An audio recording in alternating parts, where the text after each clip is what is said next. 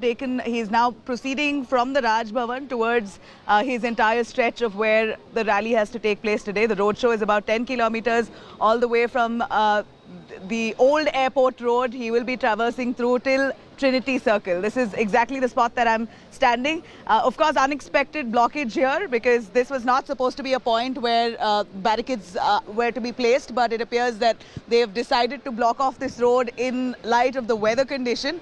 Bangalore right now is nice and dewy. There you have it. There you have it. Prime Minister's convoy there that's just passing. Those are the live visuals as he's just moved from this point, headed towards the old airport road side from where we know that the roadshow will be cutting across. These are live visuals as I bring to you from Bengaluru, day 2 of the roadshow. But before I cut across, before Prime Minister Modi's rally even begins, I'm going to take you through, and our viewers, the number of political updates that are coming in 2 days ahead of elections here in Karnataka. Let me cut across to some news coming in the latest. While we see Prime Minister Modi hectically campaigning for his party, the BJP in Karnataka, we see, on the other hand, that the Congress is also trying to galvanize support at the same time, 2 days ahead of elections. I'm going to cut to that news, but maybe get some voices before that. Why are you standing here? Are you here blocked or are you here for Modi? Yes, to see Modi. To see Modi? Yes. What's your love for Modi? Give me a little more about I love you, Modi. Modi ji. Yeah, you love Modi? Yes, very much, very much. Love Modi. Yeah. So he has taken our India to the highest level in the world. Right. That's why we love Modi. But you're okay with all the blockades, the blockage? Okay. Yeah, We are okay. Okay for us. No problem. No problem. No problem. Because of the 5 years development, we will. 1 day of pain is all right, right? Because this is, yeah. Right. Tell me a little more. Yeah. Okay, so like I said, this is an unexpected junction which has been blocked off.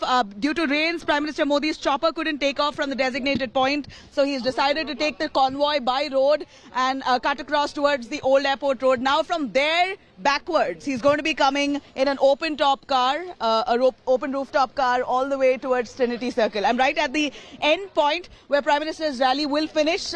In fact, one must know that Prime Minister's rally had a couple of hurdles. There was a PIL filed in the Karnataka High Court asking for the rally to be stopped because of traffic snarls as well as NEET examinations that were due to take place the following day. But it appears that at this point, the police commissioner of Bengaluru had assured that all precautionary measures will be taken and they will ensure that this is a smooth affair. All right, we see that this, right after Prime Minister's convoy passes, this barricade here, at least they're allowing for people to move.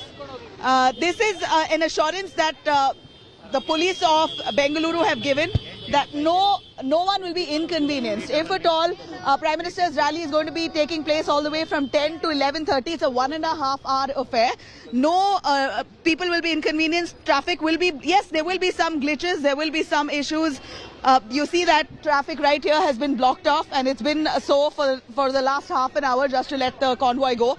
But this is expected. Political rallies in an election state, things like this one must be prepared of, and it was widely publicized that Prime Minister's rally is going to be taking place on the very day of the 6th and 7th of May. So it's not like it's come as a surprise. This is very well known. People of Bengaluru are very well aware that this rally is going to be cutting across to Bengaluru roads.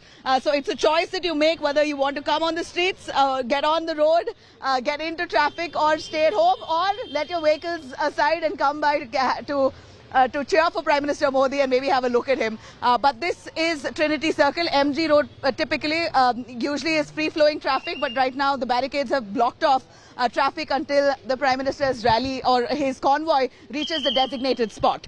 Now I'm going to cut across to some big breaking news as we have it. In fact, let me cut across to the Congress. As we see that the Karnataka Veerashaiva Lingayat Forum at this point have declared their support for the Congress party, and this has come as a big boost to the Congress.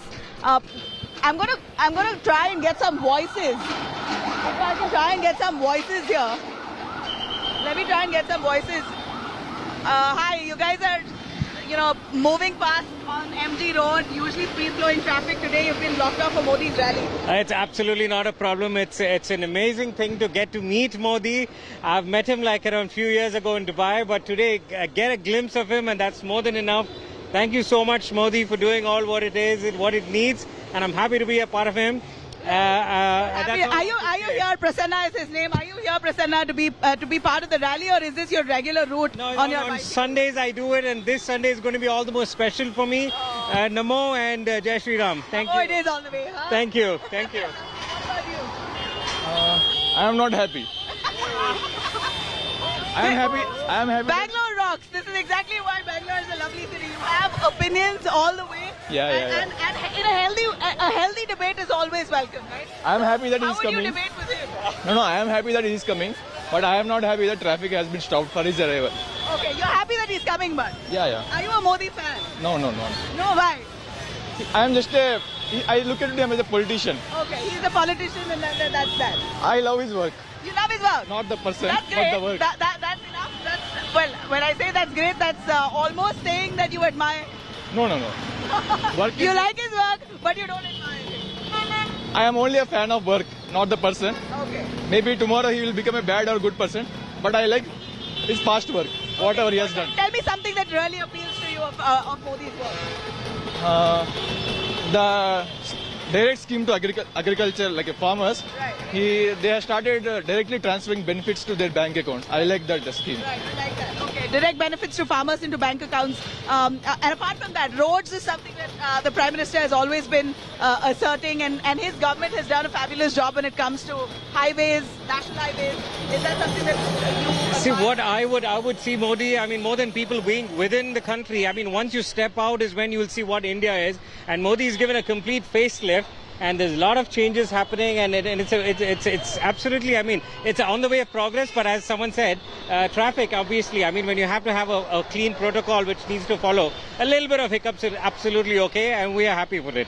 All right. At this point, Modi's rally is going to be passing through at least a 10-kilometer stretch across Bengaluru roads. Tell me. I wouldn't mind cycling along with his rally. I mean, with the platoon, I don't mind if the protocol allows me. I would try and go meet him, at least catch a glimpse of him. I would try doing it.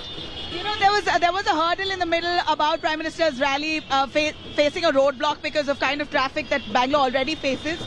So there was a PIL asking to stop the rally in light of this.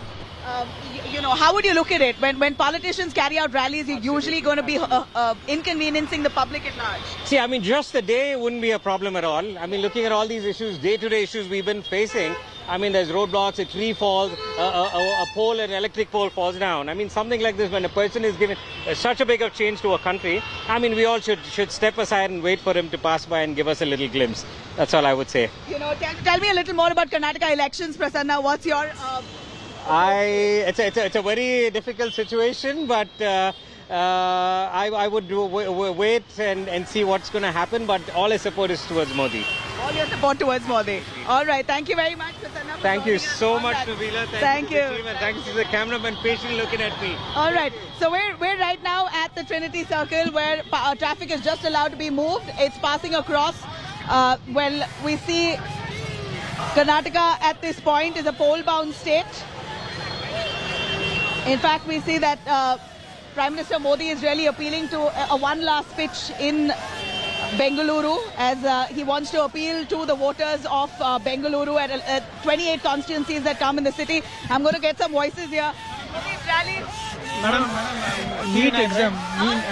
He's my son, he's writing NEET exam. Right. But unfortunately, we are held up in traffic. Highly irresponsible fellows. Highly responsible. Yes. What time is your exam? 11:40, madam. 11:40 is your Yes. exam. There was a PIL in the court Yes.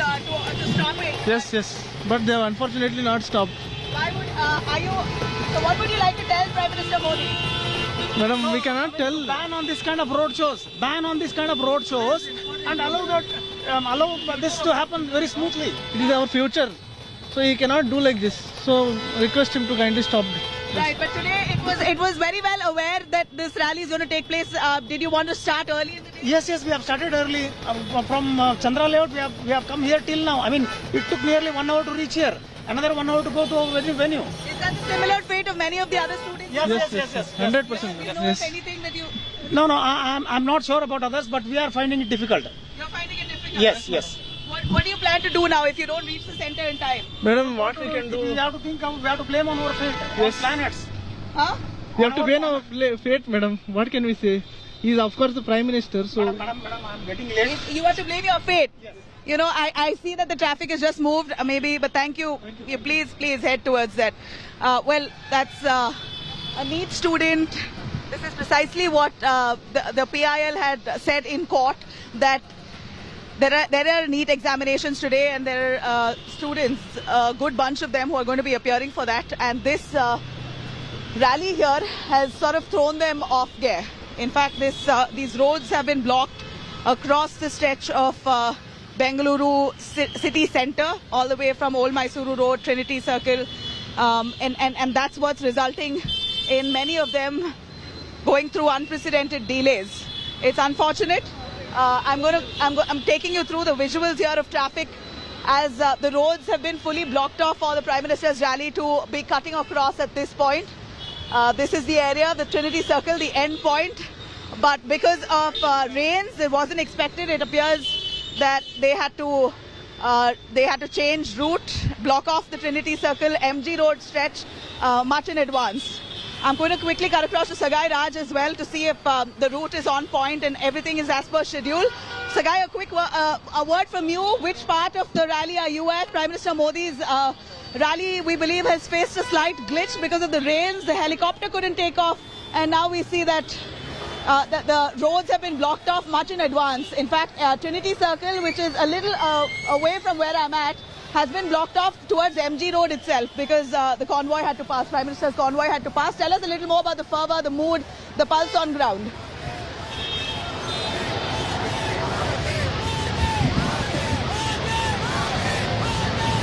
All right, those are the visuals of Prime Minister Narendra Modi coming in. He's just reached Tipasandra. He's managed to make it to the rally at 10:14. 10 o'clock was the time that it had to begin.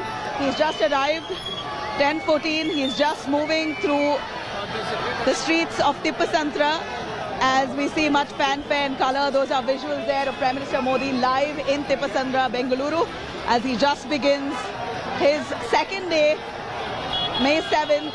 The rally now cutting across through the streets of Bengaluru.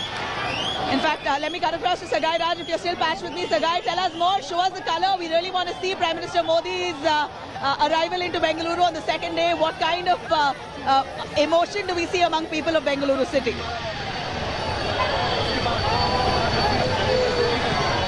Nabila, it was gloomy and drizzling from morning as Prime Minister reached this place. Now we can see even the clouds have opened up and it is quite bright here in Tipasandra, and people are waiting as early as 7:30 a.m. in the morning to get a glimpse of their favorite leader. He was supposed to arrive at 10 a.m. As we speak now, he has just arrived here at the Tipasandra Circle, where he will be garlanding the statue of Kempegoda, which is there at Kempegoda Circle in this particular area. And you can see large number of people have gathered here. Sir, how excited you are to see Prime Minister Narendra Modi today, sir? Sir, tell me, sir. No, he will talk. He will talk.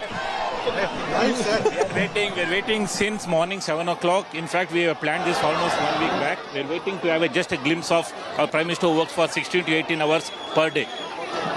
You are waiting there? I'm waiting from morning 8 o'clock. I'm very happy to see Modi, sir. I'm so happy. What are the issues, sir? Do you think that you should think about local issues or national issues when you vote for a state elections like this? First will be the national issue, then the state issue. Once the national issues have been sorted out, I think state issues will be taken by the local. When you vote for Karnataka election, what will be there in your mind? Prosperity, anti-terrorism, poverty and betterment of the country. Ma'am, how excited you are to see Prime Minister? Very much. This is my second time. We have already met him once when we went to Republic Day parade. So he was very down to earth. We saw him walking on the road, and really he is very nice, and there are a lot of improvements which are happening also. His development works. Yes, I think we have to give him time for him to vote. It's drizzling from morning. Cut across to Nagarjun. Well, before I do that, I'm going to cut. Prime Minister Modi's rally is coming by. What is your take on that? Yeah, I love Modi always. Yeah, Modi only. Huh? Yeah. All right. The traffic has been cordoned off. It's okay. It's okay. We are okay with it. We are okay with that. All right. Prime Minister Minister Modi's rally, as we see along the route of Tipasandra, there you see the kind of fanfare there. In fact, the visuals coming in live showing Modi on a open rooftop car. In fact, the Prime Minister on the second day of his visit here in Bengaluru, on the 7th of May, it was scheduled for two.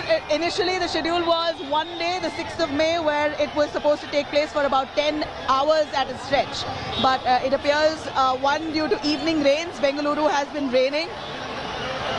Also, on the other, Prime Minister Modi decided not to inconvenience people of Bengaluru. NEET examinations is one reason that the Prime Minister has decided to cut short his rally to half. In fact, he almost split it to the second day for the only reason because he can finish it off in about an hour's time. I'm going to cut across to Sagai again joining us.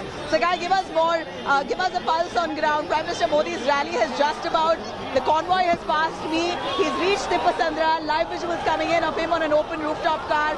Who are the people beside him? Tell us a little more about the pulse we catch on ground. We can see that Prime Minister Narendra Modi is nearing us, and you can see people are excited. They are showering with flowers and petals on him. Even Prime Minister Narendra Modi is waving at the people, and you can see that people are excited. Everybody is waving back at him, and even he is also waving back at people. They are showering with flowers and petals. We are waiting early morning from 7 o'clock to get a glimpse of their favorite leader, Prime Minister Narendra Modi. As we speak now, he is heading to Nagar. From there, he will and reach the war point. It appears that our ground, we're trying to patch his connection there. The kind of reaction to Prime Minister Modi in the city is really amazing. So you're doing your job here, ensuring security for the Yes. We are here for the citizen of India, and we try to perform and make us people to be safe, and all the roads are blocked to help them to find out the route, which way they can go. You're doing a fabulous job because we know that Bengaluru otherwise is choco-block. There's barely any space for vehicles to move past, but today on a day when there is Prime Minister, your traffic warden. Bangalore traffic warden. Right, I should really salute and give enough credit to the Bangalore police, the traffic wardens here, because otherwise Bangalore is choco-block. On the day that Prime Minister Modi's rally is happening, you actually see slightly smooth moving traffic. How will you manage that in a city like Bangalore, which otherwise has a terrible... No, there's a police people are all the police people, department people are there. About that, we are about 90s traffic warden on the city from the Bamal Gate to till MG Road, and we have our chief who is a Muralidharan, and our divisional in charge Divakar sir is there, and they have guided from yesterday onward. They are working on it and planning according where to put all the wardens. We came from 7:30 morning, standing on the road. You're here right from 7:30 in the morning. Yes, sir. How many of you are deployed? We're 90. We are 90. 90. From Bangalore East Division. Bangalore East Division, 90 of 90. traffic wardens. Yes. So are you doing your job even on a regular day, or is it just a special day for Prime Minister? It is a special day. Regular duty also we do for the Bangalore City Police Circle. This is a special duty for us, for the public of Bangalore. Can you give us some clarity? If you can tell us the route map today, where exactly is Prime Minister Modi's rally starting and ending? He is starting from the Bemal Gate and ending up at Trinity Junction, which is right across the next junction here. And he is on very much on time, and there will be no disturbance to the traffic since Prime Minister is on the move. So everything is as per schedule. And the question what you asked us, we are on the regulation duties also every Fridays and Saturdays to control Bangalore traffic. This is a voluntary organization supporting the Bangalore City Traffic Police. This is a voluntary organization? Yes. That is fabulous. And is it, have you all formed this, the bunch of you have come together only for today? Or is it? No, it's a regular. It's a regular affair. Today is a special duty for us. I'm really amazed with this voluntary organization, that you said. I don't see anyone really voluntarily trying to man Bangalore traffic. This is a thankless job. This is about 27 years old organization formed under the auspicious CM of Karnataka and under the Bangalore City Traffic Police Organization. So we are a bunch of about 1,000 volunteers, right from doctors to professionals to business people and everybody who come under one roof. So we are on the street. You can see us every Fridays and Saturdays when there is more of traffic in Bangalore City, and we are always on the roads in particular junctions. So we have been allocated our junctions and we'll be always be there. And during special moments like this, many of us fall out and we'll be always on duty. Right, you know what's that? Yeah, well, we're going to take you, I'm going to come back to you, but let me cut across to the noise, the chaos, the cheering, and the praises for Prime Minister Modi as his convoy and that open rooftop car passes through the roads of Tipasandra.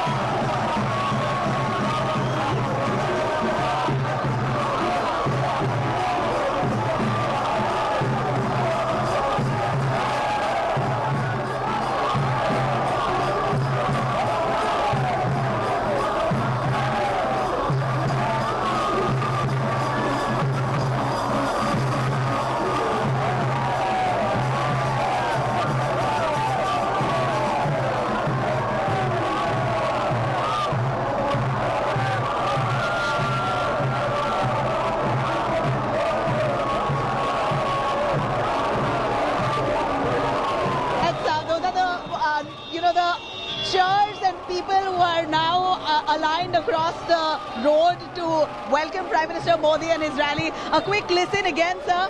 Mr. Bhuyan, if you can tell me the route map. I want to know exactly the route that the Prime Minister What is we are just now got a message. It start from Bemel, but that way it is coming Tipsandra and to the Trinity Circle is the end. And we are trying to control here because all the routes are moved from Wave Junction. Starting from Bemel and all the way to Trinity Circle. How many points will that touch? Exactly, I cannot able to tell that. I'll clarify from them. But otherwise, it's a 10-kilometer stretch? Yes, more than that. More than that. And what are the special arrangements that you made? Sir, the department has made all the arrangement. We are only helping the traffic and the public. Right, you're only helping the traffic and public. Thank you, and thank you again for you doing a voluntary job. You know, it just amazes me. Bangalore City is so proactive. People and citizens here are super responsible. They've come here. These are, of course, our traffic police who are doing a fabulous job, but will not speak to us because they have restrictions in speaking to the media. But of course, these volunteers maybe will be able to speak. Tell us, you're doing a voluntary job in manning traffic here today. How special is that for you? It's a very good feeling. Yeah. Tell me more about the traffic snarls. So, your snarls means you're talking the traffic issues, it was expected, we know, but Bangaloreans are not very impressed. No, some people are not aware that it's a PM Modi. They say that it's not aware. We are not aware of it. So, it's a difficult time to explain them. Please carry on. There's no. Do you sensitize them? Do you have a chat with the people who are upset? Upset to an extent. To an extent, because some people don't understand. Yeah. But at the end of it, but at the end of it, one should know that this is the message has already gone out. Prime Minister Modi's rally was due to take place today. It's a very well-known fact. No surprises. It's not come as a surprise. But of course, it's going to upset people who wanting to get to areas in an emergency maybe, but otherwise it appears that Bangalore has decided to start off their day very well in advance if they've got to get to a certain point, because today's day is a day that Prime Minister Modi's rally will be cutting across 10 kilometers right in the heart of Bengaluru city. So this is expected undoubtedly. We also have our reporters Sagai Raj, Nagarjun Dwarkanath, all of them joining us live with me. If I can get one of them, I'm going to toss to them to try and understand the color that we see on ground. But right now, I'm at Trinity Circle, cutting across to Nagarjun. Nagarjun, Trinity Circle, much in advance along the route of MT Road itself, they blocked off traffic. Tell us where you are. That's the end point, we believe. And what's the mood among people in Bengaluru as they receive Prime Minister Modi?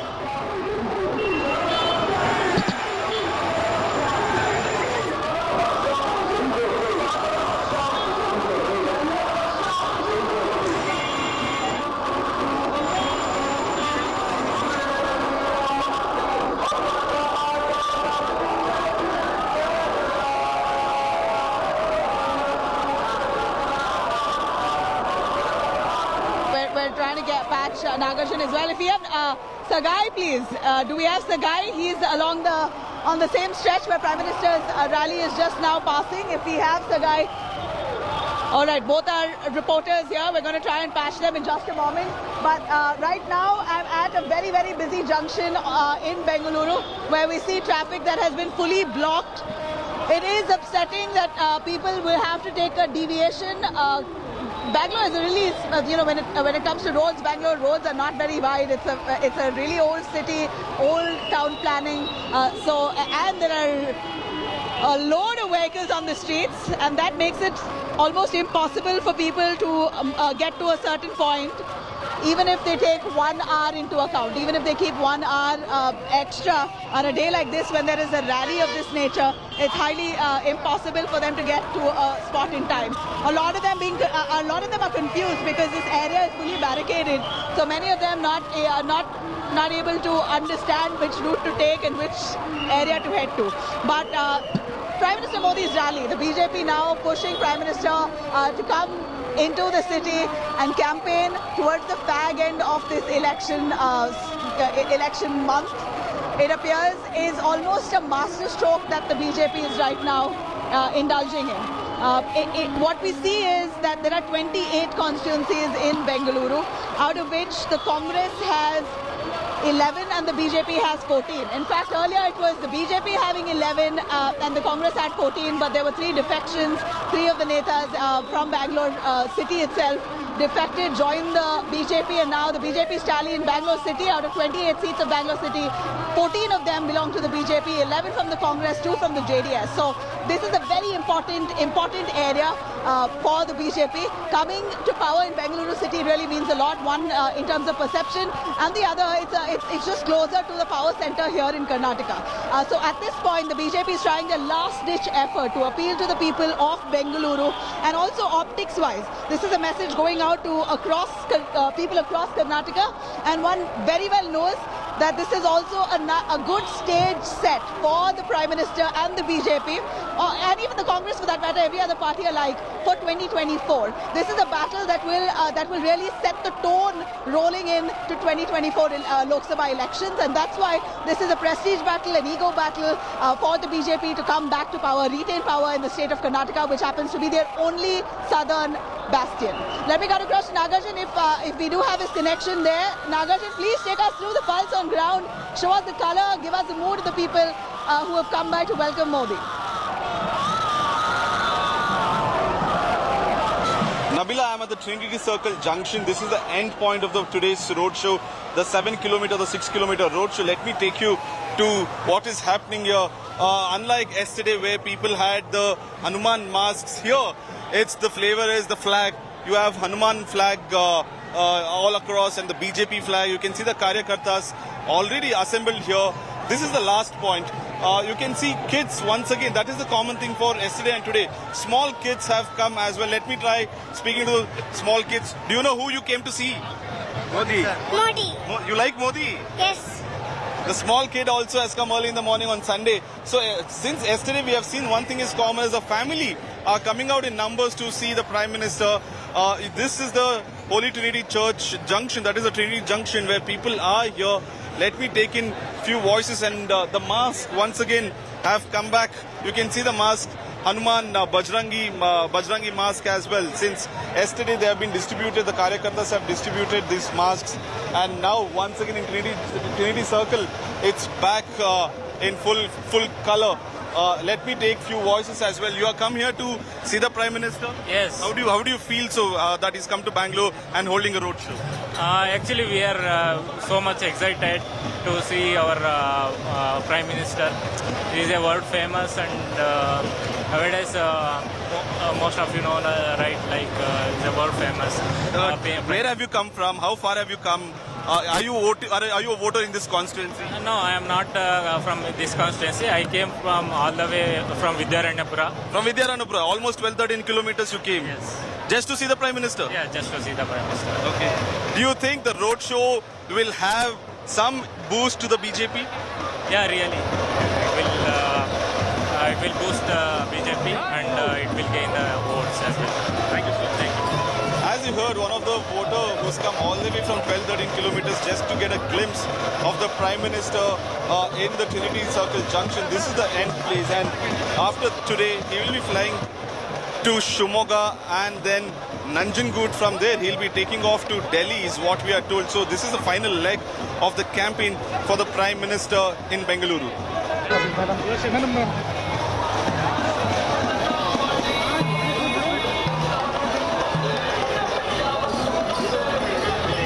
You know, I'm trying to get some voices here of the police and the volunteers. If I can get, you know, they're all very happy to be part in organizing Prime Minister Modi's rally today. It must be a tough task. So I don't know if you're authorized, but do tell me, how is the planning? Has it been meticulous? Yes. I'm not authorized to talk. You're not authorized to talk. He's a super cop. Let me tell you, Rahul Gandhi is really one of the best traffic police officers who's really doing a fabulous job in ensuring that Bangalore is not inconvenienced. So this area that you see here is around the Trinity Circle, which usually sees terrible traffic, but today it seems like a smooth affair. Prime Minister Modi's rally faced a little glitch right in the start of the day with his helicopter not being able to take off due to rains, and his convoy passed through.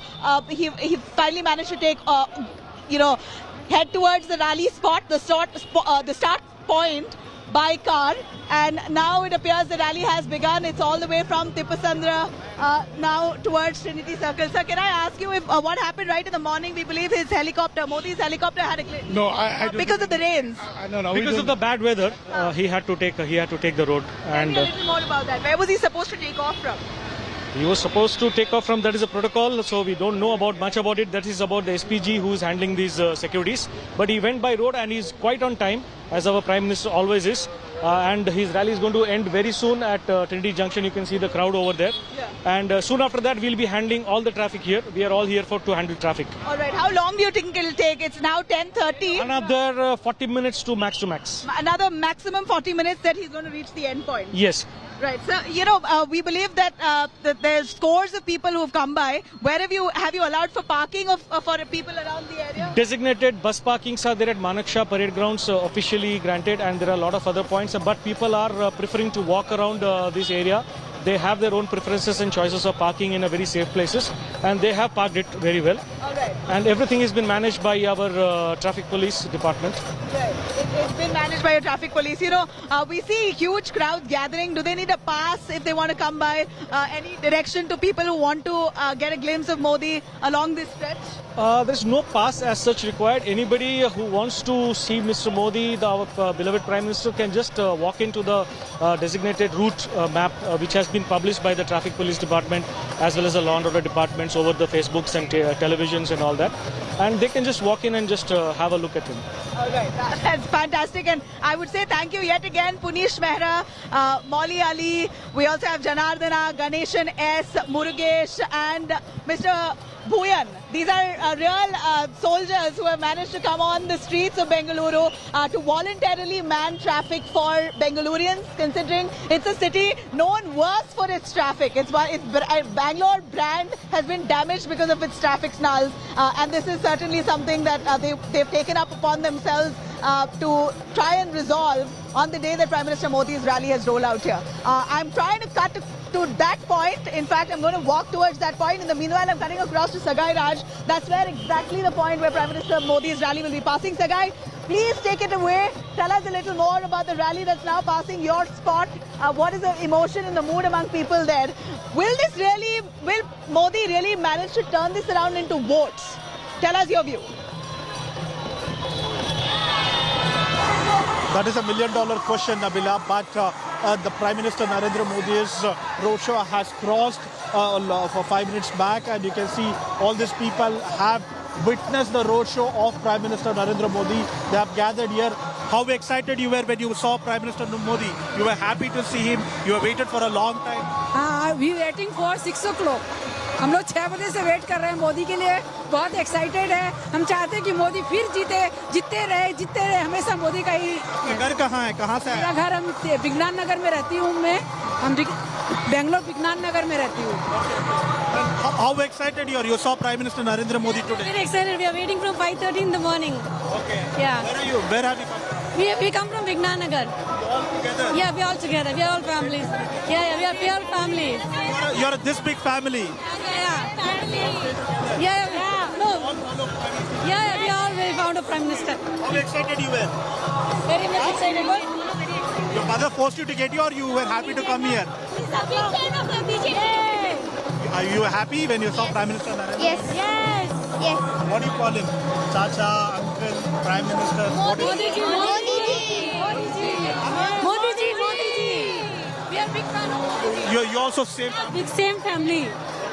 We wake up at 6 o'clock and come here and then enjoy every moment and feel very happy. Have you seen him before directly? Not directly, first time directly watching him for the first time. Yeah.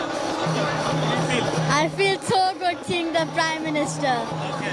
You used to see on the TV. Today you saw him directly. Yeah. You tell your friends that you saw Prime Minister. Yeah, I will say. I will show them. I'll show them. Yeah. How do you feel? I feel very excited. I was excited since morning. I really wish Modi, BJP wins in Karnataka. BJP. And how you were cheering there when he came? Then what was the show? Modi. We love Modi. Okay, Nabila, you can see the excitement. They have already seen Prime Minister Narendra Modi, and they were waiting as early as 6 a.m. You know, it was drizzling in the morning, and later on it rained, and now it has opened up. But the people were waiting without even bothered about the rain and the gloomy weather. They waited to get a glimpse of their favorite leader. What do you want to say? How do you feel? ನಮಗೆ ಮೋದಿ ಬಂದಿರೋದಂದ್ರೆ ಇವತ್ತು ನಮ್ಮ sir C V Raman ನಗರ ಕ್ಷೇತ್ರದಲ್ಲಿ ಅತಿ ದೊಡ್ಡ ಹಬ್ಬ ಅಂದರೆ ಈ ದಿನ ನಾವು ಬೆಳಗ್ಗೆ ನೀರು ಕಾಫಿ ಟೀ ಏನು ಕುಡಿಲಿಲ್ಲ. ಬೆಳಗ್ಗೆ ಎದ್ದು 8 ಗಂಟೆಯಿಂದ ಕಾಯ್ತಾ ಇದ್ವಿ. ಬಹಳ ಸಂತೋಷ ಆಗಿದೆ. ನಮ್ಮ ಹೆಣ್ಮಕ್ಳೆಲ್ಲ ಕುಣಿದು ಕುಪ್ಪಳಿಸ್ತಾ ಇದ್ದಾರೆ. ಈ ಹಬ್ಬದ ದಿನ ನಮಗೆ ಇದೇ ಯಾವಾಗಲೂ ರೆಗ್ಯುಲರ್ ಆಗಿ ಇರಬೇಕಂತ ನಾವು ಬಹಳ ಇಷ್ಟಪಡ್ತೀವಿ.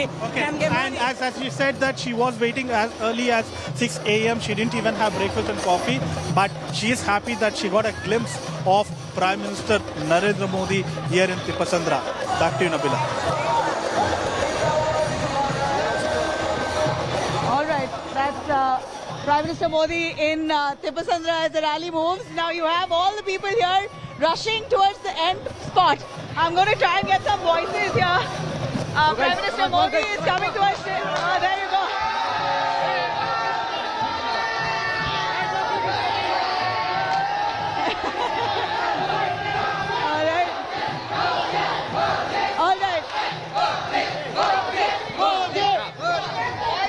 To see Prime Minister Narendra Modi. Why do you like Prime Minister Modi? Because he has done a lot of improvement in defense. Really? In defense? Oh, lovely. You know, this is, there you go. He's there. That's the jacket there. Prime Minister Modi and his push for defense has been widely known and very visible. India's defense system at this point itself is something that we can boast of. It's one of the most powerful in the world today, and the credit now that these people are giving is to Prime Minister Modi directly. Tell me, why do you come here? What brings you here? Modi ne liar, Rafale liar, Modi ne Rafale liar. He's talking about It's very great news that when we heard, we were getting one of the most advanced aircraft to the Indian territory, Rafale jets. Rafale. The Rafale jets, there was a lot of talk about corruption. There were allegations made by Rahul Gandhi that this was bought through corrupt means. Absolutely. India is a country which we can have a freedom to talk. Everybody can talk, including we also can allegate everyone. But there is a very strong system and very strong law system which has already given a declaration saying that there is nothing like it. But for youngsters, what we need is, we need an aim. We were missing it. Now look at this kid. He wants to be a fighter pilot. Why? He's been encouraged by motivation leader. That is most important. Fantastic. And I totally reckon with that. This is the kind of push that our defense has got, and all thanks to the Modi government for of course, whatever done aside, the kind of global push that we've had and the kind of perception and positioning that we've seen of India on a global platform has certainly been unmatched. India is seeing great times at this point globally. Well, sir. Modi आने के बाद में भारत में बहुत से बदलाव हुए, जैसे 370 आर्टिकल, ये सब हमारे देश में बहुत दिनों से तकलीफ में थे लोग, वो सब काम किया और वंदे भारत लाए मोदी जी ने और बहुत से इम्प्रूवमेंट किया है। उज्जवल योजना गरीबों के लिए ये सब योजना की है, इसलिए हम मोदी सरकार को चाहते हैं, डबल इंजन सरकार और plus 125 seats.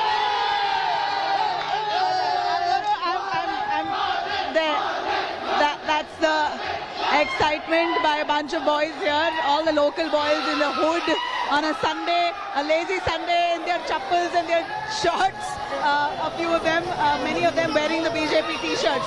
Okay, some families here, I'm going to try and catch them.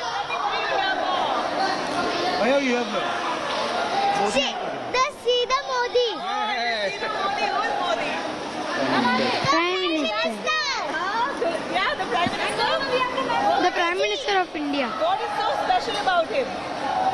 Tell me what is so special about him? He's a hero of India. Yeah. He's a hero for India. Modi. Tell me about why you brought your entire family. You brought All the way from Ahmedabad. Right, there you have it. No wonder.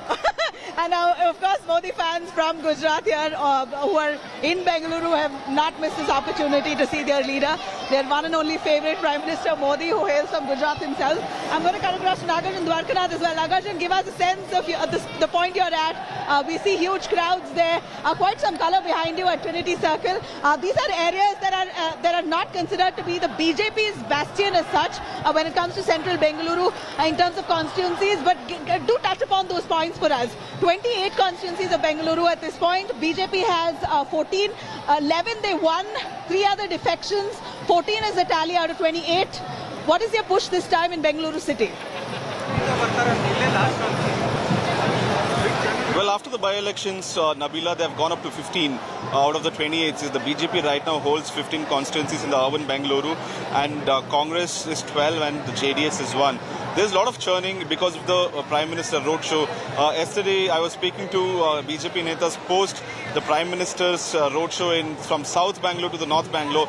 They feel that at least 10 to 15,000 votes might move, especially in Jayanagar where they have lost that seat. They feel that this time there's a good 2% margin for them to win, with 10,000 votes shifting just because of the apartment dwellers coming out and voting for Prime Minister. And today in this leg, they're completing 5 to 7 constituencies. They're moving through Shanti Nagar constituency, CV Ramanagar constituency as well. Shanti Nagar, remember, has been a bastion for the Congress party. Mr. N.A. Harris has held the fort for the last 3 times, and now the party feels like with the Prime Minister rally, they can also take it back. And Shivaji Nagar, especially with 1 lakh Muslims, 1 lakh Hindus, the party feels that even 15,000 votes here and there, it's a close margin fight, and hence the Prime Minister should pass through Shivaji Nagar constituency as well. The Trinity Circle that we are standing in, a part of it in the boundary of Shivaji Nagar constituency, and hence the party mentioned to the PMO that it is very critical for us to go through New Tipasandra, which parts of Shanti Nagar come to Trinity Circle, which comes under Shivaji Nagar constituency. A lot of mobilization of people have been done. Karyakartas have come early in the morning. Let me show you all the color here in Trinity Circle. Karyakartas have come around 7 in the morning, and the roadsway blocked. The Prime Minister, who was supposed to take the chopper from Raj Bhavan, but because of the weather and it rained, he took the road. So there was some deployment changes in terms of his convoy, but everything was taken care by the police department quite smoothly here. The barricading was done at 7 in the morning, and till 8 the traffic was allowed to flow. Let me talk to a few people here as well.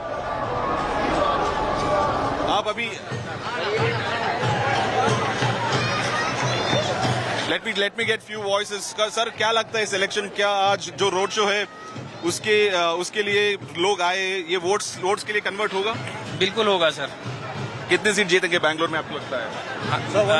135 seats. So that's the overall. In Bangalore, what is the mahol in Bangalore today? Bangalore only BJP, Modi. Bangalore के लोग जो है BJP को ही support कर रहे हैं ज्यादातर. It's not about only the voting pattern. Okay, have you seen any leader who has drawn people out of Sunday morning 8 a.m. Okay, win thousands and lakhs? Have you seen it? That's called leadership. We are here to promote a leadership. Party is one part of it. So you're saying irrespective of who you vote for, you've just like people come to just see him? No, we came to encourage our leadership, saying that we are there behind you. Okay, no matter what it is. Okay, look at this guy. Yeah, you bought your kid also. Yeah, he's a small child. He's having a proper vision now. He wants to be a fighter pilot because he wants to drive a Rafale. Where did the Rafale land into India? What do you like about the Prime Minister? Because he has done a lot of development in the Indian defense, and he has brought a lot of modern technologies to the Air Force, Navy. And On a Sunday morning, you have come all the way. Did you like waking up early in the morning, coming here, standing, waiting for the Prime Minister? yeah, and I definitely wake up early every day. That's a good routine. You were saying, sir, what is the chances of BJP consolidating its vote bank in Bangalore because of roadshow? Do you think there will be benefits with this roadshow? Definitely, sir. Since Modi has got that power, Bangalore will definitely cover up 90% of the votes, and BJP will have a majority in Karnataka. Absolutely, it will be one-sided voting after this roadshows and all.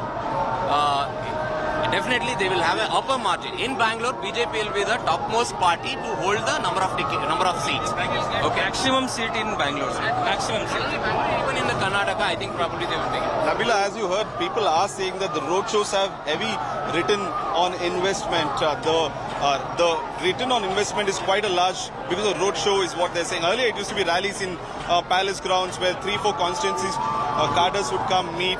But now they're saying that the roadshows, which is a new development, gives them the more push to have consolidation of votes as well.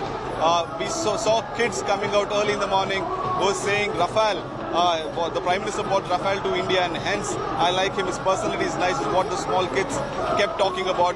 That is one thing common between yesterday and today's roadshow. Out of the 36 kilometers, I myself have witnessed large number of families coming, women coming out, small kids coming out, as small as a 1-month-old baby which had come out in South Bengaluru last morning, and this morning also a lot of kids who have come out on a Sunday morning. That's very unusual for a Bangalore city.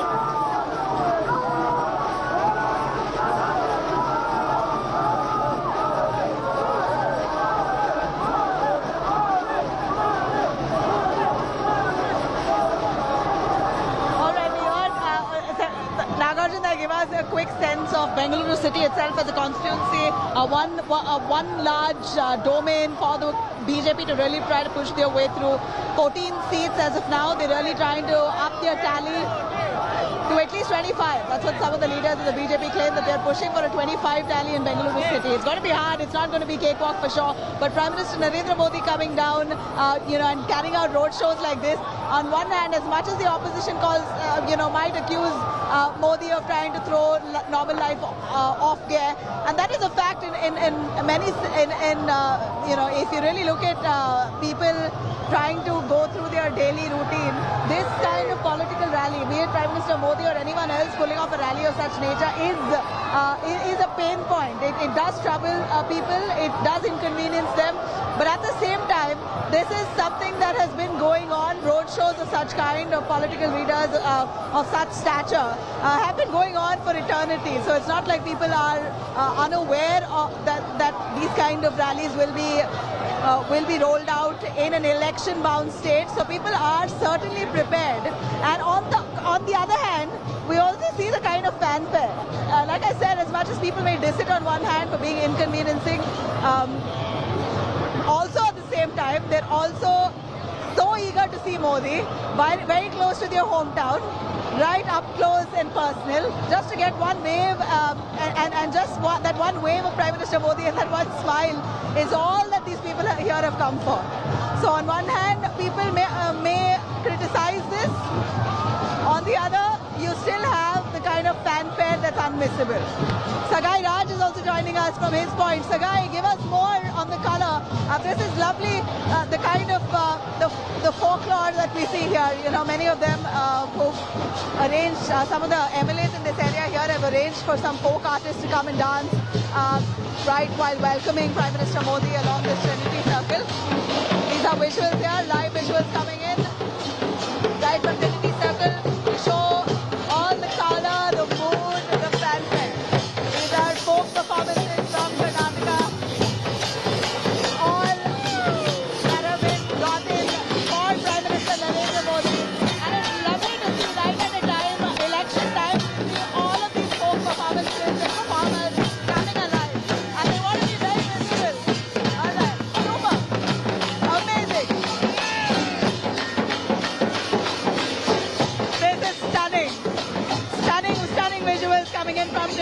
circle. I'm on this note, going to slip into a short break. We'll be right back with more of this color, this blitz of Prime Minister Modi in Bengaluru. Do stay tuned.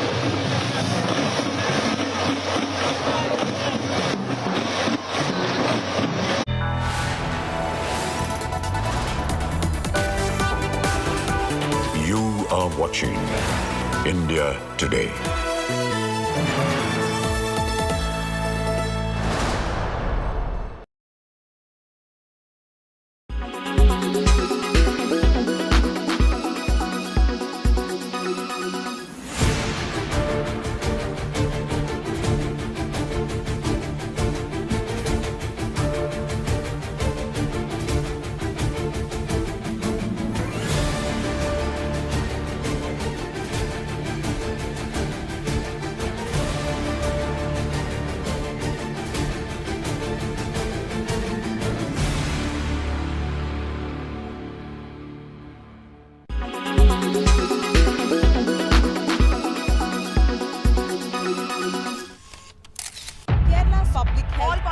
Traveling from different parts. Armed with facts, Looking at political back. she takes the news by its horns. Do you think the future of these students are not hampered? Fierce, bold and direct, setting the tone for the biggest stories. From every corner and every angle. Expect nothing but the unfiltered truth. News first, niceties later. Watch me, Nabila Jamal, on India Today. Make your media plan smarter with India Today Live TV on your connected devices. Amplify your brand with 100 million smart internet viewers. To advertise, mail us at sales@aajtak.com.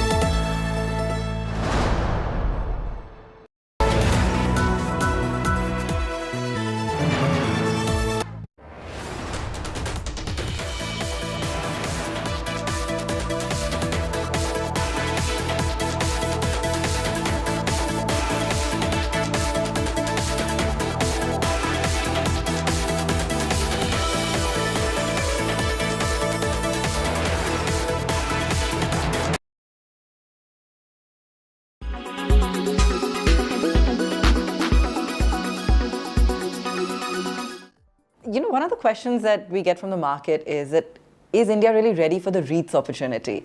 Now, from a Blackstone point of view, you've had two REITs in the real estate segment, where we of course see high yields on the back of the current rate trajectory, especially.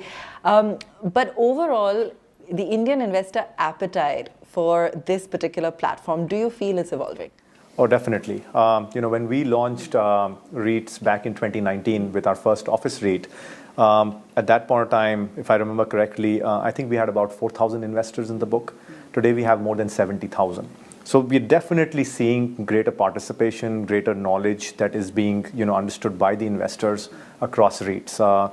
I think what's different on Nexus is this is India's first retail REIT, and as compared to an office REIT where you have fixed rentals that come in from the large tenants that occupy our space, here not only do you have fixed rents, but you have a participation in the rent in the sales. Okay. So as sales go up, and we're definitely seeing that trend across every one of our assets, we get to participate in that upside. So you have downside protection in terms of the base rents. You have contracted escalations that are part of these the leases that are signed by tenants, but not over and above that, you have the sales participation. That's really the kicker. So you do participate in the growth, as you sort of continue to sort of see the consumption story sort of play out. And that's the question, Arshad, that right now perhaps we're seeing a resurgence post-COVID, but will we continue to see that kind of uptick in rentals for malls?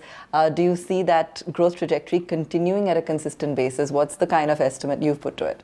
So if we look at our numbers as a platform, pre-COVID, we were growing at about 10 to 11%. Post-COVID, the sales growth has been approximately 130%. But we are not guiding for that. We understand that there's a bit of a pent-up demand. I think we're still guiding to be on the conservative side at between the 10 to 11% because we believe that's the good, stable number to work with. When the GDP of this country is growing at 6%, you typically see a 50 to 100 basis point.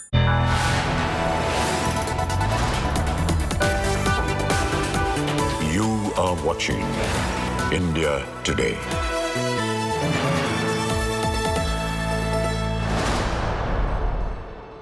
Co-presented by Star Health Insurance, the health insurance specialist. Powered by Jaguar, discover the magic of smart lights. Co-powered by Tech Pro by Blackberries. Show the way.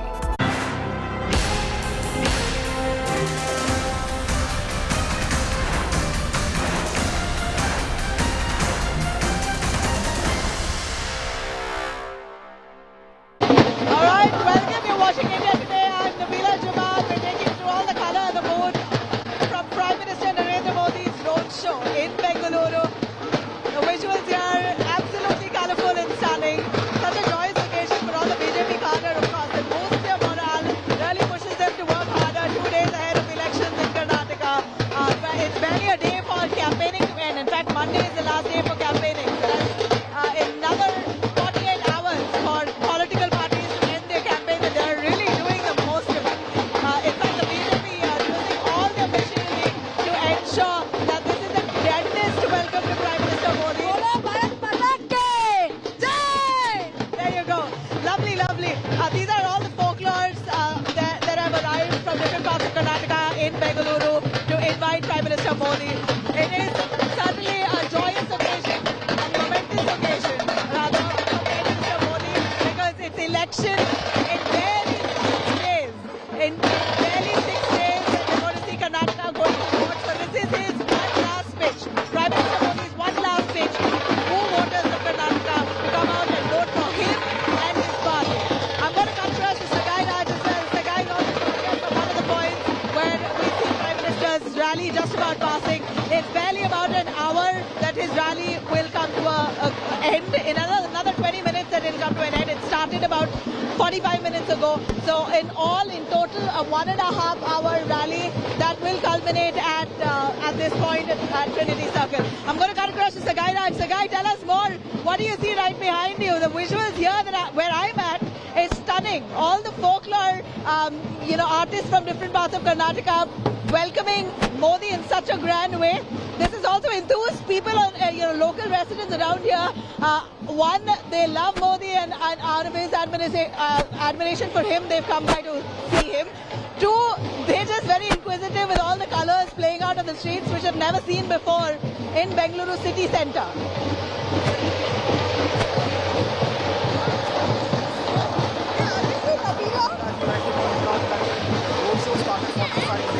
I'm still at the same place in Tipasandra where the roadshow started, and you can still see that the excitement is still there here at Tipasandra. People are excited, chanting Modi's name, and despite the roadshow has concluded here, people are waiting in a large number to come out of this excitement. कैसे लग रहा है? बहुत खुश लग रहा है प्रधानमंत्री नरेंद्र मोदी को देखने से? हाँ, मुझे बहुत खुश लगा क्योंकि नरेंद्र मोदी हमारे एरिया में आए, इसलिए मुझे लाइव शो देखा हमने, इसलिए हम बहुत खुश है। Are you happy? तुझे भी खुश लग रहा है? Yes, I'm happy. कैसे लगा आज आपने प्रधानमंत्री नरेंद्र मोदी को देखा है? मुझे बहुत खुश लगा। कितने बजे से आप यहाँ पे वेट कर रहे हैं? हम तो दूसरे एरिया से यहाँ पे आए। 9 बजे अंसंद्रपालिया से इधर आए। कितने बजे आए? 9 बजे। अभी खुश लग रहा है आपको? कितना खुश लग रहा है? मोदी हमें यहाँ पे आके बहुत ही खुश लग रहे हैं। सुबह 8 बजे से वेटिंग कर रहे हैं। सुबह 8 बजे से लेके अभी तक मोदी को देख के बहुत अच्छा लगा है, और बहुत पब्लिक बीजेपी। हम उनके आने के लिए बहुत तैयारी किए थे, फूल वगैरह बहुत लेके आए थे, बहुत मजा आया सबके साथ। बारिश भी आया था। आप क्या कर रहे थे बारिश में? बारिश में हम भी खड़े थे, हमको बहुत एक्साइटेडमेंट था कि मोदी जी से मिलेंगे, उनसे मजा आया। कोई वापस नहीं गए बारिश के टाइम? नहीं गए। कहीं नहीं, हम लोग गए इधर ही हैं और उनका बहुत कल से इंतजार था। मोदी जी आएंगे, उनको थोड़ा देखेंगे, हमारे वो भगवान है। और मैं चाहता हूँ जब तक सूर्य चांद है, मोदी जी का नाम है, यूपी में योगी और भारत में मोदी चाहिए हमको। भारत माता की जय। Despite 45 minutes that the roadshow has completed here in Tipasandra, people are still here and still they couldn't come out that they could see or get a glimpse of their favorite leader, Prime Minister Narendra Modi. All right. Well, that's Sagai Raj there. Sagai Raj bringing us all the mood from that point. This is a shorter roadshow, a 10-kilometer roadshow that Prime Minister Modi is carrying out for the second day, the 7th of May. And this was done in light to ensure this isn't inconveniencing the public. But we still heard voices, many of them a little disappointed that this has blocked the roads in certain key areas of Bangalore Central. But I'd like to repeat myself time and again. It's not as if people in Bengaluru are unaware of a rally of this kind happening. They were very well aware. It was very well informed in advance. And there will be a certain issue when it comes to traffic movement. But it's just about an hour and a half. This ends in an hour and a half. One must expect such kind of rallies during, elections in a poll-bound state. This is certainly natural. Lots of kids here.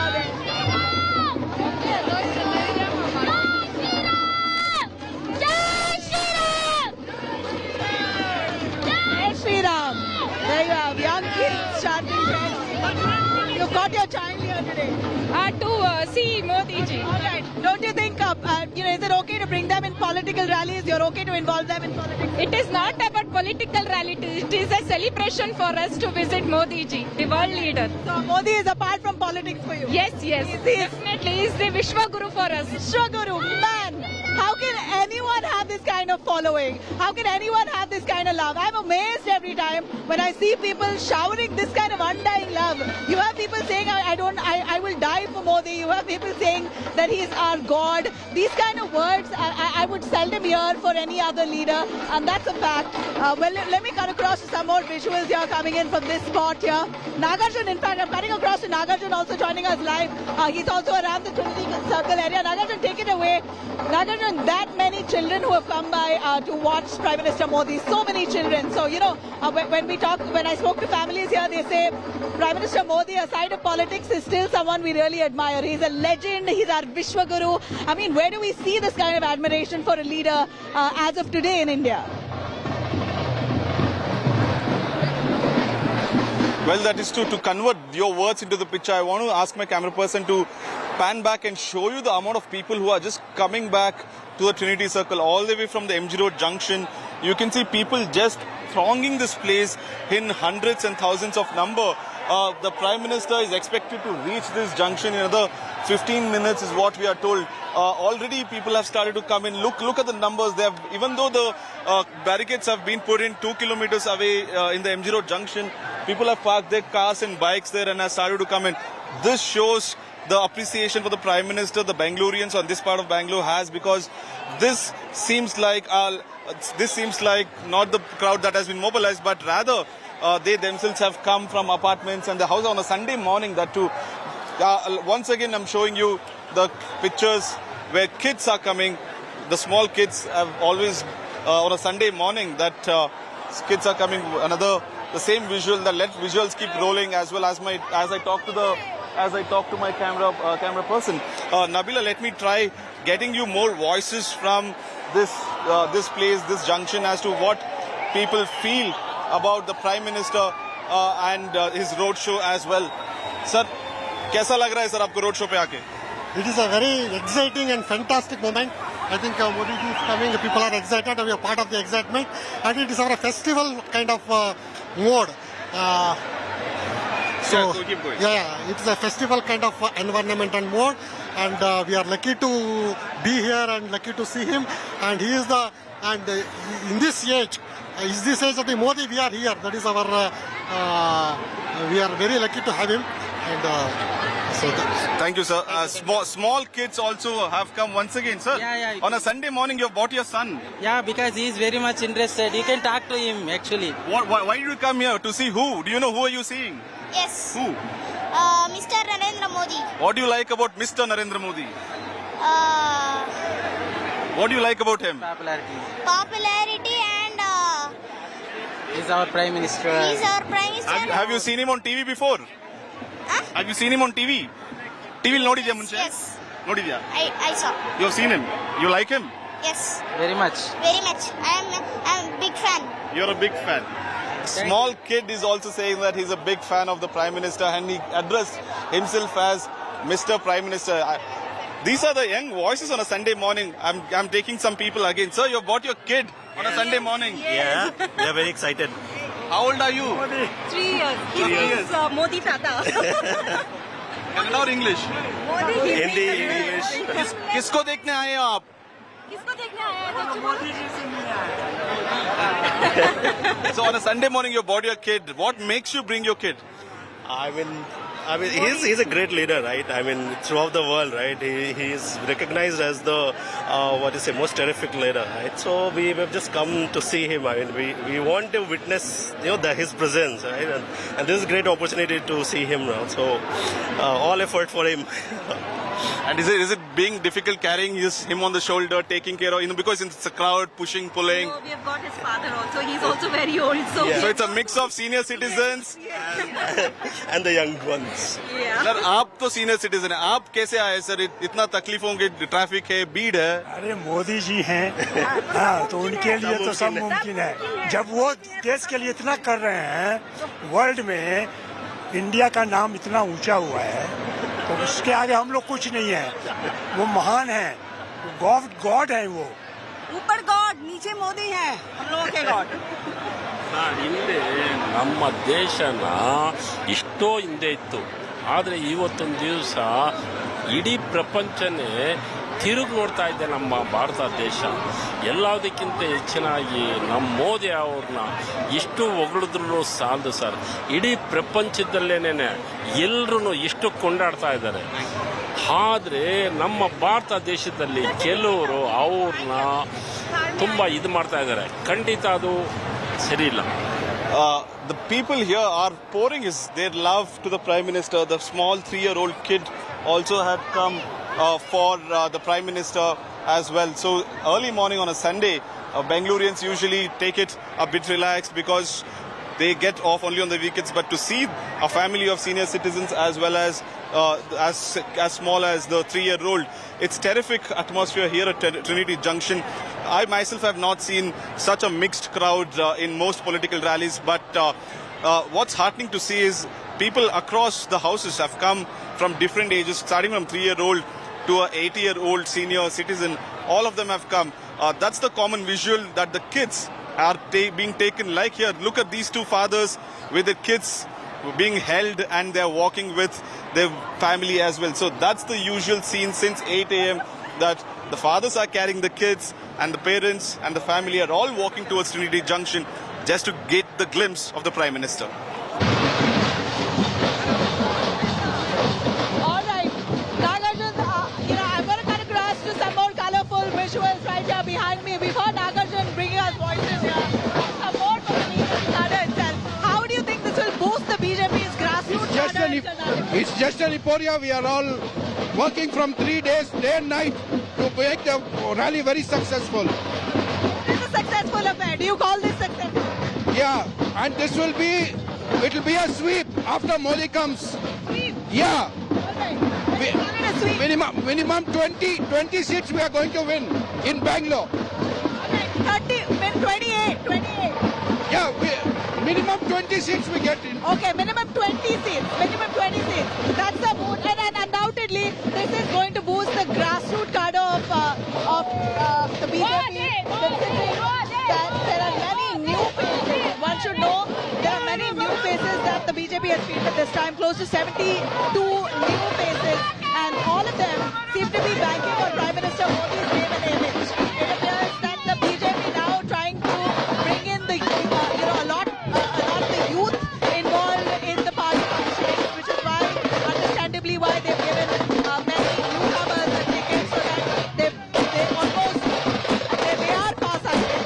They are looking at the future of trying to build an organization here in Karnataka that is rock solid for the party. And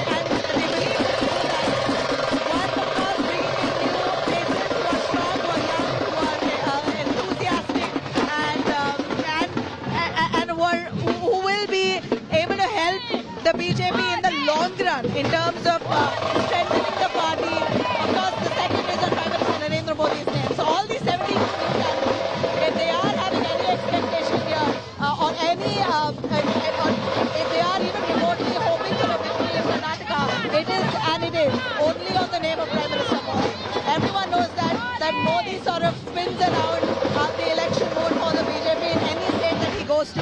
So this is the mood right here in the Trinity Circle, Bengaluru. As this is exactly where Prime Minister Modi's rally is going to come to an end. And we'll get some more voices. Some more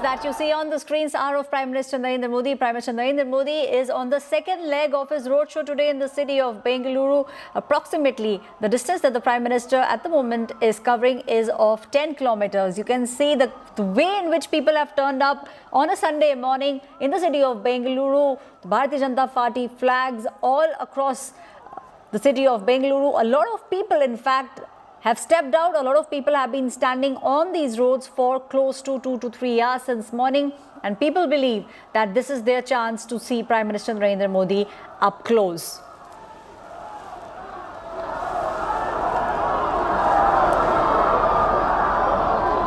My colleague Nagarjun is now joining me. Nagarjun, you've been having conversations with a lot of people, especially, very young kids. They know who Prime Minister Narendra Modi is, and in fact, a lot of them also speaking about the defense boost that Prime Minister has given to the country. That is true. I'm shocked at the rate of interest these kids have. They know about the Rafale, they know about Indian Air Force, they know about what was the policy put out by the central government. Of course, this is largely from the family as well. But the interest that the small kids have towards the Prime Minister, towards politics, it's heartening to see that on a Sunday morning. Most of them have come out into Trinity Junction. But this area right now, what the Prime Minister is passing through is the CMH road.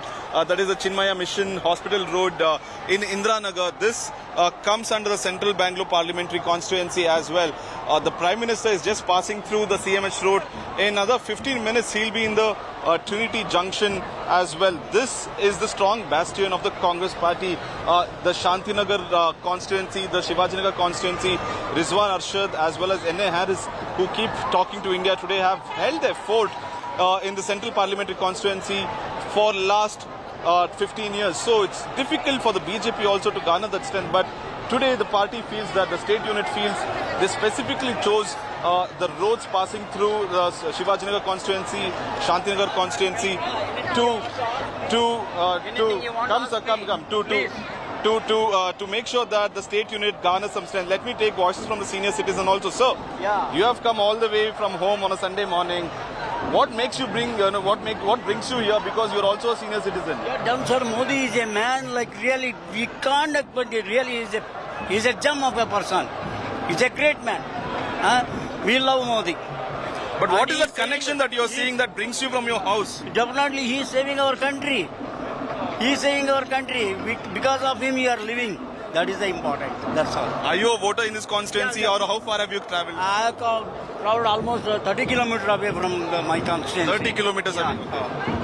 But you think the roadshow will help the party here? Definitely. Definitely increase the percentage of votes. Okay. Good luck. Stay safe, sir. Good luck. Stay safe. That was voices here in Bengaluru as well. Let me try showing you what exactly is happening. The people have gathered here in Trinity Junction, completely barricaded. The corporate offices around Trinity Circle completely shut. Of course, it's a Sunday morning, but even then, people have stood on the compounds and watching the Prime Minister. In any moment, he'd be reaching here. But like I was mentioning, the Central Parliamentary Constituency has some strong Congress forts, Shantinagar and Shivaji Nagar.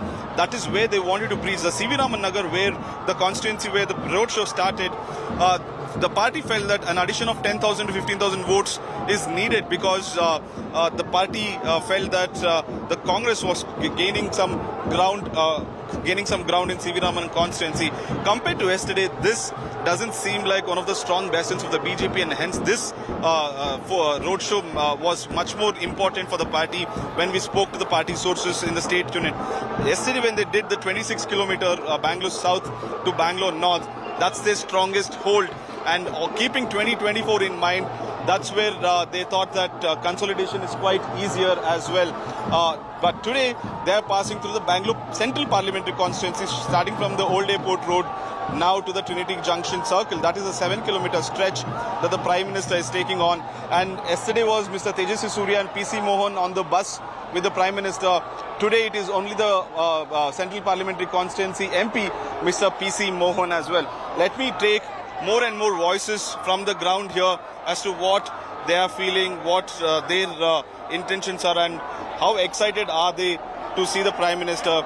Sir, आप कुछ लेके आए, बताइए sir. बताइए। हाँ sir. कैसे लग रहा है sir prime minister road show में आके? बहुत खुशी लग रहा है सर, खुशी का बात हो रहा है। क्या लेके आए इधर? हम लोग मोदी के लिए वोट पूछने के लिए आए हैं। अब अभी तो 2024 तक तो टाइम है अभी। नहीं, अभी तो मोदी जी ने क्या, अपना अमित शाह जी ने क्या बताया आप लोग को, इधर मोदी के लिए वोट देना है बताया। सीएम भी मोदी जी है, विद्या की भी मोदी जी है। अच्छा, सीएम भी मोदी जी है? वो बनाए हैदराबाद, जो मोदी बोल देगा ना वो सीएम बनेगा। आपको लगता है कि इस रोड शो से कुछ प्रॉफिट मिलेगा, बेनिफिट मिलेगा? अभी समझ लो आप, इधर है 20 कॉन्स्टिट्यूंसी है, अब इधर लोकल में तो आप ये 8 एमएलए का विधायक है इधर 8 एमएलए को अभी हम लोग कितना आदमी इधर जमते हैं, 6 लाख आदमी लोग जमते हैं। एक आदमी को 50,000 वोट को तो 6 आदमी भी जीत गए ना, रोड शो से 6 आदमी भी जीत गए ना। So that's the calculation.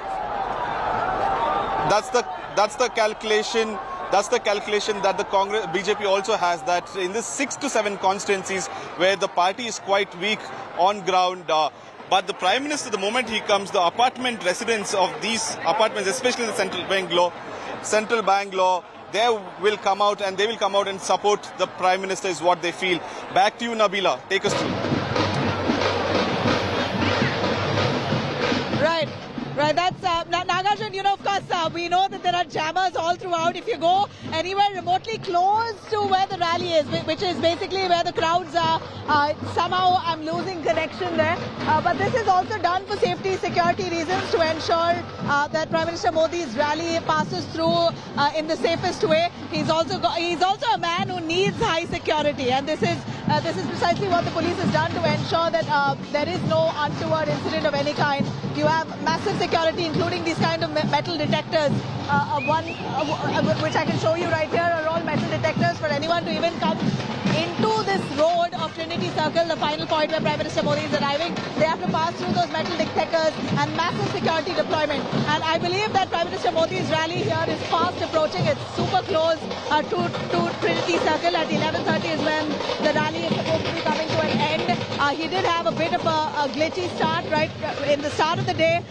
It appears that his helicopter faced a glitch because of, when I say glitch, because of the rains, his helicopter could not take off. And due to security, they decided to go on road. And now he's managed to go towards Tipasandra, the old airport road, all the way towards Trinity Circle. He's just about arriving in this area. As we see, huge fanfare. This is, it's certainly amazing to see the kind of love that one individual can receive. Not too sure if it was even possible that a roadshow of this kind to be pulled off in a city like Bengaluru, where one believes, at least political analysts will say, that no leader, no Neta have that kind of craze, that kind of fanfare, that kind of adulation and admiration. But clearly Prime Minister Modi seems to be setting himself apart. And you know, every time we see his arrival, a roadshow of this kind when it's organized, one can say all sorts of things that, you know, probably people who have come in here are all paid by the BJP. Probably they have been called just to fill in space here. But believe me, I've spoken to a good bunch of individuals in spanning the last 2 days, yesterday and today. And this kind of emotion cannot be bought. When one says he's our Lord, he's our God, when they're bringing their family members, when they're bringing their children, this is not something that any money can purchase. Which is why we say that it's amazing to see, and it's very surprising to see that one individual, a political figure, right, has the kind of love and emotion attached to him unmatched to any other. That's the kind of spectacle that we see every time as part of Modi rallies. What are you here for? Hello, we are here to see Modi Modi. Obviously, over the crowd, I'm so excited. Why? What is this undying love for Prime Minister Modi? Why do you think people are crazy about it? Because I don't think so. Any Prime Minister came till here and there was no social media during that time. And it's crazy. So you think social media has given Modi that boost? Yeah, that's true. All you people have really made it so amazing that everybody is wanting to come. Even you're saying we have made it spectacular, huh? Yeah, I give all the credits to you, media people, because yesterday you showed it so well that we missed it and we thought, okay, at least today we have a chance and we can go and watch today. All right. But otherwise, when you see, apart from all the media spectacle, when you think of Prime Minister Modi, what comes onto your mind? Like he's a fantastic leader. He's the really crowd catcher, to be very honest. And no other leader has this kind of aura or managed to actually engage the crowd. And someone who is so fascinating and who attracts people, basically. Attracts people. So it's definitely attracted you. Yeah, it has attracted me. Would you like to see Modi as the Prime Minister longer? Yeah, at least this time I would like to see him even more. Yeah, you'd like to see him a little more. Yeah. For Karnataka, what would you say? For Karnataka, BJP in Karnataka?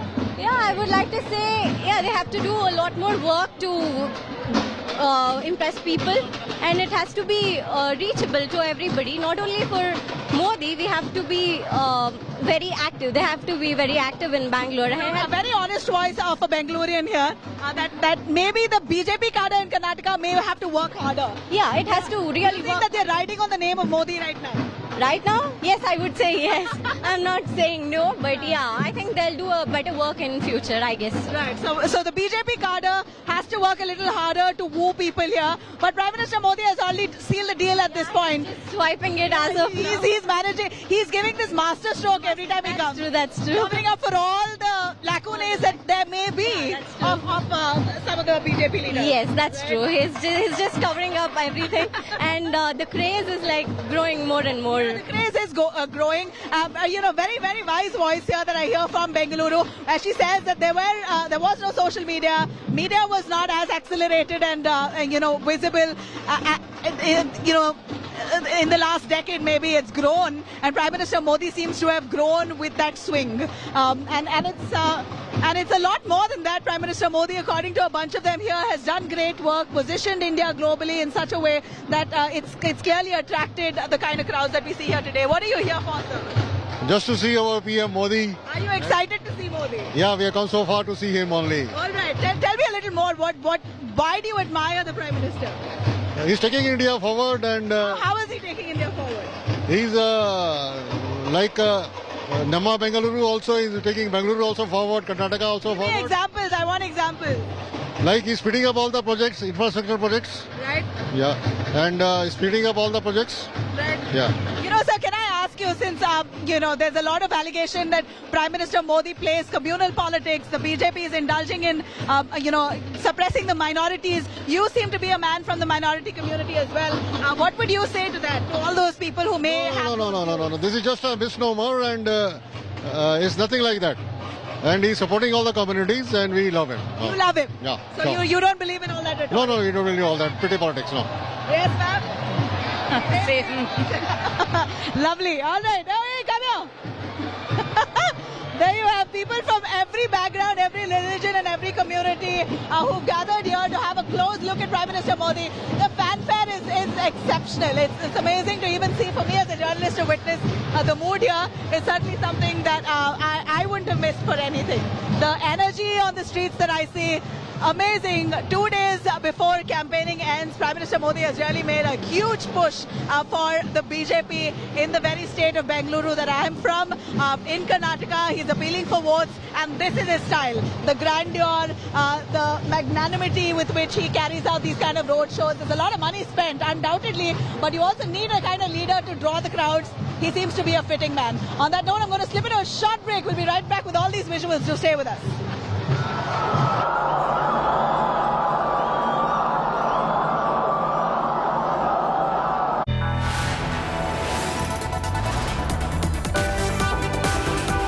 You are watching India Today.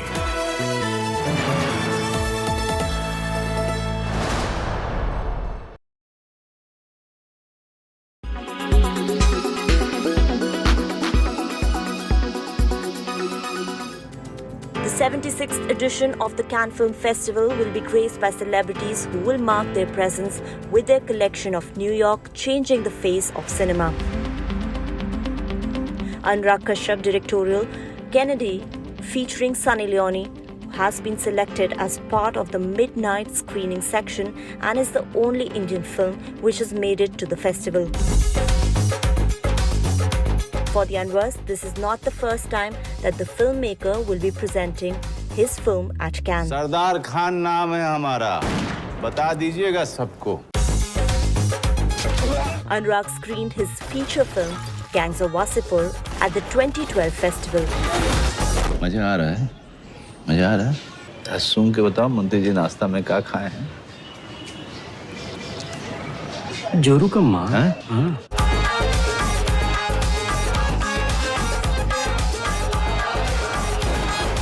In 2013, Ugly was screened in the director's fortnight section at the Cannes Film Festival, where it also received a standing ovation. देख, उसके नए बाप को बोल, वो या तो पैसे देगा, नहीं तो कली को कहीं न कहीं से ढूंढ निकालेगा.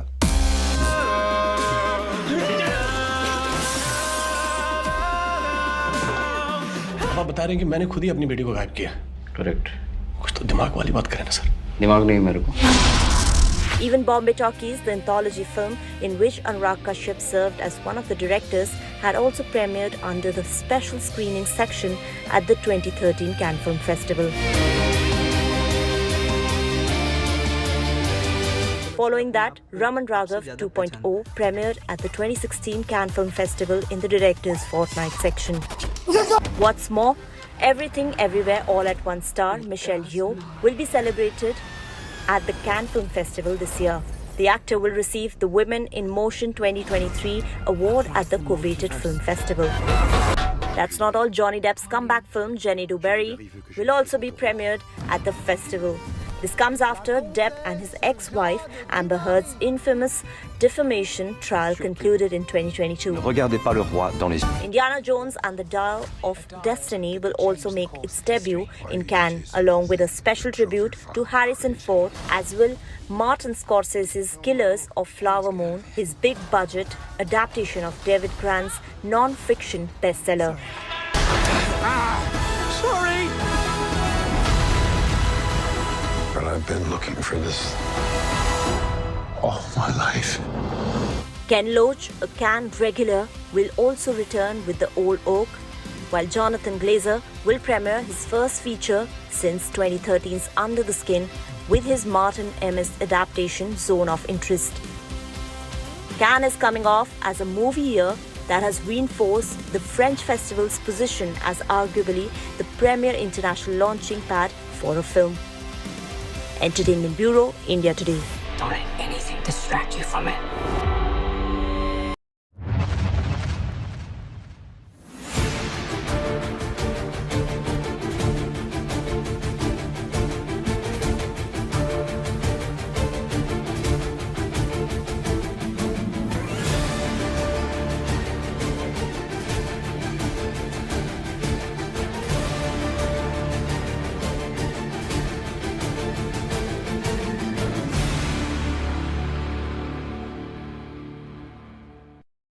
Co-presented by Star Health Insurance, the health insurance specialist.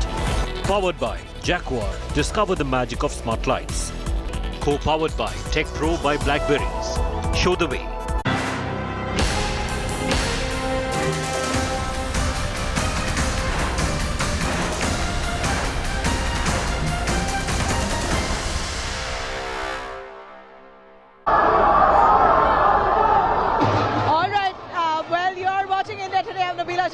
Rolling coverage of Prime Minister Modi's rally here. I'm bringing to you all the blitz of the rally right from Trinity Circle.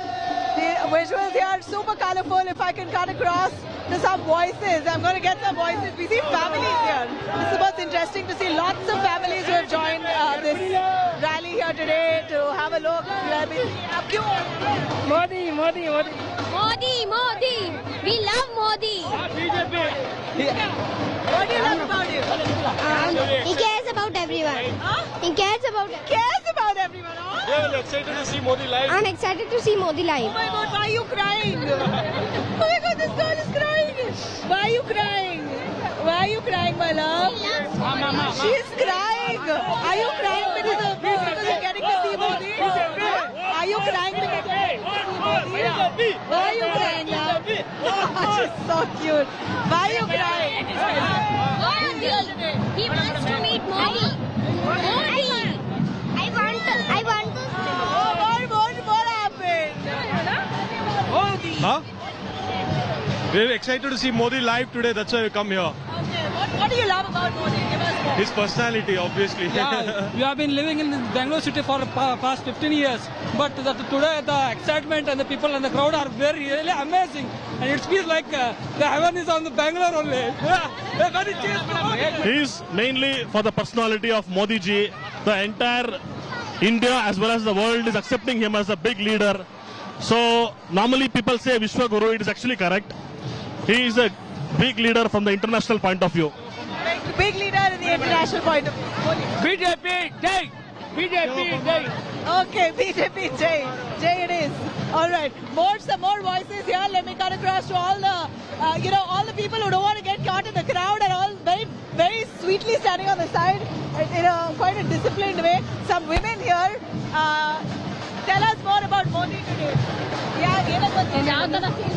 Modi G ನೋಡ್ಬೇಕು ನಾವು ಡೆಲ್ಲಿಗಂತೂ ಹೋಗಕ್ ಆಗಲ್ಲ. Oh, we can't go to Delhi, so we ಬರೋಣ ಅಂತ ಇದ್ವಿ, ಮಳೆ ಬರ್ತಾ ಇತ್ತು. Oh, there you go. All right, I'm cutting across to. All right, no, that's actually a false alarm. That's just a media vehicle there that's passing. All right, that's a media vehicle there, but I'm not able to see too far. But Prime Minister Modi's rally, I know, is going to be coming. It's going to be coming right now, approaching this Trinity Circle. This is the second day of the rally on the 7th of May, a 10-kilometer stretch that the Prime Minister has pulled off. And what a day for the BJP, as we know that the first day on the 6th of May, there were close to about 1 million people. That's what at least the BJP netas like Tejasvi Surya have put out on their social media platforms, claiming that there were almost 10 lakh people along the 26-kilometer stretch that Prime Minister Modi traversed through, waving at the crowds. These are numbers given by the BJP leaders themselves, but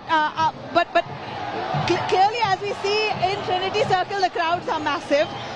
Across the road, wherever Prime Minister Modi's convoy is going to be passing through, we see crowds, but really there's no way to measure it. We know that these are huge crowds, but can't possibly measure the number. We are still not sure and can't ascertain what's the number of people.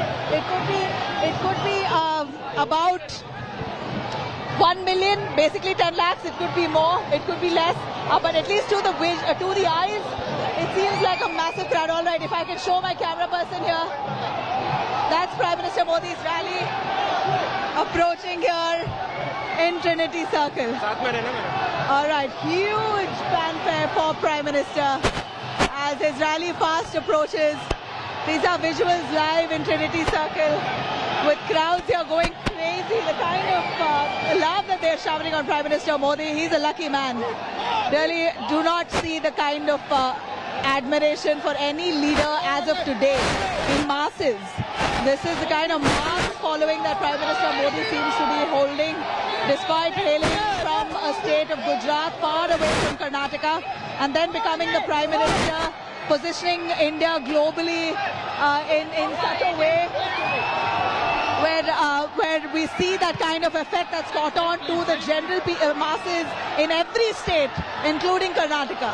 That's Prime Minister Modi's rally there, passing right where I'm at. Prime Minister Modi's rally here. Even Nagarjun joining me right at the spot of Trinity Circle. Nagarjun, take it away. Prime Minister Modi's rally finally coming to the end point.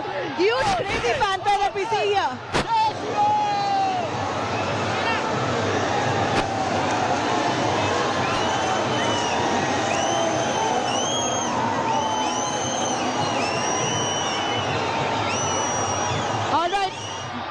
All right, Prime Minister Modi's rally there. Now we see lots of flowers being showered at him. This is the kind of craze that we see in Bengaluru city. This is Bangalore City Central, right in the heart of Bangalore City, Trinity Circle, that we see the Prime Minister's rally just about ending. This is the end point, and a crazy crowd who've come in. Har Har Modi, Kar Kar Modi. Right. That's the Minister Modi, as it's now just reached the finish point on the second day, a 10-kilometer rally that's now finally come to an end at Trinity Circle. Huge crowds, a lot of color, a lot of craze. Yes. Go on, tell me About the Prime Minister, he's the best person that India has ever got. He's going to be the Prime Minister till 2050 if he's still there. Har Har Modi! Har Har Modi! For at least a decade or two. That's what people here are hoping for. These are a bunch of Modi supporters. Modi! Modi! Modi! Modi! Modi! Modi! Modi! Modi! Modi! Modi! Modi! Modi! Modi! Modi! Modi! Modi! Modi! Zindabad! Modi! Modi! Over to you. Crazy people here who are so excited to see Prime Minister Modi. One look at him and really made their day. Nagarjun, take it away. Modi!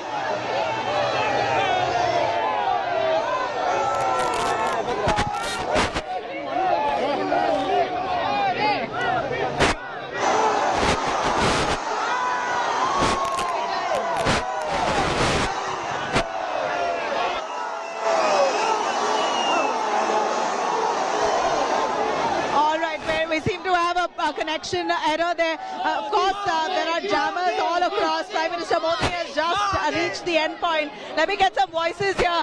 Prime Minister Modi has come here. It's lifetime experience. We're a big fan of Modi because he works for the country.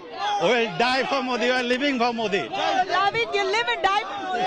Yeah. Why do you like him so much? He's doing a lot for the nation. Like Swachh Bharat Abhiyan and everything. So yeah. You see the difference? Yeah. Same thing. I mean, I wasn't really interested in like politics and stuff before, but you weren't interested. Yeah, but after seeing this, I realized what a big, deal it is. Yeah, deal. What a big deal it is after seeing the fanfare, or are you keeping track of the works that's been done? I will start doing. You will start doing it. Okay. All right. Yeah, I think Modi is the phenomenal leader, and that he has made. One thing, in the last 70 years, I said we have seen one of the best prime ministers whose entire aim is to see that our entire nation develops. I see that next another 10 years, India would be one of the superpower in this nation, and we need to support them. We need to support Narendra Modi. You see the development. If you see the last 10 years, you could see the development. Take it from the railway, take it from the roads. You see all the infrastructure. Things have changed. Everything has changed. And we need someone person who works more than 24/7 and who really his entire goal is to see our nation grow. I really say that next 10 years, we would be the top. India would be the #1 global power. Support Modi. Jai Shri Ram. Support everyone. All right. I think Modi has been a phenomenal leader, and I think everybody should support Modi to bring India in parallel with the developed nations. I think no Prime Minister has done any. These are voices from Bengaluru city. Let me call this a poll-bound. This is the poll-bound state of Karnataka, and it's not just empty fanatism or fanfare that we're seeing here. People are really keeping a very close track and watch of Prime Minister Modi's works. But nationally, doesn't come down, doesn't really affect the people locally though. That's the most important point. All right, these are visuals, live visuals coming in of Prime Minister Modi, who's just arrived at the end point. This is where the roadshow has finally ended. A successful two-day roadshow that has invited or rather garnered close to 1 million people to have a quick look. We also see Rajiv Chandrasekhar, who is the IT Union Minister for Media and Broadcast. He's also joining Prime Minister Modi on that rally, as you see him on that open rooftop car. But this is a huge deal when we talk about national politics. Prime Minister Modi has really got the love and admiration from across India, and Karnataka is no different. We say this time and again that the Modi fever has caught on in Karnataka, no doubt. But will that turn into votes? That's the question here that we ask time and again. When we talk about hyper-local elections like what we see here in Karnataka, it's local to the state, it's based on local issues, it's all to do with the day-to-day activity of people on ground here in this city and this area. How will Modi, a national leader, possibly change it? A quick word on that. Will this turn around into more? Yeah, or Karnataka? I think Modi is going to do phenomenal well in Karnataka, and BJP is going to score 120 seats in Karnataka. Definitely. I think Jai Modi. All right, there you have it. Jai Modi. A quick word. Narendra மோடியை பார்க்கறதுக்காக பழனியிலிருந்து இங்கே வந்திருக்கேன். தமிழ்நாடு பழனியிலிருந்து வந்திருக்கோம். இந்த முறை கர்நாடகாவில் BJP win பண்ணணும். My leader Annamalai, this is a coincidence. There were Tamilians as well who've joined in this rally. On that note, this is a huge success, it appears, for the BJP and Prime Minister Modi as the rally finally comes to an end in Karnataka's Bengaluru city.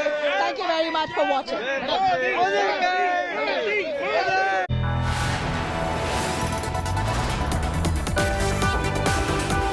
You are watching India Today.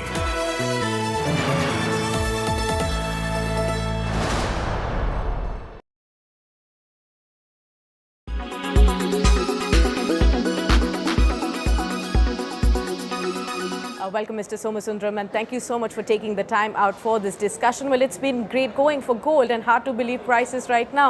What exactly is leading to this sharp up move? Well, you're absolutely right. Gold is perhaps one of the best performing asset class now. As you rightly said, it is the retail end of it. Now we are talking about closer to 65,000 rupees with all the taxes in. And a year ago it was 52,000 rupees. So it's a big jump. Clearly, therefore, it is for those who have got their whole gold holdings. I think it's a great time. What is your own outlook on the demand for the rest of the calendar year 2023?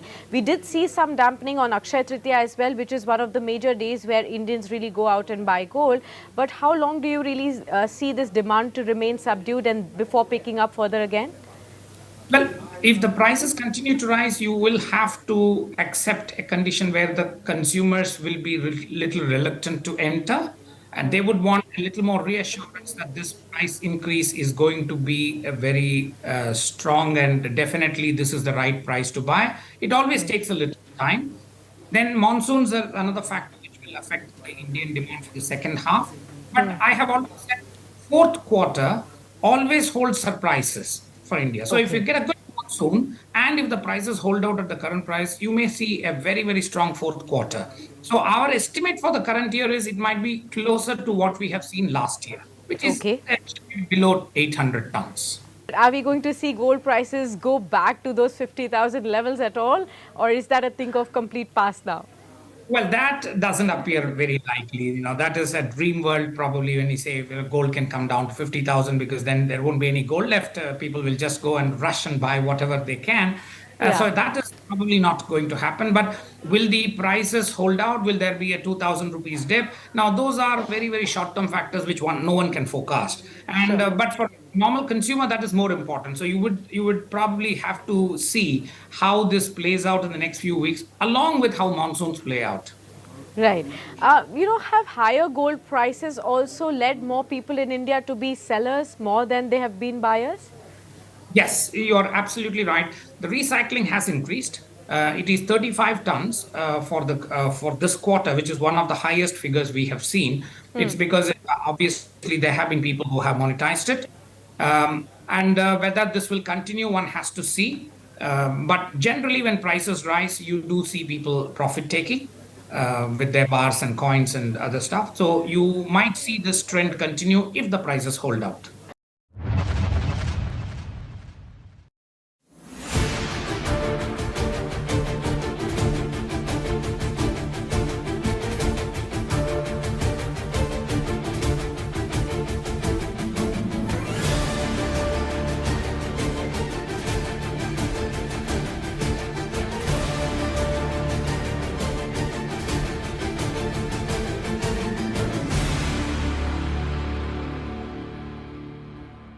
Air quality today.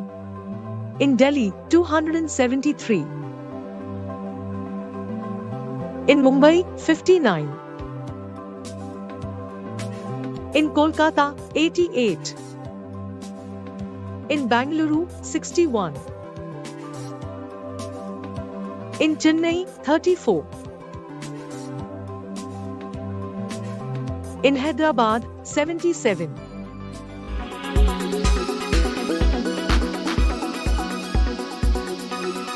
Why does this happen? Let me tell you the science behind it.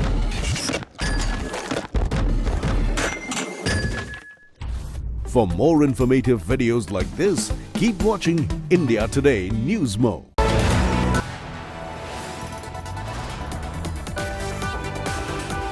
You are watching India Today.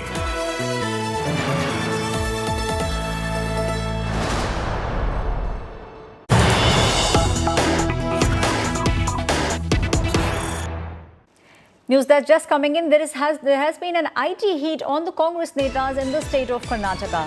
Priyanka Kharge's aide has been raided by IT in Kaliburgi.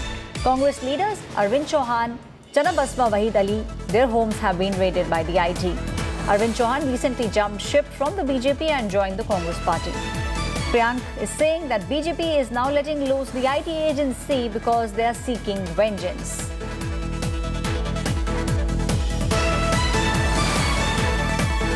Let's listen into what Priyanka Kharge has to say on these IT raids. Sir, we just got an information that your close aide's house has been raided. So can you confirm the veracity of this? Well, this is the standard operating procedure of the BJP. Whenever they're losing an election, they try various things, including communal disharmony and letting loose of central agencies.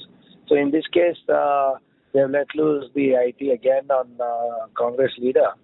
And yesterday they have raided Mr. Arvind Chauhan's stone crushing unit, his small hotel and his house. And nothing but an intimidation tactic by JP.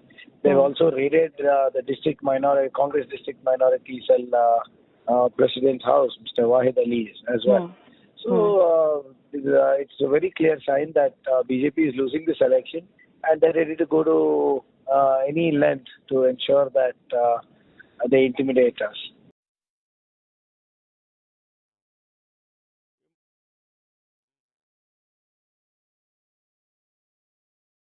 Any election, first they try to bring in communal narratives, then they try to bring in communal disturbances, then if nothing is working and they're losing the election, then they start using the central forces to attack the central agencies to attack our leaders, and that's what has happened in Kalaburgi also.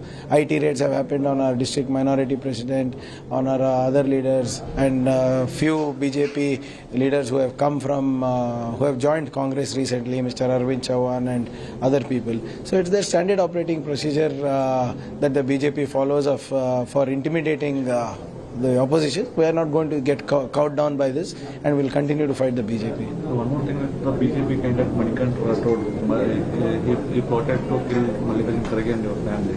He said that Congress party is scared to lose the election, so they are making false elections. See, there is supposedly an audio of My colleague Anaga is now joining me on this story. Anaga, you spoke with Priyanka Kharge. Very clearly, he's saying that this is being done by the BJP because they want to take vengeance. And now we are seeing the IT now jumping into action. And some of the Congress leaders at the moment are being raided by the IT.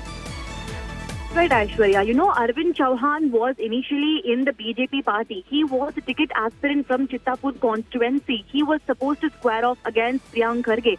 But after being denied a ticket, he later jumped ship and joined the Congress party.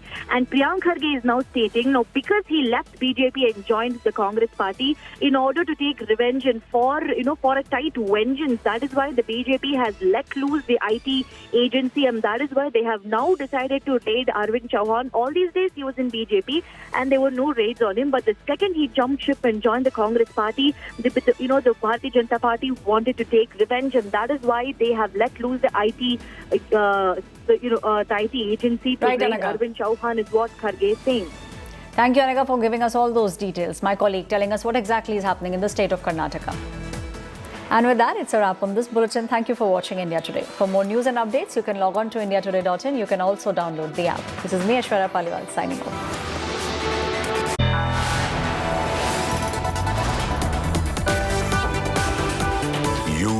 watching India Today.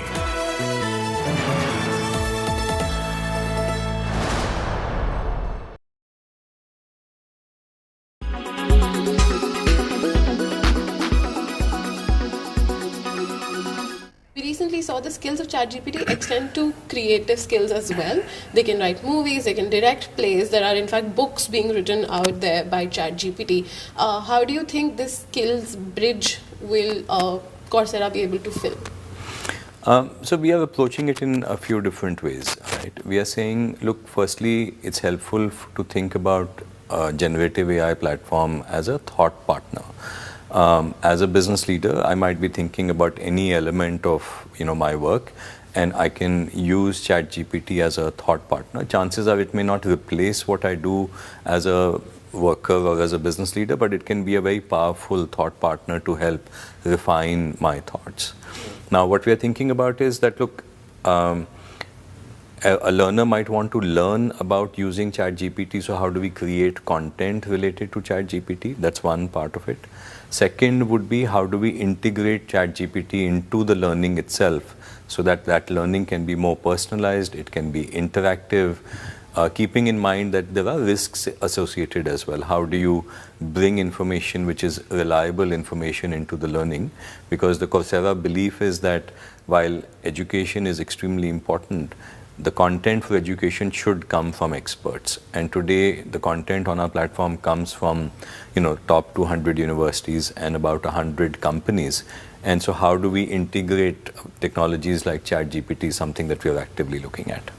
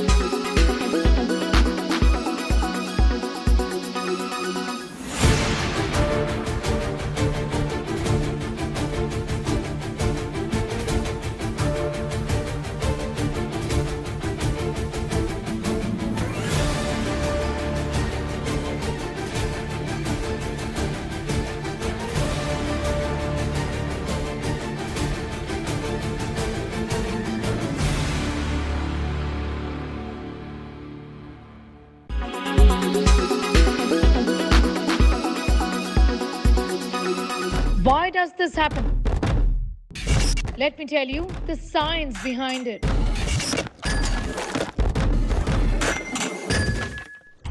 For more informative videos like this, keep watching India Today News Mo. Kerala's public health. All political parties traveling from different parts. Armed with facts, Looking at political back. she takes the news by its horns. Do you think the future of these students are not hampered? Fierce, bold, and direct, setting the tone for the biggest stories from every corner and every angle. Expect nothing but the unfiltered truth. News first, niceties later. Watch me, Nabila Jamal, on India Today. Make your media plan smarter with India Today Live TV on your connected devices. Amplify your brand with 100 million smart internet viewers. To advertise, mail us at sales@aajtak.com.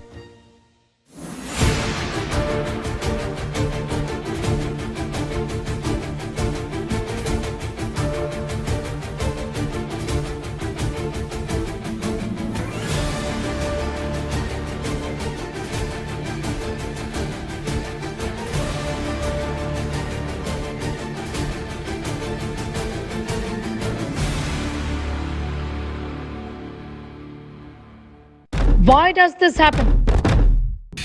Let me tell you the science behind it.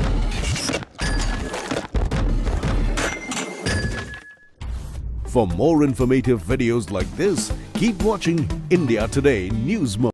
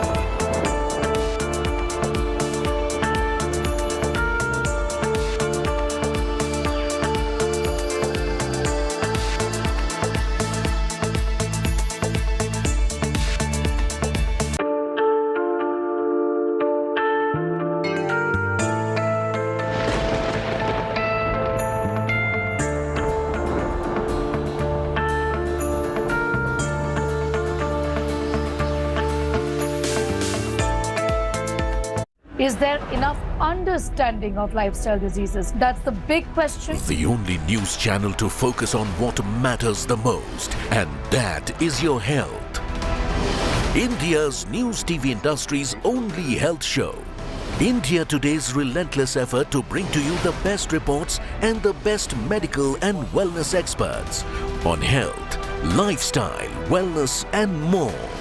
Watch Health 360 with Sneha Mordani at these times, only on India Today.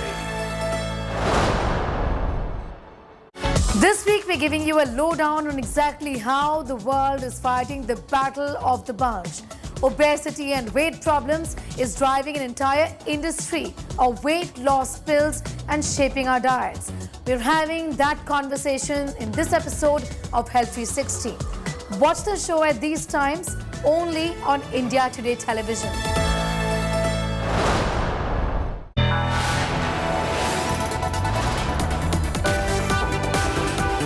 You are watching India Today.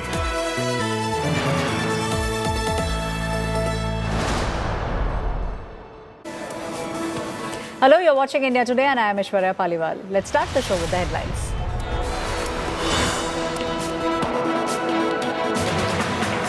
Prime Minister Narendra Modi leads the last leg of the Karnataka campaign.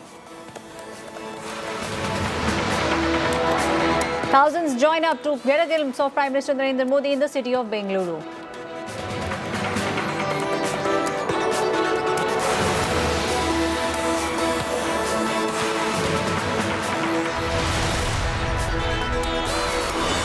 IT heat on Congress Karnataka netas. Priyanka Gandhi's aide raided in Kaliburgi. Congress says the BJP is now letting loose IT agency just for vengeance.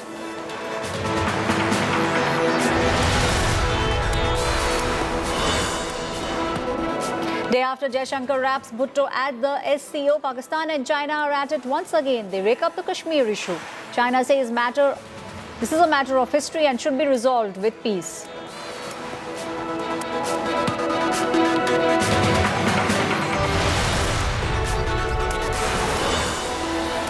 "54 people killed in Manipur violence. 23,000 civilians rescued. Army steps up. The visual at the Indo-Myanmar border. India Today is the only channel at ground zero. Now in Imphal, in Manipur, and the evacuation by the Indian Armed Forces are going on. The Indian Army right now is evacuating these set of people who have been stranded here. Yet another case of fatal shooting coming from the United States. 9, including children, killed in Texas mail. Gunman shot dead. At least 7 people severely injured.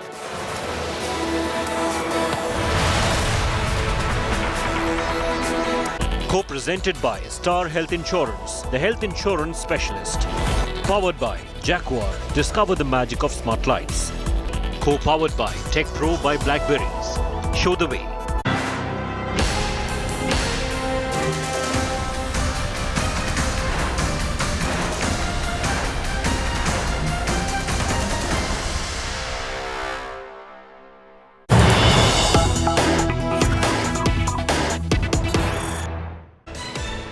News desk just coming in. It's the Lingayats which are now backing the Congress party. Karnataka Veershaiva Lingayat Forum has declared their support to the Congress party. The forum has asked the Lingayats to vote against the Bharatiya Janata Party this time. In a statement, they have asked the Lingayats to vote against the BJP and to support the Congress this time. The letter, the title of which says if BJP doesn't want Lingayats, then Lingayats also do not want the Bharatiya Janata Party. The letter also says how the Congress has also many Lingayat CMs and how they respect the Lingayats. This is the latest that's coming in from the state of Karnataka. The Lingayats now standing firmly behind the Congress party. There's a letter which has been given by the Cs of the Lingayat community, and they are now saying that if the BJP does not want the Lingayats, then the Lingayats also do not want the Bharatiya Janata Party. My colleague Anaga is now joining me live on the story. Anaga, it seems like one of the most important communities that both the BJP as well as the Congress were eyeing for was the Lingayat community, and now a letter has come from the community. The community is now asking the Lingayats to vote for the Congress and to keep BJP out of power.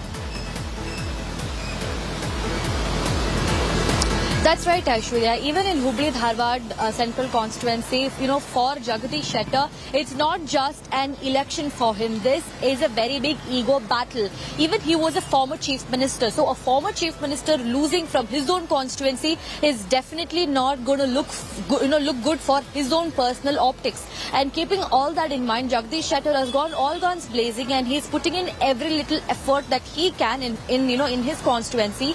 He has met the seers of Murasavira Mata, which is a Mata run by the Lingayat seers. He has met all of them, tried to gain their trust, and even he has mentioned that all the seers there have extended their support to Jagadish Shettar, and in the upcoming elections on May 10th, they will all vote for Jagadish Shettar, for Congress party, not for BJP. Is the kind of promise that Shettar has gained from Murasavira Mata seers run by Lingayats. Anaga, stay on with me. We've got some other breaking news that's coming from the state of Karnataka.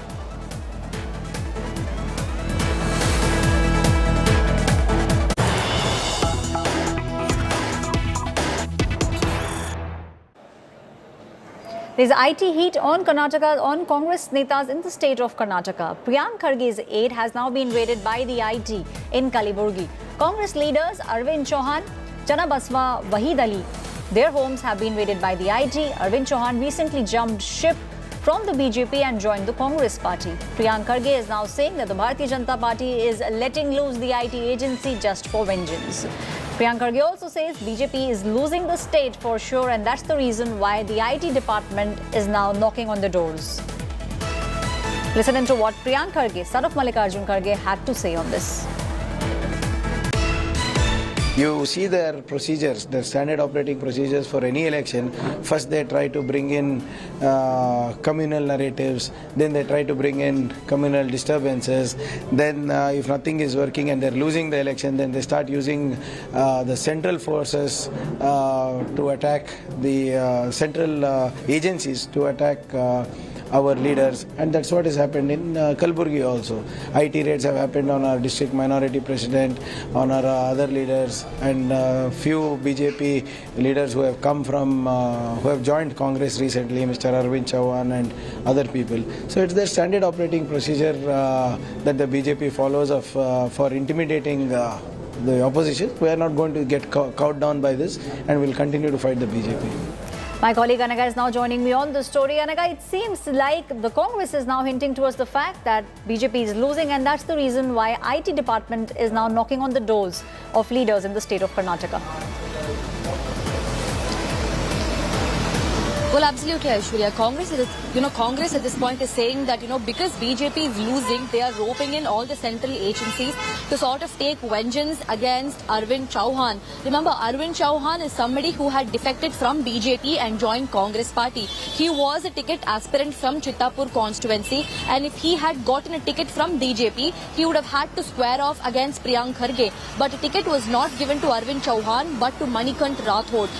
Now, after Chauhan resigned from BJP and joined Congress party, IT raids were carried out against Chauhan's stone crushing unit, hotels and properties, including his own residence. And that is why the Congress is now saying that BJP is doing this to seek revenge against Chauhan for jumping ships from Bharatiya Janata Party to BJP, to Congress.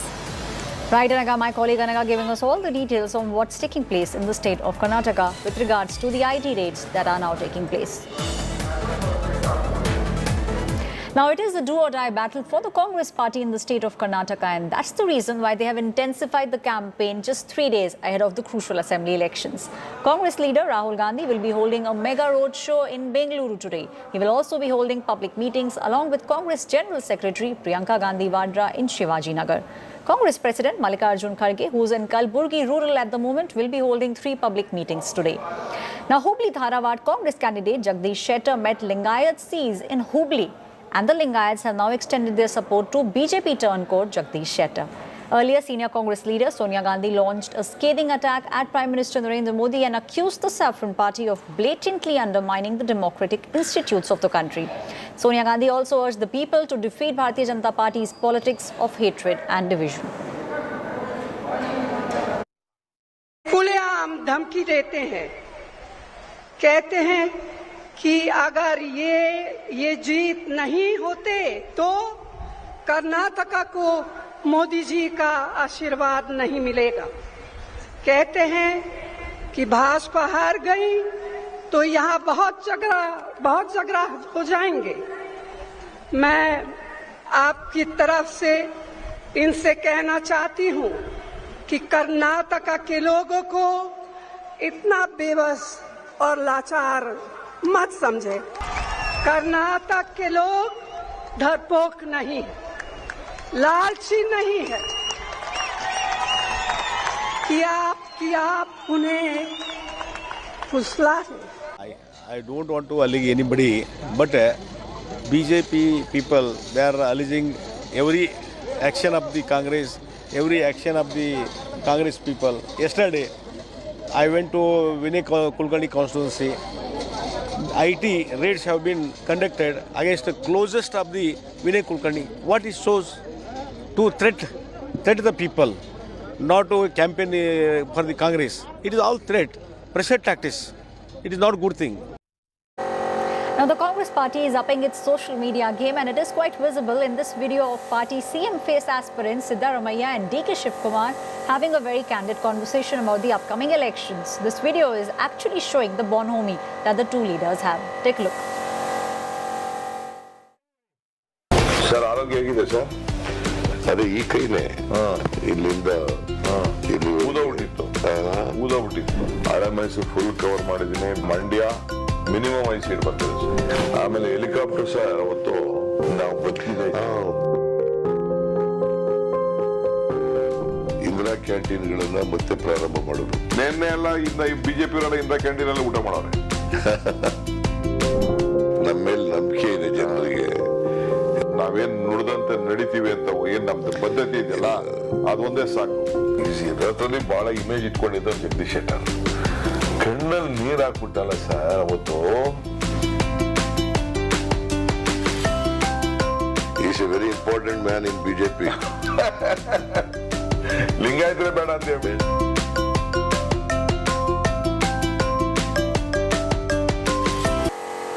Now, as Karnataka enters its final lap of assembly elections, Bajrang Dal showdown is refusing to die down. The BJP and the Congress are now engaged in a legal war over Congress's proposal to ban the Bajrang Dal. Vishwa Hindu Parishad and the Bajrang Dal on Saturday sent a defamation notice to the Congress President Mallikarjun Kharge. Both the parties are now accusing Kharge of making defamatory remarks against the Bajrang Dal in the party's poll manifesto. The right-wing group, in fact, is now demanding 100 crore rupee compensation within the next 14 days. Meanwhile, the Election Commission, on the other hand, has also issued a legal notice to Karnataka Congress chief DK Shivkumar for its corruption rate card ads which target the Bharatiya Janata Party. The Election Commission has given Congress time till 7 p.m. today to provide empirical evidence of all the allegations that they have cited in advertisements. These advertisements talk about appointments and transfers at the kind of jobs and the commission that is being taken by the BJP government in the state. जिस बजरंग दल ने कोविड-19 और अनेक प्रकार की अन्य महामारियों और natural calamities के दौरान देश की सेवा की, धर्म की रक्षा की, उससे कंपैरिजन करने से देश के 100 करोड़ से अधिक हिंदू आहत हुए। साथ ही साथ आपने भगवान बजरंगबली का भी अपमान किया है। जिनके असंख्य भक्त दुनिया भर में हैं। इसलिए कांग्रेस अध्यक्ष तुरंत 100 करोड़ रुपए विश्व हिंदू परिषद को भेजें। Just frustration of Bharatiya Janata Party. They have got nothing in their kitty to tell the people what they have done. They have brought disaster to the state. That's how they are taking shelter under fictitious issues.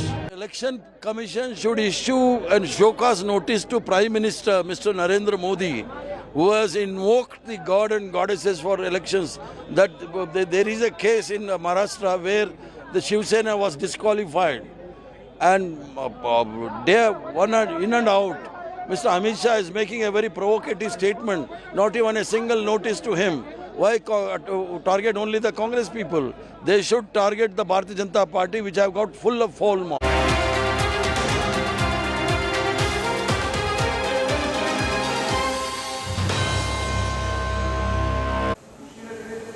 Now, the wrestlers' dangle for justice is continuing for the 15th day. The farmers have now joined the protesting wrestlers. The Bharatiya Kisan Morcha Ugrahan leader has reached Jantar Mantar to extend their support to the wrestlers who've been sitting in the national capital over the past fortnight. Now, Sanyukt Kisan Morcha announced a nationwide protest in support of the wrestlers. They are demanding that there should be an immediate arrest of the Wrestling Federation of India President and BJP MP Brij Bhushan Sharan Singh. Wrestler Bajrang Punia appealed to Prime Minister Narendra Modi and Home Minister Amit Shah to help them get justice. Bajrang Punia further claimed that Brij Bhushan was being protected and the Delhi police was working under pressure. The WFI chief and BJP MP Brij Bhushan has dismissed all the charges. He also said that all these charges are politically motivated. He has so far refused to resign from the position as the chief of India's top wrestling body. Bajrang भाई, इस खाप महापंचायत से आपको कितनी उम्मीद है? देखिए, हम भी किसान परिवार से आते हैं और सभी लोग, क्योंकि ये एक कुश्ती की बात नहीं है, भारतीय बेटियों की बात है, न्याय की बात है। और जब एफआईआर दर्ज होने के बाद भी जिस आदमी को एफआईआर दर्ज करने में भी 1 हफ्ता लग गया और उसमें सुप्रीम कोर्ट का दरवाजा खटखटाना पड़ा, जब जाके एफआईआर हुई, उसके बावजूद कोई भी कार्रवाई नहीं हुई। अभी 161 के बयान हुए हैं। 28 तारीख को एफआईआर दर्ज हुई थी, आज 7 तारीख है, तो 9 दिन तो यही हो गए। अभी तक पुलिस 161 का ही बयान दर्ज कर पाई है।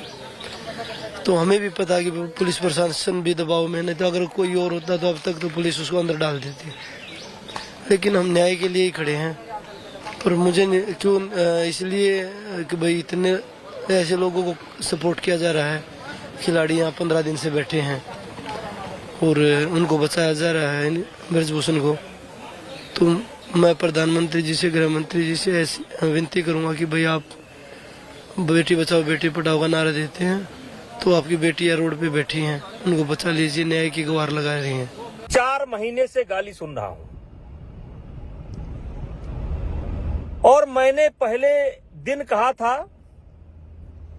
कि एक भी गुनाह मेरा अगर साबित हो जाएगा तो मैं फांसी पर लटक जाऊंगा। फोन की डिटेल हो, कभी मैंने इनको फोन किया हो, और चाचा ताऊ ये जो मेरे ही बच्चे मेरे ऊपर आरोप लगा रहे हैं, ये दिन भी नहीं बता पा रहे हैं कि कौन सा दिन था, कौन सा तारीख था, कौन सा समय था। My colleague Shreya Chatterjee is now joining me live from Jantar Mantar. Shreya, the spot where you are, that's been home for all the wrestlers over the past 15 days. They have been eating there, they have been sleeping there, they have also been training on the spot. The wrestlers are now saying that they want the Prime Minister and the Home Minister to step in and to get them justice.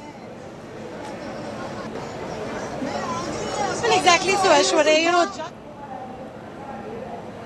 Wasn't enough for the protesters to end their protest. They want stringent action against Brij Bhushan Singh. They want him behind the bars. If we put it into simple words, they want him arrested. Now they want the Prime Minister and the HM to also take action. And you can see the mood in Jantar Mantar. Today is a Sunday, but here in Jantar Mantar, there are Kisan leaders who've come. Rakesh Tikait is right now inside. We know that there are other CAP members from across Western UP, Haryana, who've also also gathered over here. More people are also expected to join the protesters, join the wrestlers in support. In a time like this, it is only getting difficult because we saw PT Usha also trying to get a word from them last time when she was here. But the wrestlers, they are defiant. They do not want to listen to anyone. They want Brij Bhushan Singh to be arrested. And in any other scenario, we do not see this protest ending anytime soon. Thank you, Shreya, for giving us all those details. My colleague at Jantar Mantar saying that the wrestlers will not be moving till the time they get the justice that they demand.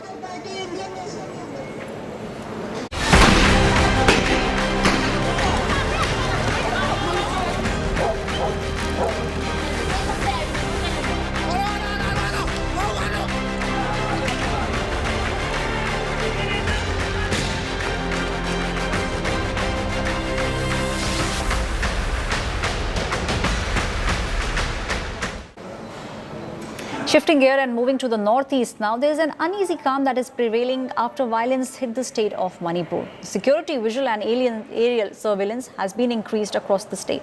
Thousands have either fled or have to be evacuated. The death toll at the moment is standing at 54.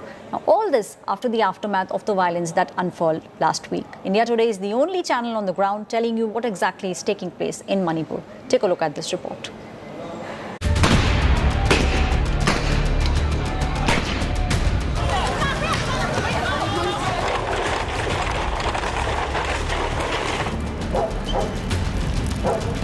Arson, vandalism, street clashes, even homes and schools set ablaze, vehicles torched in orgy of violence, and many lives lost to cycle of bloodletting. An uneasy calm prevails in violence-hit Manipur. From Churachandpur to Imphal,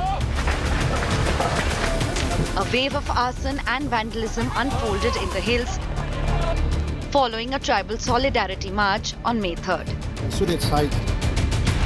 The march by All Tribal Students Union of Manipur was against a High Court order to give scheduled tribe status to the majority Mithai community. Since your childhood, have you ever seen something like this in your past? No, this is the first. There is no guarantee that such things will never repeat in Manipur again.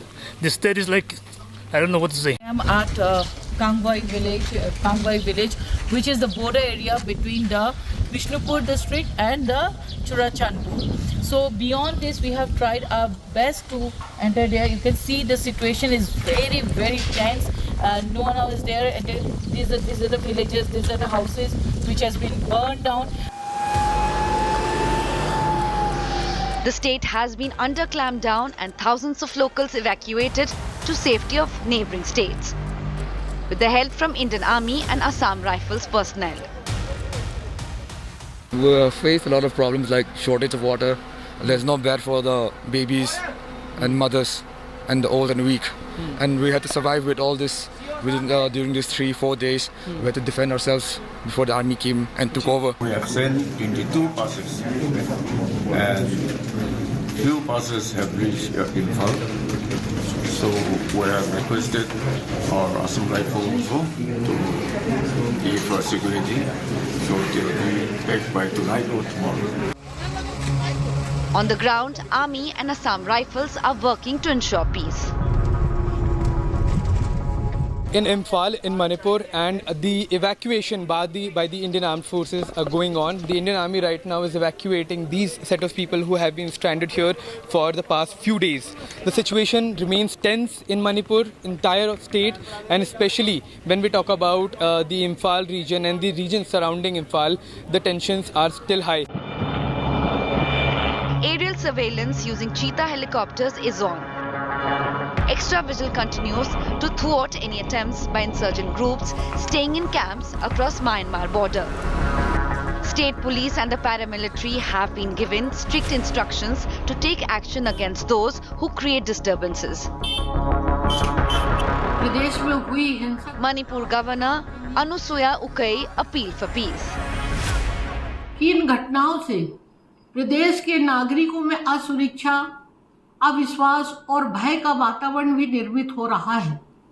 मैं आप सभी से appeal करती हूं कि मणिपुर प्रदेश की उत्कृष्ट भाईचारे, आपकी सहयोग करने की संस्कृति के अनुसार आप सभी भाईचारा बनाए रखें।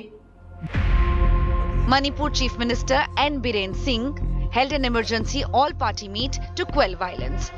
The meeting resolved to form a peace committee in every assembly constituency. Meanwhile, politics continues to erupt over the issue. Opposition attacked the Biren Singh government and accused BJP of creating fissures among communities. हमारे देश में मणिपुर में चर्चों को जला दिया जा रहा है। सिविल वार हो रही है मणिपुर में। क्यों हो रही है? क्योंकि बीजेपी ने डिवाइड एंड रूल की पॉलिसी मणिपुर में की। Rubbishing charges, the BJP has assured that the government of India and state are taking all necessary actions.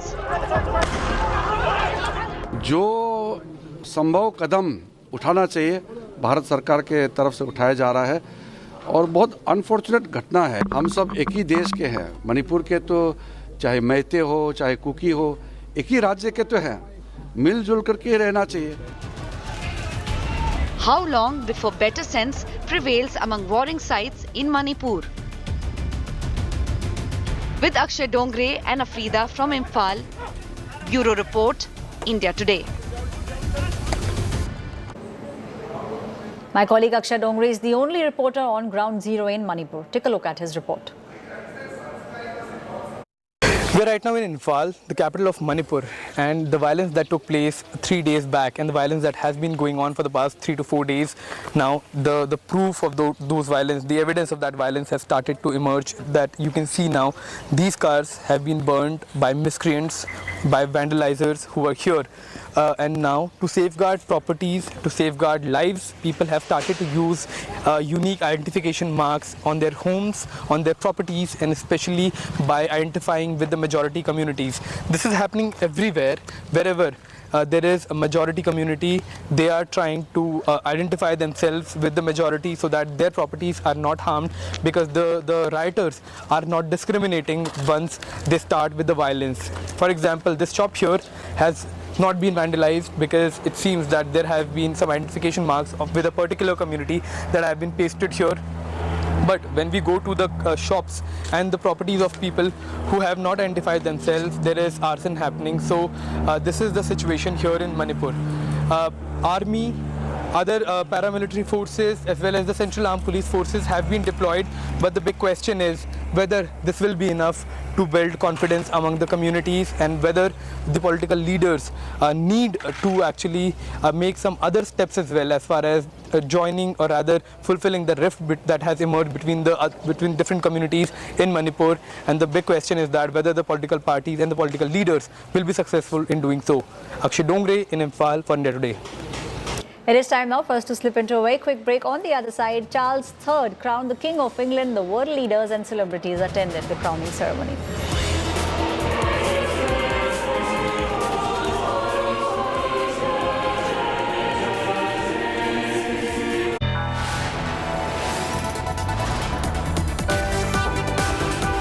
You are watching India Today.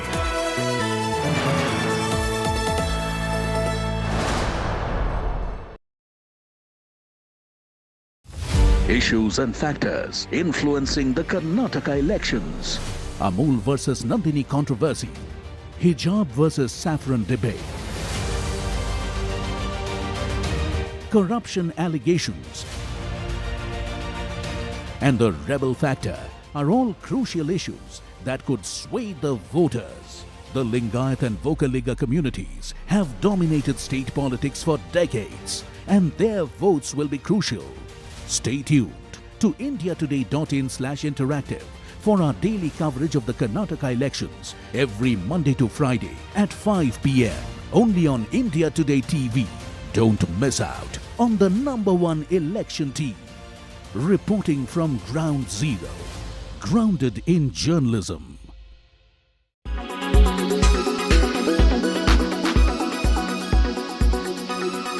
Automation is leading to a loss of more jobs at this point. A lot of companies who've been crystal ball gazing and said, hey, listen, these are jobs we won't require. It'll shape up differently, hopefully. But how do you see it? Because you understand the ways of the world. How do you see it? Is technology and all this automation and all the new, embracing all the new, something that causes concern for you? Do you look at it with a sense of trepidation? Or you're confident that the world will adapt, like you said, acclimatize, and then progress? Yeah. I think let's take it this way. How many of us would, with a hand on our heart, agree that technology and what's happening in the world has added immense value to our lives? Immense value, right? Personal lives, business, work, everywhere. Immense value to our lives. How many of us would want to see a world where technology progresses further to such an extent that things become extremely easy, smooth, and a cakewalk for our work, business, and personal lives? Brilliant. How many of us would like a world where, with all of this having said and done and achieved, we lose our jobs? Oh, okay, there are a couple of hands up there.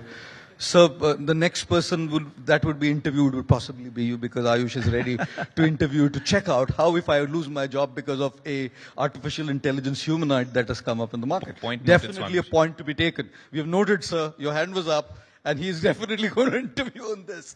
The fact of the matter is this. The reality is technology has added value. The reality is, with the brightest minds and with the brightest opportunities and the brightest avenues that have opened up, technology is escalating to the next level. The reality of the matter is also this, that when technology comes up there, as Ayush rightly said, it kind of becomes a threat to human existence, to human potential, to the development of human potential.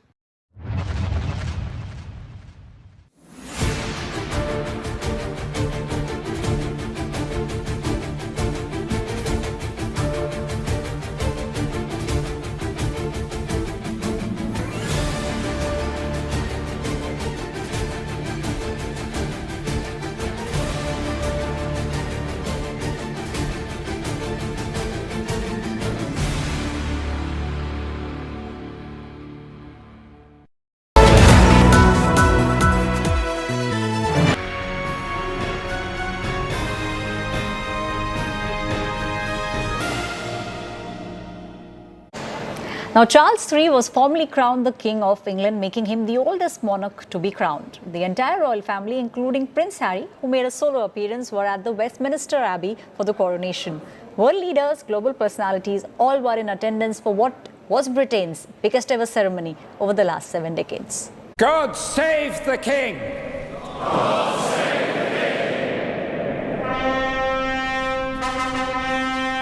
the King! God save the King. That is what the entire United Kingdom is saying today.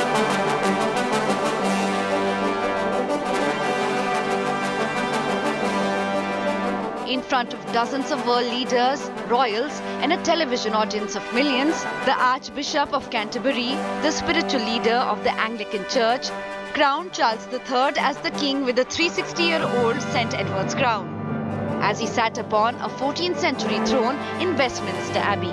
Receive these spurs, symbols of military honor and chivalry. The bejeweled sword of offering, made for the coronation of George IV in 1821, was also offered. King Charles, that he may not bear the sword in vain, but may use it as the minister of God.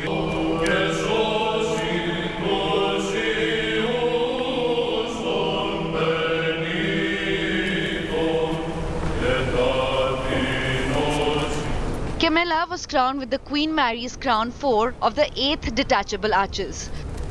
May thy servant Camilla, who wears this crown, be filled by thine abundant grace. It was worn by Queen Mary with all 8 arches for her husband's coronation in 1911. Children of Prince William and Kate Middleton managed to steal the show.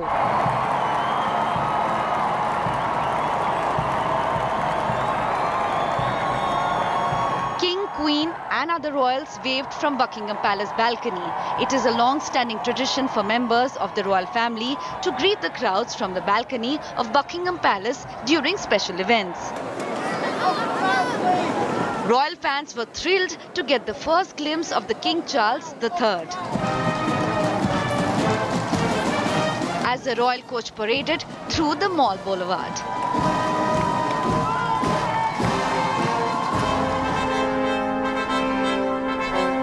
UK Prime Minister Rishi Sunak, along with wife Akshata Murthy, also attended King Charles III coronation. For this cause we also, since the day we heard it, do not cease to pray for you, and to desire that ye might be filled with the knowledge of his will in all wisdom and spiritual understanding. Meanwhile, Prince Harry, who had permanently stepped down from royal duties, attended the ceremony alone. His wife Meghan Markle gave the event a miss. The prominent guests who attended the coronation included US First Lady Jill Biden, Katy Perry, Emma Thompson and Lionel Richie. Vice President Jagdeep Dhankar and his wife represented India at the coronation. It was Britain's biggest ceremonial event in 7 decades. Bureau Report, India Today.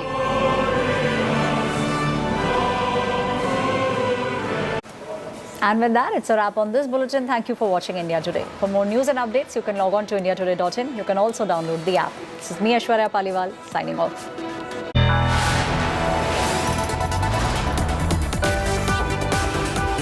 You are watching India Today.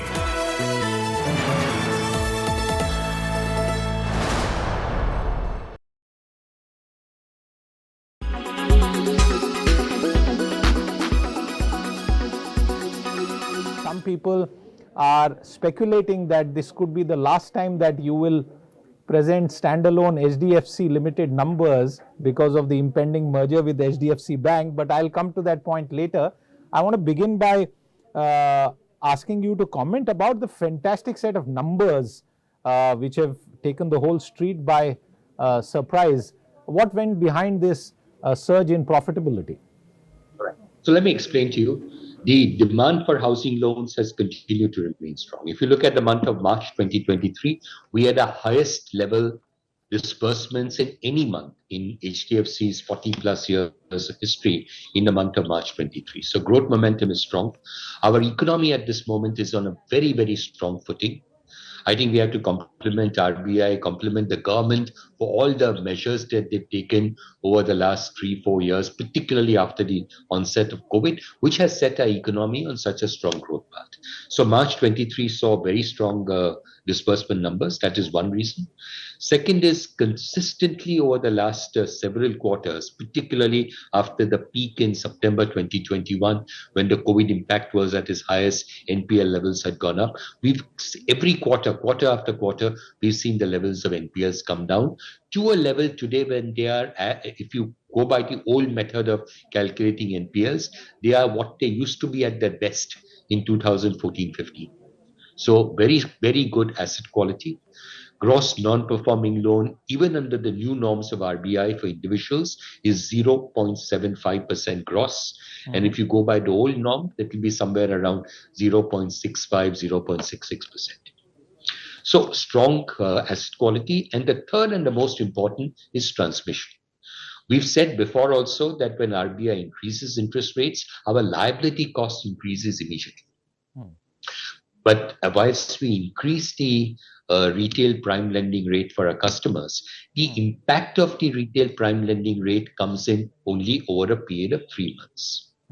So 1/3 of the loan will get repriced in 1 month, 1/3 will get repriced in the second month, and the 1/3 will get repriced in the third month. So on an average, it will take about 1.5 months for the entire transmission to take place on the asset side. So there is always that transmission lag, which leads to a slight reduction in the net interest margin in a quarter in which there is sharp increase in interest rates.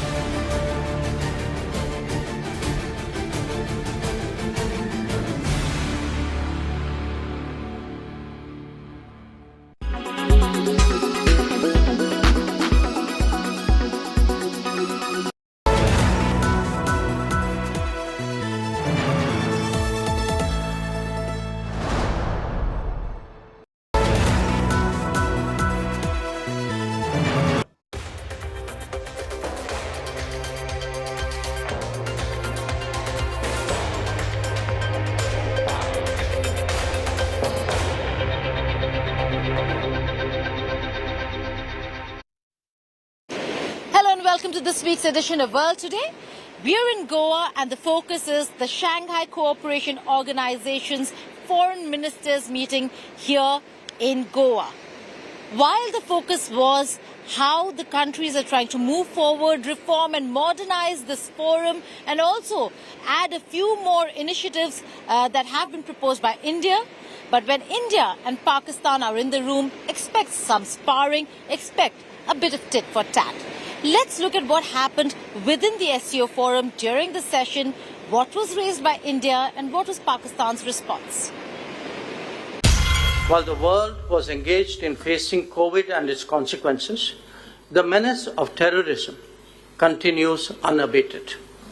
Taking our eyes off this menace would be detrimental to our security interests.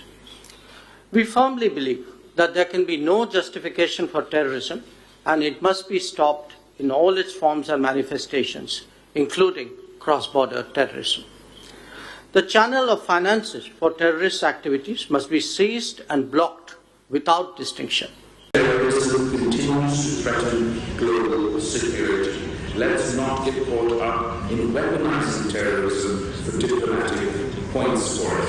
When I speak on this topic, I do so not only as the Foreign Minister of Pakistan, whose people have suffered the most in terms of number of attacks and number of casualties. I also speak as the son of the mother who was assassinated at the hands of terrorists. I and my country are firmly committed to eradicating this menace.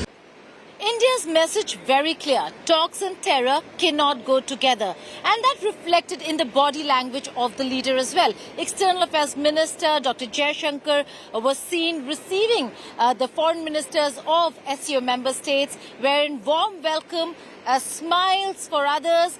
With Bilawal Bhutto Zardari, it was not a very warm reception. Why? Because India's messaging on camera, not just to Pakistan or to India, but to the world, is that India is firm on its stand that talks and terror cannot go together. But what happened within the SCO forum and the room also carried on outside of the room. There were press conferences that were held. There were interviews that were conducted. Let's take a look at what happened in the interview and the press conference, how India responded to Bilawal Bhutto Zardari's allegations or claims. एक obviously हम इस चीज़ को मज़ाहमत करते हैं और वक्त पे एक ऐसा जवाब देंगे कि हमको याद रहेगा, मगर इसका ये करना ही इनका पैटीनेस को दिखाता है. It is a show of their arrogance to the world. Okay, to hell with international law, to hell with United Nations Security Council resolutions, to hell with any bilateral agreement. India will hold their events in Kashmir. What they'll find is they will be unable to achieve 110% attendance because other people will not compromise on their morals. देखिए, I said उनका कोई G20 से लेना देना नहीं है. I will also say उनका कोई श्रीनगर से भी लेना देना नहीं है. There is only one issue to discuss on Kashmir, which is when does Pakistan vacate its illegal occupation of Pakistan-occupied Kashmir. That is the only issue up for discussion. Lost friends at the Mumbai attack, you too would like to see the conclusion of the Mumbai trial. Yes. So perhaps you will take it up with the government in India that in order to conclude the Mumbai trial, India should consider sending the witnesses necessary in a court of law. We have a very similar legal system in India and Pakistan. Here in, sir, you can provide as many pieces of paper as you would like, but as your legal system works, so does mine. And in your legal system, along with those pieces of paper, you have to provide witnesses in order for a case to go forward. So until we have that sort of cooperation from the Indian side, this case cannot conclude. You know, victims of terrorism do not sit together with perpetrators of terrorism to discuss terrorism. Victims of terrorism defend themselves, counter acts of terrorism, they call it out, they delegitimize it, and that is exactly what is happening. So to come here and preach these hypocritical words as though we are on the same boat, I mean, they are committing acts of terrorism. And, I don't want to jump the gun on what happened today, but I think we're all feeling equally outraged. So I think, let's be very, very clear on this. On this matter, the terrorism matter, I would say Pakistan's credibility is depleting even faster than its forex reserves. But the SCO forum is not just about India, Pakistan and the spat. That's just one of the aspects of any time there is a multilateral and there are these two countries in the room, expect them to spar. But there's more to the SCO and the proposals and the initiatives that have been put forth by India. One, India wants English to be added as an official language. Why so? Because since its inception, Russian and Mandarin were the two languages, given that Russia and China were the founding members of the SCO, and the other Central Asian countries could either understand, speak Russian, or for that matter, Chinese in certain quarters quite well. And that's the reason why after the inclusion of India and Pakistan in 2017, India has been nudging and now pushing for the inclusion of English language. Apart from that, there are two other very important news items. One is that there are going to be 4 new dialogue partners within the SCO, as also 2 new full members of the SCO. Let's take a look at what Dr. Jaishankar had to say about this information that we just put out. In fact, one of the issues is also language. That SCO language, because of its original composition, was Russian and Chinese. So today, a country like India, and I raised this issue specifically, that we also need to make English one of the working languages of the SCO. Time to slip into a short break, but our coverage on what transpired here at the SCO Ministerial continues. Stay tuned to India Today.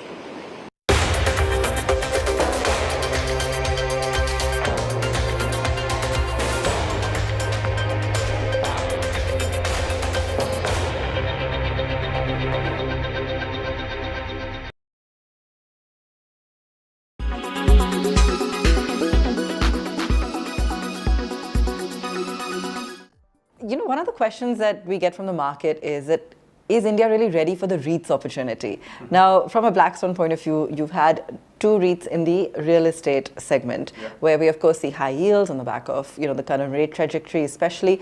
But overall, the Indian investor appetite for this particular platform, do you feel it's evolving?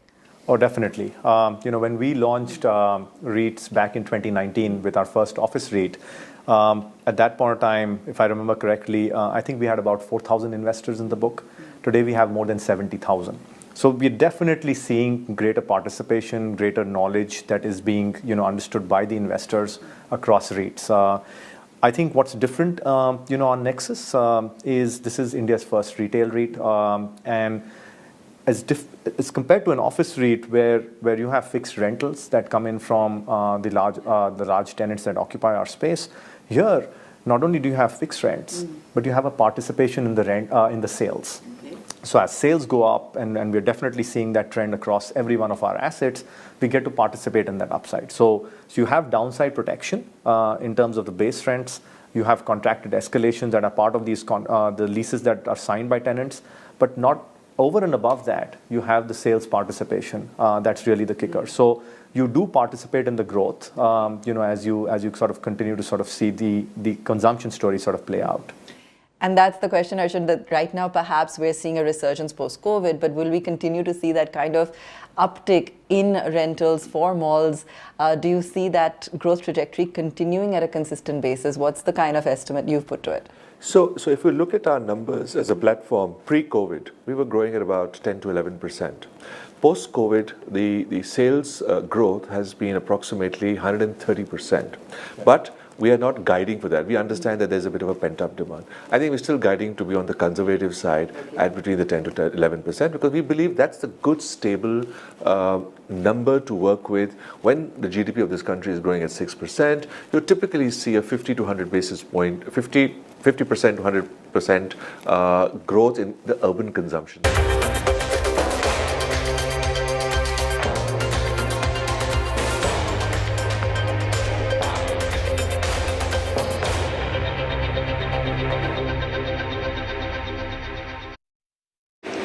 Welcome back to World Today. Now, beyond the Shanghai Cooperation Organization foreign ministers meeting, there were a lot of bilaterals that took place on the sidelines. The one big bilateral for India was the India-China bilateral. External Affairs Minister Dr. Jaishankar met his Chinese counterpart Qin Gang for the second time, and a long meeting that focused on the border tensions between India and China, particularly in the eastern Ladakh sector. But will there be de-escalation ahead of Xi Jinping's likely visit in July for the SCO summit, or later in the year for the G20 summit? We'll see.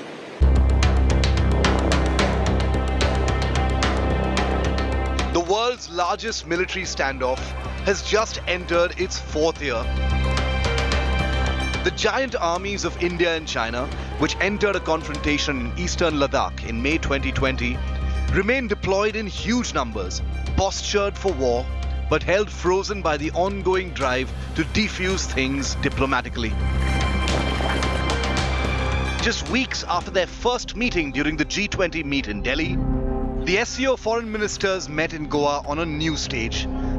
The nearly 30-minute meeting focused on resolving outstanding issues and ensuring peace and tranquility in border areas. Ties with China are abnormal. It cannot be business as usual. That was the message of Dr. Jaishankar ahead of his second meeting with Chinese Foreign Minister Qin Gang. The big focus was on de-escalation, in order to pave the way for Chinese President Xi Jinping's visit to the SCO and G20 summits scheduled in July and September this year in India. The Indian side has made it clear that it cannot be business as usual after the Galwan incident and the continued Chinese presence in eastern Ladakh since May 2020. Dr. Jaishankar has said the state of India-China ties is abnormal and there are real problems in the bilateral ties which need to have an open and candid dialogue. The bulk of our conversation, understandably, was about the current state of our relationship, which many of you have heard me describe as abnormal, and I think those were among the adjectives that I used in that meeting. We have, there are real problems in that relationship that need to be looked at, that need to be discussed very openly and candidly between us. On April the 24th, the Indian and Chinese armies held their 18th round of talks in Ladakh, agreeing once again to pursue the disengagement effort. In 3 years, the two sides have managed to agree to pull back troops from a handful of friction points, including Galwan, Pangong So, and the Hot Springs area. But dangerously close deployments continue to simmer in Depsang and Demchok sectors. The army-level talks were followed last month by Chinese Defense Minister Li Shangfu's visit to Delhi to attend the SCO Defense Ministers meet on April the 27th. His Indian counterpart had described the situation with this plain speak. पिछले G20 में भी ये संभव नहीं हो पाया था कि सब एक मंच पर एक साथ आ जाएं, पर भारत में तो सब आ रहे हैं पार्टिसिपेट। सभी आ रहे हैं। ये भारत की शक्ति का। देखिए, इस सच्चाई को कोई नकार नहीं सकता कि अंतर्राष्ट्रीय जगत में भारत की प्रतिष्ठा मोदी जी के नेतृत्व में बढ़ी है। The India-China de-escalation has been incremental and slow, reflecting China's continued impulse to change the border status quo, while India's unrelenting defense posture has locked the two Asian giants in an embrace. Will the two countries find a new path forward? With Geeta Mohan in Panjim, Goa, Bureau Report, India Today.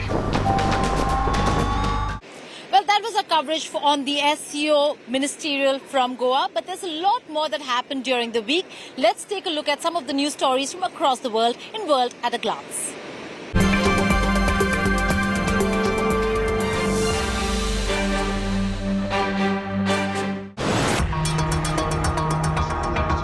US has completely denied any involvement in an alleged drone attack on the Kremlin after Russia accused Washington of guiding Ukraine to launch the assault.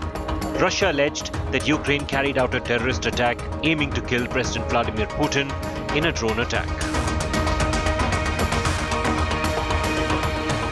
A 13-year-old boy opened fire in a classroom in Serbia's capital, Belgrade. 8 students and a guard were killed in a meticulously planned attack. 6 other students were injured. Police named the shooter as Kosta Kekmanovic. The shooter used his father's gun for the shooting.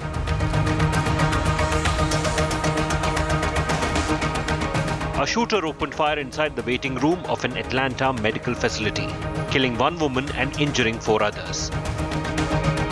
Atlanta police is on the hunt for the suspected shooter, who is believed to be 24-year-old Dion Patterson. The Canadian Tax Authority has reached a tentative deal with 35,000 striking employees, ending the 2-week work stoppage that marked one of the largest public sector labour disputes in the country's history.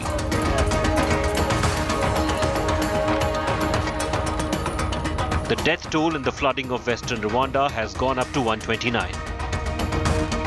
According to the office of President Paul Kagame, rescue operations are underway. 6 people were killed in neighbouring Uganda as well. Enrique Tarrio, the former leader of the Proud Boys, and 3 other subordinates were convicted of numerous felonies, including seditious conspiracy for their roles in the January 6, 2021 Capitol attack. They were found guilty of conspiring to prevent the peaceful transfer of power from Donald Trump to Joe Biden.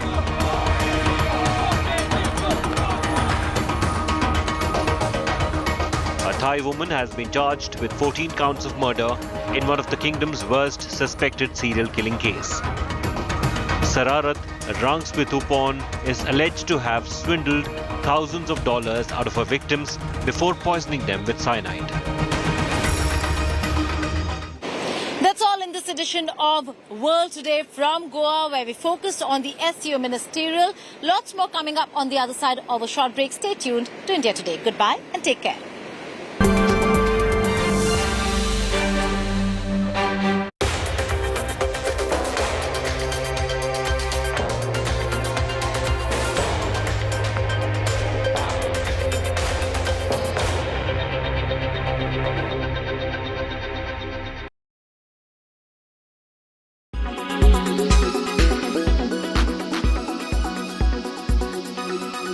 One of a breed of young entrepreneurs who not only run large enterprises themselves, but also invest in so many other startups. So I've always wanted to ask one of you, what gives you greater pleasure, running your own company or dabbling in other people's enterprises? I think we don't really dabble. I would call it support. It's a good question, Udyan, but look, there is no right or wrong answer to this. Both are very different in their own ways. When you're running your own company, you have a lot more control on the destiny of the business. However, all your eggs are in one basket. Whereas when you're investing, you can vicariously benefit from just learning about so many different industries and building.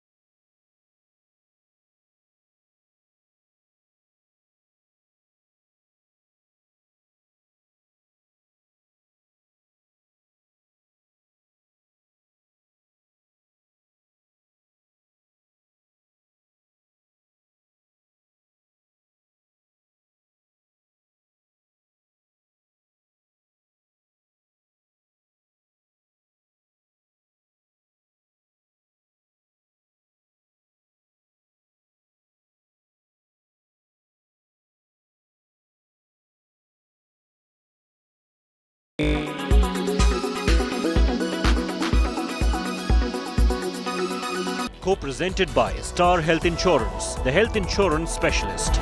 Powered by Jaguar, discover the magic of smart lights.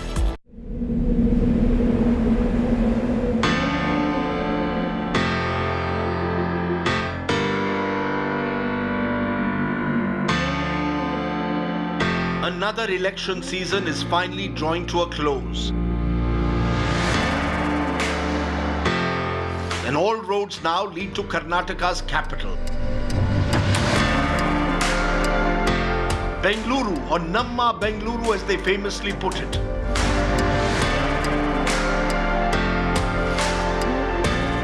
Good to see all your smiling faces. What is the best thing about being in Bangalore? The weather. Namma Bengaluru rocks. Arey kya karta hai tiger? A city filled with warmth. आप लोगों का coffee बहुत अच्छा होता है. It's a love from the people of Bengaluru. We are known to have a big heart. Unmatched to any other I have so often travelled to. You're serving me Kannadiga food. If Rishi came for lunch, what would you serve him? Well, I would serve the same food that I'm going to serve. The energy here is contagious. वाह, तो Amar Akbar Anthony हो गया. यहाँ तीनों बड़े आराम से रहते हो. No problem. This is very kind of you, sir. But this time around, this city that once stood tall as the garden city, then the IT capital, is now challenged by civic mess and political corruption. What do you want? Absolute basics. Bijli, sadak, pani. If you're not allowing citizens to voice their opinion, then it is a crumbling government. Leaving everyone with one question. Is there a way back? Can Bengaluru revive its true identity? The answer to that could come from this grand masterpiece behind me, the Vidhan Sautha. BJP is also targeting me because they are against women. Soumya Reddy is the Rahul Gandhi of Jayanagar. People of the state doesn't want to vote for a prime minister. To finish the game, Joker is required. We all love Bengaluru's weather, don't we? Well, this summer, the temperatures have soared. The Netas have been extensively campaigning in the final lap of what has been a rather polarizing poll battle. But the final say belongs to him, her, and them. The local Bengalurians, what do they want? Namaskara, this is Elections on My Plate. I'm Rajdeep Sardesai. Welcome to Namma Bengaluru.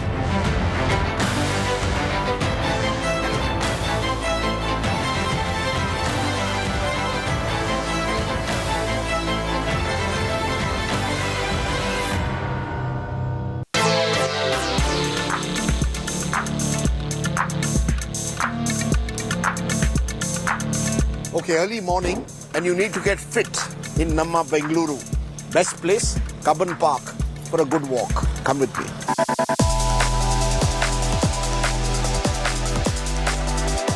Good to see you. Namaskara. Namaskara. Good to see you fit.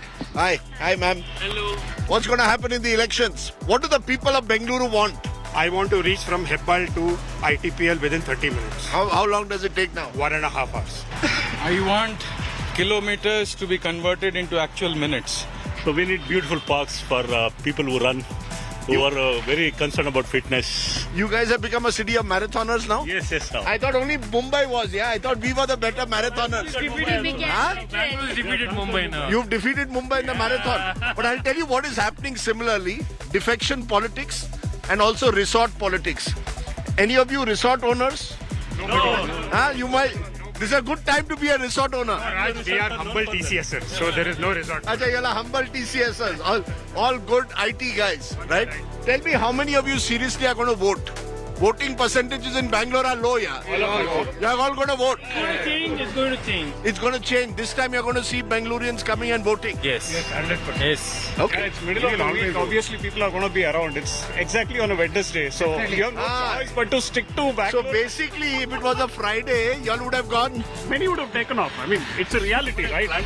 My God, that's quite a dog there, yeah? What breed is that? Yes, husky. Husky? Yes. My God, man, he's looking at me dangerously. Good to see all your smiling faces.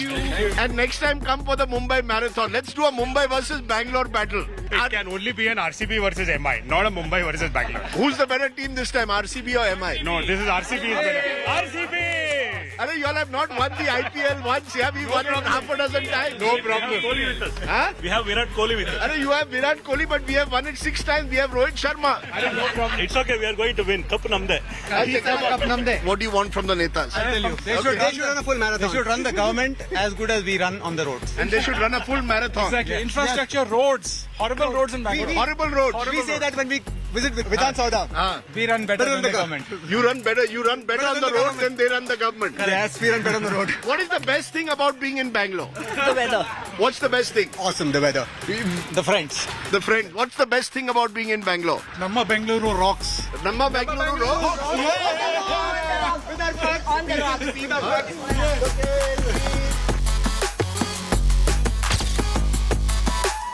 Yes, what is the best part? The vada. The vada. Yes. The vada. Our group's name is Ghode Khai Vade. We run like ghodas and then we eat vadas. Is it going to be Congress, BJP, JDS, Hung Assembly? What do you expect? No worries. ED will win. ED? Yes. You're a good political observer, yeah? Who's going to win? Nobody. It's hung. Hung? Yes. It's going to be hung? Yes. I will go with Congress. Good, huh? Huh? Hung is No, I will go. Why is hung good? because normally the country or the city does or the state does well in a hung parliament. I think people going to vote for JDS and Congress. I think it's People want change. Yeah, people want to change because people cannot vote by seeing Modi. Because Modi won't come and work here. So people want change and Congress and JDS this time. Congress and JDS this time, what's going to happen? JDS will form the government. BJP, JDS? Yes. So basically you're saying whoever forms the government has to go to Kumaraswamy first. Huh? Deva Gowda is the kingmaker. Huh? I think they are the one who works for the people because BJP, it's only about Modi about India. ये हंग assembly होगा क्या? कोई लोग बोल रहा है हंग assembly होगा? नहीं होगा. हंग इस बार नहीं होगा? नहीं होगा. कांग्रेस को स्पष्ट बहुमत मिल जाए. फुल बहुमत आएगा. इस बार बीजेपी को फुल बहुमत आ जाएगा. क्या यार? बेचारा Kumaraswamy is waiting for hung assembly. नहीं आएगा. No, this time no Kumaraswamy. उसको तो 22-25 बस last. Bus 22-25. Analyzing the election with numbers also. Vasu Dixit is joining me. He's very kindly agreed to come and sing and play. What do you want to play? I want to play one of Kanakadasa song. Kanakadasa is saint poet of Karnataka. ಎಲ್ಲಾರು ಮಾಡುವುದು ಹೊಟ್ಟೆಗಾಗಿ ಗೇಣು ಬಟ್ಟೆಗಾಗಿ ಎಲ್ಲಾರು ಮಾಡುವುದು ಹೊಟ್ಟೆಗಾಗಿ ಗೇಣು ಬಟ್ಟೆಗಾಗಿ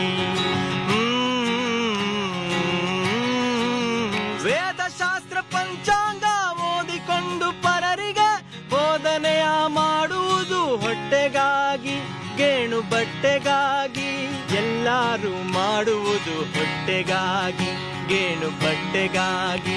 It means everybody is doing only for the hunger and for a piece of cloth. Whatever you do, whether it is politics, whether it is preaching, whether it is teaching.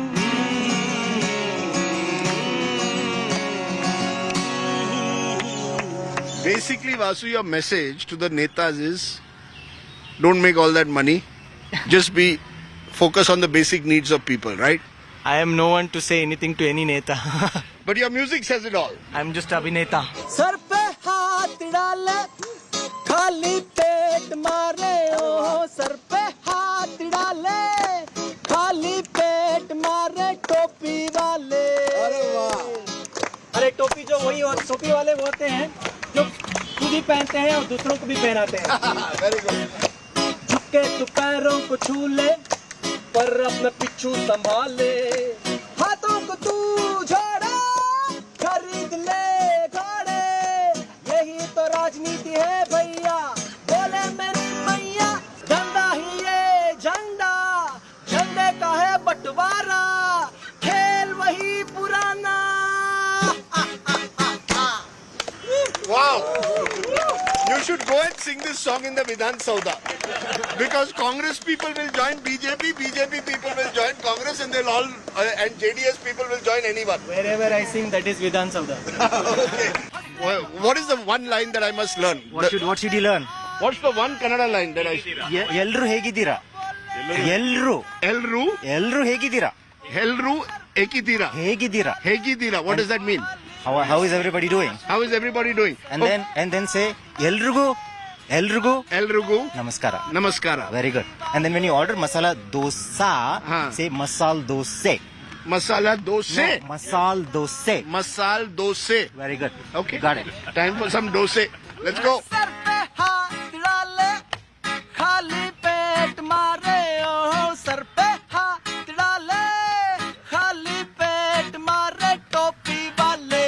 I'm going to meet a few old friends, enlightened citizens of Bengaluru who want to make their politicians more accountable. Come with me. Namaskara. Hi. Hi. How are you? Hi. Hi. Okay, let me introduce all of them. Professor Trilochan Shastri is IIM professor and with the Association of Democratic Reforms, looking to change the way politics is done in this country. Revati Ashok is from BPAC, Bangalore Political Action Committee, again trying to make politicians accountable. Tara Krishnaswamy is also part of a citizens action group. So welcome all of you. Good to have enlightened citizens. Oh, the Vadas have also come. Great. Thank you all for being here. Thank you for inviting us. You know, I want to ask you basically at the very outset, another election. Do you feel a sense of frustration, cynicism? Every election, whether it is the central elections or the state elections or the corporate elections, we have been holding citizens meets candidates, several of them across the city. And it has always been extremely participative. This year, surprisingly, when we asked for permission, we asked for written permission and the police refused permission. You were refused permission in writing for citizens to meet candidates? Yes, to ask them questions? In writing. They stated that there is some rule now that it is unlawful. Unlawful to meet candidates? Yes. Basically, you're supposed to vote without knowing anything about your candidate. It should not be an informed vote. That is how it's coming across to us, right? 95% crorepattis, 35% of the previous assembly had criminal candidates. But what I find interesting is the number of candidates whose assets have grown 3 times, 4 times, especially ministers. Yes, they are very smart in the financial market, so they know how to double their assets. They should come and teach finance at IIM. Yes. I'm told candidates are spending 15, 20 crores. That's true. To become MLAs. That's true. And I think that is an understatement. Understatement? It's like more like 30 to 50. What that ends up with is a very unrepresentative legislature, whether it's at the state level or union level, because you end up with the extraordinarily wealthy, you end up with males, because as you know, the economic disparity in India is also very, very high. And of course, you know that we have nearly no representation of Muslims in the legislatures. You got what? 9 or 10 women in 224-member assembly. That's crazy. By the way, this Medu Vada is very... You got to try. It is very crispy and terrific. Come on. And there's more coming. Bangalore hasn't had a municipality for 3 years. That's the biggest failure of governance, if you ask me. This is the biggest failure of governance. That you don't have a municipality in place. So if something goes wrong, if there's a pothole tomorrow or a pothole death, you can't. What has been happening is that the High Court has been intervening. It's so bad it's gone out of legislation and administration into judicial territory. Defection Raj. Politicians switching sides in Karnataka like, changing their clothes. Is there a way out? Yes, defection should be banned by law. Banned by law? Should be banned by law because it is a fraud on the people who are voting for them. And if you defect, you lose your seat, but you should not be allowed to contest from the other party for a period of 5 years, cooling off period. Okay, this akki roti, I want to tell you, is tumba chennagi ide. It is very good. My Kannada getting better. Yes. Thank you. I stay a few more days in Bengaluru. It'll get even better. Poetry. I'll write Kannada poetry soon. No. But it's very good. Trust me, great place for breakfast. Okay, I'm all set to hit the road. But first, some jeera pani. Kya dala isme? Jeera, pepper, ginger. Jeera, pepper, ginger. मेरे लिए अच्छा होगा? Huh? No side effects. No side effects. This will set me up for the day. Ah, lovely. Jeera pani. Thank you, boss. Bye. Let's go.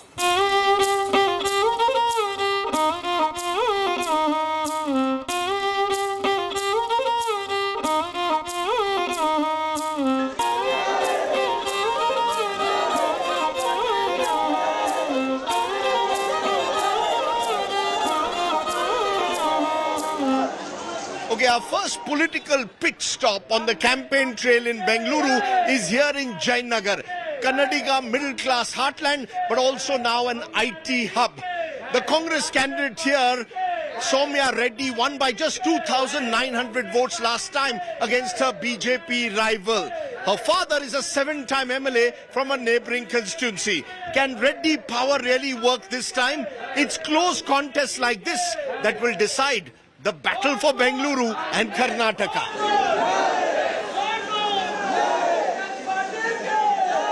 Hi Soumya, how are you? Good, thanks. How are you, Rajdeep? I'm very well. This is being seen as one of the most watched constituencies of Bengaluru. Absolutely. Tough fight. You won by just 2,900 votes last time. Yeah. Do you admit that it's going to be very, very tough? Not really. I have been available. I have been absolutely committed towards the people of Jayanagar. I've been accessible and also made sure that development has happened. The criticism I read somewhere is Soumya Reddy not accessible enough. Are you accessible and are you a Dinesh simply, as I said, because of the Reddy surname? Sir, you can ask people over here if I'm accessible or not. She's available? Yes. Huh?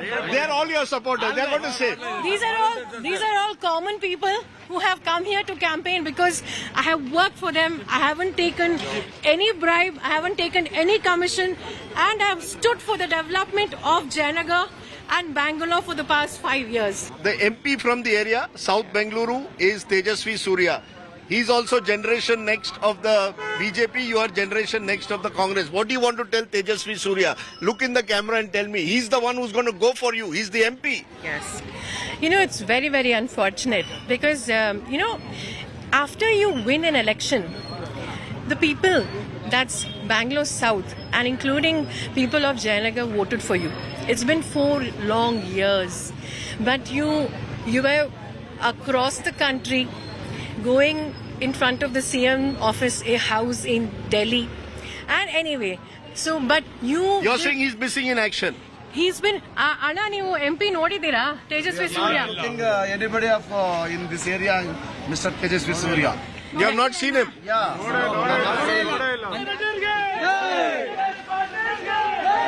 Some buttermilk because it's getting hot. We're going to go and confront Tejasvi Surya with what Soumya Reddy just told us. Come with me. Nandini brand. Made in? Karnataka. Made in Karnataka. Here is my friend Tejasvi Surya. How are you? Hi Rajdeep, how are you? The young star of Bengaluru BJP politics in your den in Bengaluru South. How are you, sir? The candidate of Jayanagar. Yes, sir. I am Welcome. very fine, sir. Okay, good. What are you all having? We're having some filter coffee. Shall I order one for you? You cannot come to Bengaluru and not have lots of filter coffee here. Filter coffee la lo. 1 sugar. Hamara diabetes kam hona hai. But all well? All well. Confident? Very confident, Rajdeep. We have done work. We have been amongst the people for the last 5 years consecutively. We're very confident of a victory. You're very confident of a victory. Okay, before I ask you more questions, I'm going to play out what Soumya Reddy, who is the Congress MLA from Jayanagar, told me a short while ago. You must ask this to Tejasvi Surya. Alok, lay out. Listen. After you win an election, the people, that's Bangalore South and including people of Jayanagar voted for you. It's been 4 long years. But you were across the country going in front of the CM office, a house in Delhi. And anyway, You're saying he's missing in action? He's been... Anna, you MP nodidira? Tejasvi Surya. I think anybody in this area, Mr. Tejasvi Surya. You have not seen him? Yeah. Where was Tejasvi Surya during COVID? Where was Tejasvi Surya for the last 4 years? Well, during COVID... You heard of that? Yes, Rajdeep. During COVID, I was here amongst our people running India's probably largest oxygen concentrator bank, while the MLA was, I think, locked up in Koramangala in her farmhouse or somewhere. So you are accusing her of being missing in action? People, Rajdeep, wait for 10 days. People of Jayanagar will tell you who was missing in action, who was not. Rajdeep, let me tell you something very interestingly. Soumya Reddy is the Rahul Gandhi of Jayanagar. Rahul Gandhi has done nothing in Amethi. In the same way, Soumya Reddy has not done anything in Jayanagar the last 5 years. On the 13th of May, just like how Rahul Gandhi ran away from Amethi to Wayanad, Soumya Reddy will also run away from Jayanagar to her father's borough of BTM. The coffee is very nice. What is so special about your coffee? आप लोगों का coffee बहुत अच्छा होता है क्या? It's the people, Rajdeep. It's the people of Karnataka. आप लोग मीठे लोग हैं इसलिए आपकी कॉफी भी मीठी लगती है. Is Tejasvi Surya been missing in action? You've got some. In one word, he's a people's man. He's a people's man. Yes, absolutely. He's a young youth leader. He's a young youth leader. He's available all the Tejasvi, you have got all your people here. Everybody is my people. Easily accessible man. Easily accessible man. Absolutely, yes. Definitely.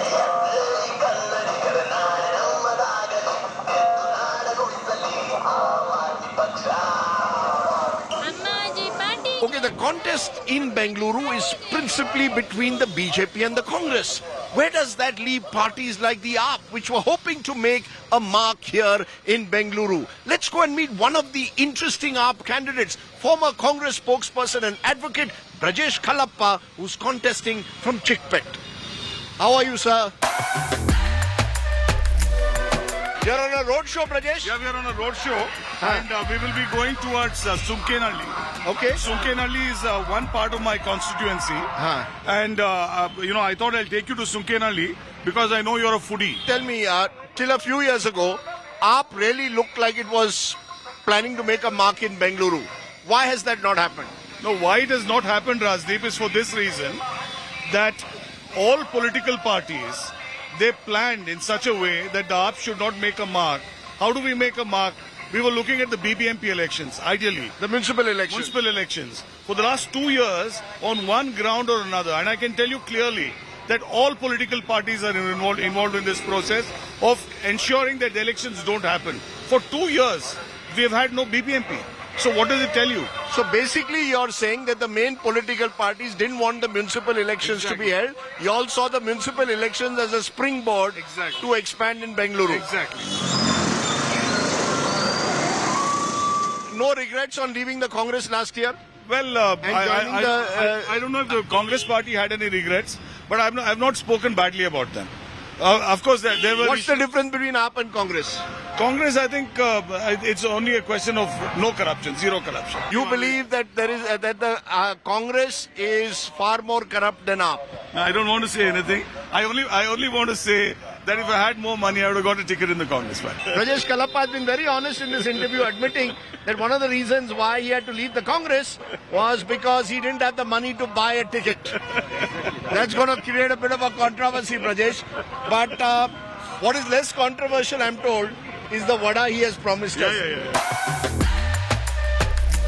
Okay, so Brajesh Khalappa, after having done that road show, has insisted that I come to Brahmin's Coffee Bar. Brahmin's? Brahmin's Coffee Bar. That's a dangerous name in today's India. No. I love your dress. Can I try that? How do I? I also want this one. Next trip, I'm not wearing a jean. I'm going to wear this. This is of course, idli vade. This is the upma, and this is the special kesar bhat. Upma you have with the chutney. Okay, I'll have the upma with the chutney. This is the... You have this one. Okay, this is the Aam Aadmi snack provided by the Aam Aadmi candidate. Upma, vada with the chutney, idli, kesar bhat. This is only a snack. Because up next, we are going for a special lunch, a Kannadiga lunch being hosted by one of Bengaluru's most eminent citizens. The joys of elections on my plate. Lots of food, a little bit of politics. In the middle of the road in Bengaluru, I am being given a lungi. This is very kind of you, sir. I can do that. You do the step and I'll try. You have to keep it like this. Arre baapre. Lungiland. That you can do. I must be more careful.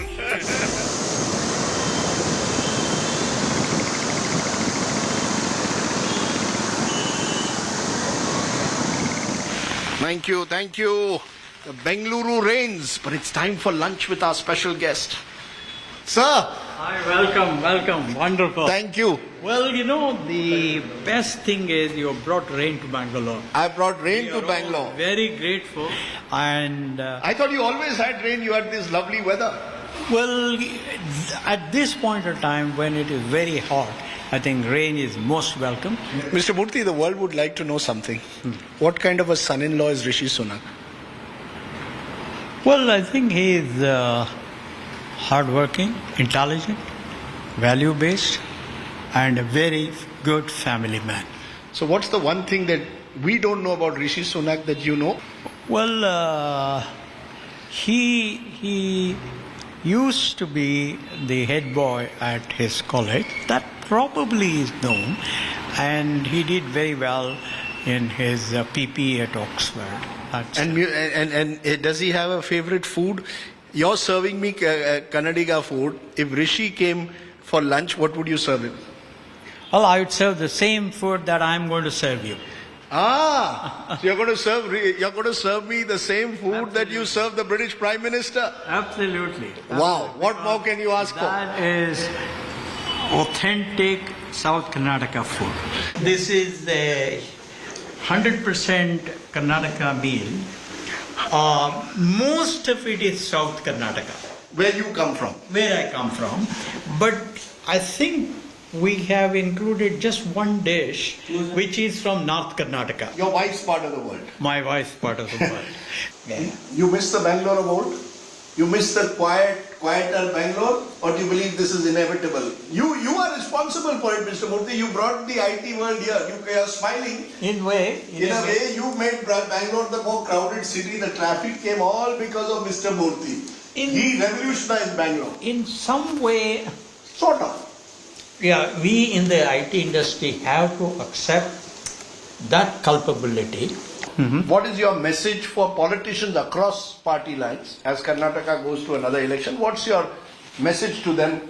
What would you like to see? What would Narayan Murthy like to see? What is your vision that you would like them to implement? No, I would only say, please continue the good work that you people have been doing all these years. And avoid the corruption. You know, again, there is no data to prove any of this, so I don't want to get into those issues. You know, but a message? What's the message? If there was one thing you would like them to do for Bangalore. And that is, Bangalore, based on the past data, has tremendous potential for growth. And consequently, creation of jobs. Therefore, the citizens of Bangalore, the politicians of Bangalore, the bureaucrats of Bangalore, they are all in a very, very enviable position of creating huge number of jobs. And all of us have to come together as one voice, as one mind, one heart, and work together to make this city better and better and better, and solve the problem of poverty in our state and in our country. That's what I would say. Okay. Yeah. That sounds a message. I hope that somebody out there is listening from the person I call the eminence green of Bengaluru, an iconic figure. Wow. There's a very interesting photograph in Mr. Murthy's room of Rishi Sunak playing cricket. Yeah. Looks like he's a cricket fan. He loves cricket. Are you a cricket fan also? Oh yeah. You know, I want to tell you this. That when you come to Karnataka, the knowledge that Kannadigas have about cricket is quite extraordinary. I'm sure you have better knowledge than your son-in-law. He enjoys cricket, right? He enjoys cricket. He is also very knowledgeable. So I don't want to take that. Okay, we're going to have if we ever get Mr. Murthy and Rishi Sunak together, we're going to have a cricket quiz between them. We should. Who knows more about the game of cricket? And who knows? You know, I have Ashish Nandi once will win. Ashish Nandi once said, cricket is an Indian game accidentally discovered by the British. That makes sense. That makes sense.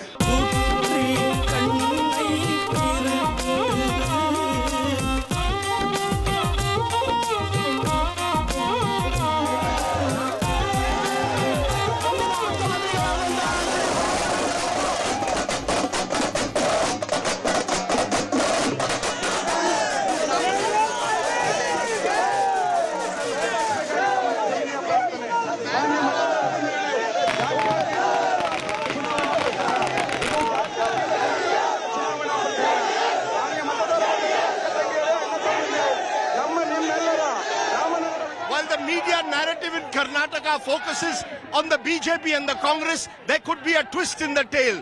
Remember, 3 of the last 4 elections in Karnataka have thrown up hung assemblies. H.D. Kumaraswamy has been Chief Minister twice. Which way will Kumaraswamy go if there is a hung assembly? To answer that question, we've come here 60 kilometers away from Bengaluru to Ramanagara, the bastion of Devagowda and family.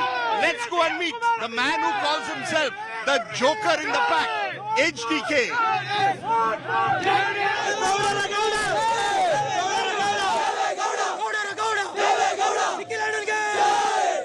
So, second generation and third generation.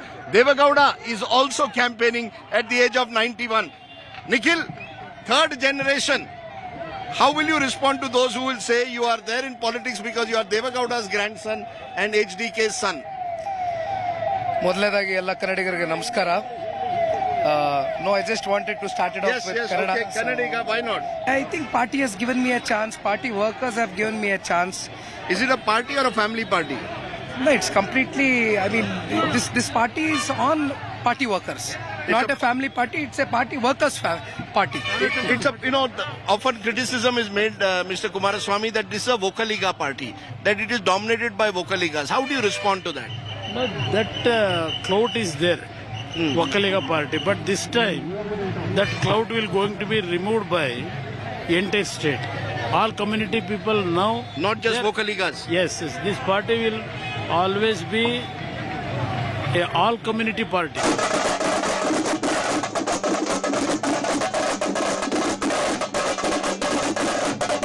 You gave Nikhil the ticket because he's your son or because of the work he is going to do? Because not as a son. He worked with the workers. What is your advice to Nikhil? Nikhil, go with the people. Please, whatever work you want to do, heartily, you do your work sincerely. Sincerity is important to survive in the political activities.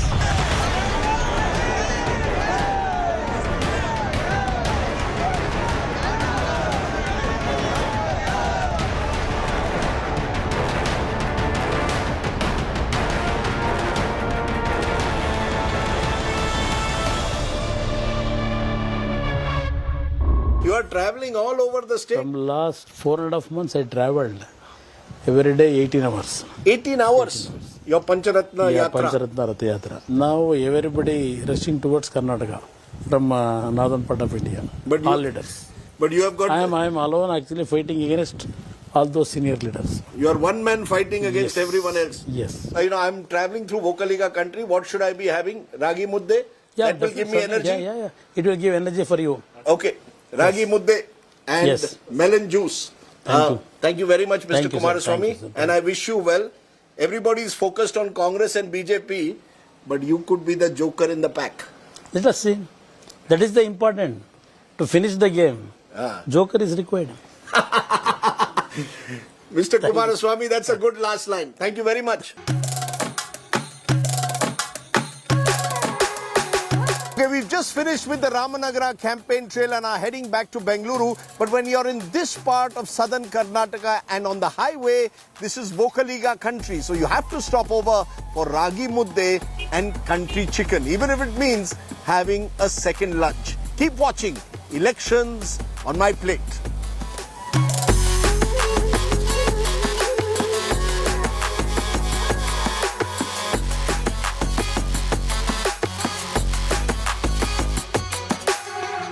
Aha! Lovely.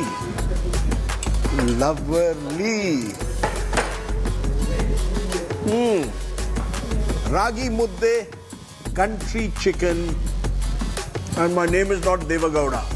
Just enjoy very healthy food. Let's head back to Bengaluru.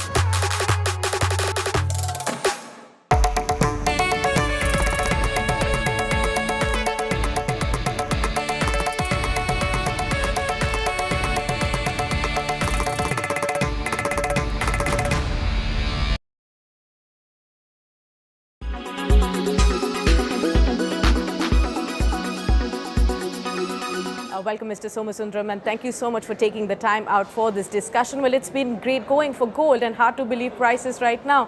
What exactly is leading to this sharp up move? Well, you're absolutely right. Gold is perhaps one of the best performing asset class now. As you rightly said, it is the retail end of it. Now we are talking about closer to 65,000 rupees with all the taxes in. And a year ago, it was 52,000 rupees. So it's a big jump. Clearly, therefore, it is for those who have got their whole gold holdings. I think it's a great time. What is your own outlook on the demand for the rest of the calendar year 2023? We did see some dampening on Akshaya Tritiya as well, which is one of the major days where Indians really go out and buy gold. But how long do you really see this demand to remain subdued and before picking up further again? Well, if the prices continue to rise, you will have to accept a condition where the consumers will be little reluctant to enter, and they would want a little more reassurance that this price increase is going to be a very strong, and definitely this is the right price to buy. It always takes a little time. Then monsoons are another factor which will affect the Indian demand for the second half. But I have always said fourth quarter always holds surprises for India. So if you get a good monsoon and if the prices hold out at the current price, you may see a very, very strong fourth quarter.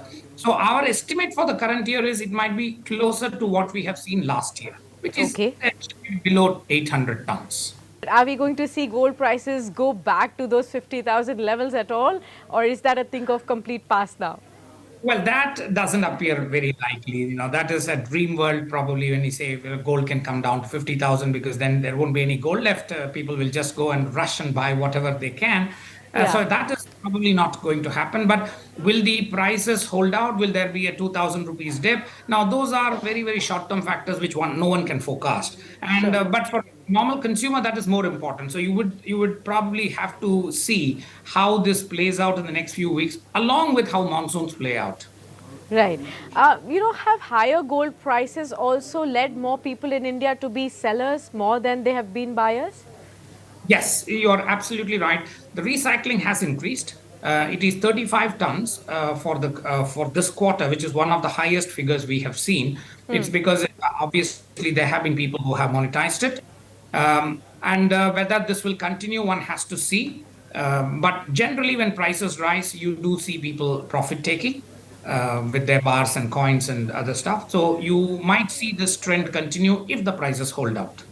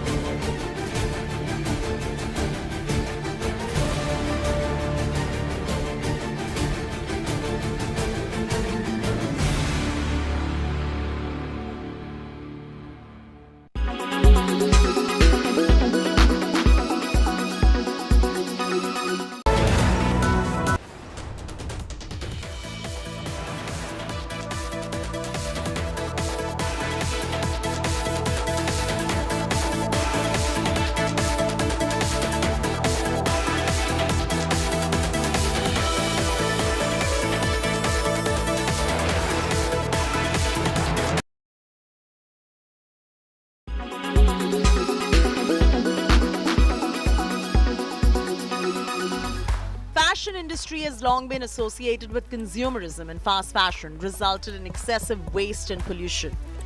However, a new movement is taking shape, one that is centered around sustainability and ethical fashion. That is the pre-loved revolution.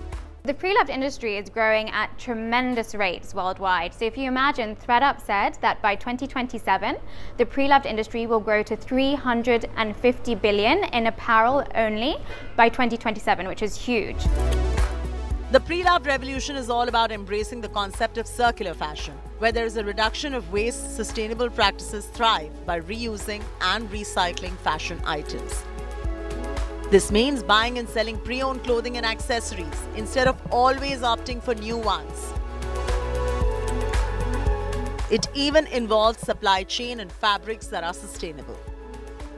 So from the very inception of our brand, we decided we're only going to focus on environmentally conscious fabrics and environmentally conscious garments.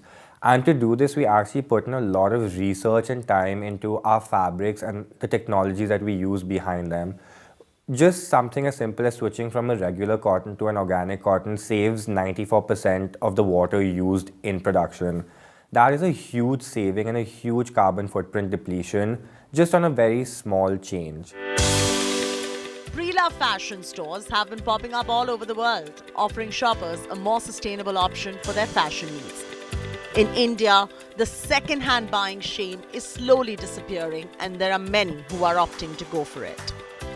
India is more than ready for pre-love. We really thought that we would be spending a lot of our time educating clients and convincing them that this is a really good platform to sell and buy on. But we didn't even have to convince them that much. Honestly, everybody was more than willing and excited to make money off their wardrobes, sell their Gucci's, their Manish Malhotras, and make money. And people were more than happy to buy these at a much lower cost. Fashion designers and even bloggers are now promoting the pre-loved revolution, encouraging their followers to buy and sell pre-owned items.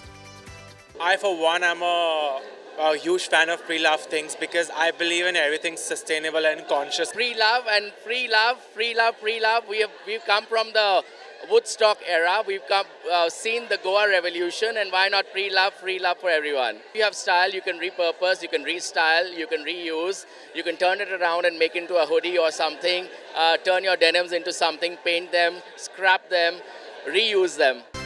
The pre-loved fashion revolution is a part of a larger movement towards sustainable fashion.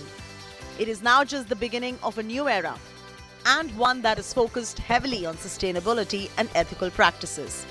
So join the movement and make a positive impact on the world, one pre-loved item at a time. In New Delhi with Riya Modi, Chaiti Narula for India Today.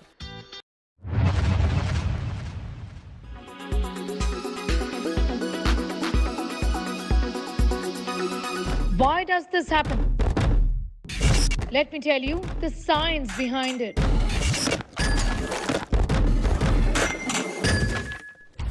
For more informative videos like this, keep watching India Today Newsmo.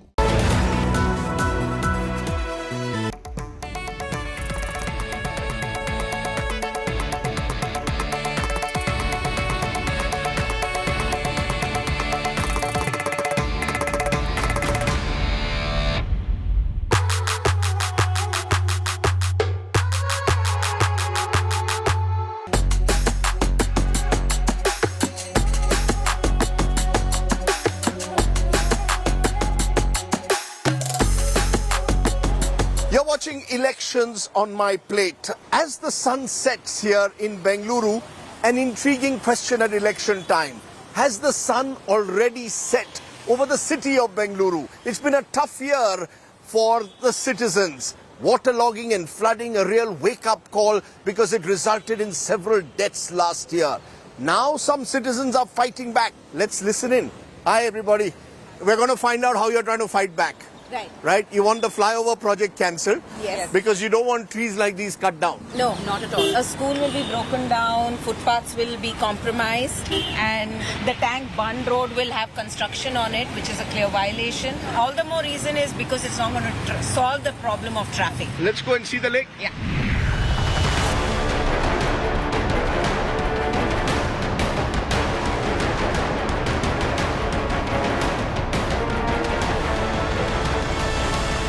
Okay, this is your lake. That's the Sanki tank. Yes. Right? And y'all are worried that once this flyover comes, this will block a lot of the drainage, presumably also. Yes. Could lead to waterlogging. So why don't y'all go to court? All we saw one morning in 2022 was trees marked. And then we realized that we kept asking, by then the tenders had already been released, everything was already finished, so there was no public consultation at all. And when y'all decided to protest, you had FIR slapped on you. We just walked along the bund. So Would you call that a protest? You just walked along the bund in February this month? We were wearing black t-shirts to identify ourselves. That And was you the are- only sign of any dissent. Are citizens afraid of taking on the... Intimidated, they're being threatened, calls are coming up, cops are saying we'll destroy careers. For 1 month we tried to get an appointment with our own MLA, who has been serving this constituency for 3 terms now. And for 1 month we could not get. We had to actually sort of ambush him outside because he came to inaugurate the Namma clinic. But it appears that Bengaluru is collapsing, right? All the lovely city of lakes will no longer be there 10 years from now. There is so much fear. If you're not allowing citizens to voice their opinion, then it is a crumbling government. Then what is there to save the city? Because you have to hear, you're using public money. People have to hold the parties accountable. Yes. All parties. 2018 BJP manifesto says BMTC fleet will be doubled. You can check what happened. In fact, last 10 years, the BMTC fleet size is static. So it's not one government. We're not against any particular government. Thank you for these voices. I hope someone is out there listening, particularly at election time. I'm going to go and listen to more voices from Bengaluru because there are more contentious issues blowing in the election wind.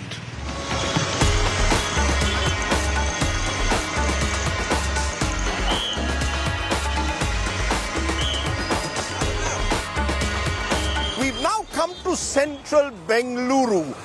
To Russell Market in the heart of the city. This is a very congested area, and we thought that in this Muslim-dominated pocket of Bengaluru, we'd do a spot poll. Hijab, Azan, Halal. These are the issues debated in TV studios when it comes to Karnataka. But on the ground, do they really echo? Let's find out.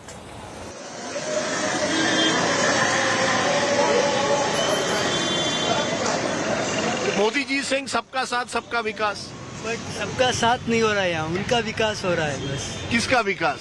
जो सत्ता में बैठे उनका विकास हो रहा है। पर ये जो हिजाब, अजान, हलाल, ये लोगों के सामने इशू नहीं है। That's all pretext. That's all pretext. And Shivaji Nagar also believes in सबका साथ सबका विकास. सबका साथ, but we don't have an issue. Any party comes. You have no issue whichever party comes. We want a good governance. Tell me, in TV studios we talk about hijab, azan, halal. Is this the real issue for the people here or not? This issue has been created. It is upon the woman who has to make the choice. It is not. So you are saying each woman should have the right. Yes. अगर उसको पहनना है पहन सकते हैं, नहीं पहनना है नहीं पहनना है. हाँ? हाँ? Force नहीं है उसमें. कोई force नहीं है? Her choice. This is not UP Bihar. This is not UP Bihar. Yeah. This is Karnataka. This is Karnataka. This is not UP Bihar. So you are saying that in Karnataka you cannot do Hindu-Muslim politics. Yes, you can't. Huh? Never.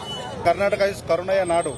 Karunayar Nadu. United, the people are united. We look after every people from outside city. We should show our love. Do you believe that you have the right to decide whether you should wear hijab or not, or your daughter should wear hijab to school? Yeah, we do have a right to. You believe your daughter should have the right? Yes, she should believe. Does she have the choice, or are you making the choice for her? It's her choice. It's her choice to wear it or not. So tomorrow if she tells you, Mummy, I don't want to wear this, you will say okay? My choice is to wear hijab. It's her choice if she is willing to wear or जो हमारे पुराने पूर्वजों ने जो तरीका लेके आए वो हमारे सेफ्टी के लिए ही लेके आए ना, वो हमारा इस्लाम का चॉइस है। ये इस्लाम का चॉइस, पर पहले तो नहीं पहनते थे इतने 1400 साल पहले से है। नहीं, पर कई महिला नहीं पहनते हैं। नहीं पहनते, वो उनकी मर्जी है। जो पहनना है वो हमारे कुरान में लिखा हुआ है, वो पहनना ही पहनना है। If your daughter goes to school says नहीं, हमारे स्कूल में हिजाब is not allowed, क्या बोलोगे? हम मुसलमान के स्कूल में डालेंगे। आप स्कूल बदलोगे? स्कूल बदलाएंगे। You will change the school. हाँ। But then you are depriving your daughter of school education, no? हमारा कल्चर क्या बोलता है वही हम बात करेंगे। Patient decide. No rule to decide what we wear, what we do. Government has no role. There is no rule. Why they have to rule us? These things are new to us. My sisters are doctors. They're dentists. They are studied. Nobody objected for so many years. I don't know why this has come just for the past 9 years.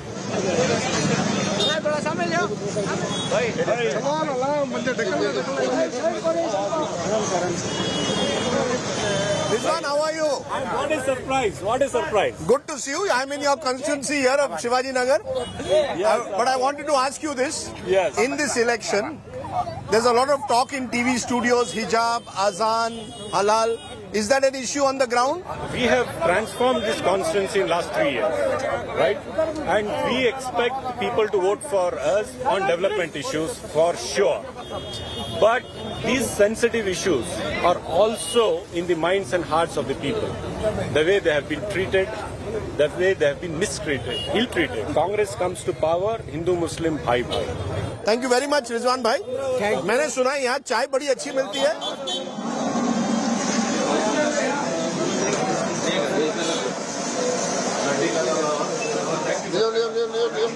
ये बहुत मीठी चाय है.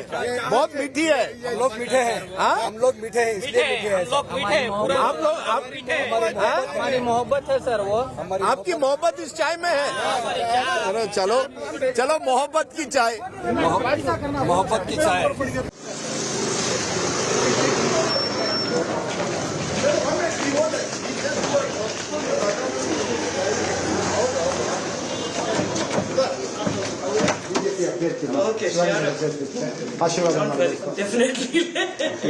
Taking on the Congress's sitting MLA Rizwan Arshad from this Shivaji Nagar constituency of central Bengaluru is the BJP's N. Chandru, a first-timer. आपसे मिलकर बहुत अच्छा हुआ सर. नमस्कार.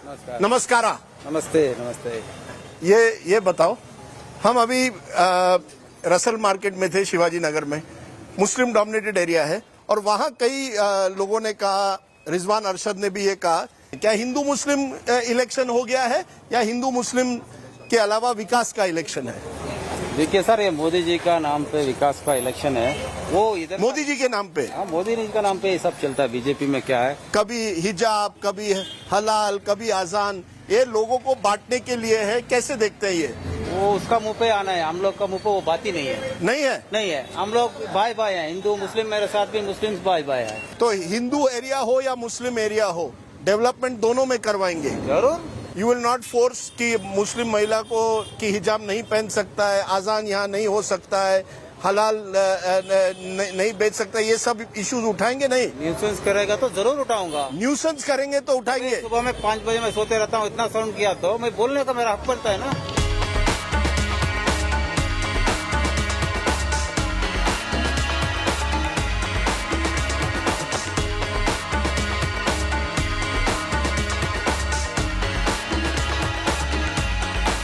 Russell Market, I have found a slice of India. Amar Akbar Anthony. आपका नाम? Umakant Chauhan. Upakant Chauhan. Mohammad Idris. Mohammad Idris. Peter. Peter. All three have shops in the same area. Yes. तीनों का. आपका क्या दुकान है? Toy shop. Toy shop. आपका? मेरा ड्राई फ्रूट्स और ड्राई फ्रूट्स. आपका? फ्रूट्स का बनाना. बनाना. अरे वाह. तो अमर अकबर एंथनी हो गया. यहाँ तीनों बड़े आराम से रहते हो. No problem. हाँ, वही तो, तभी तो जिंदगी का मजा है सर. जब है ना सब रिलीजन के लोग मिलजुल के जब जीते हैं ना, तो ये जीने का मजा है सर. अरे वाह. तो इतने सालों में यहाँ कोई प्रॉब्लम नहीं सर. हम 1930 से हैं इधर. 1930 आपके ग्रैंडफादर से हमारा बिराड़ी रोड. ये नो प्रॉब्लम एवर. नो ये भी क्या भी नहीं. हमारा ये हिंदू भाई भी क्या भी नहीं. छोटी एक बात बोलता हूँ. कुकिंग गैस सर 330 था, अभी 1,1200 रुपये हो गया. पेट्रोल का बढ़ गया, मेडिसिन पे टैक्स लग गया. 300 जो सिलेंडर था पुराने दिन जो बोले थे वही हमको अच्छे हैं. अब ये नए दिन जो है बड़े खराब दिन निकल रहे हैं. Okay, I've had my share of dates, but I have still one more date to go on elections on my plate. It's nightfall on a weekend here in Bengaluru. It's time to find out what generation next of India's IT capital is up to. Come with me.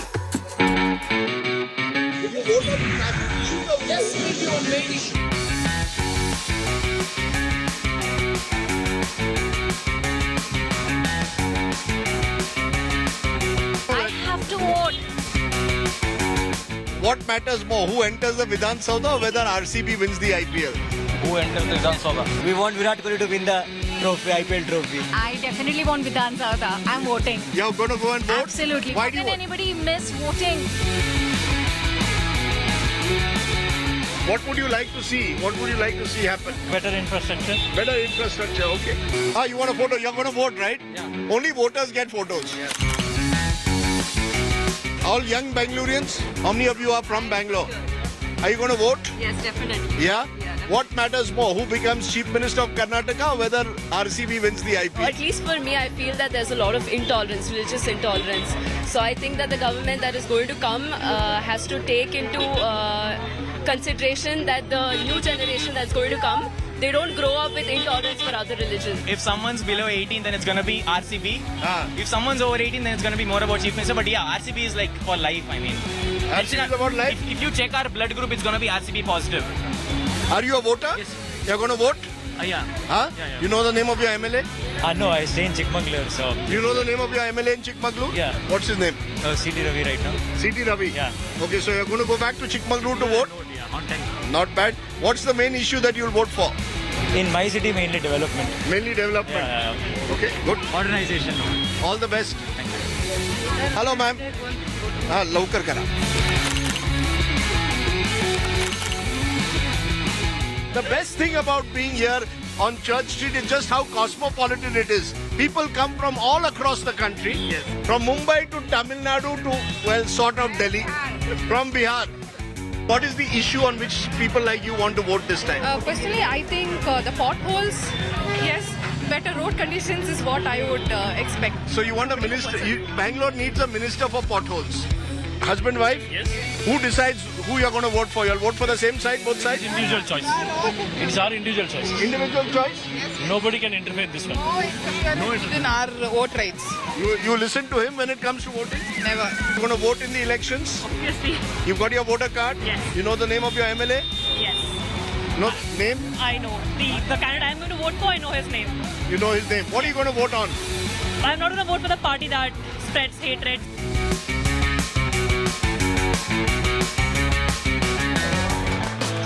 Okay, now RCB is not the only iconic brand at the moment in Bengaluru. I'm told that there's an ice cream that I must have. And as I said, I have a sweet tooth. So I'm going to try what this ice cream is. What is this ice cream that I must try? Hot chocolate fudge? Hot chocolate fudge? Yeah.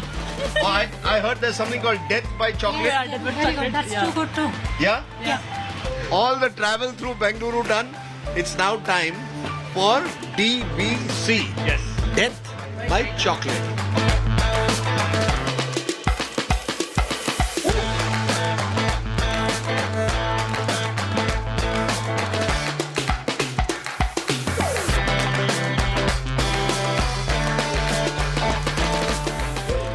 There it is. Move over RCB. DBC, Death by Chocolate, is here. Now, who survives the May 13 test is the big question. The general feeling one gets is change is in the air. But what does change in Karnataka mean? Change in Chief Minister, change in government, or simply a change in your local MLA? But the one thing that won't change is Bengaluru's incredible capacity to provide you a variety of food. Enjoy the ice cream and may the best team win. From Amit, Alok, Ashwin and Anaga, all the 4 A's and the entire team of Elections on My Plate. ये cherry किसको मिलेगा? We'll decide on the 13th. Bye for now. ವೇದಶಾಸ್ತ್ರ ಪಂಚಾಂಗ ಓದಿಕೊಂಡು ಪರರಿಗೆ ಬೋಧನೆಯ ಮಾಡುವುದು ಹೊಟ್ಟೆಗಾಗಿ ಕೇಳು ಬಟ್ಟೆಗಾಗಿ ವೇದಶಾಸ್ತ್ರ ಪಂಚಾಂಗ ಓದಿಕೊಂಡು ಪರರಿಗೆ ಬೋಧನೆಯ ಮಾಡುವುದು ಹೊಟ್ಟೆಗಾಗಿ ಕೇಳು ಬಟ್ಟೆಗಾಗಿ ಎಲ್ಲರೂ ಮಾಡುವುದು ಹೊಟ್ಟೆಗಾಗಿ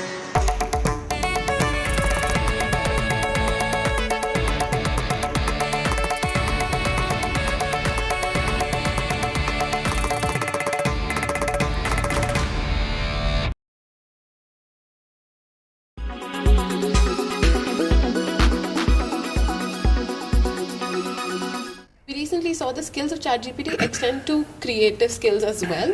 They can write movies, they can direct plays. There are in fact books being written out there by ChatGPT. How do you think this skills bridge will Coursera be able to fill? So we are approaching it in a few different ways, right? We are saying, look, firstly, it's helpful to think about a generative AI platform as a thought partner. As a business leader, I might be thinking about any element of my work, and I can use ChatGPT as a thought partner. Chances are it may not replace what I do as a worker or as a business leader, but it can be a very powerful thought partner to help refine my thoughts. Now, what we are thinking about is that, look, a learner might want to learn about using ChatGPT. So how do we create content related to ChatGPT? That's one part of it. Second would be how do we integrate ChatGPT into the learning itself so that that learning can be more personalized, it can be interactive, keeping in mind that there are risks associated as well. How do you bring information which is reliable information into the learning? Because the Coursera belief is that while education is extremely important, the content for education should come from experts. And today the content on our platform comes from, top 200 universities and about 100 companies. And so how do we integrate technologies like ChatGPT, something that we are actively looking at.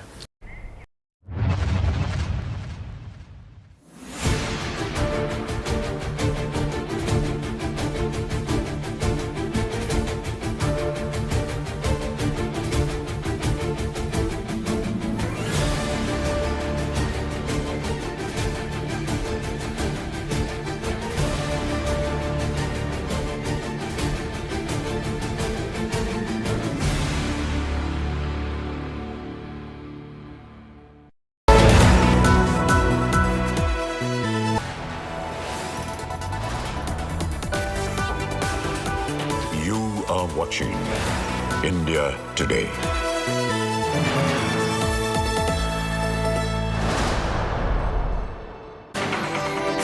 Hello, you're watching India Today and I am Aishwarya Paliwal. Let's start the show with the headlines.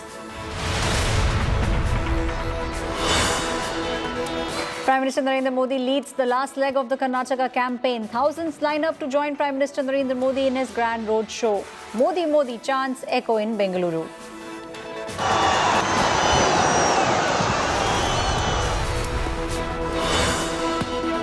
Income tax heat on Congress Karnataka leaders. Priyanka Gandhi's aide raided in Kaliburgi. Congress says BJP behind income tax raids.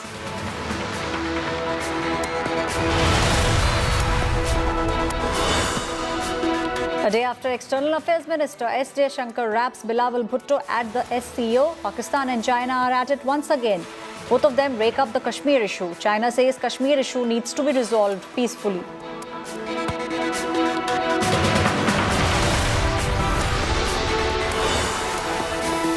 "54 people killed in Manipur violence, 23,000 civilians rescued so far. The army steps up the vigilance at the Indo-Myanmar border." India Today, the only channel at ground zero. In Imphal, in Manipur, and the evacuation by the Indian Armed Forces are going on. The Indian Army right now is evacuating these set of people who have been stranded here for the past few days. Yet another case of fatal shooting in the United States. 9 people, including kids, killed in Texas mall. Gunman has been shot dead. At least 7 people severely injured.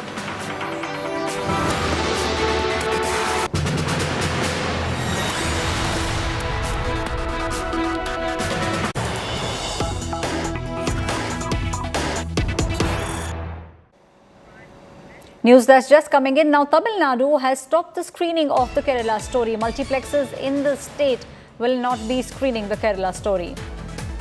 The multiplexes are citing law and order situation. And that's the reason that many multiplexes are giving as to why they will not be airing the Kerala story. The screening of Kerala story has been stopped in the state of Tamil Nadu. My colleague Pramod is now joining me on the story. Pramod,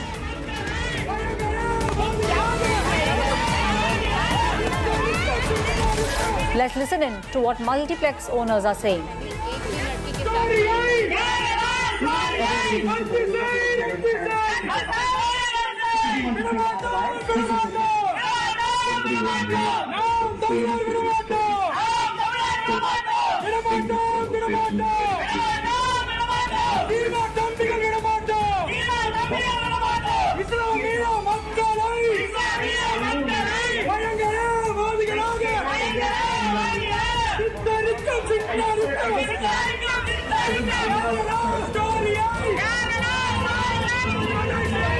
My colleague Pramod is now joining me on the story. Pramod, it seems like most of the multiplexes in the state of Tamil Nadu do not want to screen the Kerala story.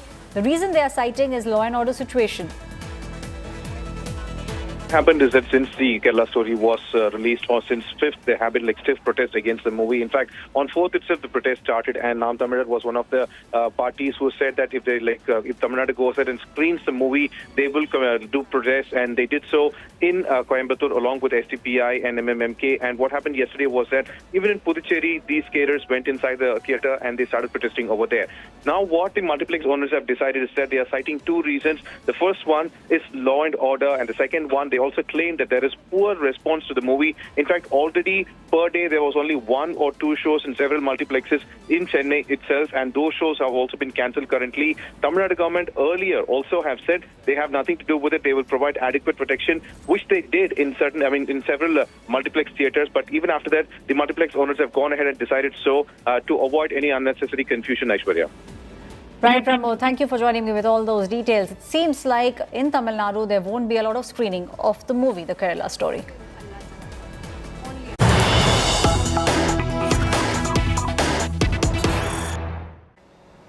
Now, the Bharatiya Janata Party is muscling into the Kerala Story fight. BJP Chief JP Nadda to lead a special screening for girls of the movie. The BJP is planning special Kerala Story screening in the city of Bengaluru. BJP says the movie has a key message for girls and girls need to watch it. Love Jihad theme in the movie echoes with Karnataka poll war.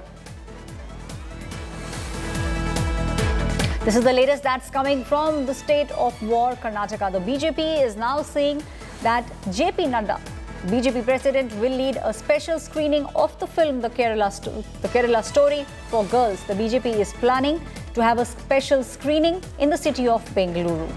The party believes that the movie has a key message for girls. Love Jihad theme that echoes in the film is also a war cry for the BJP in the upcoming elections in the state of Karnataka.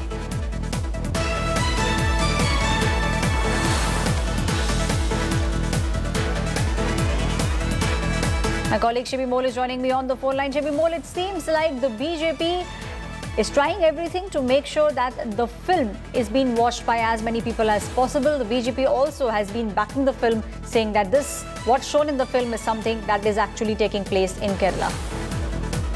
Well, absolutely, Aishwarya. We have to say that because the BJP has been organizing a lot of shows and screenings across the country, especially in southern India. Now, in Kerala, of course, the BJP had organized screenings on the day of the release, as well as today also they planned a screening in Kerala's capital, Thiruvananthapuram. That's when today the BJP is organizing a screening at 8:45 today evening, where they're inviting young girls, students of Bengaluru, to join National President JP Nadda. Under his leadership, there will be this screening happening in Bengaluru, which will be attended by other prominent BJP leaders like K. Annamalai as well as Tejasvi Surya. Now, what the BJP here is saying is that it's an important film that is reflecting the social issues of our time in Kerala as well as other parts of the country. So it has a message out there for the young women. So that's why we're inviting young girls, students of Bengaluru, to come and watch this film, is what they're saying. They are trying to make sure that this movie reaches as much as audience as possible, because in Kerala, of course, there has been very less screens allotted for the film. A lot of theatres had backed out from screening the film. So the BJP from there, and of course, is ensuring that this gets maximum space out there. Thank you, Shivamogga, my colleague, giving us all the details with regards to what's taking place in the state of Karnataka. Now, with just 3 days left for the Karnataka Assembly elections, the Bharatiya Janata Party is holding a high-voltage campaign in the state. Bharatiya Janata Party big Vs are holding mega roadshows and public meetings in the state. While Prime Minister Narendra Modi held a mega roadshow in the city of Bengaluru, Union Home Minister Amit Shah is holding a mega roadshow in Belagavi. He will also be holding roadshows in Bengaluru rural also. The BJP National President JP Nadda will also be holding roadshows and public meetings in Bellary district. Now, Assam Chief Minister Hemanta Biswa Sarma also spoke about the fact that the promises that Congress is making, Rahul Gandhi's guarantees, cannot be trusted. Union Home Minister Amit Shah is having a massive roadshow in Belgaum, and behind me you can see Union Home Minister on this particular vehicle. With him is Goa Chief Minister Pramod Sawant, and this is a 4-kilometer long roadshow which is passing through the city of Belgaum. Very important because there are total 18 seats and it's a very tough fight between BJP and the Congress. There are 25,000 bikes which are present in this particular entire roadshow which is passing through the Belgaum, and as only 2 days are left for the election campaigning for the Karnataka elections. So this is a very important roadshow which Amit Shah is doing in Belgaum. Later on there are several other programs lined up for Amit Shah today, and he'll be finally reaching Bangalore in the evening. With camera person Kiran Sakwal, this is Saurabh Bhaktania in Belgaum for India Today. आपको मैंने कल भी road show में देखा, जब भी देखती हूँ सबसे ज्यादा आप 4% मुस्लिम आरक्षण हम खत्म कर रहे हैं, इस पर जोर देते हैं. क्यों? इसलिए क्योंकि ये मुस्लिम आरक्षण गैर संवैधानिक था. संविधान की कोई भी धारा धर्म के आधार पर आरक्षण को सहमत नहीं है, और वो जो 4% दिया था वो जिनका अधिकार था उनका छीन कर दिया था. तो हमने सामाजिक न्याय को बरोबर करने का काम किया है और तुष्टीकरण की राजनीति का छेद उड़ाने का काम किया है. इसलिए हम इसको बता रहे हैं कि कांग्रेस किस प्रकार से यहाँ तुष्टीकरण की राजनीति करती है. तुष्टीकरण की राजनीति 4% मुस्लिम आरक्षण हटाना नहीं है, 4% मुस्लिम आरक्षण देना तुष्टीकरण की राजनीति है, क्योंकि संविधान इसकी परमिशन नहीं देता. यूसीसी यूनिफॉर्म सिविल कोड, क्या ये भी हिंदुत्व का एक पिच है? तो आप कहती है कि जवाहरलाल नेहरू, सरदार पटेल, राजा जी और कृपलानी जी ये सब हिंदुत्व के पुरोधा थे. यूसीसी संविधान के गाइडिंग प्रिंसिपल में रखा है और संविधान सभा ने रखा है. उस वक्त भारतीय जनता पार्टी का जन्म भी नहीं हुआ था. आपका तो ये कहना है कि जवाहरलाल जी कॉम्युनल थे, वो छोड़कर गए हैं. कांग्रेस ने जवाहरलाल जी की बात नहीं मानी है, हम मान रहे हैं. Bajrang Bali is equal to Bajrang Dal कैसे हो सकता है सर? ये जनता को ही पूछिए. आप ये क्यों नहीं, हमने तो बजरंग दल पर बैन लगाने का फैसला नहीं किया. इसमें भी जो बजरंग दल पर बैन लगाने का फैसला है ये कांग्रेस की तुष्टीकरण की नीति का एक प्रकार. अब उल्टा पड़ा तो हम पर आरोप लगे. अगर वो न करते तो क्या होता? कुछ नहीं होता. Mr. Rahul Gandhi is coming and giving the guarantee. My first question is that who will give guarantee for Rahul Gandhi himself? Rather, Mrs. Sonia Gandhi is fighting a lone battle for last 20 years only to establish Rahul Gandhi as a citizen or as a human who can earn decent livelihood for himself. Now, how can that person come and give guarantee to the people of Karnataka? Now, there's income tax heat that is taking place on Congress candidates from Chittorpur and sitting Congress MLA Priyanka Kharge's aides. Income tax officials raided homes of Priyanka Kharge's aide Arvind Chauhan in Gulbarga and Congress worker Channa Baswa in Haveri district. Priyanka Kharge, however, has slammed the Bharatiya Janata Party, saying that it is the BJP that is behind these IT raids and the BJP now wants to take vengeance from Chauhan. It was Chauhan who had joined Congress party after being denied a ticket from the Bharatiya Janata Party. In fact, Priyanka Kharge, who is the son of Congress President Mallikarjun Kharge, is now claiming that Chauhan is a gentleman who has no past criminal records, nor has he indulged in any kind of tax evasion. You see their procedures, their standard operating procedures for any election. First they try to bring in communal narratives, then they try to bring in communal disturbances, then if nothing is working and they're losing the election, then they start using the central forces to attack the central agencies to attack our leaders, and that's what has happened in Kalburgi also. IT raids have happened on our district minority president, on our other leaders, and few BJP leaders who have come from, who have joined Congress recently, Mr. Arvind Chauhan and other people. So it's their standard operating procedure that the BJP follows of for intimidating the opposition. We are not going to get cowed down by this, and we'll continue to fight the BJP. My colleague Anaga is now joining me on the story. Anaga, it feels like, there is nothing which is left between the BJP and the Congress to fight on. And now we are seeing these IT raids taking place. Mallikarjun Kharge's son, Priyanka Kharge, very categorically saying it is the Bharatiya Janata Party which is now indulging and asking the income tax officials for these raids. That's right, Aishwarya. This person that we're talking about, Arvind Chauhan, was initially with the BJP and later he jumped ships and joined Congress because he was not given a ticket from Chittapur constituency. But if Arvind Chauhan was given, he would have had to square off against Priyanka Kharge. And now we have Manikant Rathod from the BJP who was given ticket from Chittapur constituency. And now Priyanka Kharge is alleging that IT raids were carried out against Arvind Chauhan because he jumped ships from BJP, and the BJP is the one behind this IT raid. They wanted to seek vengeance against Arvind Chauhan for jumping ships, and that is why IT raids are carried on. And Kharge is also saying that since BJP is afraid of losing the election, that is why they are using the central forces and some sort of even misusing the central forces for their gains, is how Priyanka Kharge is reacting to this. Thank you, Anagha, for joining me with all those details on the story. Now, this is a big fight that is taking place between the Congress and the BJP, and one can see that both the parties are leaving no stone unturned. For Congress, it's a do-or-die situation. For the Bharatiya Janata Party, Karnataka is a gateway to the south.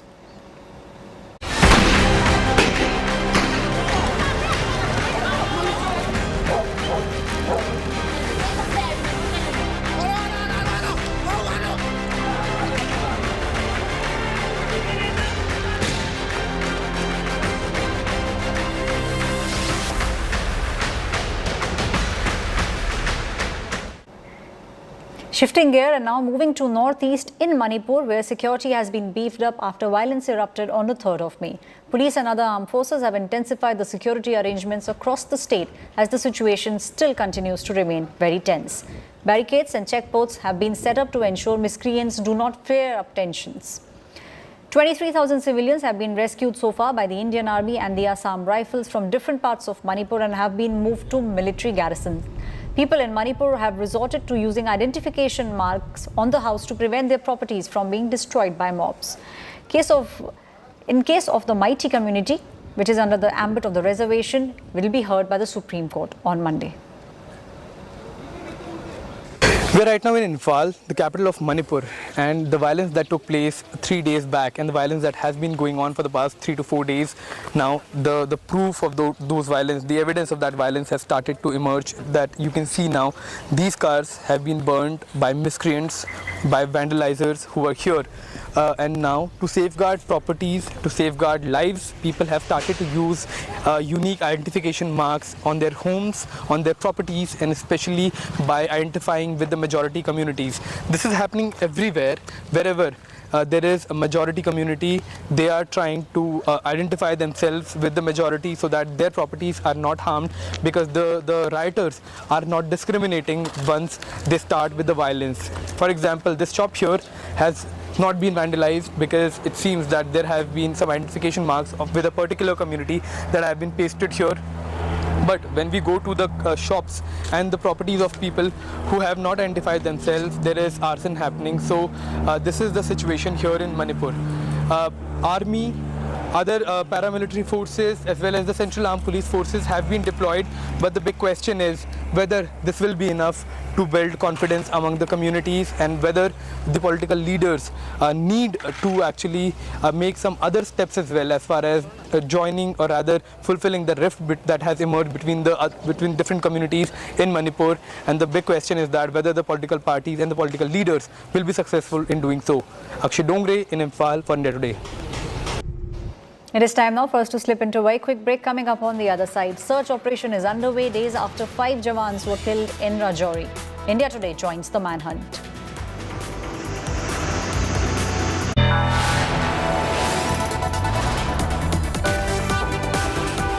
You are watching India Today.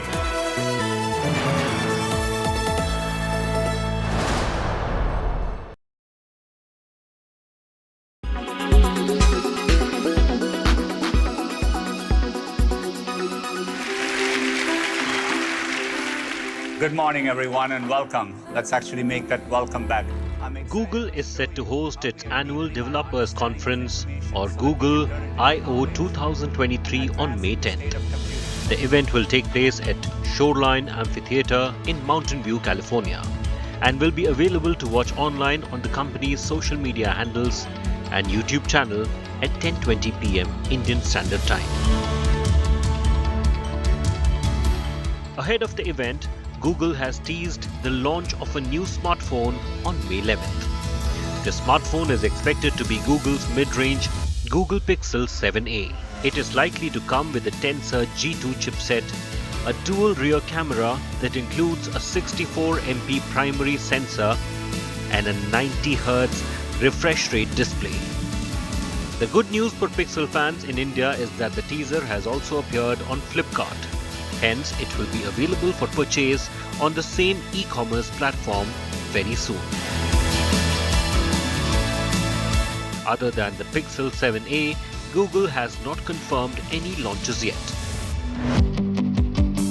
But Google is expected to launch its first foldable, the much-awaited Pixel Fold at the upcoming annual event.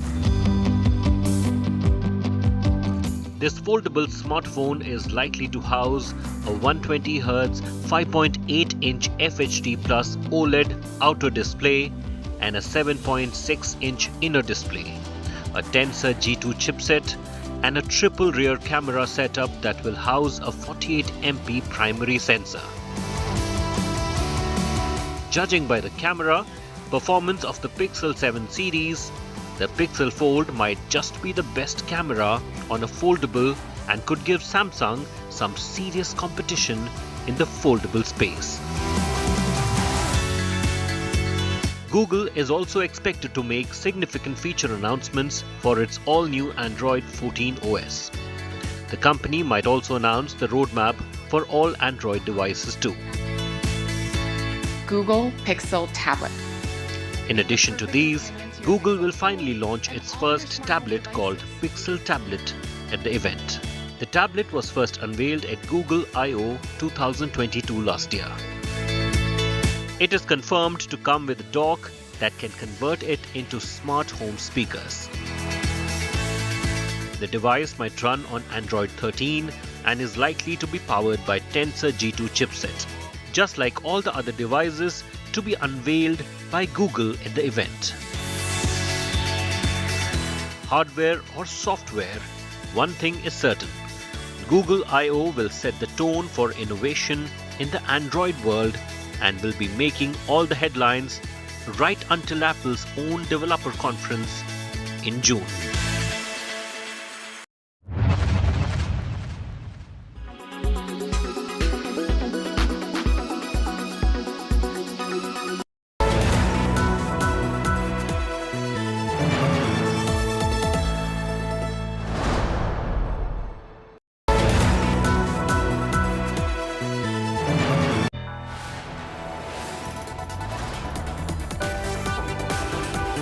You are watching India Today.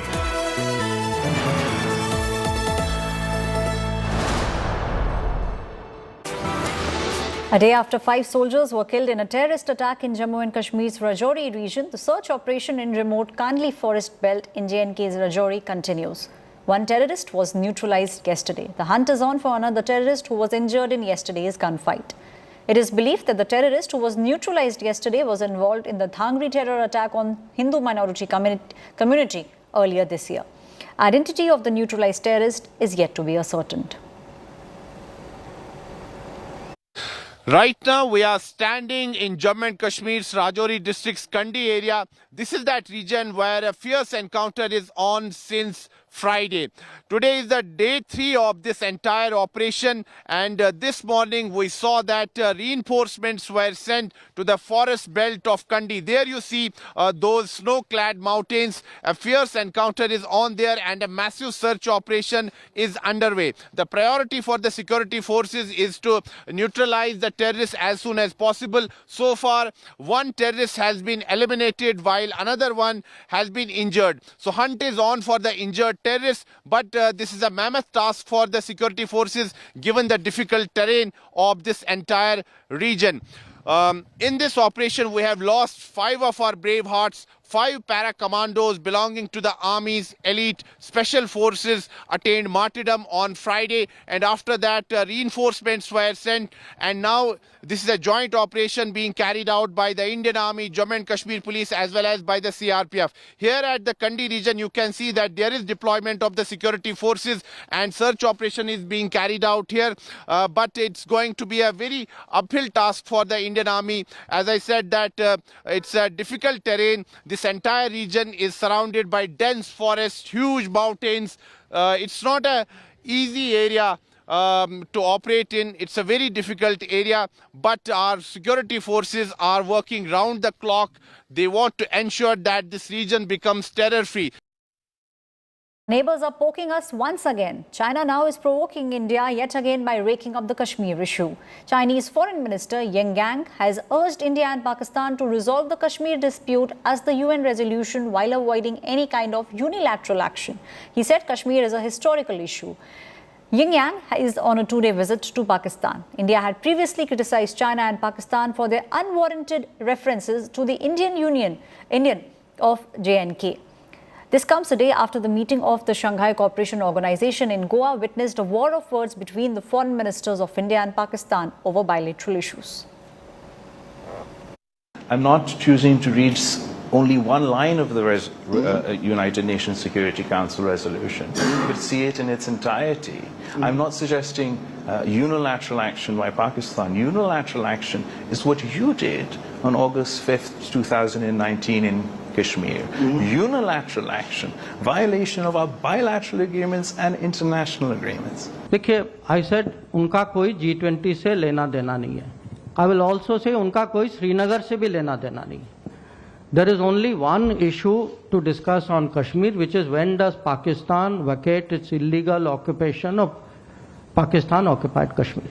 That is the only issue up for discussion. And with that, it's a wrap on this bulletin. Thank you for watching India Today. For more news and updates, you can log on to indiatoday.in. You can also download the app. This is me, Aishwarya Paliwal, signing off.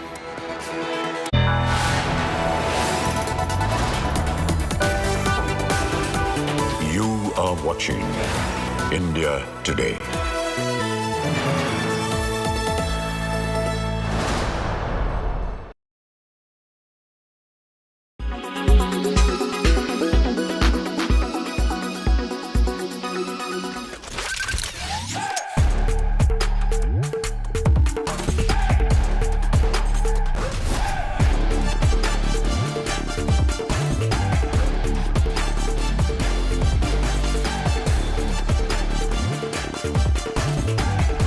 Rajinikanth is the superstar of superstars.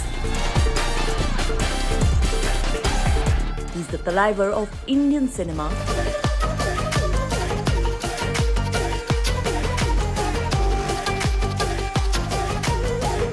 His mere presence is enough to raise the anticipation level among the audience.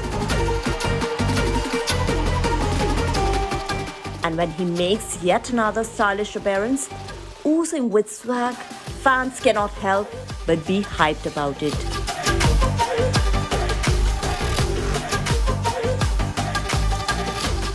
Rajinikanth is awaiting the release of his next outing, Jailer.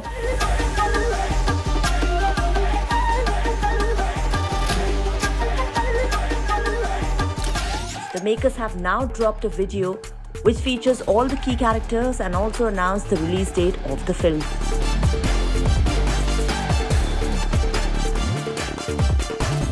Official handle of production house shared this clip and captioned it as "Jailer is all set to hunt from August 10th.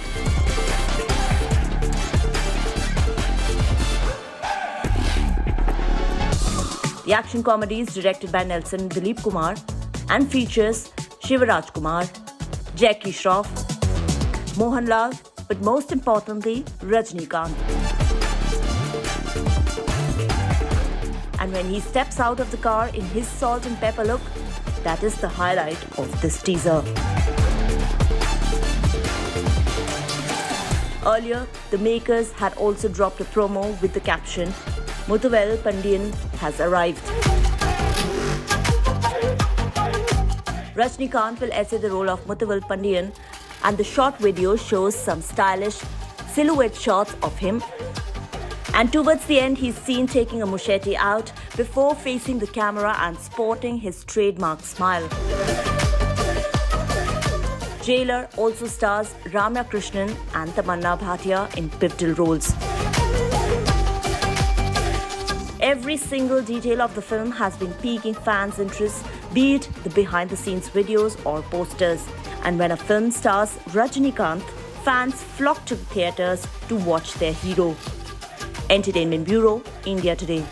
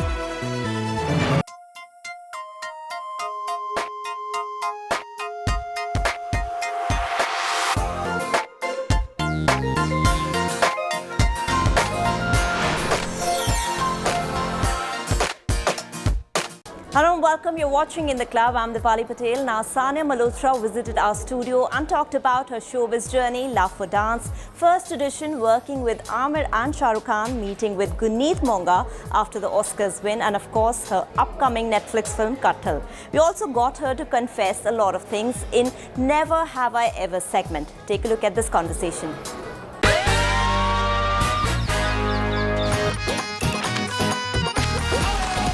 Kattal ki sabzi. Katal. My plan B was always a plan A. Both are from Delhi University and neighboring colleges. Yeah. As you grow up and life happens, you lose that confidence in yourself. Dangal luckily was my first audition. On day one of audition, I remember I was so positive. I was like, I'm in it. It's insane how much love we get as actors. Katal ki sabzi ya sarson da saag? Kattal ki sabzi. I love dal chawal, khichdi. I'm very ghar ka khana type. Who is your 2 a.m. friend? I sleep at 11. I don't wake up at 2 a.m. to call anyone. National television pe bol rahi ho. Never have I ever got my head shaved. I did for Dangal.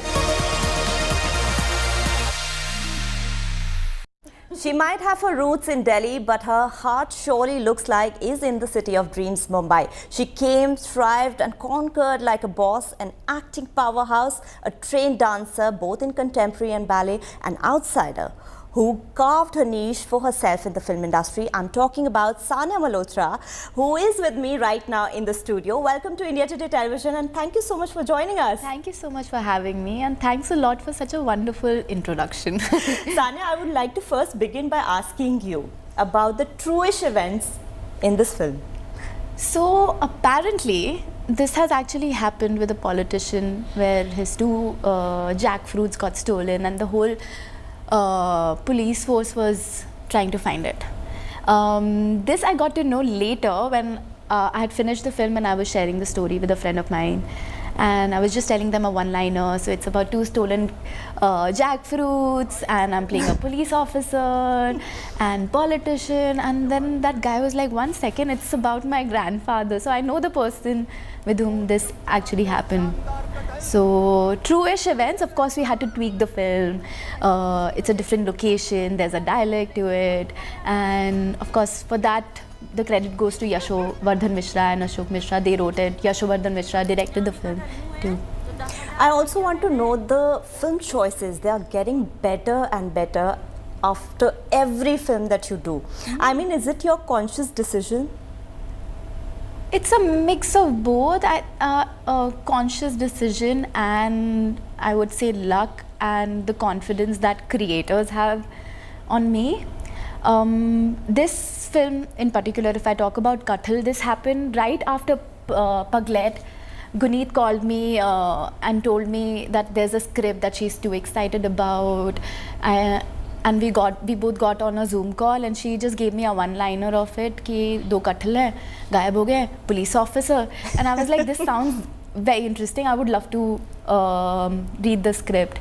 And finally, when I read it, when I got a narration from Yasho, I absolutely fell in love with it. It's very unique, and we do not have many female-led comedies in Bollywood, you know. Yes. So I thought it would be a good opportunity. And at that point of time, I think as an audience also, I wanted to see a film like this, a light-hearted comedy which I can sit with my family and watch peacefully and have fun. So definitely a mix of, you know, luck and also the trust that creators, producers and directors have on me. Like you said, you spoke to Guneet Monga. She recently won an Oscar for India. Yes. Did you get to speak to her after the victory? Yes, I met her. I held the Oscar as well. It's quite heavy. You can. It's quite heavy. Really? But it's such a. I think she has done something that nobody ever imagined to do in our country, and I think we are all very proud of her. In true sense, she is a pride of India. And I'm very happy and honored to be working with her again on this one. We all know you on screen, but I would want to take you off screen and want to know your journey from before Dangal and your entry in the showbiz, before you entered the showbiz. Yeah. How was it? Take me through that. You know my before Dangal journey as Yes. well. We both are from Delhi University and neighboring colleges. Yeah. I think I always had this dream of becoming an actor, but you know, as you grow up and life happens, you lose that confidence in yourself. And living in Delhi, I felt this dream of becoming an actor and moving to Bombay was a very far-fetched dream. And when I was in college, so this I thought that, okay, I can become a dancer and then maybe later on in life I'll get recognized somewhere and I can get into acting as well. So dancing and being a dancer and a choreographer became plan A for me, and acting kind of took a back seat. But I had come to Bombay for a dance reality show which didn't work out, and I decided to stay back. And that's when I was like, okay, I'm here for like 10 days. I just want to get the feel of the city and see if I really want to move here and pursue this dream of becoming an actor. I fell in love with Mumbai in those 10 days, and I went back to Delhi and told my father that actually my plan B was always a plan A since I was a kid, and I was quite reticent and shy growing up. So I never told this to anyone, thinking that they might judge me or people might not take this dream seriously. And I think I never took it seriously as well, because like honestly, I'm living my dream life right now. So my father was like, please go ahead, I think you should definitely do this. So I moved to Bombay and I stayed there for 1 year. I was still trying to figure out where to go and audition. So I did a couple of ads, and I was very picky and choosy. I was like, no. I had a lot of confidence for an outsider and for someone new in the industry. I had a lot of confidence.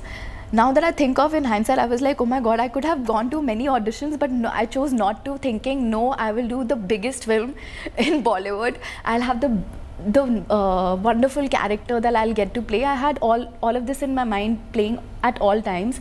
And Dangal luckily was my first audition for a film. Wow. And when I got to know that it's a film with Amir Khan, it's about 2 wrestlers, it's based on a true story, it's a biopic. On day 1 of audition, I remember I was so positive. I was like, I'm in it.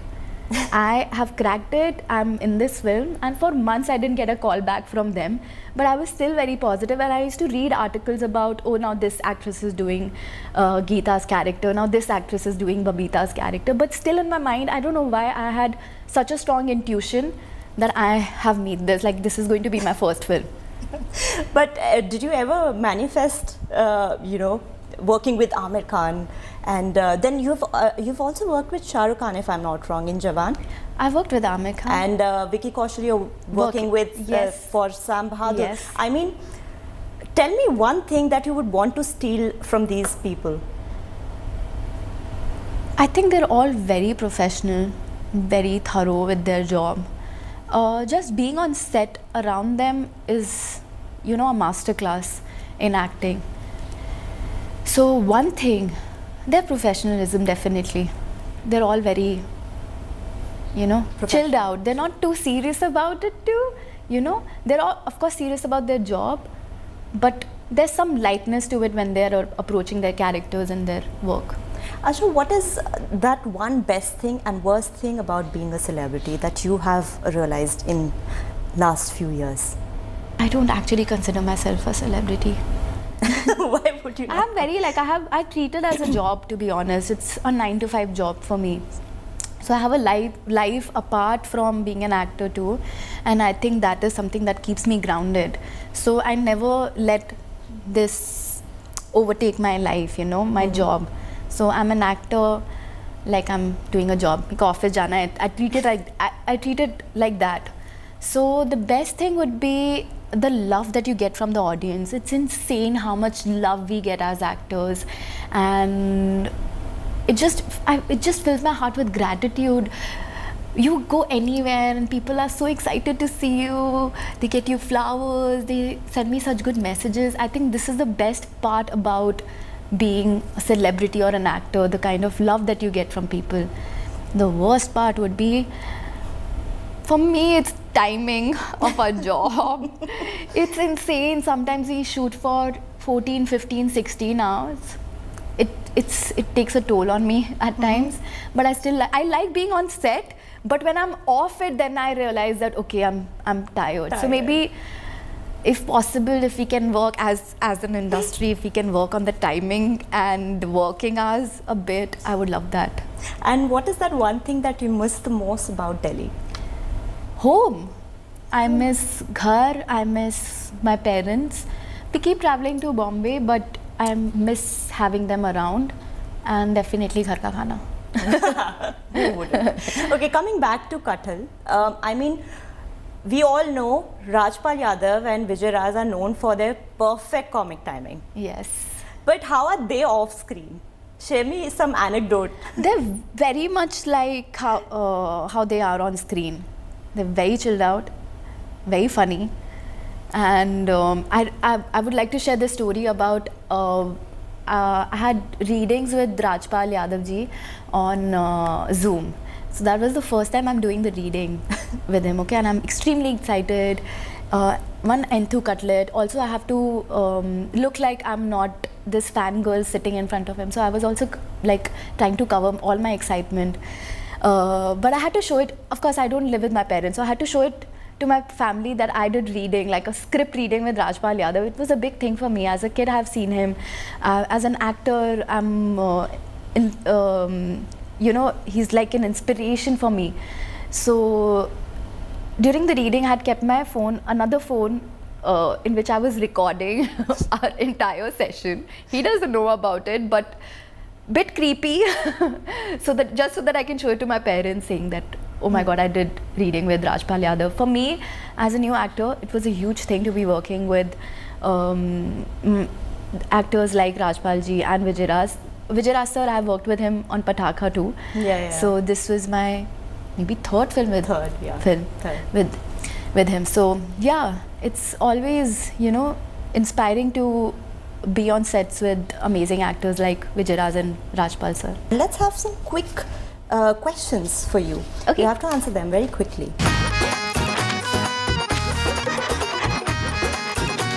कटहल की सब्जी या सरसों दा साग? कटहल की सब्जी. Favorite cuisine? Indian food. I love dal chawal, khichdi. I'm very ghar ka khana type. One pet peeve? Being late. Stress buster for Sanya is? Being around my family. Who is your 2 a.m. friend? I sleep at 11. Yeah, I don't wake up at 2 a.m. to call anyone. Okay. Favorite star couple? Anushka Sharma and Virat Kohli. If not an actor, what would Sanya be? Dancer, a choreographer. That was my plan A, guys. Most embarrassing moment for Sanya? Many. And I don't, as an actor, I think we all get used to making a fool of ourselves. I don't mind and shy away from being embarrassing. Most frequently asked question? Most frequently asked question about my hair, which is straight today, otherwise I have naturally curly hair. So I get a lot of questions about my hair, whether it's natural or not, or whether I wake up every morning and curl them. 3 cheesy pickup lines you have heard a lot. Oh, I wish I had an answer to that, but no. No? No, nobody Not asks even me out. Okay. Nobody approaches me. Oh. National television पे बोल रही हो. Okay. So now we'll play Never Have I Ever. Okay.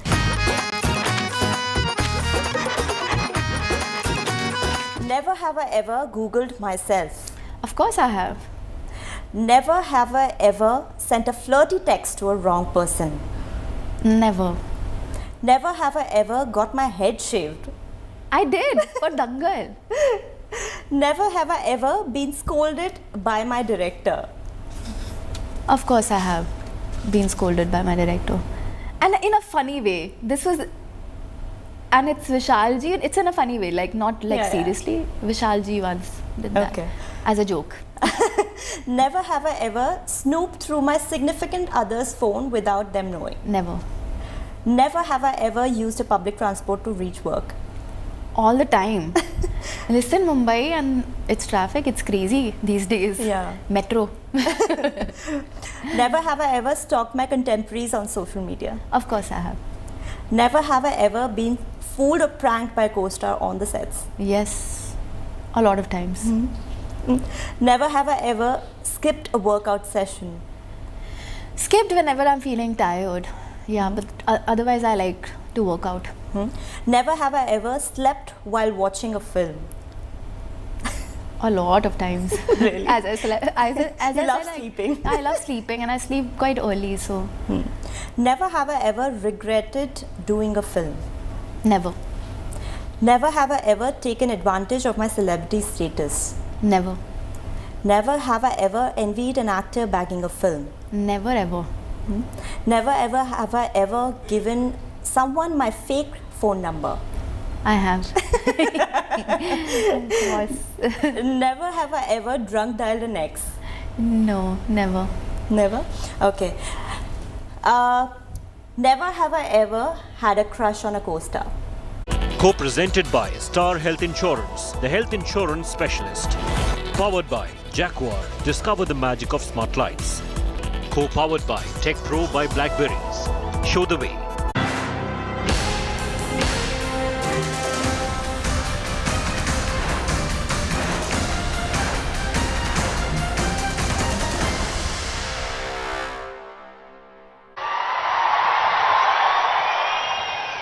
यहां आने से पहले मैं बेंगलुरु में फिर एक बार आज सुबह जनता जनार्दन के दर्शन के लिए निकला था और यहां आना था तो जरा जल्दी ही निकल गया। कोई पॉलिटिकल पार्टी 11 बजे के पहले कोई कार्यक्रम करने की हिम्मत नहीं कर सकती। बड़े शहर में तो कभी नहीं कर सकती है। और आज सुबह सुबह बेंगलुरु में बारिश हो रही थी। वरुण देवता आशीर्वाद देने के लिए पधार गए थे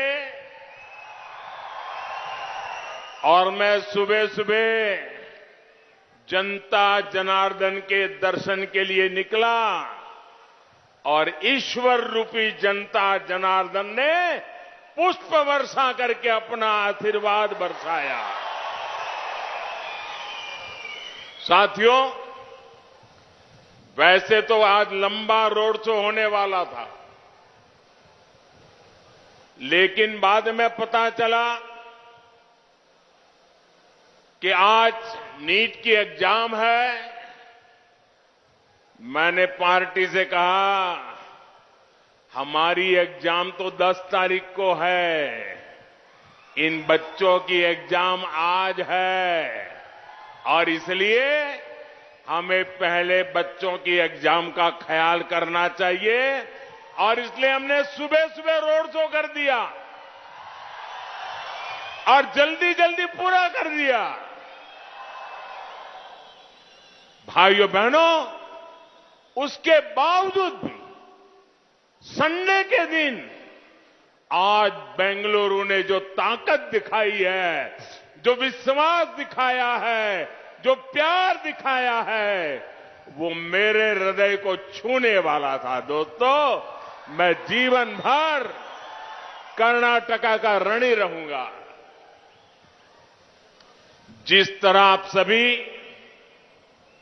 पूरे कर्नाटका की पूरी जनता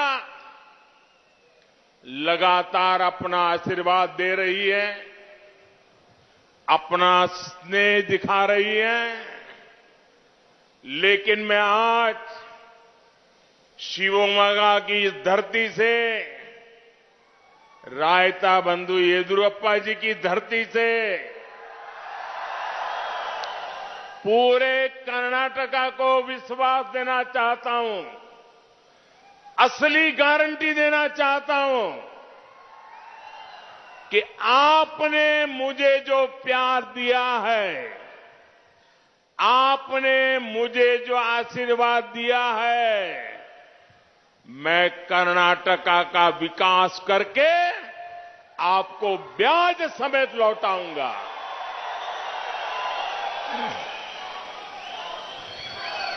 सहोदर सहोदरियरे, कर्नाटका विधानसभा चुनाव प्रचार भी अब अपने आखिरी दौर की तरफ बढ़ रहा है। कांग्रेस ने अपना झूठ फैलाने के लिए जो इकोसिस्टम बनाया है, वो पिछले काफी समय से कर्नाटका में एक गुब्बारा, एक बलून फुला रहे थे, झूठ की हवा भर भर करके। उस गुब्बारे पर, इस बलून पर एक से बढ़कर एक झूठी फूंके मार करके हवा भरी जा रही थी। ऐसे ऐसे झूठ, ऐसी ऐसी बातें जिनसे जमीनी सच्चाई बिल्कुल अलग थी, कर्नाटका की जनता जानती थी कि कांग्रेस का इकोसिस्टम चाहे जितना बड़ा गुब्बारा फुला ले, कोई फर्क नहीं पड़ेगा। और चुनाव प्रचार होते ही कर्नाटका की जनता ने कांग्रेस का ये बलून, ये गुब्बारा, ये जनता ने ही उसको चूर चूर कर दिया। अब कांग्रेस इतनी डरी हुई है, इतनी घबराई हुई है कि झूठ बोलने से गाड़ी नहीं चली। तो जो लोग इन दिनों चुनाव प्रचार नहीं कर रहे हैं, उनको भी लाना पड़ रहा है। अब कांग्रेस के नेता अभी से एक दूसरे पर हार का ठिकरा फोड़ने लगे हैं। कर्नाटका में चारों तरफ से एक ही आवाज आ रही है, कर्नाटका का एक ही संकल्प सुनाई दे रहा है, कर्नाटका का एक ही मंत्र गूंज रहा है, ई बारिया निर्धारा, ई बारिया निर्धारा, ಈ ಬಾರಿಯ ನಿರ್ಧಾರ ಬಹುಮತದ ಬಿಜೆಪಿ ಸರ್ಕಾರ। बंधु भगिनियरे, ये क्षेत्र देश के सबसे उपजाऊ क्षेत्रों में से एक है। यहां जिस प्रकार फसलों की वैरायटी, क्रॉप की वैरायटी पाई जाती है, वो इस क्षेत्र को एग्रीकल्चर हब के रूप में पहचान देता है। कांग्रेस और बीजेपी सरकार होने से क्या अंतर आता है, इसका प्रमाण सुपारी इंपोर्ट से जुड़ी नीति है। अब आप ये सुपारी इंपोर्ट की कांग्रेस की नीति और बीजेपी की नीति की तुलना कीजिए, तो आपके यहां के किसानों के लिए हमारे दिल में क्या जगह है वो आपको पता चलेगा। और अभी नहीं, मैं जब गुजरात का मुख्यमंत्री था, येदियुरप्पा जी यहां कर्नाटका के मुख्यमंत्री थे और सुपारी पर बड़ा संकट आ गया। येदियुरप्पा जी डेलीगेशन लेकर के गुजरात आए और मुझे कहा, मोदी जी आप मुख्यमंत्री हैं, इतनी बड़ी सरकार है, कर्नाटका के सुपारी के किसानों की मदद कीजिए। और मुझे खुशी है, मैं मुख्यमंत्री था तब भी मैंने येदियुरप्पा जी ने जो कहा वो सारा कर दिया था। दोस्तों, यहां के सुपारी किसान सुपारी के इंपोर्ट से होने वाले नुकसान से चिंतित थे। अब मुझे बताइए, जब इतनी सुपारी की पैदावार होती है, इतने किसान सुपारी पर अपना गुजारा करते हैं और आप विदेश से सुपारी मंगवाओगे तो भारत के किसान का क्या होगा, कर्नाटका के किसान का क्या होगा? ये यहां के किसान के साथ अन्याय है कि नहीं है? मुझे जवाब दीजिए, अन्याय है कि नहीं है? यहां के किसान के साथ धोखा है कि नहीं है? ये सुपारी के किसान के खिलाफ षड्यंत्र है कि नहीं है? उन्होंने विदेशों से कम कीमत वाली सुपारी इंपोर्ट से करने का निर्णय कर लिया और हमारे किसानों की कमाई, इनकम कम होती गई। लेकिन कांग्रेस की सरकार ने इस पर कोई ध्यान ही नहीं दिया। आपने 2014 में मुझे दिल्ली में भेजा, आपकी सेवा करने का अवसर दिया। 9 ईयर पहले सुपारी पर मिनिमम इंपोर्ट प्राइस MIP सिर्फ 100 रुपीज पर केजी के आसपास थी। 100 रुपीज पर केजी था। हमने सोचा कि ये तो मेरे कर्नाटका के किसानों को मार देगा। हमने हिम्मत की, दुनिया के लोग राजी हो नाराजी हो परवाह नहीं की। हमने आज सुपारी का minimum import price 350 rupees per KG कर दिया। तो कोई बाहर से लाने की हिम्मत ही नहीं कर रहा है। इतनी कीमत से कोई ला ही नहीं सकता है। फायदा किसको हुआ? कर्नाटका के किसान को हुआ, सुपारी वाले किसान को हुआ। यानी हमने MIP को 3 गुना से अधिक बढ़ाया है ताकि कर्नाटका के सुपारी किसानों को कोई परेशानी न हो। स्नेहितरे, बीजेपी सरकार एक तरफ अपने किसानों को इंपोर्ट से सुरक्षा दे रही है, वहीं दूसरी तरफ एग्रीकल्चर एक्सपोर्ट बढ़ाने के लिए भी काम कर रही है। कांग्रेस की सरकारों के दौरान हमारा एग्रीकल्चर एक्सपोर्ट बहुत ही सीमित था, लेकिन आज भारत दुनिया के टॉप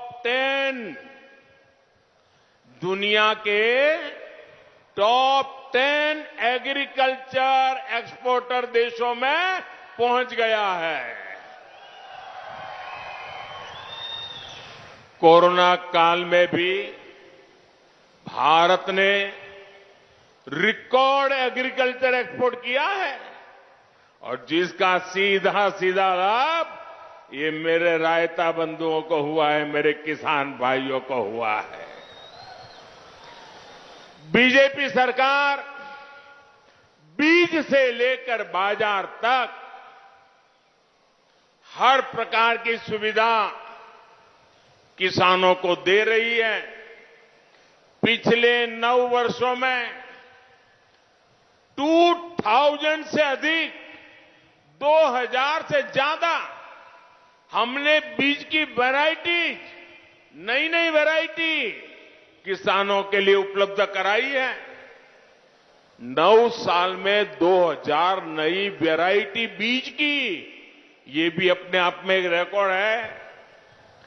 बड़े बड़े संकटों के बावजूद हमने देश में फर्टिलाइजर की कमी नहीं होने दी। रूस, यूक्रेन संकट के कारण दुनिया में फर्टिलाइजर की कीमतों में रिकॉर्ड वृद्धि हो गई, लेकिन हमने देश के किसानों पर इसका बोझ नहीं पड़ने दिया। यूरिया की बढ़ती कीमतों की वजह से 2 लाख करोड़ रुपीज, 2 लाख करोड़ रुपए, उससे भी ज्यादा का बोझ जो किसानों पर पड़ने वाला था, लेकिन ये आपका बेटा दिल्ली में बैठा था ना, वो बोझ आप पर नहीं पड़ने दिया।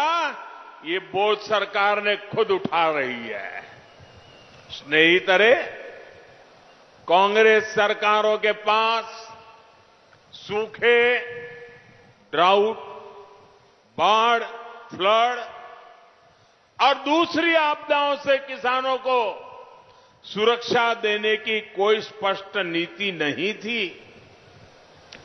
आज पीएम फसल बीमा योजना के तहत देश में 1,30,000 करोड़ रुपीज, 1,30,000 करोड़ रुपया, ये बीमा योजना से किसानों को मदद दी गई है, मुआवजा दिया गया है। इसमें कर्नाटका के किसानों को भी 10,000 करोड़ रुपए, 10,000 करोड़ रुपए मिले हैं। कांग्रेस के कमीशन काल में देश के करोड़ों किसान बैंकिंग सिस्टम से बाहर थे। हमने करोड़ों छोटे किसानों को किसान क्रेडिट कार्ड की सुविधा दी। कांग्रेस कर्ज माफी के नाम पर अपने लोगों की, बिचौलियों की तिजोरियां भरती थी।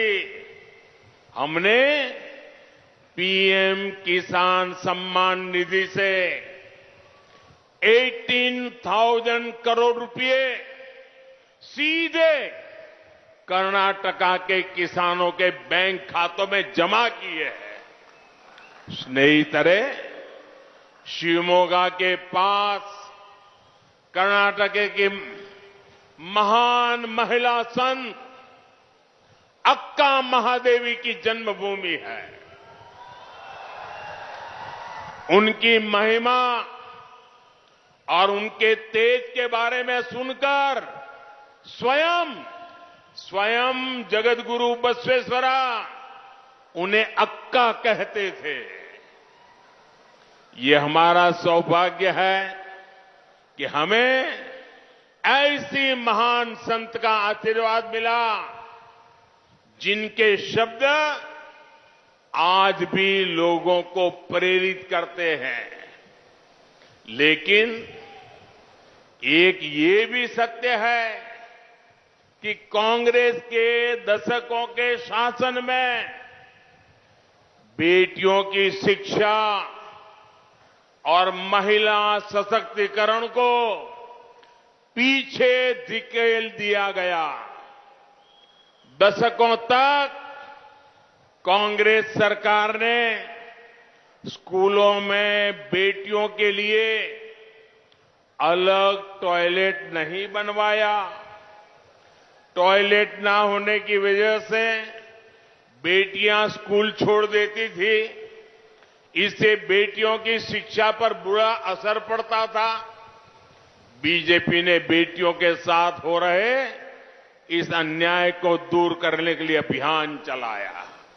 अब ज्यादा से ज्यादा लड़कियां, हमारी बेटियां स्कूल जा रही हैं और अपनी पढ़ाई पूरी कर रही है। स्नेहितरे, बीजेपी आज ऐसी आधुनिक व्यवस्था बना रही है जिसमें हमारी बेटियों को हायर एजुकेशन हासिल करने में कोई परेशानी ना हो। ये व्यवस्था बेटियों को साइंस और टेक्नोलॉजी के फील्ड में आगे बढ़ने के लिए प्रेरित कर रही है। आज हमारी बहनें, बेटियां हर फील्ड, हर सेक्टर में एक नई लहर पैदा कर रही है। वो भारत में हो रहे स्टार्टअप रिवॉल्यूशन में भी महत्वपूर्ण भूमिका निभा रही है। बेटियों के सामने तीनों सेनाओं में भर्ती से जुड़ी जो बाधाएं थी, उन्हें भी बीजेपी सरकार ने हटा दिया है। यहां तक कि अब उनके लिए सैनिक स्कूल भी खुल गए हैं। आज हर बेटी के पास अक्का महादेवी जैसी शक्ति है। अक्का महादेवी के आशीर्वाद है और मुझे विश्वास है यही नारी शक्ति 21वीं सदी में भारत को सबसे आगे ले जाएगी। स्नेहितरे, आज मैं कर्नाटका के फर्स्ट टाइम वोटर्स, जो पहली बार मतदान करने वाले हैं, जिनकी 18 साल की उम्र हुई है, मैं आज इन फर्स्ट टाइम वोटरों से सवाल करना चाहता हूं। मेरे सवाल को समझे, सोचे, क्या कर्नाटका का विकास ऐसी कांग्रेस पार्टी कर सकती है जिसका लक्ष्य भ्रष्टाचार और तुष्टीकरण हो? कर सकती है क्या? कांग्रेस भला कर सकती है क्या? जरा पूरी ताकत से बताइए, कर सकती है क्या? कांग्रेस हमारे नौजवानों का भविष्य बना सकती है क्या? आपके पिताजी को, माताजी को, दादा दादी को जो मुसीबतें झेलनी पड़ी, ये मोदी आपको ऐसी मुसीबतों से गुजरने देना नहीं चाहता है। आपके माता पिता को जो तकलीफ पड़ी, वो तकलीफ है अब मोदी हटाना चाहता है ताकि आप आगे बढ़ सके। भाइयों बहनों, क्या 85% कमीशन खाने वाली कांग्रेस कर्नाटका के नौजवानों का भविष्य बना सकती है? बना सकती है? जोर से बताइए, बना सकती है? कभी नहीं बना सकती दोस्तों। कांग्रेस ने कभी देश के नौजवानों के बारे में नहीं सोचा। ये बीजेपी की सरकार है जिसके रहते पिछले 9 साल में देश में हर 2 डेज में, हर दूसरे दिन एक नया कॉलेज बना है। ये बीजेपी सरकार है जिसके रहते पिछले 9 साल में एवरी वीक, हर सप्ताह एक नई यूनिवर्सिटी बनी है। ये बीजेपी सरकार है जिसके रहते पिछले 9 साल में देश में 300 से ज्यादा नए मेडिकल कॉलेज बने हैं। ये बीजेपी है जिसने देश के युवाओं को कदम कदम पर अपने कागज अटैच कराने के परेशानी से मुक्ति दिलाई है। ये बीजेपी है जिसने ग्रुप सी और ग्रुप डी की नौकरियों से इंटरव्यू की परंपरा और भ्रष्टाचार के दरवाजे बंद कर दिए हैं। ये बीजेपी है जिसने देश के नौजवानों की समस्या को समझा।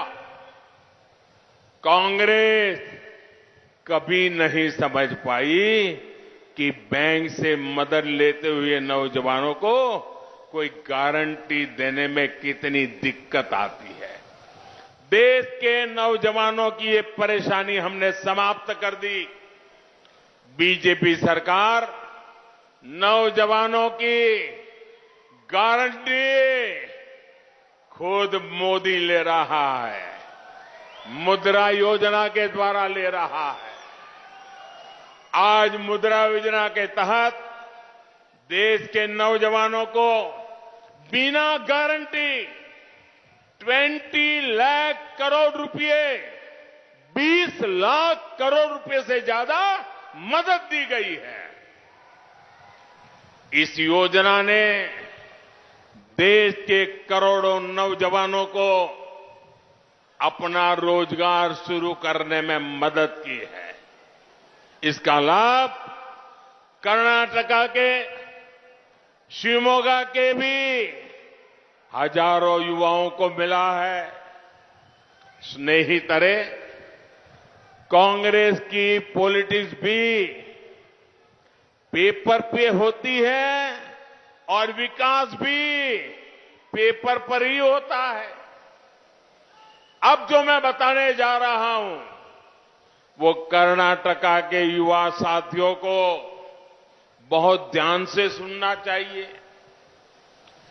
कांग्रेस ने यहां कर्नाटका में वादा किया है कि अगले 5 ईयर में प्राइवेट सेक्टर में 10 लाख नौकरियां देगी, यानी 5 साल में 10 लाख नौकरियां देंगे। ये कांग्रेस ने गारंटी दी है। देखिए झूठ कैसा बोलते हैं। कर्नाटका का युवान समझता है ये झूठ पकड़ जाएगा, यानी 5 साल में 10 लाख नौकरी, यानी हर साल 2 लाख जॉब। ये कांग्रेस का झूठ देखिए, हर साल 2 लाख जॉब। अब मैं आपको बताता हूं कि कांग्रेस कैसे लोगों को धोखा दे रही है। कर्नाटका में बीजेपी सरकार सिर्फ 3.5 साल से है। येडियुरप्पा जी और बोम्माई जी ने मिलकर के 3.5 साल उनको मौका मिला। यह ऐसा समय है जब पूरी दुनिया महामारी के संकट और उसके प्रभावों से जूझ रही है। इसके बावजूद कर्नाटका की बीजेपी सरकार में हर साल कर्नाटका में 13 लाख से ज्यादा फॉर्मल जॉब बढ़ी है। 13 लाख से ज्यादा हर वर्ष। अब आपको समझ आया कहां उनकी बातें और कहां हमारा काम। हमने कर्नाटका युवाओं के लिए हर साल 13 लाख से ज्यादा फॉर्मल जॉब बनाई है और कांग्रेस आपसे वादा कर रही है कि वो हर साल 2 लाख फॉर्मल जॉब उपलब्ध कराएगी। इसलिए ही मैं कहता हूं कि कांग्रेस सरकार कर्नाटका को रिवर्स गियर में डाल देगी, रिवर्स गियर में। इसलिए कर्नाटका के लोगों को कांग्रेस से बहुत सावधान रहने की जरूरत है। बंधु भगिनीरे, जैसी कांग्रेस की नीतियां हैं, उससे इन्वेस्टर्स कर्नाटका से बाहर ही जाएंगे। बीजेपी सरकार ने कर्नाटका में इन्वेस्टमेंट बढ़ाने के लिए जो कानून बनाए, उनको कांग्रेस खत्म करना चाहती है। जब इन्वेस्टर पड़ोस के राज्यों में चले जाएंगे, तो कर्नाटका के युवा, कर्नाटका के श्रमिकों को बहुत नुकसान होगा। शिवमोगा तो ऑटोमोबाइल पार्ट्स का हब है, यहां अनेक फाउंड्रीज है। आज भारत दुनिया का तीसरा ऑटोमोबाइल मार्केट बन चुका है। एक तरफ बीजेपी मेड इन इंडिया को प्रमोट कर रही है, वहीं दूसरी तरफ कांग्रेस इन्वेस्टमेंट को रोकने की साजिश कर रही है। बंधु भगिनीरे, शिवमोगा वेस्टर्न घाट के लिए मशहूर मलेनाडु का गेटवे है। यहां मशहूर जोग जलपाता है, और यहां तो घर घर में जानते हैं, गंगा स्थाना तुंगा पाना, यानी जिसने गंगा स्नान नहीं किया और तुंगा नदी का पान नहीं किया, उसके जीवन में कुछ न कुछ अधूरा है। राष्ट्र कवि कुवेंपु की राष्ट्रभक्ति की विरासत और एसुरु बिट्टुरु एसुरु बिड़वो, इस नारे से आजादी के अलग जगाने वाले गांव भी यही है। बीजेपी सरकार हमारी पुरातन संस्कृति को, विरासत को नई पीढ़ी तक पहुंचाने के लिए पूरी ईमानदारी से जुड़ी हुई है। लेकिन कांग्रेस की सरकारों ने इसमें तुष्टीकरण की राजनीति की। कांग्रेस ने हमारी आस्था, आध्यात्म के हर प्रतीक को या तो बेहाल छोड़ा या फिर उनको विवादों में रहने का दिया। आज बीजेपी सरकार हमारी संस्कृति, सभ्यता के ऐसे हर स्थान को भव्य बनाने में जुटी है। स्नेहितरे, कर्नाटका में बीजेपी की पूर्ण बहुमत की सरकार बनना तय हो चुका है, लेकिन इसके लिए बहुत जरूरी है कि बीजेपी का हर समर्थक वोट देने जरूर जाए। वोट देने जाएंगे ना? लोगों को ले जाएंगे ना? शहर हो या गांव, आपका एक एक वोट कर्नाटका में बीजेपी की मजबूत सरकार बनाने में मदद करेगा। इसलिए मेरे कर्नाटका के भाइयों बहनों, ऐसा तो नहीं होगा ना रोड शो जबरदस्त हो गया, सभा जबरदस्त हो गई, मोदी जी आ गए, येडियुरप्पा जी आ गए, ईश्वरप्पा जी आ गए, अब चलो सो जाओ, ऐसा तो नहीं करेंगे ना? नहीं करेंगे ना? बूथ बूथ पर जाएंगे, मतदाताओं से मिलेंगे, मतदान करवाएंगे, हर बूथ को जीतेंगे। मैं रिजल्ट देखने वाला हूं, हर बूथ को जीतेंगे, पक्का करेंगे। अच्छा, मेरा एक काम करेंगे, क्यों भाई बंद हो गए? मेरा एक काम करेंगे, ऐसे नहीं हाथ ऊपर करके पूरी ताकत से बताइए, मेरा एक काम करेंगे। और जोर से बोलिए, आवाज दिल्ली तक जानी चाहिए, मेरा काम करेंगे। ये मेरा पर्सनल काम है, करेंगे, पक्का करेंगे। अच्छा, मुझे अपने मोबाइल की फ्लैश लाइट चालू करके बताइए, ताकि मुझे दूर दूर दिखाई दे।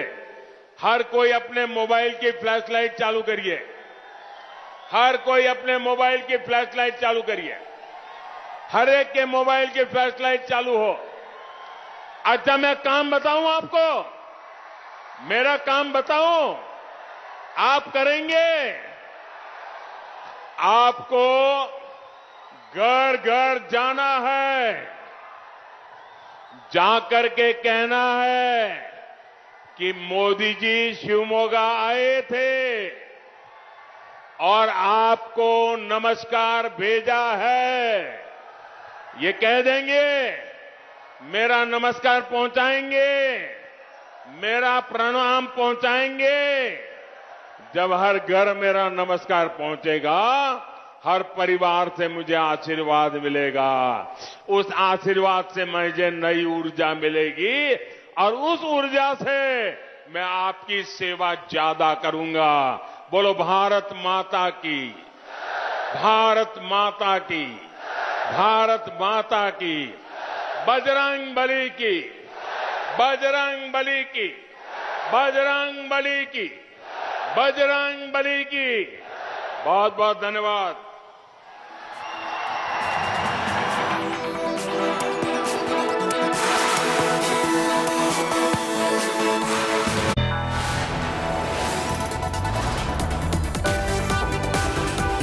You are watching India Today.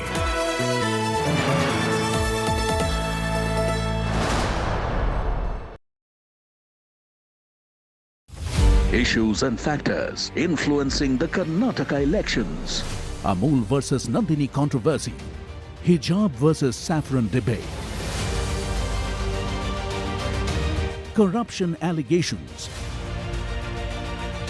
And the rebel factor are all crucial issues that could sway the voters. The Lingayat and Vokaliga communities have dominated state politics for decades, and their votes will be crucial.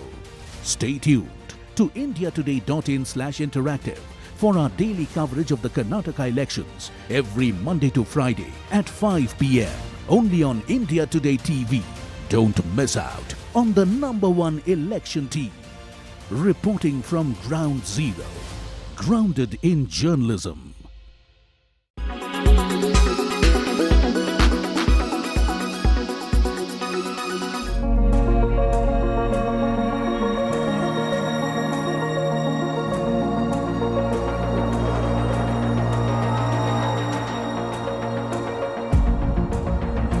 Arishka Ladha has become the youngest Indian to reach the Mount Everest base camp at a height of 17,500 feet.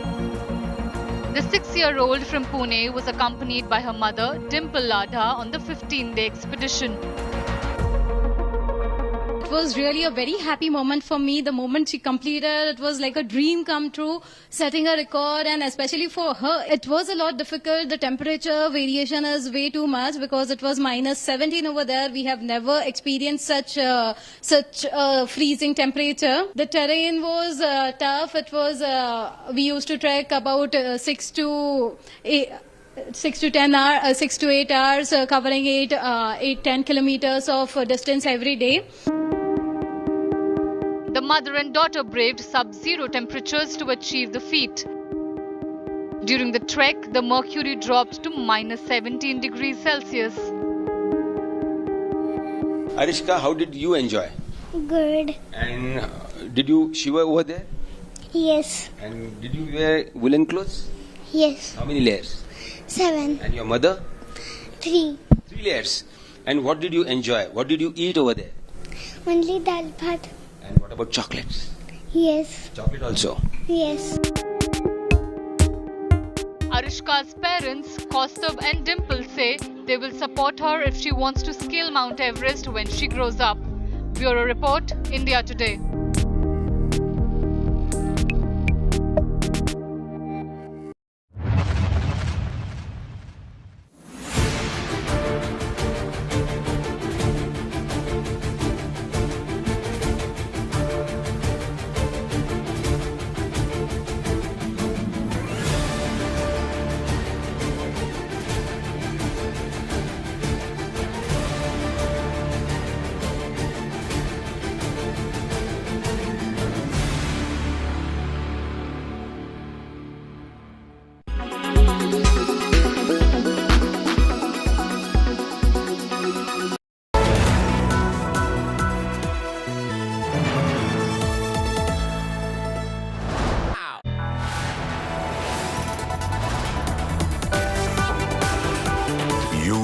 watching India Today.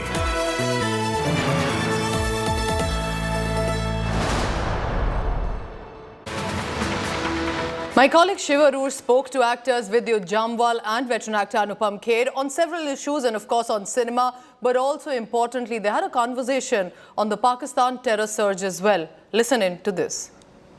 We all know that the situation between India and Pakistan right now is bad. It's really bad. It's not better. We've had big wars, lost lots of people on both sides. We just lost 5 soldiers. We've just lost 5 special forces soldiers in the Rajouri sector. So Vidyut, how does that speak to you as an actor when you're making a film about a topic, which has such a real life resonance very, very close to us? How does that affect you and how does that affect the film? So, let's start with the fact that for me it was very important to be a part of this movie or produce it. And in today's day, let's talk about Russia, one of the big powers, and they've attacked a smaller country. It's been 1 year. And the war's still going on. They've lost about 65,000 lives. But this particular topic is, we defeated the country in 13 days. And very few people know that it was not only India and Pakistan fighting, there was China with them. And that's what we've disclosed over here. To defeat a country in 13 days, making 95,000 people surrender, this is brilliance of the Intelligence Bureau. Absolutely, no doubt about it. So when you hear something like this, you need to share it with the people. They need to know that it was just not 2 countries fighting. There was a massive turmoil happening. And I think what America has done, they have kept making these movies and kept the whole thing alive.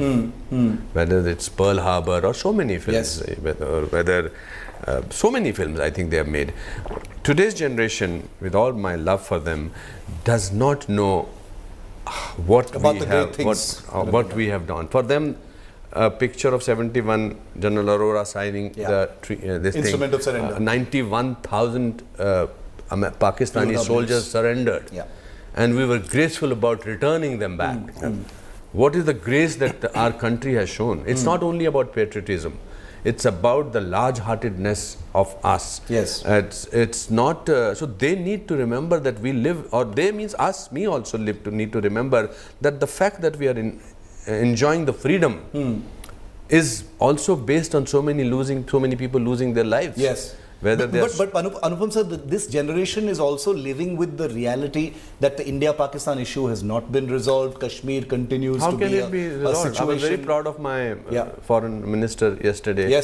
And it is important for us to talk like that, to talk so straight about it. It's important that a lot of people say, oh, ye nahi hona chahiye, aajkal aisa nahi hona chahiye. I think it's, I don't want to use words which are sort of strong words, but you don't enjoy freedom without the sacrifice of so many people. Some people are in civil clothes and some people are in uniforms. So this conflict is not our created. There was the Khalistani commando killed yesterday in Pakistan. In Lahore, yes. So what is the bigger proof that they harbor people who are creating issues in other countries? So large-heartedness is about that we invite their foreign minister to this important. That's important. The large-heartedness that our Prime Minister makes an unscheduled visit to that country and tries to meet the Prime Ministership of that country. So we are always trying to be doing that, but sometimes you have to say enough is enough. And it's not that we need to have an enemy feeling or no, but if your neighbor starts problems in your house, साथ वाला घर वाला, आप उसको एक बार माफ करोगे, 2 बार माफ करो, तीसरी बार आप जाके उसको. And we've demonstrated that we are willing to घर में घुस के, etc. You said something in the car also about never repeating the mistake again. Yes, exactly. What was it? You said something that somebody had told you. That never. Yeah, my grandfather used to say that don't go through a problem twice. Once by thinking about it, once by going through it. So you don't need to do that. And it's important to speak truth. You may not be popular with everybody, but I personally am not interested in being popular with everybody. It's also remember about their film that deals with the Indo-Pakistan War, IB-71, and lots more in conversation with Shiva. I'm wrapping up this bulletin for now. Thank you so much for watching. You can always log on to indiatoday.in for all the latest. Thank you. Have a great week.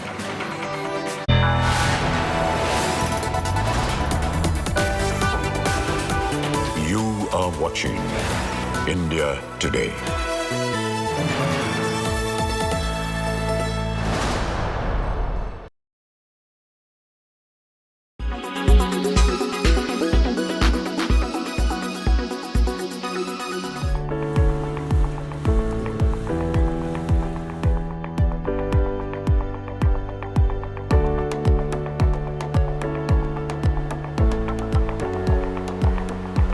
Digital health and wellness content creator and founder of I Am Wow, Gunjan Taneja, has had her share of challenges as a young woman. As a growing girl, she underwent a journey of dealing with health challenges courtesy her poor lifestyle habits.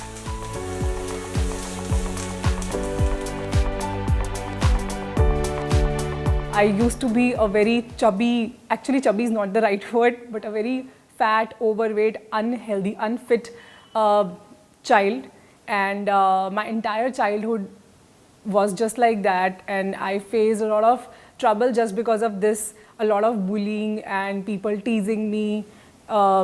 Nobody used to call me with my own name, like there were several names like Moti, Bhains and all of that.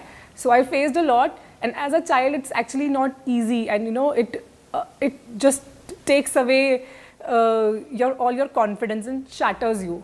Came up with this idea of developing our own app, I Am Wow app, which is basically an ecosystem for those who are looking for a healthy lifestyle, who are looking to transform themselves. Generally, it's a notion that healthy lifestyle or healthy diet is boring, so we prove it wrong.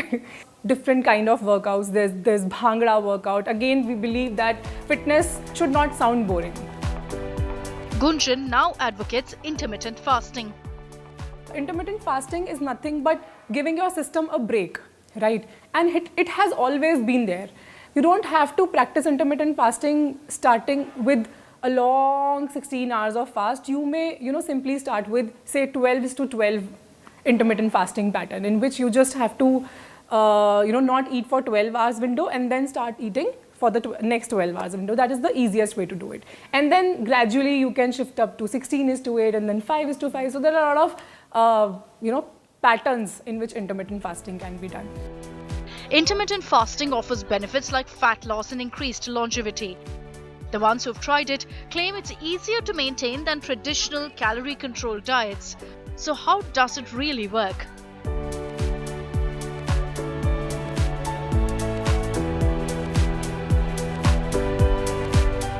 Staying on a fast for longer hours does affect our body's daily function.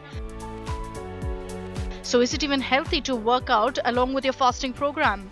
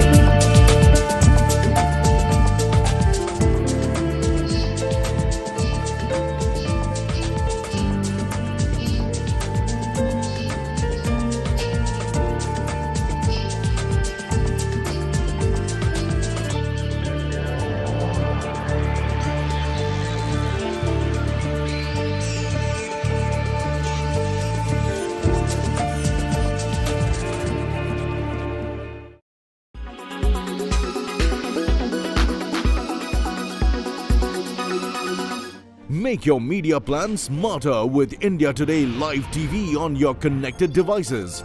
Amplify your brand with 100 million smart internet viewers. To advertise, mail us at sales@aajtak.com.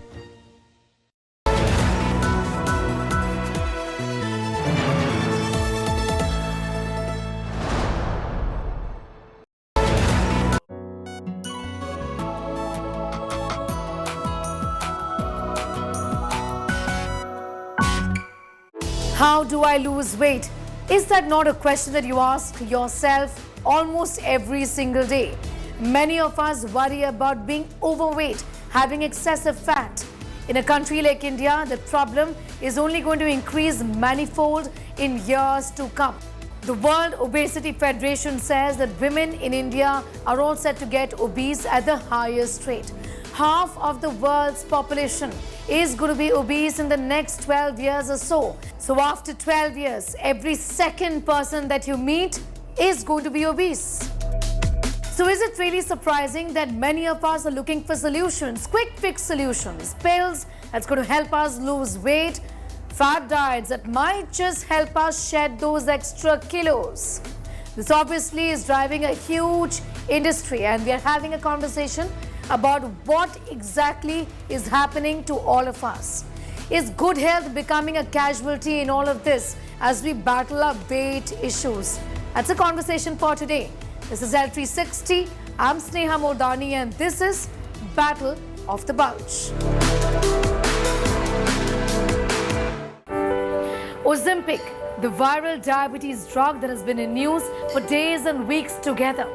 Many people are popping it because of weight loss problems, and it seems to be solving. Like Ozempic, there are several other medicines, weight loss medicines, that people world over consume in the hope of getting an hourglass figure. But is it really that simplistic? Years and years of abuse, eating the wrong kind of food, terrible lifestyle habits, no exercise, abusing your body can be solved with one pill. It really may not just be that simplistic as you think.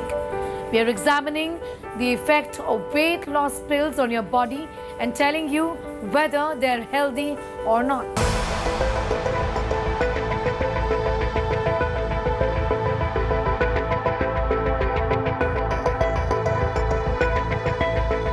One of the hottest topics in Hollywood lately is the type 2 diabetes drug Ozempic and its fellow semaglutide obesity drug Wegovy.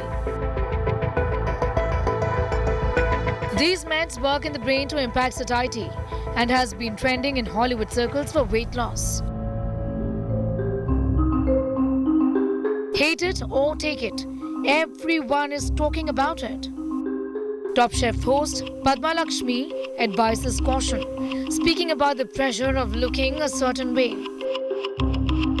Celebrities including Elon Musk and Remy Bader have revealed they use the drug to help trim fat. Khloe Kardashian is upset about speculations of her taking it.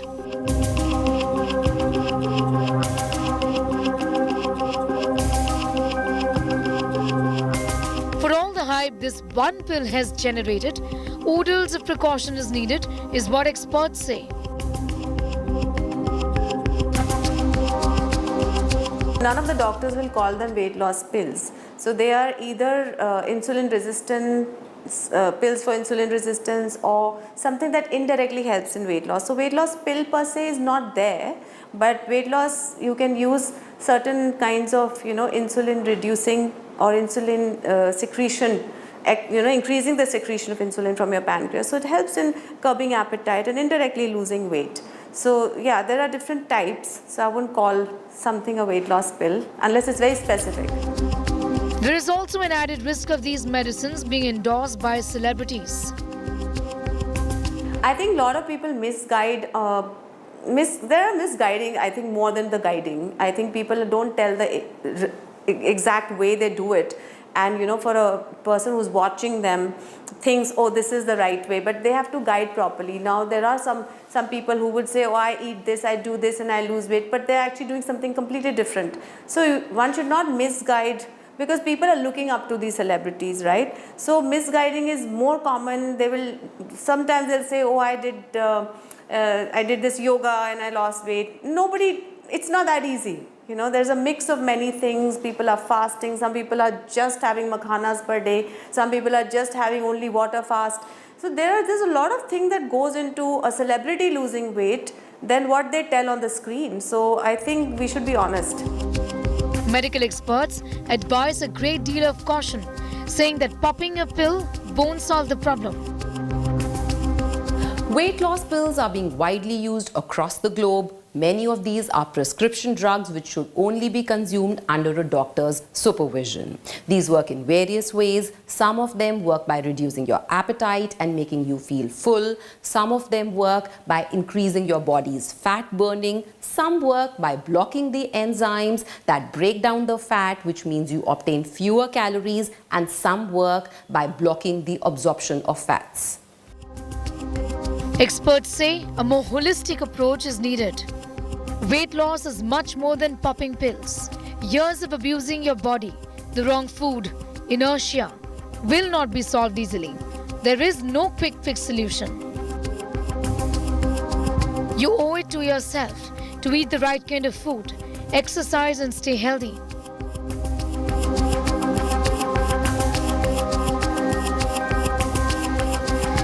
We must escape the mentality of just diet or just popping pills.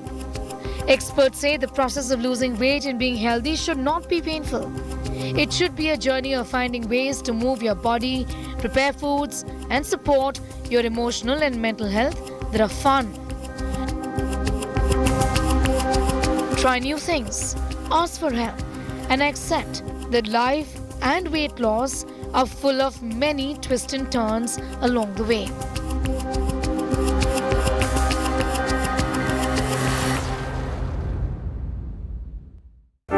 The West has packaged and sold it as intermittent fasting. In India, since time immemorial, it is being practiced as vrat, or normal fasting as we all know it. But what's really in a name, no matter what you call it, the fact is that it's become a huge rage, not just in India, but outside of India. But what are the pros and cons of intermittent fasting? We researched and put together this report for you so that you don't have to. Check it out.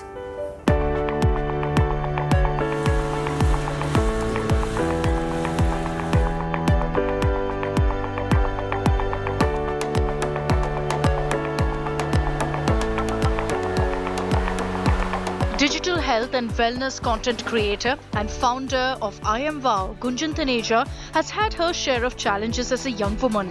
As a growing girl, she underwent a journey of dealing with health challenges, courtesy her poor lifestyle habits.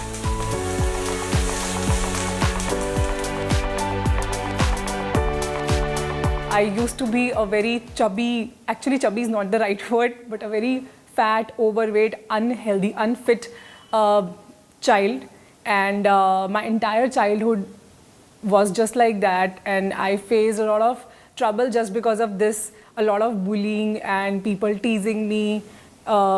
Nobody used to call me with my own name, like there were several names like Moti, Bhains and all of that.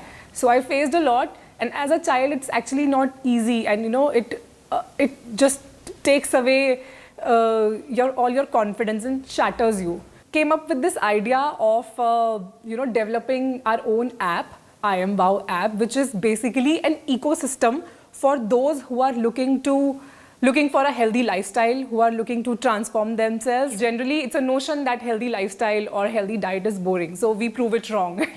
Different kind of workouts. There's Bhangra workout. Again, we believe that fitness should not sound boring. Gunjan now advocates intermittent fasting. Intermittent fasting is nothing but giving your system a break, right? And it has always been there.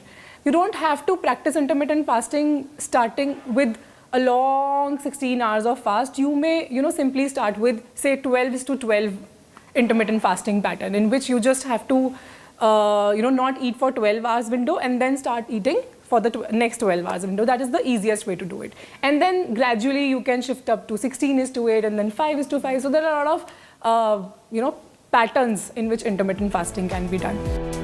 Intermittent fasting offers benefits like fat loss and increased longevity. The ones who've tried it claim it's easier to maintain than traditional calorie-controlled diets. So how does it really work?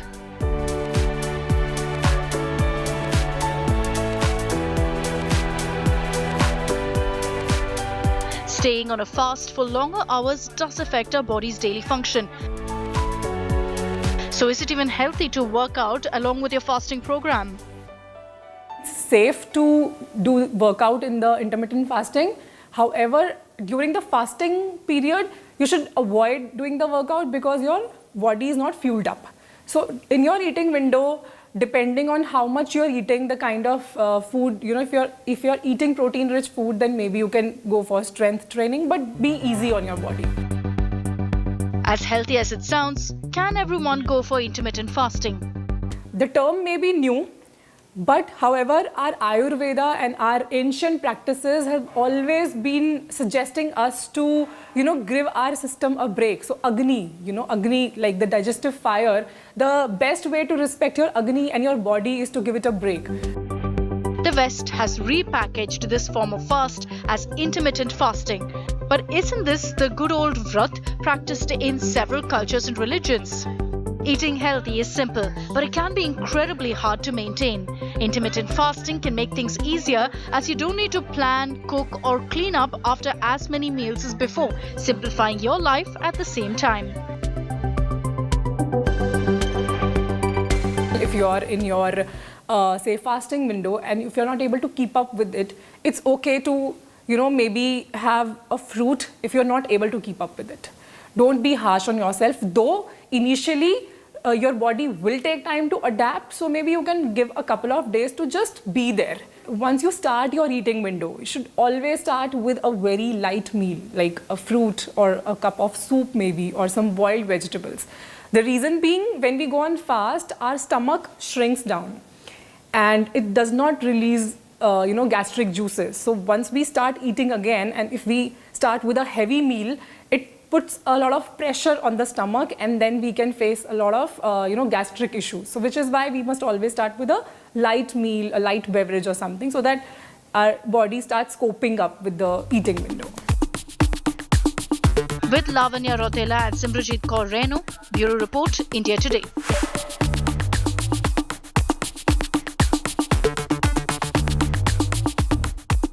It's time for a quick commercial break here. Back with many more reports around weight loss in just a bit.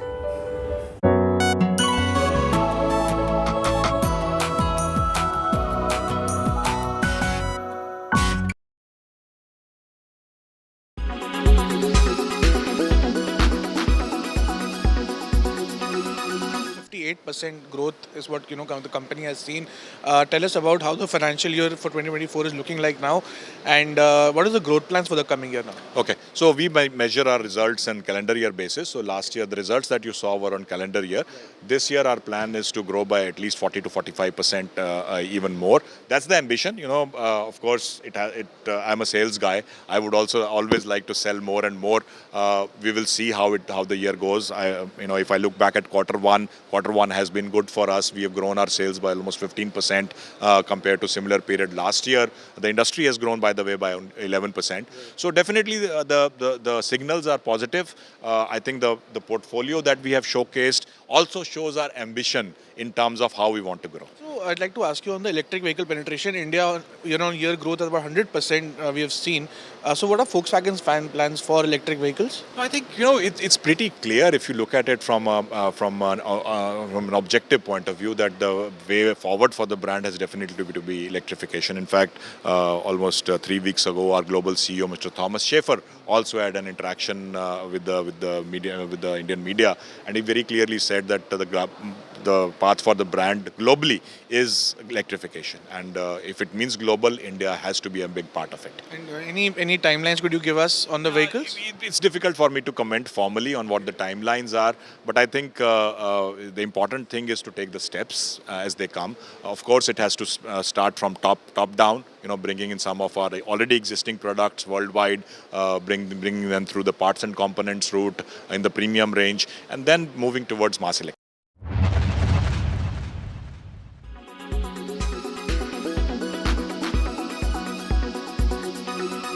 Why does this happen? Let me tell you the science behind it.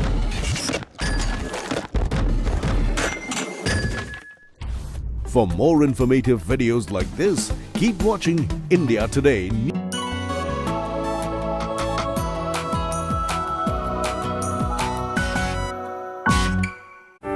Keto diets are extremely popular, high on fat and low on carbohydrates. But world over, medical experts are now getting concerned about the impact this kind of a diet can have on your cardiac health. Are keto diets really useful? Are they really healthy? This report is going to give you a fair idea.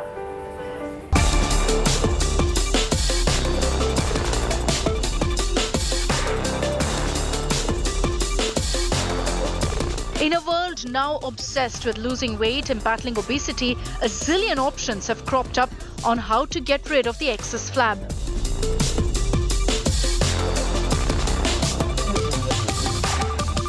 Diets, some rooted in science, some fads, are chosen by many of us. And in the quest of getting the perfect diet plan figured, many have taken up keto diets.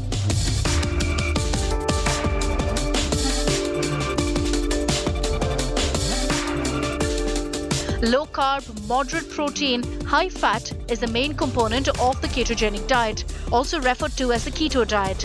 The recommended diet calls for consuming 55 to 60% lipids, 30 to 35% protein, and 5 to 10% carbs.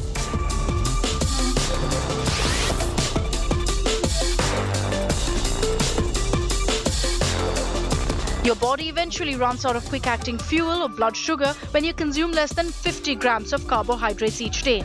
Normally, this takes 3 to 4 days. You'll then start to digest protein and fat for energy, which can help you lose weight. Ketosis is the term for this. It's critical to remember that the ketogenic diet is a temporary eating plan that prioritizes weight loss over overall health. You can stay in ketosis forever. It's not sustainable according to me. Because I think we all exposed to carbohydrates all the time, and it's very difficult to stay in ketosis unless you've got a willpower of a Iron Man or something. It's very hard to stay in ketosis because it's very easy to break the ketosis. So it's better to do it for a span of time and then go easy and then repeat it at a span of time. So it just keeps you, cellular age active.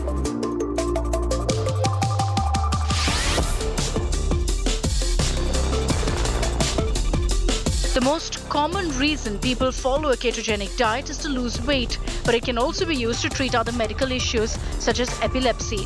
There needs to be more research in those areas. If you have type 1 diabetes specifically, check with your doctor to see if you should try this diet. And then there's the classic keto and modified keto. See, modified keto, we try to use more products to be eaten, more variety. A classic keto really is only about fat. Probably 100 grams of chicken or fish or paneer is given. Otherwise, it's all about ghee, coconut oil, nuts, nut butters. But a modified keto will also have vegetables, low glycemic index vegetables, or some things which will not spike your insulin, maybe like a keto protein bar, something like that. So modified keto can be done people who want variety. Classic keto doesn't have much variety.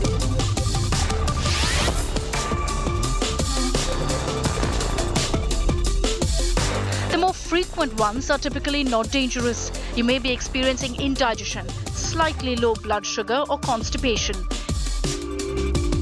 Kidney stones and an increase in body acidity are much less common side effects of low carbohydrate diets. The keto flu, which can cause headaches, weakness and irritability, bad breath and exhaustion, are among more adverse effects that may occur. Keto diets have always been linked to increased cardiac ailments. Keto often causes constipation and potentially diarrhea because there's a change in fiber intake. For that reason, it's important to choose a start date when your week isn't crazy with deadlines and obligations. Along with all this, it's also important to go easy on your workouts since your body is adapting to a new way of fat burning process. With video journalist Ashok Bhanot, this is Kshitija Gosavi for India Today. What if I told you that you really don't have to give up on your favorite mithai? You don't really have to stop thinking about that pastry you so love. Sounds like an ideal world, doesn't it? Well, it's possible.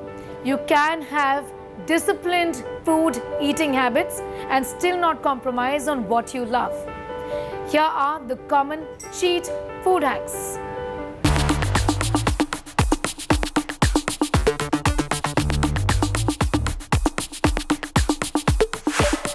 I just can't stop thinking of that pastry.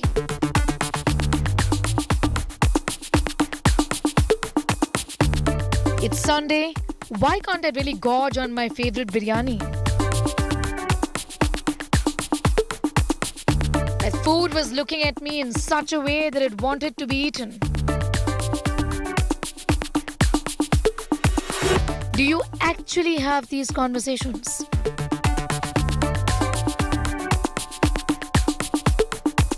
In your head or with someone else? Then you are not alone. We all want to cheat. I mean, good food is actually really tough to resist, is it not?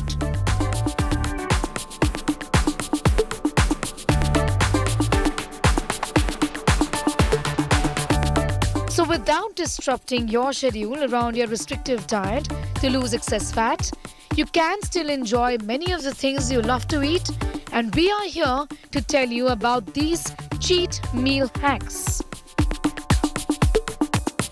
Look at the rules for these cheat meal hacks. You should find that food item absolutely irresistible. That should be your number one criteria. For example, you simply can't resist nariyal ki mithai. It's your ultimate favorite. Go for it. Only sometimes. An important hack here is to cheat on stuff that you find absolutely irresistible. The really good stuff. For me, it's the fruit cream made by my mother or the laddus in panjiri made by my mother-in-law, and I find these absolutely irresistible. I do not hate pani puri, but I don't crave it either, so it's simple to resist. Perhaps the most important hack here is to start with a bowl of fiber. Fiber works in various ways. First of all, it fills you up partly, so you're not famished when the sinful stuff comes in front of you. Also, it slows down the breakdown of carbohydrates, delays gastric emptying, the release of sugar into the bloodstream, it tapers insulin response and minimizes fat storage. So when my family orders pizza, I make myself a bowl of salad and feed on it. This allows me to enjoy the pizza with my family guilt-free. Mindful eating. You should be sure and conscious of what you are eating. Just don't put anything into your mouth. Think, do you actually want it? Every day is not cheat day. Life isn't a party. Accept it. Always cheat on an active day because some extra physical movement will allow you to burn those extra calories. If you have the choice, choose to indulge during breakfast or lunch and avoid cheating during dinner, because when you cheat during breakfast or lunch, you have the rest of the day to burn those extra calories. Experts also advise eating meals in a gadget-free and peaceful space. They say it's imperative to chew the food well, and also we must not eat a full tummy. Only take a second serving if you're actually still hungry. Sneha Mordani in Delhi for India Today. Well, that brings us to the end of this edition of Health 360. We hope you found our reports useful and informative. To tell our viewers, Health 360 is also online. It's Health 360 Plus, and we go live every Friday at 5 p.m. on all of India Today's digital platforms, Instagram, Facebook, YouTube and Twitter. You can connect, join in, put in your questions, ask questions of our experts who join us week after week. Do not forget to like, subscribe and share our reports online as well. The hashtag is Health360 or Health360 Plus. Until next time, thank you so much for watching and do take very good care of yourself.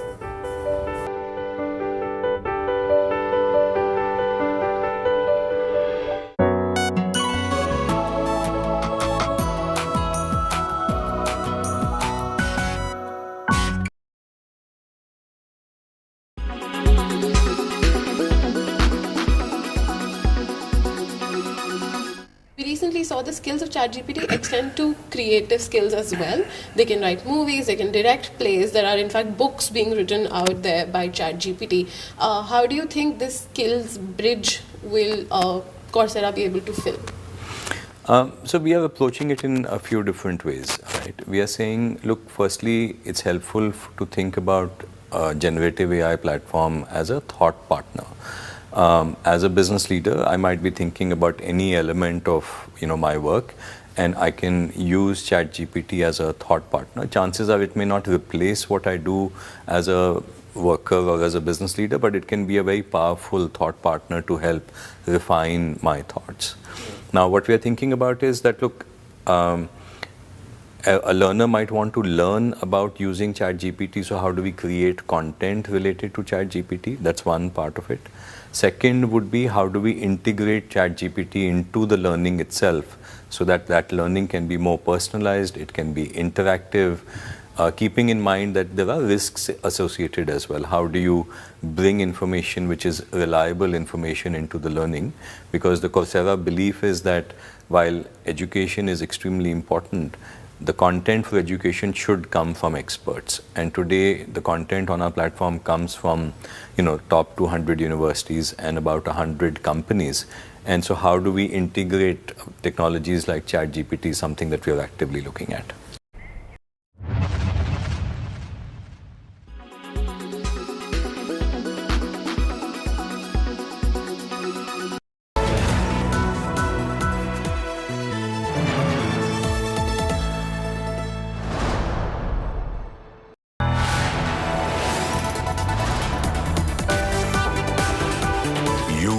Watching India Today.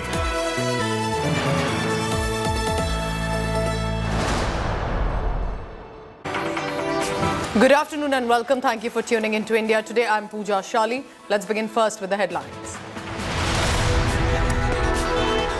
Prime Minister Narendra Modi leads the last leg of Karnataka campaign, fires a salvo at the Congress party, says Karnataka suffered under the Congress rule. It was the BJP that he claims brought development to the election-bound state. Karnataka के लोगों को कांग्रेस से बहुत सावधान रहने की जरूरत है. Congress meanwhile gears up for the final battle as well. Gandhis in Bengaluru will be holding mega roadshows. DK Shivkumar, Siddaramaiah exuding confidence in winning this election.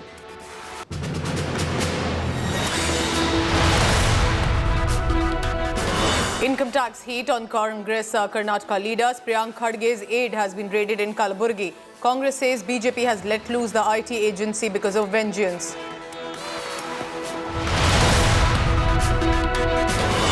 JP Nadda will meanwhile be leading a special screening for young girls this evening in Bengaluru.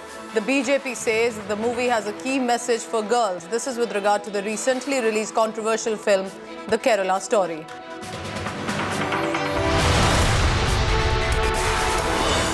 "54 people have lost their life in Manipur violence. 23,000 civilians had to be rescued. The army has stepped up vigil at the Indo-Myanmar border. India Today is the only channel at ground zero.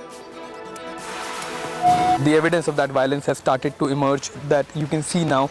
These cars have been burned by miscreants, by vandalizers who were here. Co-presented by Star Health Insurance, the health insurance specialist. Powered by Jaguar, discover the magic of smart lights. Co-powered by Tech Pro by Blackberries. Show the way.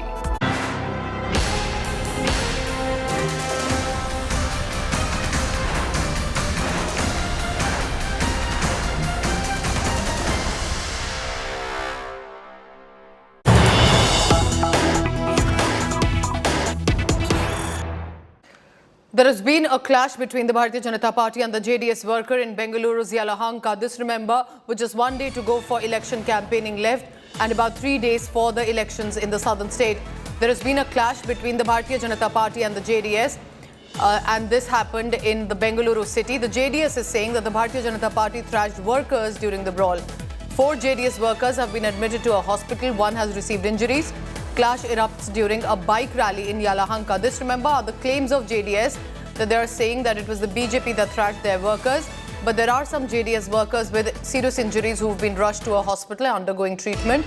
And visuals on your screen of the clash as well. Anaga Keshav with the latest joining me. Anaga, what are the details that you have from on the ground? What exactly happened? Pooja, one person from JDS has been grievously injured and he's admitted in a private hospital, that is the Jayadeva Hospital in Bengaluru. The JDS workers and the BJP workers, they bumped into each other in Yelahanka. Both of them were carrying out their bike rallies, and when they ran into each other, a heated argument erupted, which later turned into a physical fist fight, leading to grievous injuries sustained by the JDS workers. Now, since BJP workers were much more in number, the JDS workers could not really push back because there were only 10 in number, whereas the BJP, they were easily around 50 to 60, we are being told. And that is why we have 4 people from the JDS party who are being injured, 3 minor injuries, and 1 has been grievously injured, who is currently undergoing treatment. Anaga Keshav with the latest. Anaga, keep tracking the latest details. So remember, tempers are running high. 3 days to go for a very high-stake election in Karnataka. Now, workers of the JDS and the BJP have clashed. Bharatiya Janata Party's Brahmastra, Prime Minister Narendra Modi, is now winding up the campaign in the election-bound state. Remember, just 1 day to go now for the election campaigning to conclude. Prime Minister Modi held a 26-kilometer-long roadshow in Bengaluru on Saturday and held a 10-kilometer-long roadshow today. He began the rally by offering a tribute to Bengaluru's founder Kempegowda statue at the new Thippa Sandra area and concluded his show at the MG Road. Now, the residents of Bengaluru and clearly those who support the Bharatiya Janata Party seem to have turned up in large numbers to witness Prime Minister Modi's roadshow, and this, remember, being a weekend as well. There was also cultural performances that was seen during this roadshow. But several people also expressed disappointment because there were traffic snarls clearly due to the VVIP movement and caused by this. But there were also some candidates of NEET who have given out some complaints. Modi, remember, will be also holding public meetings in Shivamogga rural and conclude the visit at one of the temples in Bangalore. Here are some of the highlights of what exactly happened. NEET exam. My son is writing NEET exam. Right. But unfortunately, we are held up in traffic. Right. Highly irresponsible fellows. Highly irresponsible. Yes. What time is your exam? 11:40, madam. 11:40 is your exam.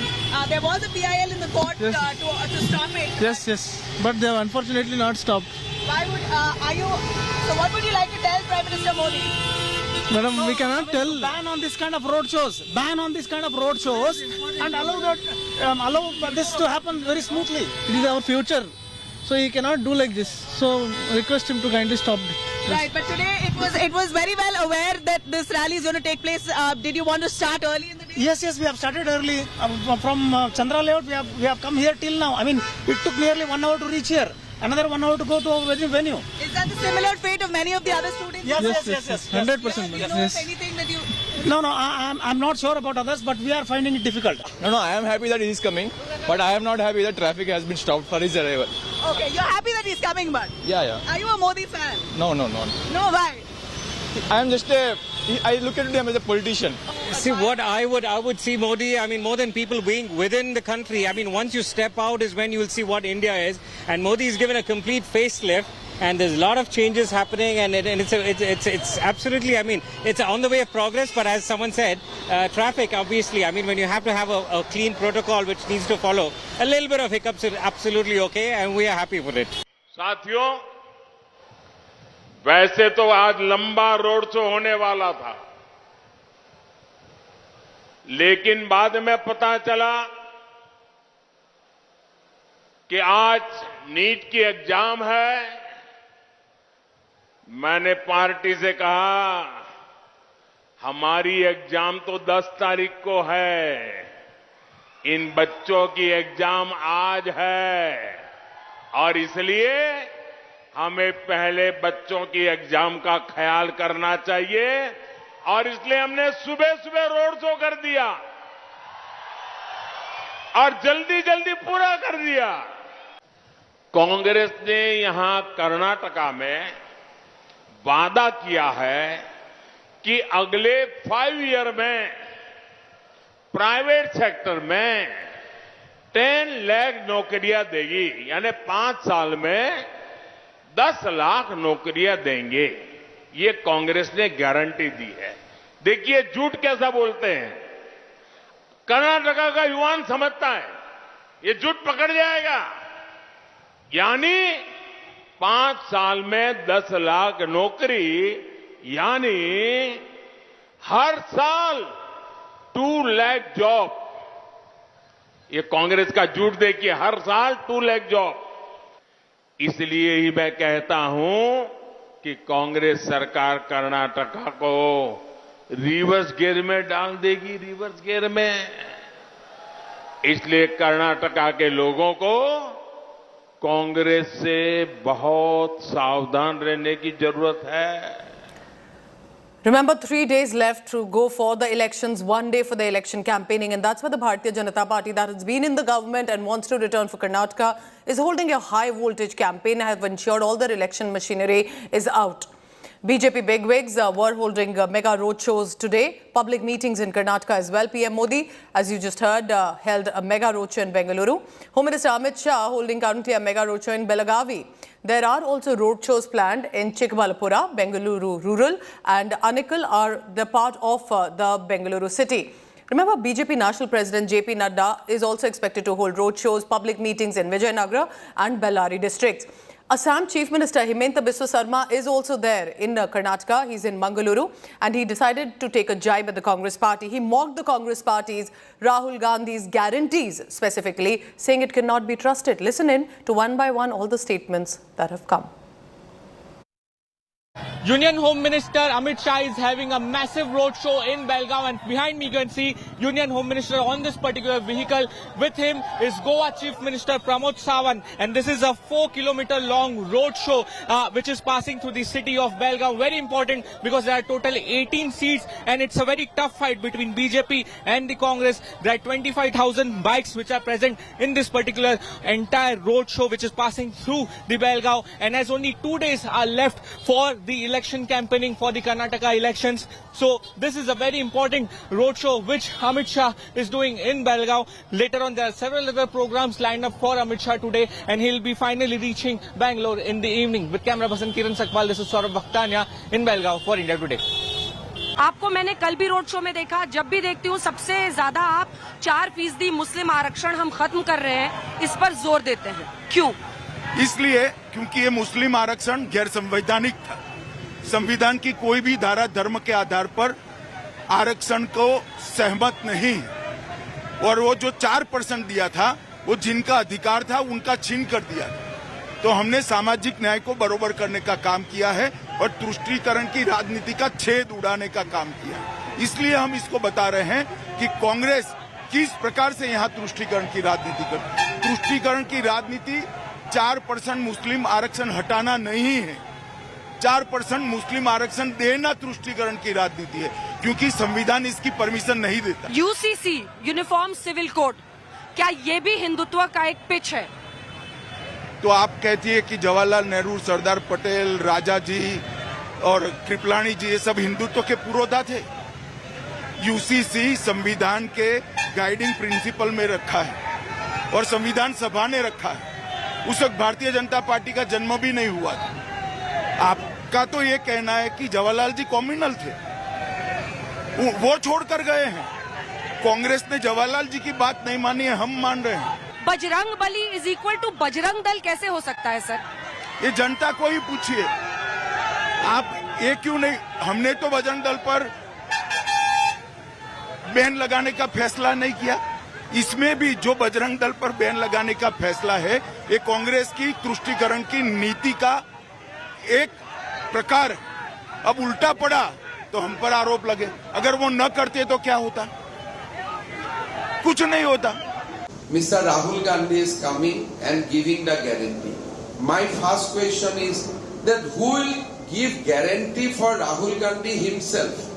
Rather, Mrs. Sonia Gandhi is fighting a lone battle for last 20 years only to establish Rahul Gandhi as a citizen or as a human who can earn decent livelihood for himself.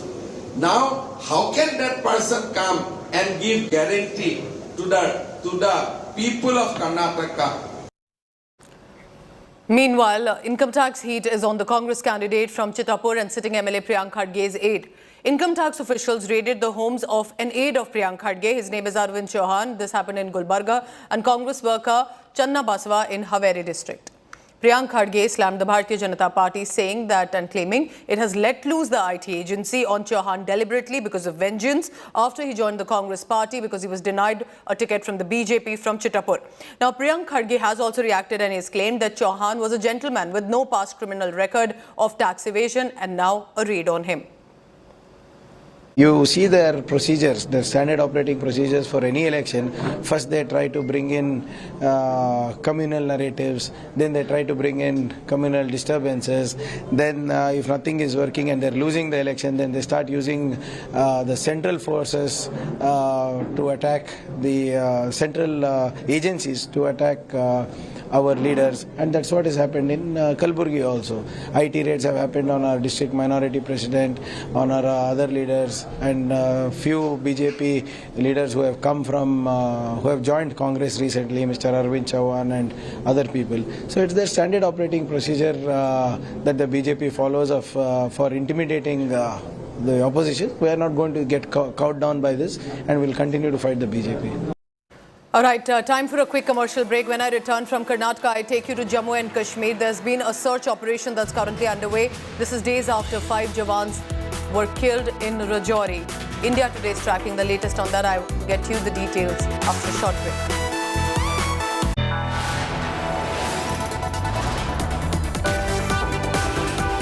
You are watching India Today.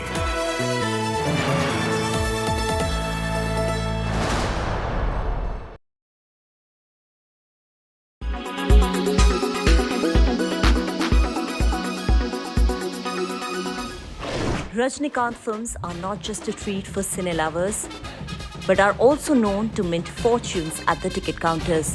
The superstar not only creates magic on screen, but the box office collection of his films is magical too. 2.0. This Tamil language 3D sci-fi action thriller could easily be Rajnikant's one of the highest grossing films, with it crossing the 700 crore mark at the global box office. Directed by S. Shankar, Rajnikant returned as Chitti in 2019 and fans love to see him as Robot yet again. I am Chitti, reloaded, version 2.0. It was made on an estimated budget of Rs 570 crores. 2.0 also featured Akshay Kumar in a prominent role. Kabali.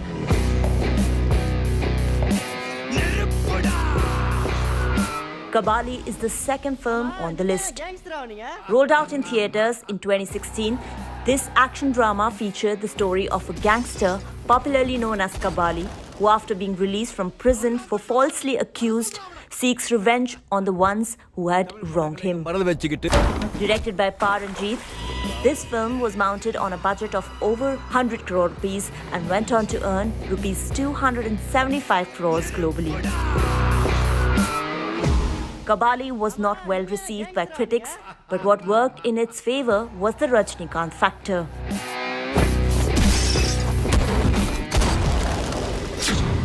Enthiran.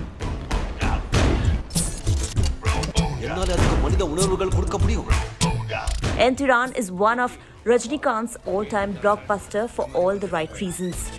With its VFX, concept and the performances, this sci-fi thriller was way ahead of its time, and Shankar had created magic along with Thalaivar in 2010.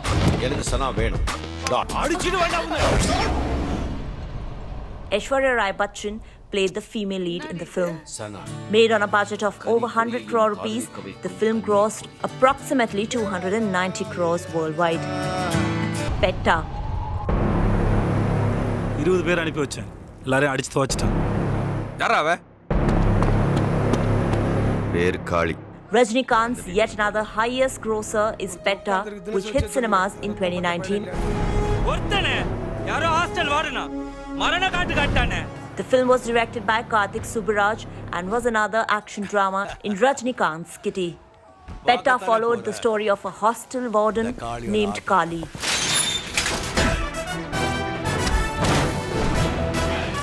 Made on a budget of 135 crore rupees, it minted over 220 crores at the global box office. பார்க்கிறதுக்கு சின்ன பையன் மாதிரி ஸ்டைலா இருக்கீங்க. Petta also featured Vijay Sethupathi and Nawazuddin Siddiqui in key roles. உங்களுக்கு கம்ஃபர்ட்டபிளா இல்லனா நீங்க கண்ண மூடிக்கலாம். ஐயோ இது நல்லா இருக்கு.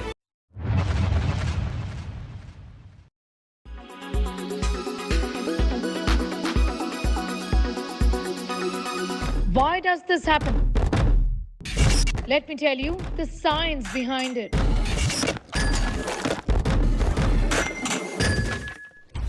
For more informative videos like this, keep watching India Today News Mo.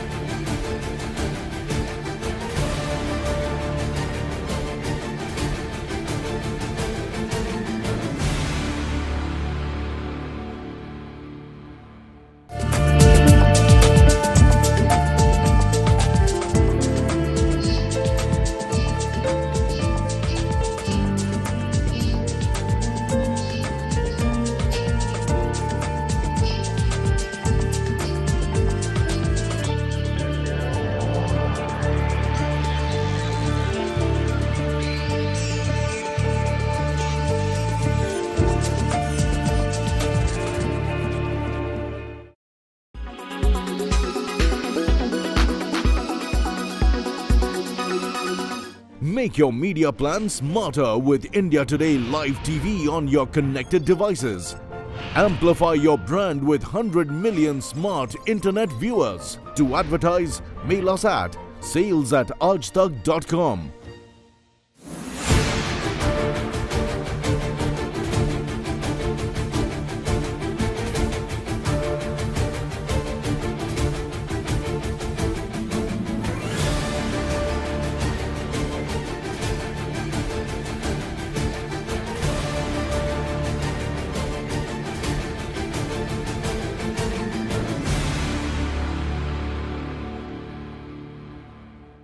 Why does this happen? Let me tell you the science behind it.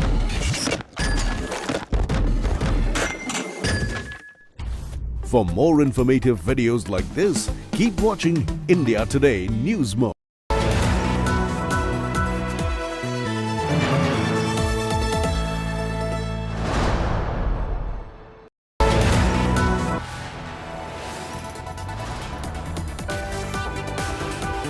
You are watching India Today.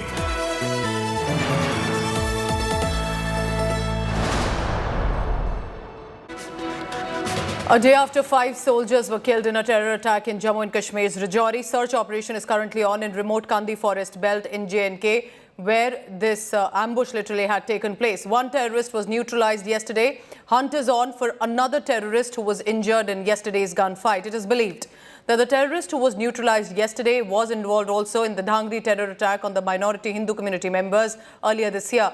The identity is yet to be ascertained. In Jammu and Kashmir's Rajouri district's Kandi area, this is that region where a fierce encounter is on since Friday. Today is the day 3 of this entire operation, and this morning we saw that reinforcements were sent to the forest belt of Kandi. There you see those snow-clad mountains. A fierce encounter is on there and a massive search operation is underway. The priority for the security forces is to neutralize the terrorists as soon as possible. So far, one terrorist has been eliminated while another one has been injured. So hunt is on for the injured terrorists, but this is a mammoth task for the security forces given the difficult terrain of this entire region. In this operation, we have lost 5 of our brave hearts, 5 para-commandos belonging to the Army's elite special forces attained martyrdom on Friday, and after that reinforcements were sent, and now this is a joint operation being carried out by the Indian Army, Jammu and Kashmir Police as well as by the CRPF. Here at the Kandi region you can see that there is deployment of the security forces and search operation is being carried out here, but it's going to be a very uphill task for the Indian Army. As I said that it's a difficult terrain. This entire region is surrounded by dense forests, huge mountains. It's not a easy area to operate in. It's a very difficult area, but our security forces are working round the clock. They want to ensure that this region becomes terror-free. My colleague Shivaru spoke to actors Vidyut Jamwal and also Anupam Kher on the Pakistan terror surge, and that's because they were in the India Today studios to discuss their film IB-71 that deals with India-Pakistan war, and here's what they had to say in the backdrop of all that's unfolded in Jammu and Kashmir.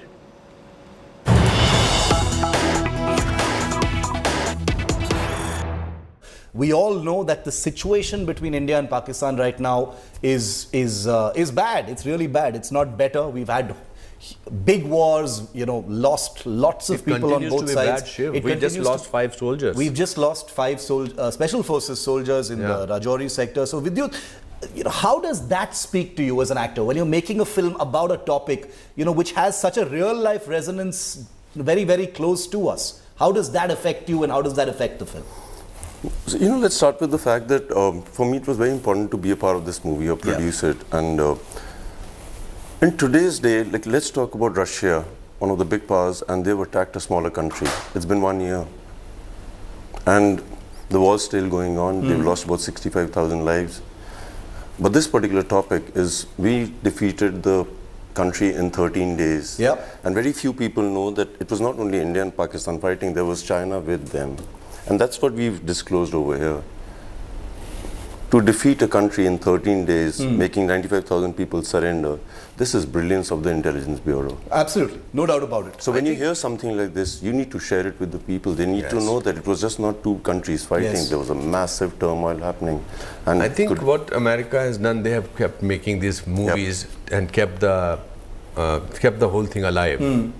Whether it's Pearl Harbor or so many films, whether so many films I think they have made. Today's generation, with all my love for them, does not know what we have done. For them, a picture of 71 General Arora signing this Instrument of surrender. 91,000 Pakistani soldiers surrendered, and we were graceful about returning them back. What is the grace that our country has shown? It's not only about patriotism. It's about the large-heartedness of us. It's not. So they need to remember that we live, or they means us, me also need to remember that the fact that we are enjoying the freedom is also based on so many people losing their lives. Whether but Anupam sir, this generation is also living with the reality that the India-Pakistan issue has not been resolved. Kashmir continues to be a situation. I was very proud of my foreign minister yesterday. And it is important for us to talk like that, to talk so straight about it. It's important that a lot of people say, oh, ye nahi hona chahiye, aajkal aisa nahi hona chahiye. I think it's, I don't want to use words which are sort of strong words, but you don't enjoy freedom without the sacrifice of so many people. Some people are in civil clothes and some people are in uniforms. So this conflict is not created. There was the Khalistani commando killed yesterday in Pakistan. In Lahore, So that what is the bigger proof that they harbor people who are creating issues in other countries? So large-heartedness is about that we invite their foreign minister to this important. That's important. The large-heartedness that our Prime Minister makes an unscheduled visit to that country and tries to meet the Prime Ministership of that country. So we are always trying to be doing that, but sometimes you have to say enough is enough. And it's not that we need to have an enemy feeling, or no, but if your neighbor starts problems in your house साथ वाला घर वाला, आप उसको एक बार माफ करोगे, 2 बार माफ करो, तीसरी बार आप जाके उसको. And we've demonstrated that we are willing to घर में घुस के etc. You said something in the car also about never repeating the mistake again. Yes, exactly. What was it? You said something that somebody had told you that never. Yeah, my grandfather used to say that don't go through a problem twice. Once by thinking about it, once by going through it. So you don't need to do that. Yeah. And it's important to speak truth. You may not be popular with everybody, but I personally am not interested in being popular with everybody. Well, that's all I have for this bulletin for now. Thank you so much for watching. Stay tuned. You can always log on to indiatoday.in for all the latest. Have a great Sunday. Thank you.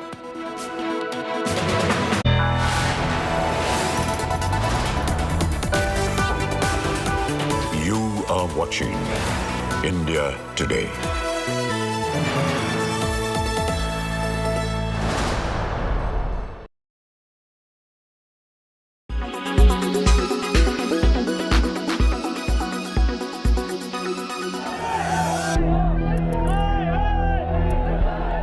Swords brandishing, scuffling with police, marching through aggressively with saffron flags, sometimes with Anjani Putra or the Om on them, sometimes in their uniform, sometimes in civil attire, but always with a saffron scarf tied in their head and band on their chest, shouting out loud and clear that they are the Bajrang Dal.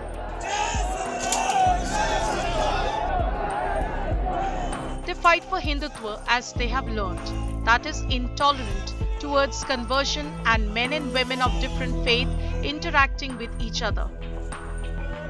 Their protests are against right to hijab and sale of halal meat. They act on tip-off suspecting possible cow smuggling. They are the activists stomping the hinterland in the name of protection of Hinduism.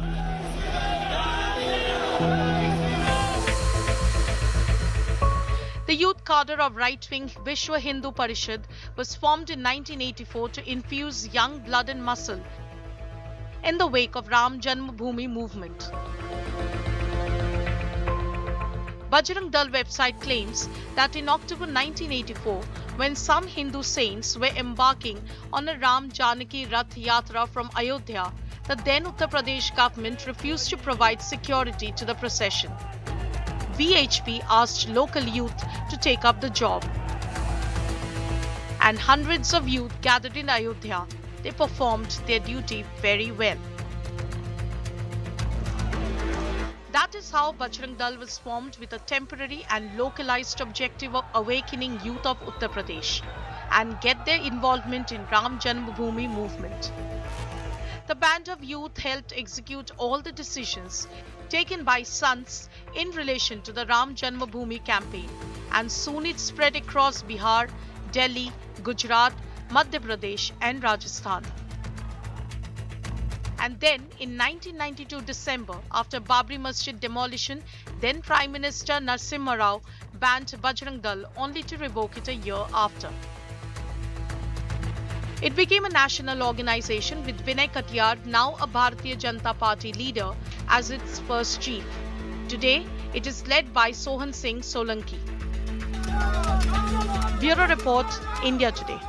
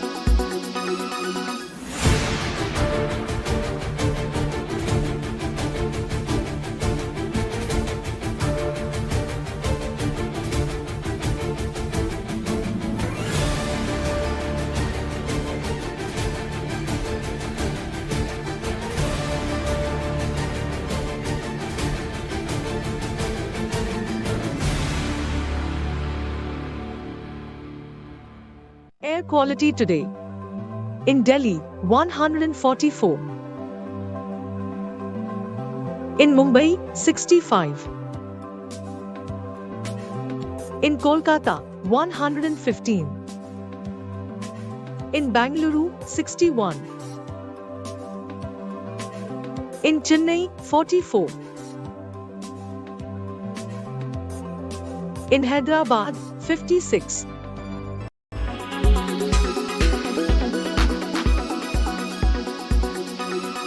Why does this happen? Let me tell you the science behind it.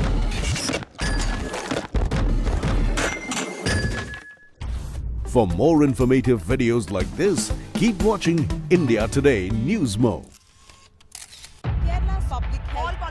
Traveling from different parts. Armed with facts, Looking at political back. she takes the news by its horns. Do you think the future of these students are not hampered? Fierce, bold, and direct, setting the tone for the biggest stories from every corner and every angle. Expect nothing but the unfiltered truth. News first, niceties later. Watch me, Nabila Jamal, on India Today.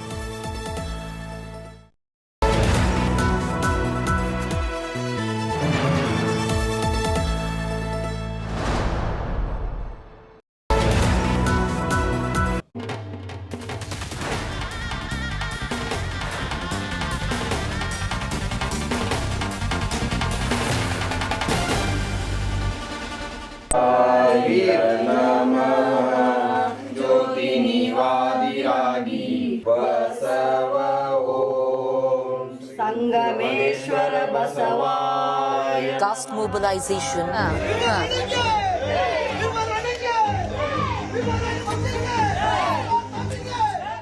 Legacy politics. Dhoni का fan है। धोनी का fan है। Politics में किसका fan है? Politics में हम लोग येडियुरप्पा जी का फैन है। येडियुरप्पा को छोड़ के बीजेपी कुछ नहीं कर सकता साउथ इंडिया में। Loyalties. ಸ್ಥಳೀಯ ಅಭ್ಯರ್ಥಿನೂ ನೋಡ್ತಾ ಇಲ್ಲ ಏನು ನೋಡ್ತಾ ಇಲ್ಲ ನಾವು ಮೋದಿ ನೋಡೋಟ್ ಆಗ್ತಾ ಇದೀವಿ ಅಷ್ಟೇ. Allegiances. तो बीजेपी पसंद है? बीजेपी पसंद है और बीजेपी का ऊपर है मोदी। सब लोग मोदी जी का फैन है। Karnataka, the land of paradoxes, bursting with regional pride, yet pride that lives in its deeply etched caste and religious fault lines. As we continue to climb up to northern Karnataka, the Hyderabad-Karnataka region, we stop in stunning Hampi.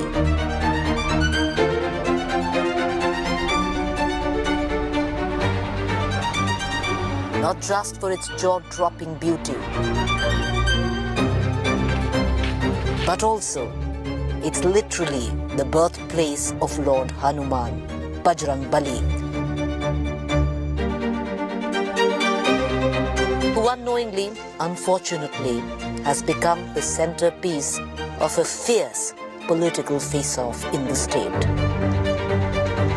Treta युग का समय पे ये पूरा area क्या देख रहे हैं, सराउंडिंग एरिया को हम लोग कहता था किष्किंधा साम्राज्य। किष्किंधा साम्राज्य वाली सुग्रीव का साम्राज्य था।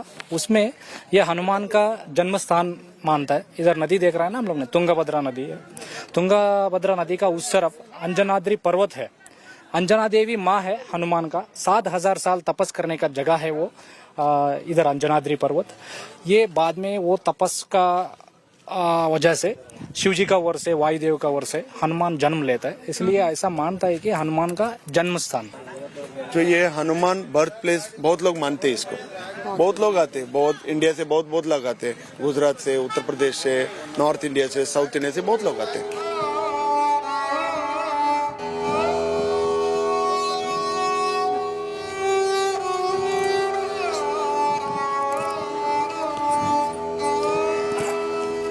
It's an early, hopefully a good morning in Hampi. Hampi is a land soaked in history. History that glorifies it and history that haunts it as well. Till very recent past, Hampi used to be in the black book of avid travelers. But the year 2019 changed it all, when New York Times put Hampi as the second most destination in the world that you need to travel to. And since then, it's right at the top of most tourists' list. This popular town in Vijayanagara district, Karnataka, is home to the group of monuments at Hampi, a UNESCO World Heritage Site. An open-air museum dotted with ruins thousands of years old, with the world's oldest temples. The historic antiquity of the region can be traced back to the Mauryan period. Hampi, also famous for being the capital of the erstwhile Vijayanagara Empire, a kingdom that was synonymous to wealth and prosperity.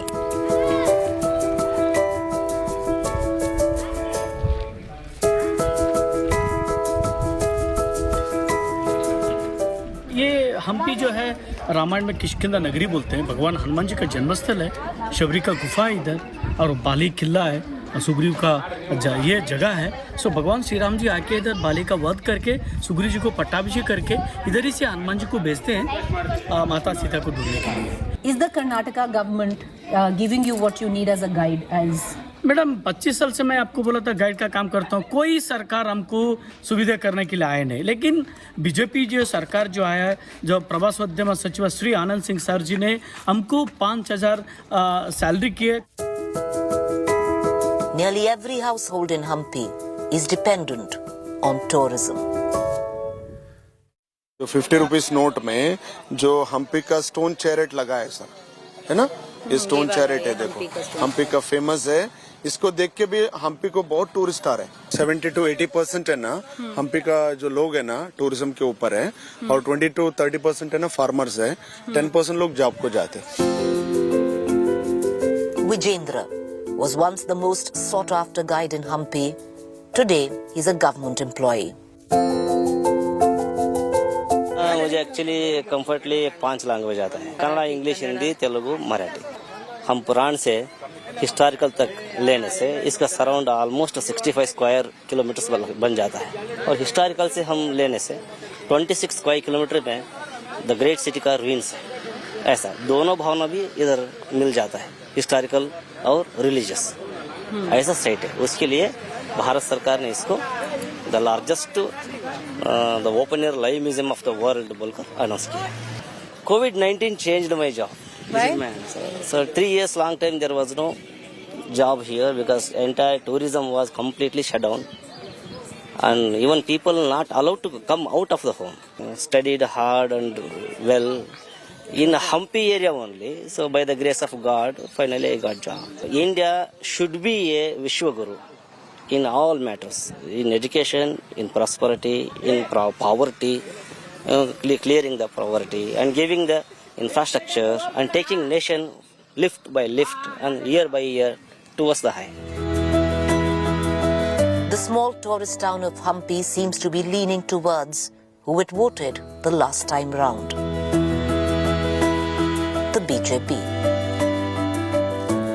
आपको मोदी क्यों पसंद है? आप ही मोदी पसंद है madam. उसको पूरा वो पसंद है। फुल बीजेपी है। Full BJP. फुल बीजेपी है। इधर कार्यकर्ता लोग है ना बीजेपी है, और इधर लोकल एमएलए ना आनंद सिंह है, वो 4 बार विन हो चुका है ऑलरेडी। ये बार भी उनका ही चल रहे हैं। नहीं उसका बेटा। आजकल उसका बेटा है। वही सिद्धार्थ सिंह है ना, उनका ही चल रहे हैं।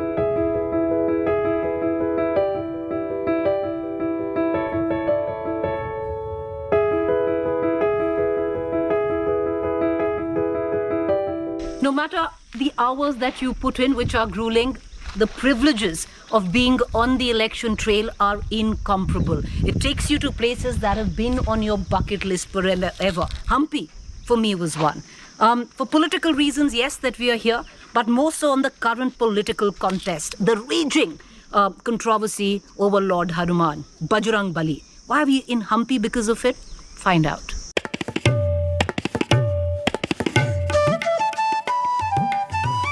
Lord Hanuman, Bajrang Bali. In the final leg of this election has come to be a calling card.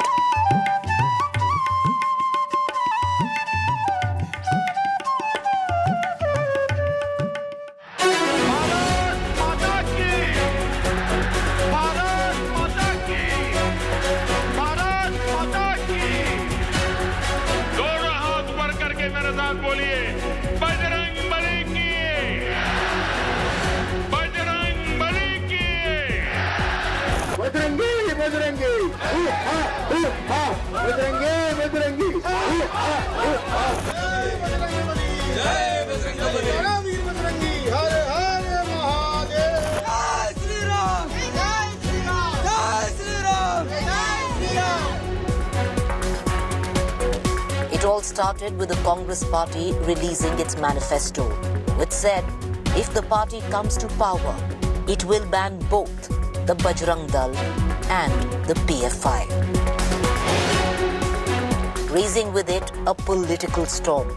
The Congress, given an edge over BJP in most pre-poll surveys by pollsters, seemed to have handed the BJP a perfect opportunity, and the party jumped at it.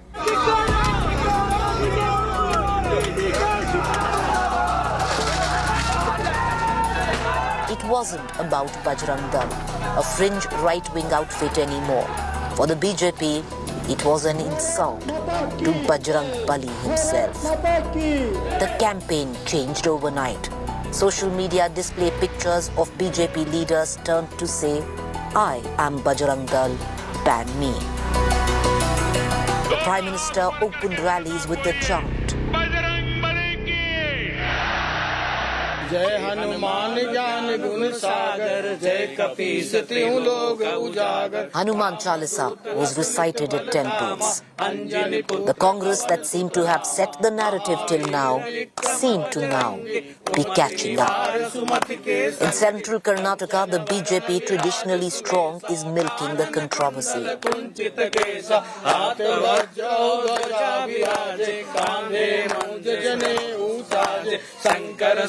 Kesari नंदन तेज प्रताप महाजगवंदन अस कहि श्रीपति कंठ लगावे सनकादिक ब्रह्मादि मुनीसा नारद सारद सहस सीसा। जय बजरंग बली, जय बजरंग बली, जय बजरंग बली।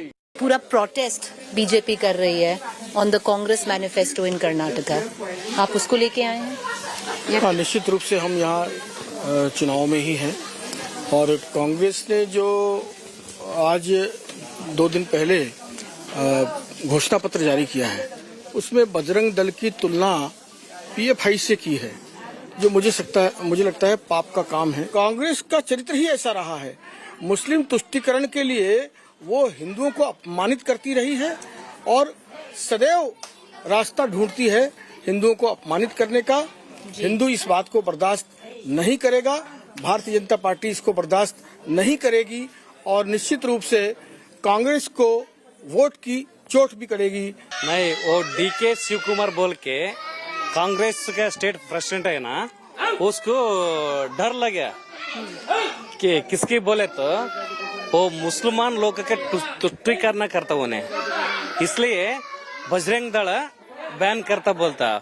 उसको ताकत रहे तो बैन कर, सब लोग हम हिंदू लोग सब उसको देखता था, इसलिए वो सिर्फ इलेक्शन दृष्टि में करता है।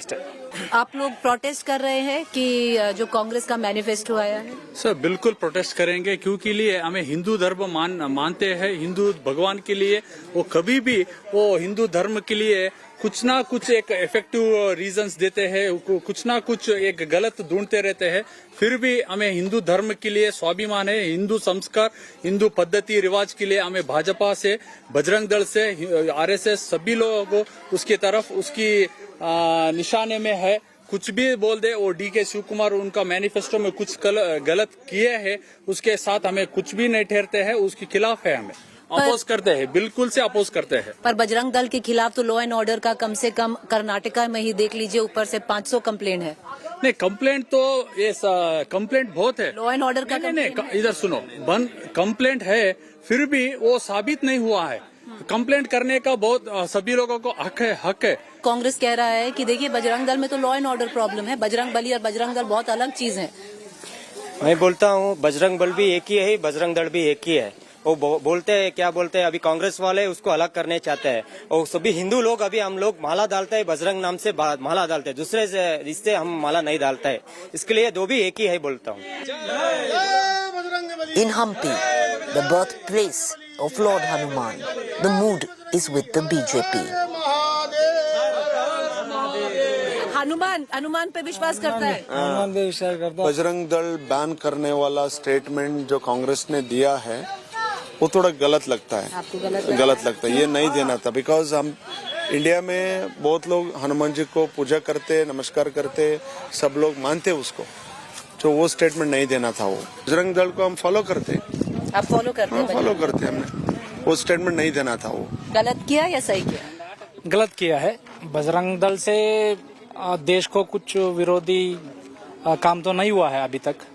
वो तो पूरा देशभक्त है बजरंग दल का। कांग्रेस को इम्पैक्ट होगा इसका? हो सकता है, हो सकता है। विकृत मनस, वेरी वेरी बैड। वो पीएफआई वो हिंदू संगठन का जोड़न करता ना, very worst mentality, that is one.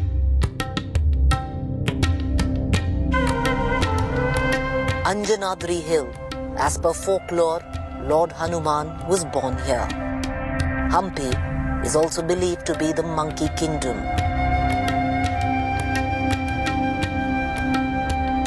Kiskinda, where Lord Ram met his loyal follower Hanuman.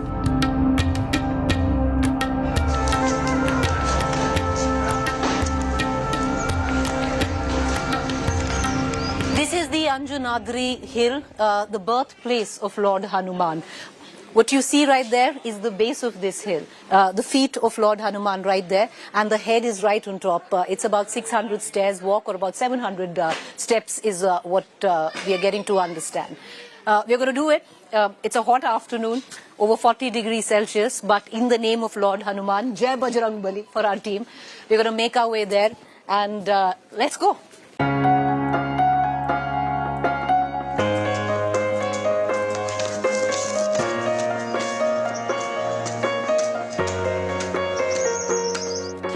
Steps, halfway mark.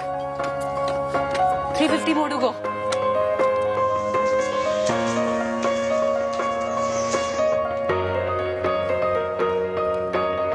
That is where we have to go, and that is where we came from.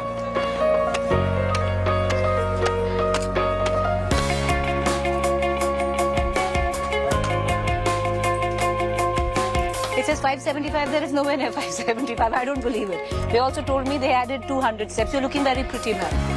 Very beautiful. Come on, let's go.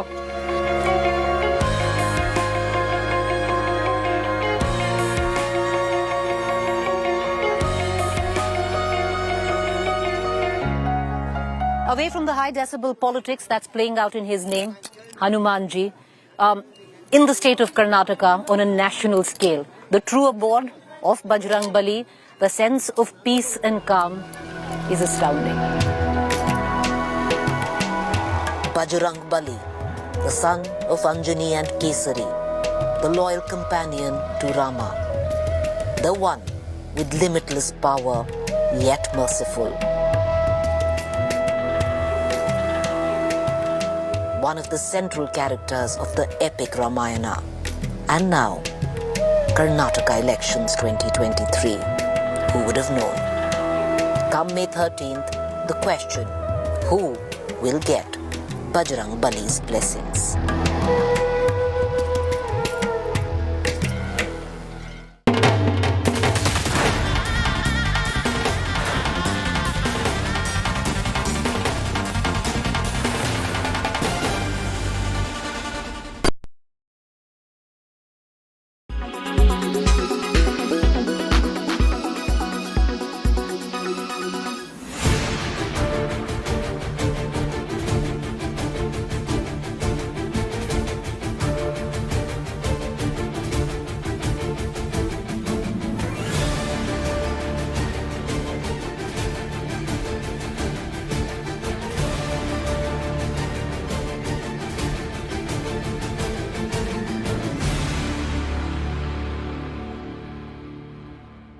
Weather forecast now. Delhi, maximum 40 and minimum 25 degrees. Mumbai, maximum 31 and minimum 27 degrees. Kolkata, maximum 42 and minimum 27 degrees. Bengaluru, maximum 29 and minimum 23 degrees. Chennai, maximum 32 and minimum 26 degrees. Hyderabad, maximum 35 and minimum 24 degrees.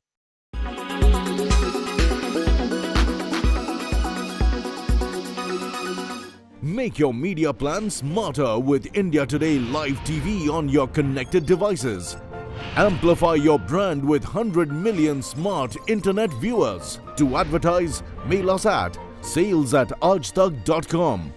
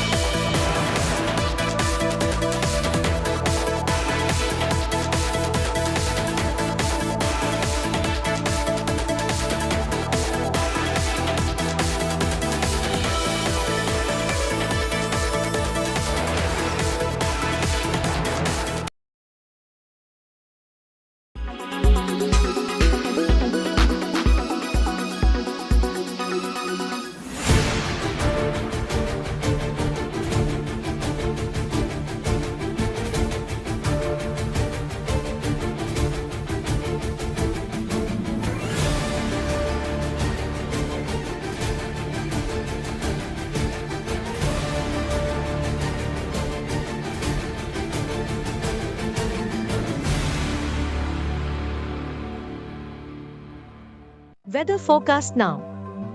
Delhi, maximum 40 and minimum 25 degrees. Mumbai, maximum 31 and minimum 27 degrees.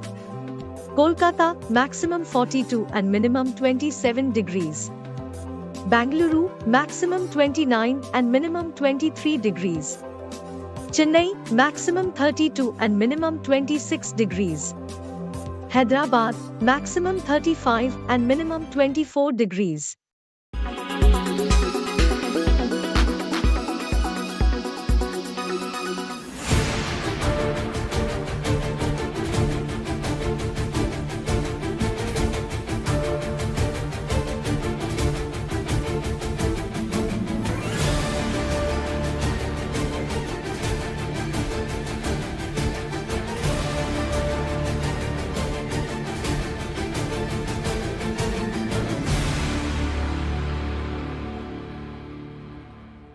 Why does this happen? Let me tell you the science behind it.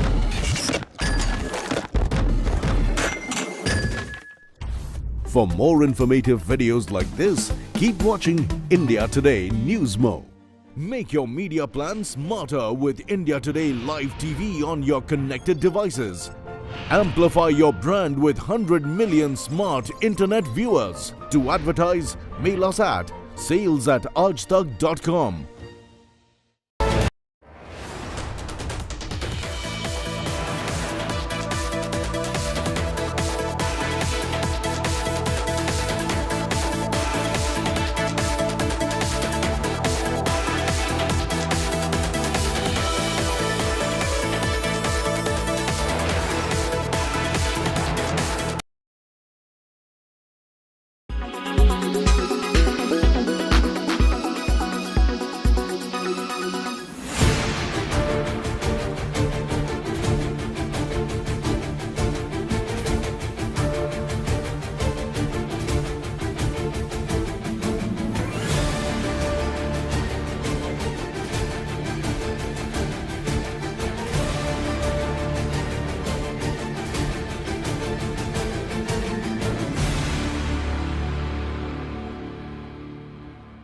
Weather forecast now. Delhi, maximum 40 and minimum 25 degrees. Mumbai, maximum 31 and minimum 27 degrees. Kolkata, maximum 42 and minimum 27 degrees. Bengaluru, maximum 29 and minimum 23 degrees. Chennai, maximum 32 and minimum 26 degrees. Hyderabad, maximum 35 and minimum 24 degrees.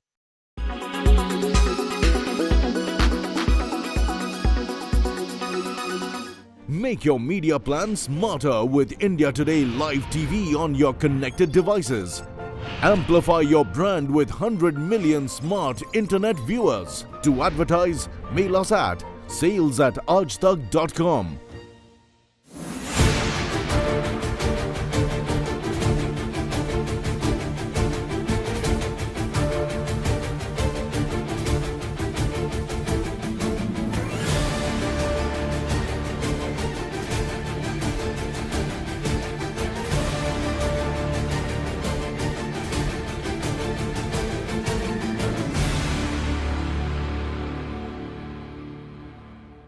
Why does this happen? Let me tell you the science behind it.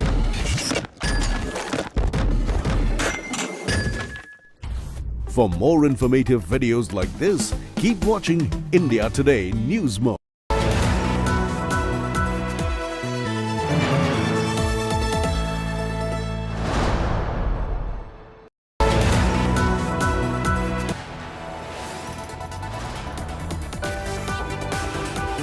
You are watching India Today.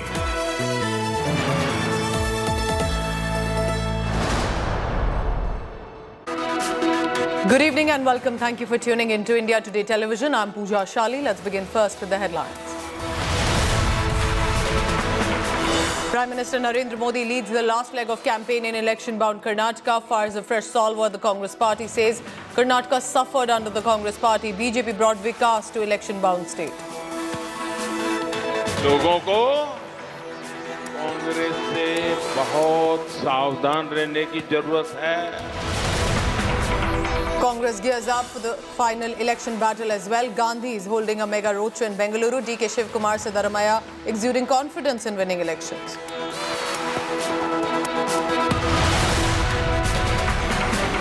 IT heat on Congress. Karnataka leaders Priyanka Gandhi's close aide raided in Kalaburagi. Congress says this is the BJP letting loose IT agency for vengeance, they claim.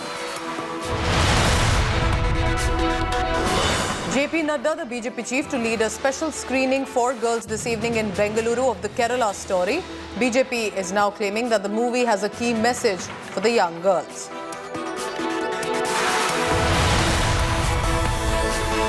In the northeastern state of Manipur, 54 people have lost their life. 23,000 civilians almost had to be rescued. Army has stepped up vigil at the Indo-Myanmar border. India Today is the only channel at ground. Of that violence has started to emerge, that you can see now these cars have been burned by miscreants, by vandalizers who were here.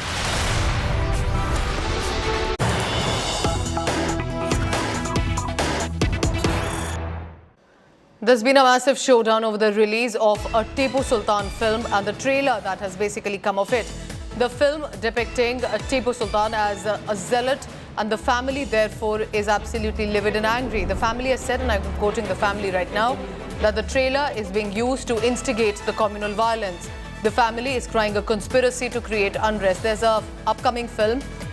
This is titled The Tipu, and it is about him as an emperor, as a king, as a ruler, who is being shown as a zealot, as someone who heaped a lot of brutalities on people.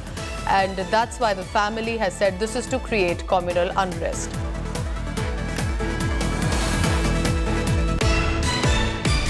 हर हमेशा टीपू सुल्तान शहीद के इतिहास को लेकर छेड़ा जाता है. छेड़कर ये 8-9 साल से चला आ रहा है, जब से टीपू सुल्तान शहीद की यौम पैदाइश यानी कि जयंती रियासत कर्नाटक में जब सिद्धरामैया बनाए, तो बीजेपी वालों ने अटैक करना चालू किया कि टीपू सुल्तान हिंदू विरोधी हैं, टीपू सुल्तान ब्राह्मणों को कत्ल किए. ये मूवी भी यहीं पे स्टॉप होगा. ट्रीजर भी टोटल फ्लॉप है.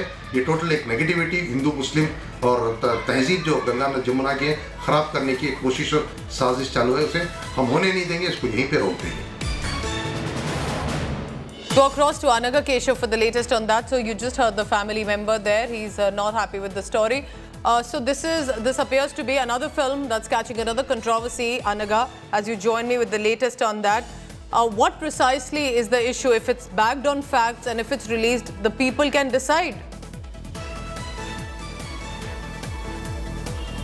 You know, Pooja, Tipu Sultan has always been the fodder for flashpoint of communal fights. Any name, you take the name of Tipu Sultan here, the one thing that strikes everybody's minds is Hindu versus Muslims. What Tipu Sultan did hundreds of years back, all his alleged killings, of predominantly Hindus and the Brahmin community, and how, it completely polarizes the entire community that we have today. And that is the apprehension that, portraying Tipu in a bad light will also portray the Muslims, the Indian Muslims of today's generation for absolutely no fault of theirs. Why are they being, put in a poor light is the kind of apprehension that we are hearing from all sides. But, especially in Karnataka, among all the netas and all politicians, Tipu has always been a fodder for, for some sort of appeasement politics. While Congress, on the other hand, hailing Tipu Sultan, saying that, hailing him for the kind of contributions that he did. BJP, on the other hand, slamming Congress for hailing Tipu Sultan, saying that Congress is doing this to appease the minority votes. Yes. Even Tipu Sultan's current family at this point are against this movie. They are saying that Tipu Sultan was our forefather. We do not appreciate any political neta using our forefather's name for their political points. Stop swindling around our, Tipu Sultan's name for your political gains is the strong message. So also, is this then the upcoming elections? Is that a part of a connect? Is that allegation coming in here, or is this about facts that must be discussed, must be put in open? But that's of course for the viewer to decide. But the film, even with its teaser, with its trailer, already becoming an issue and a controversy. Anaga Keshav with the latest on that. That's about Tipu in the state of Karnataka. But it's another film recently released, the Kerala Story, that's been in a lot of controversy in the past few days. Now, the Kerala Story has entered the political lanes of election-bound Karnataka as well. Amid the ongoing debate over this film, whose director is Sudipto Sen, the BJP has decided to hold a special screening of the Kerala Story, starring actor Ada Sharma, today evening in Bengaluru's MG Road. The special screening will be also attended by not only the party chief, but there are young girl students who've been invited to watch this film and be a part of it. Meanwhile, the controversial film screening was halted in a multiplex, in fact many multiplexes in Tamil Nadu, citing law and order situation. This after there was a cadre of a group in Tamil Nadu headed by its organizer Seaman. They are staging a protest against the release of this film. So in Tamil Nadu, even though the film is more about Kerala, in Tamil Nadu it's becoming a law and order issue. As our Prime Minister has said, it's a new form of terrorism. And unfortunately, Congress supports terrorism. It speaks the language of Pakistan. It sides with China. A movie is a movie. But we respect freedom of expression. And you were shouting loud from the rooftop till last month about the freedom of expression. So nobody is answering my question, what happened to your freedom of expression concept?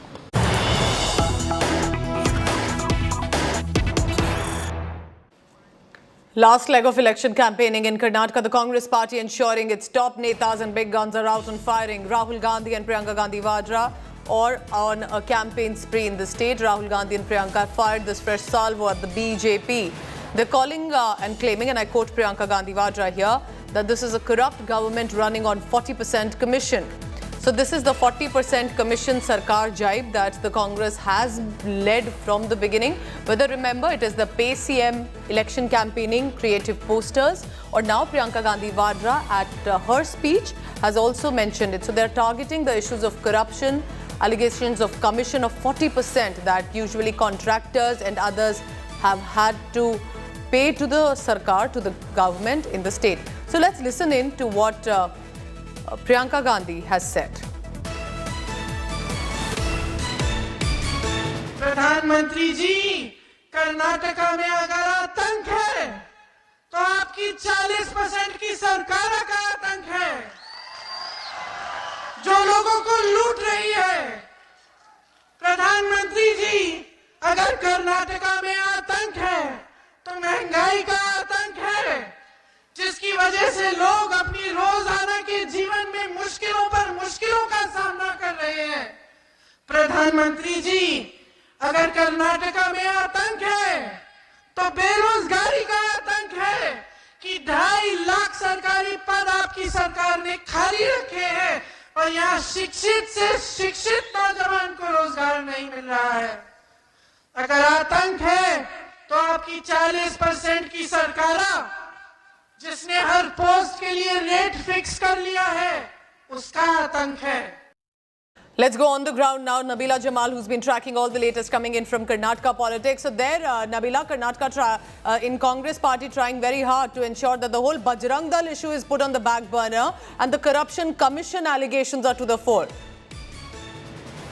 Right, it appears that the Congress is using every stick in their kitty at this point to attack the BJP, and clearly for them, the 40% Commission Sarkar has been their campaign highlight all throughout this election trail. As we see Priyanka Gandhi there focusing on the 5 guarantees that the Congress is promising to the state of Karnataka for the people here. Apart from that, of course, taking jibes one after the other on the Modi Sarkar, on the BJP Sarkar here in Karnataka to directly attack the government of calling them a 40% commission government to ask for 40% bribe basically for any kind of contracts that's rolled out in the state here. Now, of course, Priyanka and Rahul Gandhi at this point have been hectically campaigning, just like we see the Nabila, BJP I'll have to halt you there. विजयी होकर के वापस आऊंगा, तब तक मैं घास पर सोऊंगा। ऐसा कहा था ना, आपके पूर्वजों ने तय किया था कि जब तक राणा प्रताप फिर से स्थान नहीं लेते, हम घर पे नहीं रहेंगे, हम घूमते रहेंगे। ये इतना बड़ा त्याग किया है आपके पूर्वजों ने।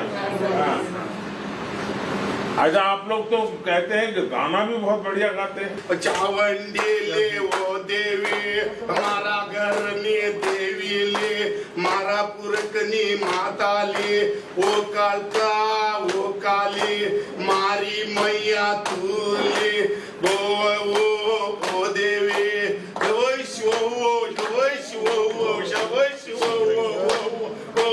वो देवी ले, वो देवी, हमारा घर में वो देवी, गिर्राजूनी वो देवी, बोले ले।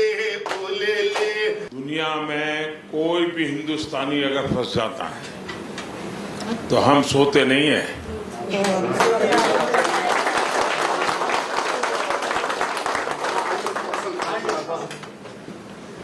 और इसलिए हम दिन रात लगे रहे। अब हमारी चिंता ये थी कि कुछ राजनेता भाषणबाजी करने लगे, बयानबाजी करने लगे। हमें लगा कि अगर ये इस प्रकार से बोलेंगे और वहां ये लोग यहाँ छुपे हैं, पता चलेगा तो कोई मार देगा। तो चुपचाप काम करना था, चुपचाप आपको लेके आना था। जैसा आपने कहा, लूट भी चल रही थी तो हमें वो भी सुरक्षा करनी थी। तो हम नहीं चाहते थे कोई नुकसान हो। और हमें खुशी है कि आज देश के 4000 से ज्यादा अपने भाई बहन इस मुसीबत में से, और आपने तो युद्ध देखा है, गोलियों की आवाज सुनी है, लगी हुई आग देखी है, इतनी मुसीबत में से आप निकल करके आज पहुंचे हैं। देखिए, ये देश की ताकत है। देश की ताकत कभी मत भूलना। भूलोगे क्या? ये देश आपके लिए करता है। हाँ, कभी भी जीवन में किसी भी मदद करने का मौका आए ना, हमेशा करना। मदद कैसे काम आती है वो आपने देखा है। कभी भी किसी को भी मदद करने का मौका मिले, जीवन में इस घटना को याद करना। देखिए, हम भी मुसीबत में थे तो हमारे कोई न कोई आया था, जवान आया, कोई सैनिक आया, हमें ले गया। समाज को और देश को कभी भूलना नहीं चाहिए।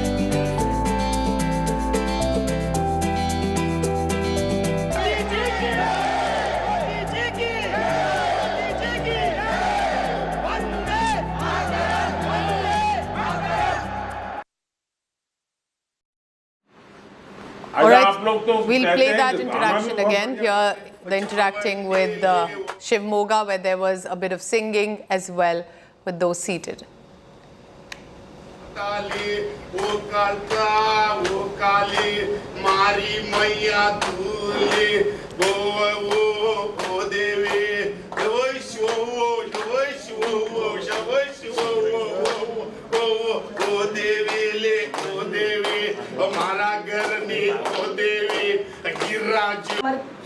Now, before these interactions, there was a mega roadshow by Prime Minister Narendra Modi. It concluded with that also in many ways the blitzkrieg ahead of elections in the state. There was a 10-kilometer roadshow in Bengaluru that received a grand welcome today. Here's a report and excerpt of what exactly happened, what all was said.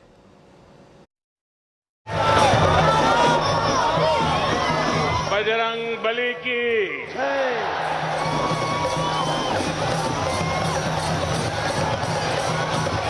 After this mammoth Bengaluru roadshow and a host of political rallies, Prime Minister Narendra Modi concluded his Karnataka campaign blitz on Sunday. Modi, hailed as BJP's Brahmastra, held a total of 22 rallies and 7 roadshows in 7 days. On Sunday, Modi held the second leg of Bengaluru roadshow from New Tripasandra to MG Road, covering a 10-kilometer stretch. He began his roadshow by offering respects to Bengaluru's founder, Kempegowda's statue. The Prime Minister received a grand reception in Bengaluru as sea of supporters lined up the streets to see their favourite leader. What I would see Modi, I mean, more than people being within the country, I mean, once you step out is when you will see what India is. And Modi is given a complete facelift. The roadshow was a cultural extravaganza with different traditional dance forms on display. Modi's two-day roadshow spanned across 36 kilometers through 17 of the 28 assembly constituencies in Bengaluru. However, since Sunday saw the crucial NEET exam scheduled later in the day, several candidates complained of traffic snarls. He's my son, he's writing NEET exam, but unfortunately we are held up in traffic. Highly irresponsible fellows. Ban on this kind of roadshows, and allow this to happen very smoothly. It is our future, so you cannot do like this. Later, speaking in BJP poll rallies, the Prime Minister launched scathing attack on opposition. Congress का झूठ देखिए हर साल 2 lakh job, इसलिए ही मैं कहता हूं कि कांग्रेस सरकार कर्नाटका को रिवर्स गियर में डाल देगी, रिवर्स गियर में। इसलिए कर्नाटका के लोगों को कांग्रेस से बहुत सावधान रहने की जरूरत है। BJP is banking big on Prime Minister Modi's charisma to fight anti-incumbency and woo Karnataka voters. Karnataka goes to polls on Wednesday, while the result will be declared on Saturday. With Nabila Jamal, Nagarjun Dwarakanath and Sagay Raj, Bureau Report, India Today. And it's not just the Prime Minister. Of course, remember, he is the star campaigner. He's the Brahmastra, as many call him in the BJP. But this is a high-voltage campaign for the party. There are other bigwigs also holding mega roadshows and public meetings. Prime Minister Modi held a mega roadshow in Bengaluru. Then it was Home Minister Amit Shah also at a roadshow in Belagavi. There are also more roadshows expected till the next 24 hours in Chikbalapura, Bengaluru rural and Anekal areas of the Bengaluru city. Remember, party chief is also expected to hold some roadshows. There are public meetings in Shivaji Nagar and Bellary as well. And not just the netas from Delhi. Assam Chief Minister Himanta Biswa Sarma, who's in Bengaluru, decided to throw a jibe at the Congress party. Said Rahul Gandhi's guarantees cannot be trusted. Union Home Minister Amit Shah is having a massive roadshow in Belgaum, and behind me you can see Union Home Minister on this particular vehicle. With him is Goa Chief Minister Pramod Sawant, and this is a 4-kilometer long roadshow which is passing through the city of Belgaum. Very important because there are total 18 seats and it's a very tough fight between BJP and the Congress. There are 25,000 bikes which are present in this particular entire roadshow which is passing through the Belgaum, and as only 2 days are left for the election campaigning for the Karnataka elections. So this is a very important roadshow which Amit Shah is doing in Belgaum. Later on, there are several other programs lined up for Amit Shah today, and he'll be finally reaching Bangalore in the evening. With camera person Kiran Sakpal, this is Saurabh Bhaktania in Belgaum for India Today. आपको मैंने कल भी road show में देखा, जब भी देखती हूँ सबसे ज्यादा आप 4% मुस्लिम आरक्षण हम खत्म कर रहे हैं, इस पर जोर देते हैं. क्यों?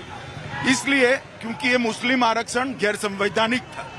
संविधान की कोई भी धारा धर्म के आधार पर आरक्षण को सहमत नहीं है. और वो जो 4% दिया था, वो जिनका अधिकार था उनका छीन कर दिया था.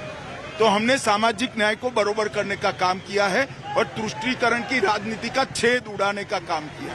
इसलिए हम इसको बता रहे हैं कि कांग्रेस किस प्रकार से यहाँ तुष्टीकरण की राजनीति करती है. तुष्टीकरण की राजनीति 4% मुस्लिम आरक्षण हटाना नहीं है. 4% मुस्लिम आरक्षण देना तुष्टीकरण की राजनीति है, क्योंकि संविधान इसकी परमिशन नहीं देता. यूसीसी, यूनिफॉर्म सिविल कोड, क्या ये भी हिंदुत्व का एक पिच है? तो आप कहती है कि जवाहरलाल नेहरू, सरदार पटेल, राजा जी और कृपलानी जी ये सब हिंदुत्व के पुरोधा थे. यूसीसी संविधान के गाइडिंग प्रिंसिपल में रखा है और संविधान सभा ने रखा है. उस वक्त भारतीय जनता पार्टी का जन्म भी नहीं हुआ था. आपका तो ये कहना है कि जवाहरलाल जी कॉम्युनल थे, वो छोड़कर गए हैं. कांग्रेस ने जवाहरलाल जी की बात नहीं मानी है, हम मान रहे हैं. Bajrang Bali is equal to Bajrang Dal कैसे हो सकता है सर? ये जनता को ही पूछिए. आप ये क्यों नहीं, हमने तो बजरंग दल पर बैन लगाने का फैसला नहीं किया. इसमें भी जो बजरंग दल पर बैन लगाने का फैसला है, ये कांग्रेस की तुष्टीकरण की नीति का एक प्रकार. अब उल्टा पड़ा तो हम पर आरोप लगे. अगर वो न करते तो क्या होता? कुछ नहीं होता. Mr. Rahul Gandhi is coming and giving the guarantee. My first question is that who will give guarantee for Rahul Gandhi himself? Rather, Mrs. Sonia Gandhi is fighting a lone battle for last 20 years only to establish Rahul Gandhi as a citizen or as a human who can earn decent livelihood for himself. Now, how can that person come and give guarantee to the people of Karnataka? And it's not just about the road shows or public meetings. Netas are attempting every single creative possibility that they can with regard to interaction. This time, Rahul Gandhi, the Congress leader in Karnataka, for a high-octane campaign, hopped on a Blinkit delivery person's bike to take a ride on the streets of Bengaluru. He also interacted with some Blinkit and Swiggy workers who are ensuring fast delivery to our homes to understand the ground issues and assure them that it will be resolved if and when the Congress party comes to government. These are the visuals of Rahul Gandhi on a bike with one of the Swiggy workers heading into a break with these visuals.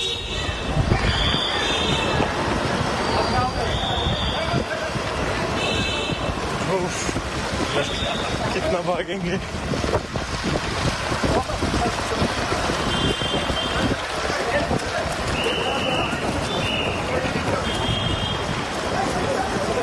भाई कितना भरो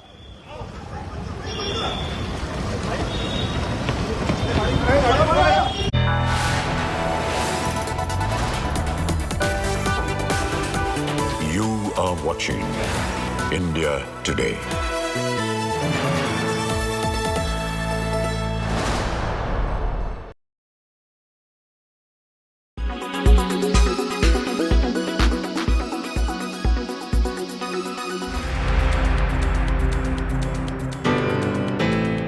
It's round one to artificial intelligence.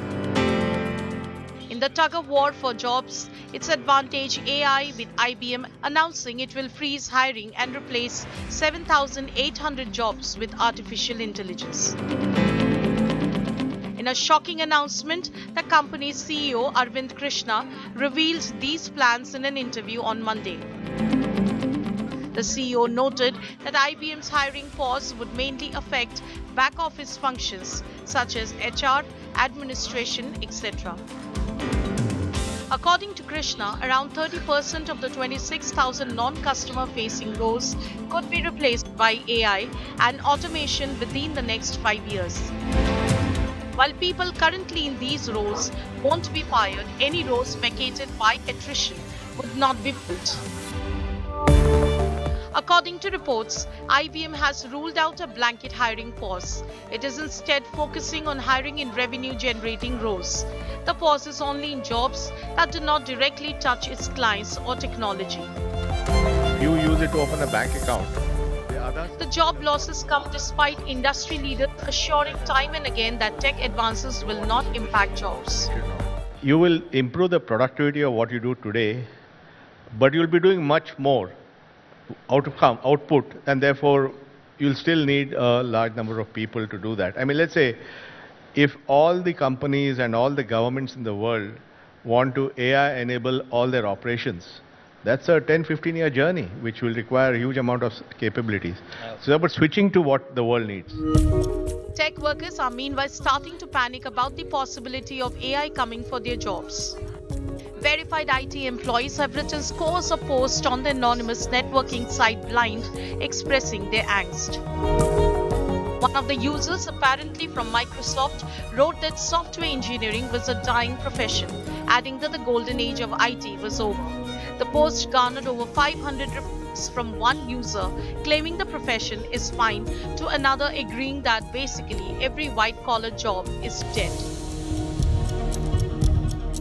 One Google engineer posted that he was anxious about the dawn of the AI era and perhaps it was time for IT employees to reboot their career.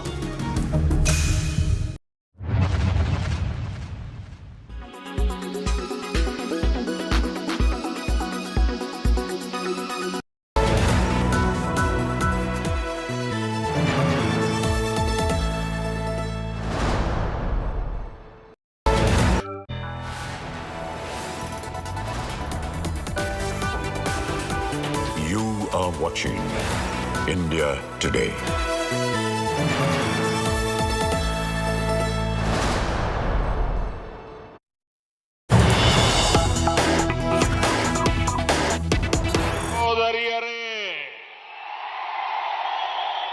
Double engine सरकार double सेवा भाव से, double शक्ति से, double speed से काम करती है और बीते कुछ वर्षों में ये साबित हुआ है जब देश का विकास तेजी से होता है तब कर्नाटका का विकास भी उससे भी ज्यादा तेजी से होता है।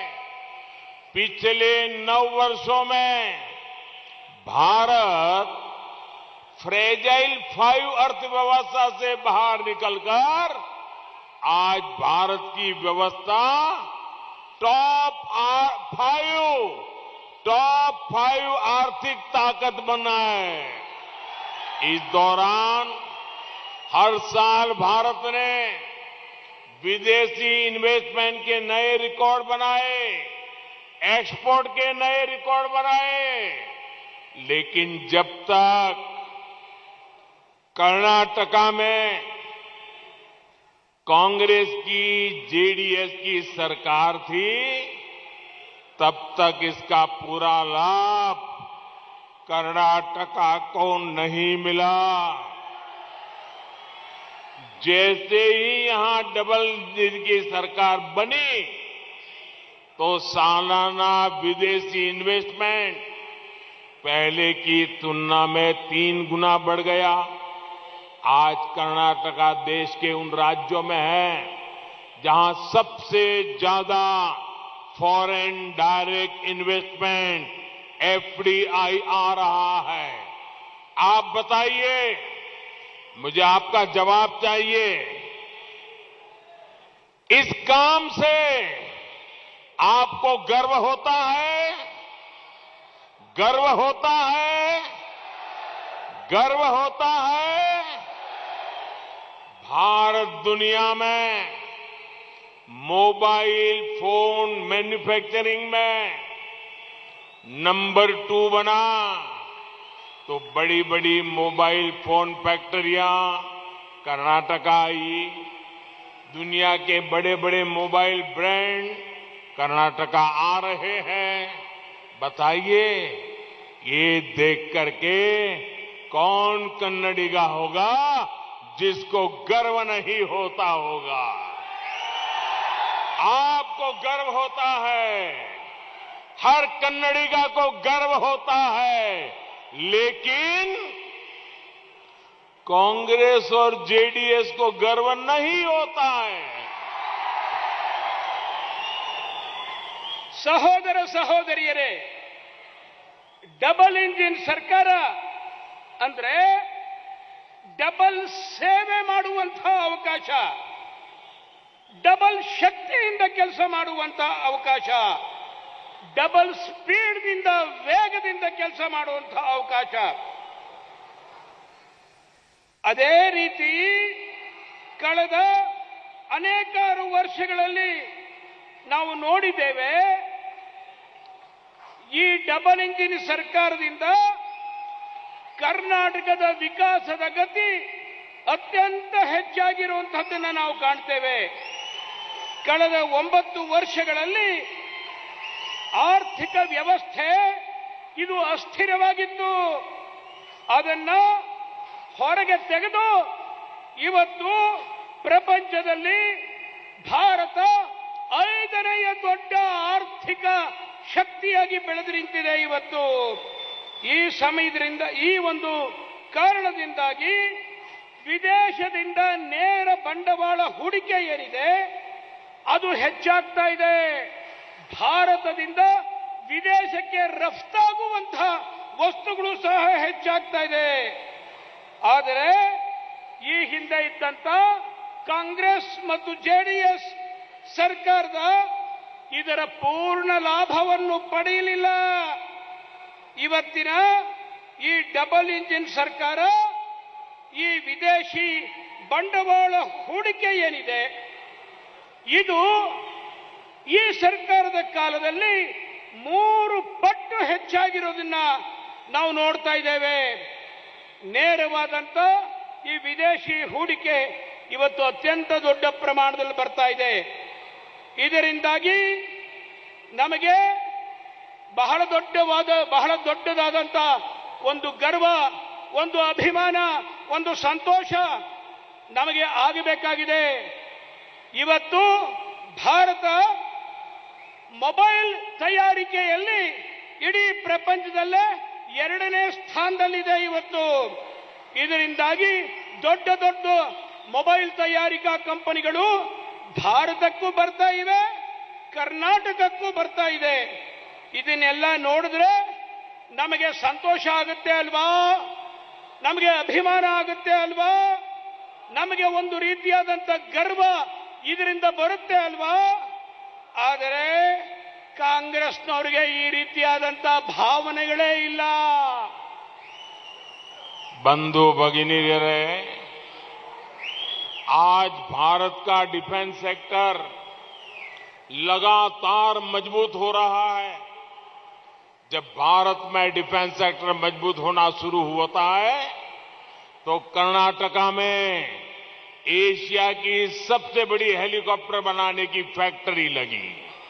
जब भारत दुनिया में स्टार्टअप का तीसरा बड़ा इकोसिस्टम बना तो कर्नाटका स्टार्टअप की कैपिटल बना. कुछ 100 स्टार्टअप से लगभग 1 लाख स्टार्टअप का इकोसिस्टम बनाने में कर्नाटका की बहुत बड़ी भूमिका है. भारत में रेलवे का काम कई गुना तेज हुआ तो कर्नाटका में भी रेलवे के विकास के लिए खर्च कई गुना बढ़ा गया.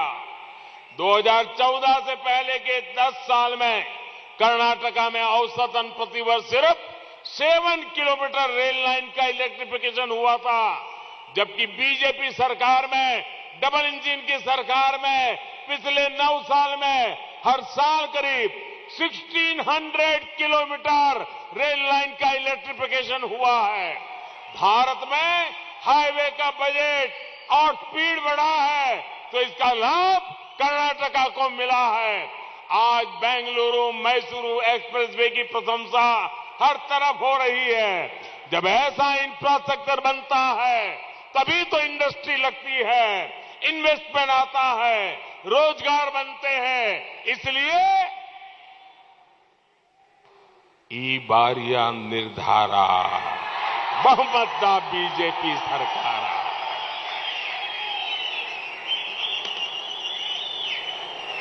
ಬಂಧು ಭಗಿನಿಯರೇ, ಇವತ್ತು ಭಾರತದ ರಕ್ಷಣಾ ಇಲಾಖೆಯಲ್ಲಿ ರಕ್ಷಣಾ ಭಾಗದಲ್ಲಿ ಲಗಾತಾರ್ ನಿರಂತರವಾಗಿ ನಾವು ಶಕ್ತಿಯನ್ನು ಹೊಂದುತ್ತಾ ಇದ್ದೇವೆ, ಮಜಬೂತಿಯನ್ನು ಪಡಿತಾ ಇದ್ದೇವೆ ನಾವು ಇವತ್ತು.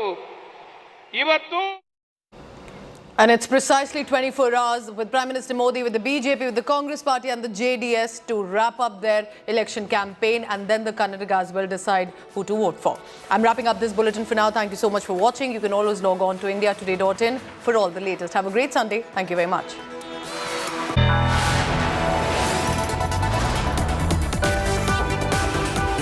You are watching India Today.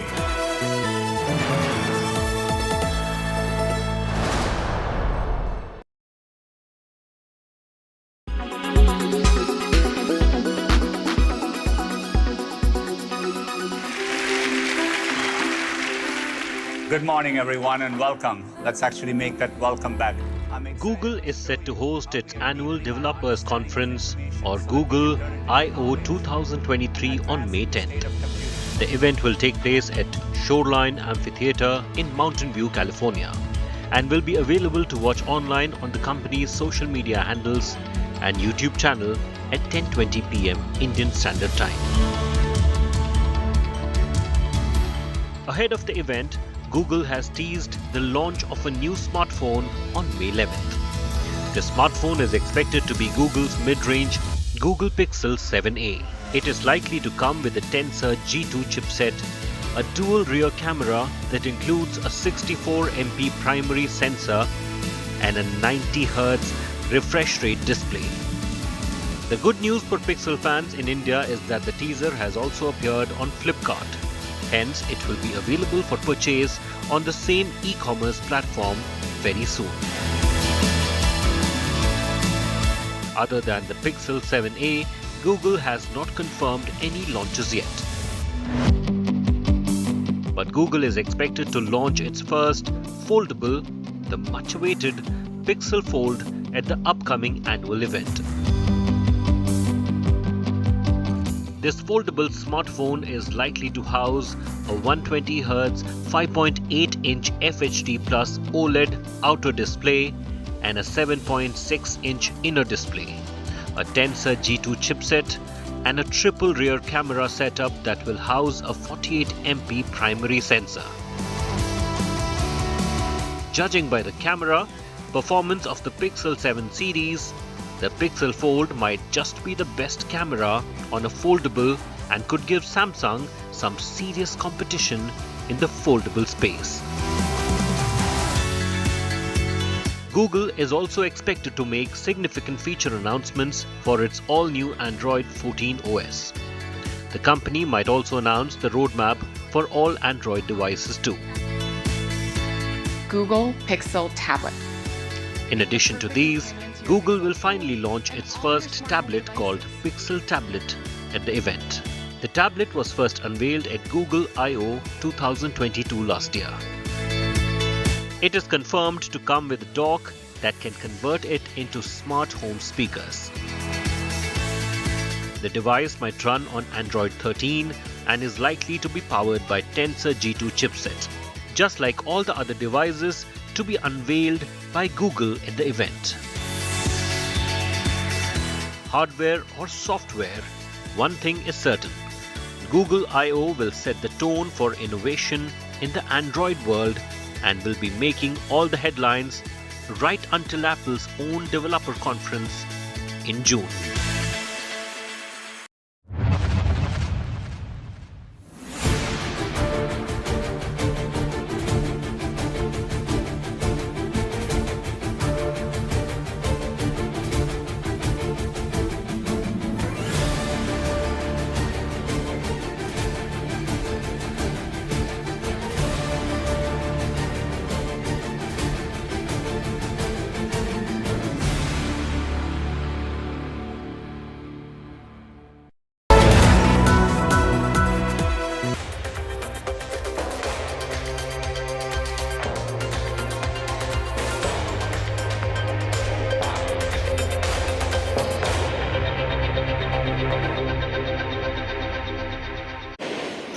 to this week's edition of World Today. We are in Goa and the focus is the Shanghai Cooperation Organization's foreign ministers meeting here in Goa. While the focus was how the countries are trying to move forward, reform and modernize this forum and also add a few more initiatives that have been proposed by India. But when India and Pakistan are in the room, expect some sparring, expect a bit of tit for tat. Let's look at what happened within the SCO forum during the session, what was raised by India and what was Pakistan's response. While the world was engaged in facing COVID and its consequences, the menace of terrorism continues unabated. Taking our eyes off this menace would be detrimental to our security interests. We firmly believe that there can be no justification for terrorism and it must be stopped in all its forms and manifestations, including cross-border terrorism. The channel of finances for terrorist activities must be seized and blocked without distinction. Terrorism continues to threaten global security. Let's not get caught up in weaponizing terrorism for diplomatic points for it. When I speak on this topic, I do so not only as the Foreign Minister of Pakistan, whose people have suffered the most in terms of number of attacks and number of casualties. I also speak as the son of the mother who was assassinated at the hands of terrorists. I and my country are firmly committed to eradicating this menace. India's message very clear. Talks and terror cannot go together. And that reflected in the body language of the leader as well. External Affairs Minister Dr. Jaishankar was seen receiving the foreign ministers of SCO member states, wherein warm welcome, smiles for others. With Bilawal Bhutto Zardari, it was not a very warm reception. Why? Because India's messaging on camera, not just to Pakistan or to India, but to the world, is that India is firm on its stand that talks and terror cannot go together. But what happened within the SCO forum and the room also carried on outside of the room. There were press conferences that were held. There were interviews that were conducted. Let's take a look at what happened in the interview and the press conference, how India responded to Bilawal Bhutto Zardari's allegations or claims. एक तो obviously हम इस चीज़ को मज़ाहमत करते हैं और वक्त पे एक ऐसा जवाब देंगे कि हमको याद रहेगा, मगर इसका ये करना ही इनका पैचीनेस को दिखाता है. It is a show of their arrogance to the world. Okay, to hell with international law, to hell with United Nations Security Council resolutions, to hell with any bilateral agreement. India will hold their events in Kashmir. What they'll find is they will be unable to achieve 110% attendance because other people will not compromise on their morals. देखिए, I said उनका कोई G20 से लेना देना नहीं है. I will also say उनका कोई श्रीनगर से भी लेना देना नहीं है. There is only one issue to discuss on Kashmir, which is when does Pakistan vacate its illegal occupation of Pakistan occupied Kashmir. That is the only issue up for discussion. Us friends at the Mumbai attack, you too would like to see the conclusion of the Mumbai trial. Yes. So perhaps you will take it up with the government in India that in order to conclude the Mumbai trial, India should consider sending the witnesses necessary in a court of law. We have a very similar legal system in India and Pakistan. Here in, sir, you can provide as many pieces of paper as you will like, but as your legal system works, so does mine. And in your legal system, along with those pieces of paper, you have to provide witnesses in order for a case to go forward. So until we have that sort of cooperation from the Indian side, this case cannot conclude. You know, victims of terrorism do not sit together with perpetrators of terrorism to discuss terrorism. Victims of terrorism defend themselves, counter acts of terrorism, they call it out, they delegitimize it, and that is exactly what is happening. So to come here and preach these hypocritical words as though we are on the same boat, I mean, they are committing acts of terrorism. And, I don't want to jump the gun on what happened today, but I think we're all feeling equally outraged. So I think, let's be very, very clear on this. On this matter, the terrorism matter, I would say Pakistan's credibility is depleting even faster than its forex reserves. But the SCO forum is not just about India, Pakistan and the spat. That's just one of the aspects of any time there is a multilateral and there are these two countries in the room, expect them to spar. But there's more to the SCO and the proposals and the initiatives that have been put forth by India. One, India wants English to be added as an official language. Why so?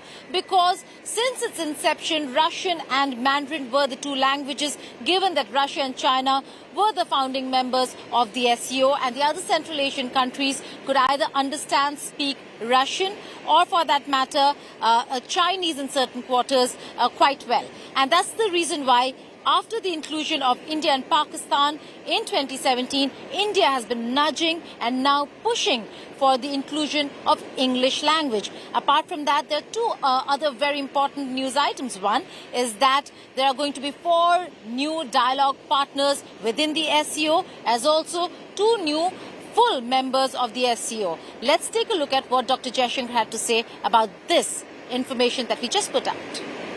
In fact, one of the issues is also language. That SCO language, because of its original composition, was Russian and Chinese. So today, a country like India, and I raised this issue specifically, that we also need to make English one of the working languages of the SCO. Time to slip into a short break, but our coverage on what transpired here at the SCO Ministerial continues. Stay tuned to India Today.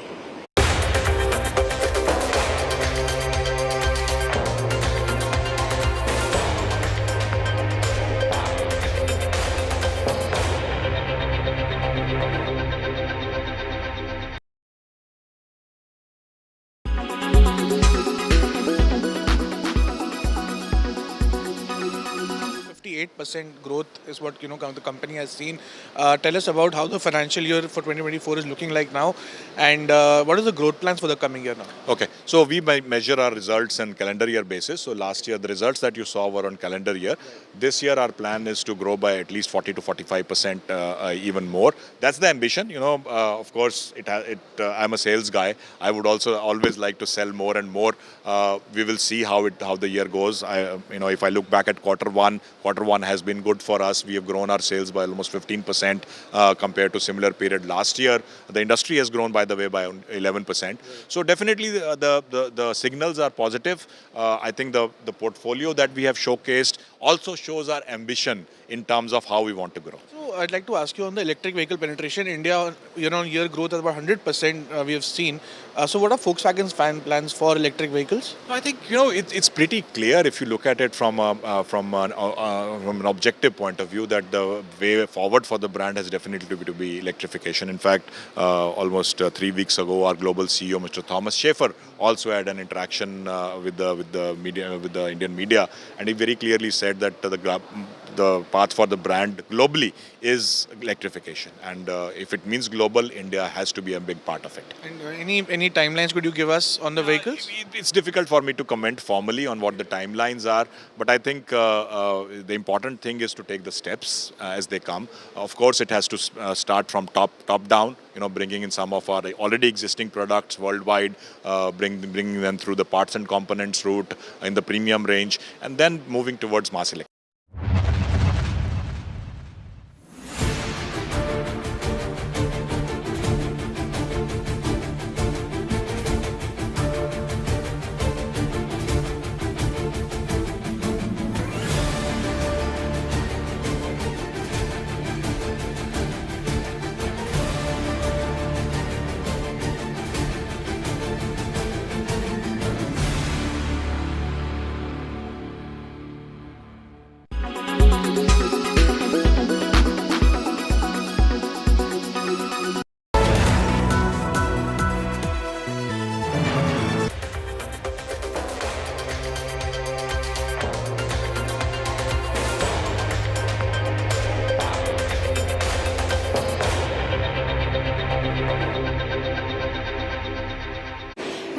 to World Today. Now, beyond the Shanghai Cooperation Organization foreign ministers meeting, there were a lot of bilaterals that took place on the sidelines.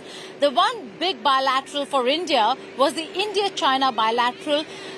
External Affairs Minister Dr. Jaishankar met his Chinese counterpart Qin Gang for the second time, and a long meeting that focused on the border tensions between India and China, particularly in the eastern Ladakh sector. But will there be de-escalation ahead of Xi Jinping's likely visit in July for the SCO summit, or later in the year for the G20 summit? We'll see.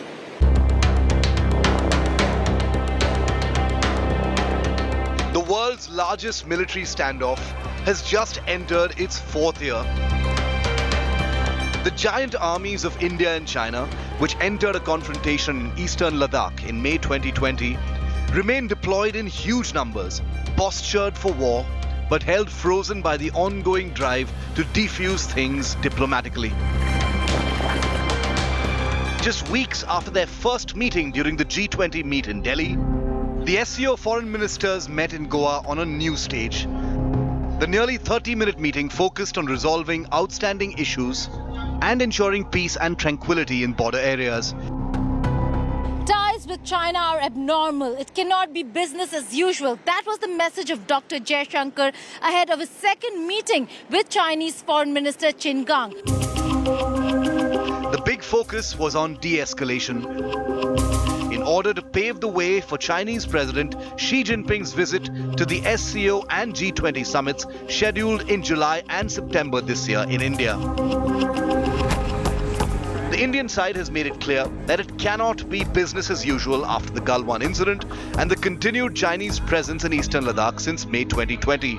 Dr. Jaishankar has said the state of India-China ties is abnormal, and there are real problems in the bilateral ties which need to have an open and candid dialogue. The bulk of our conversation, understandably, was about the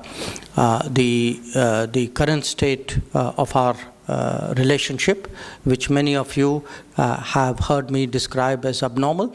And I think those were among the adjectives that I used in that meeting. We have, there are real problems in that relationship that need to be looked at, that need to be discussed very openly and candidly between us. On April the 24th, the Indian and Chinese armies held their 18th round of talks in Ladakh, agreeing once again to pursue the disengagement effort. In 3 years, the two sides have managed to agree to pull back troops from a handful of friction points, including Galwan, Pangong So, and the Hot Springs area. But dangerously close deployments continue to simmer in Depsang and Demchok sectors. The army-level talks were followed last month by Chinese Defense Minister Li Shangfu's visit to Delhi to attend the SCO Defense Ministers meet on April the 27th. His Indian counterpart had described the situation with this plain speak.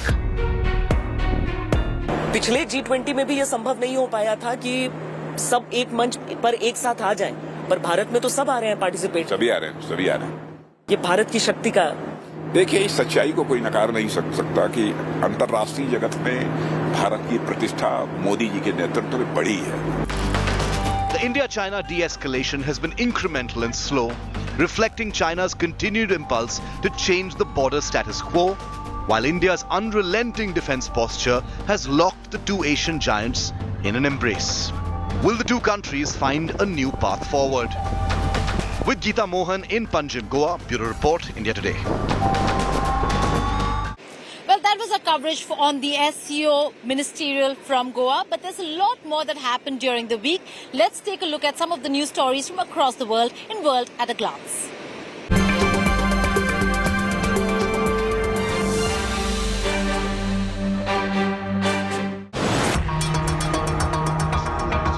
US has completely denied any involvement in an alleged drone attack on the Kremlin after Russia accused Washington of guiding Ukraine to launch the assault.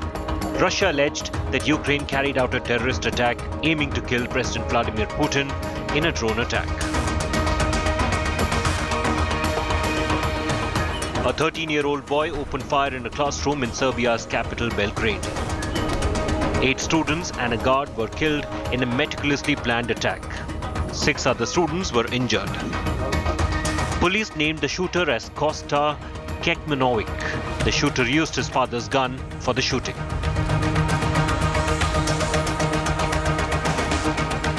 A shooter opened fire inside the waiting room of an Atlanta medical facility, killing one woman and injuring 4 others. Atlanta police is on the hunt for the suspected shooter, who is believed to be 24-year-old Dion Patterson.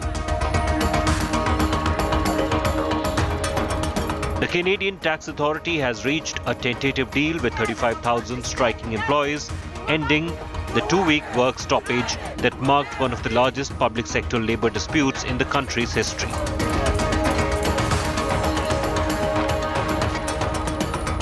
The death toll in the flooding of western Rwanda has gone up to 129. According to the office of President Paul Kagame, rescue operations are underway. 6 people were killed in neighbouring Uganda as well. Enrique Tarrio, the former leader of the Proud Boys, and 3 other subordinates were convicted of numerous felonies, including seditious conspiracy for their roles in the January 6, 2021 Capitol attack. They were found guilty of conspiring to prevent the peaceful transfer of power from Donald Trump to Joe Biden.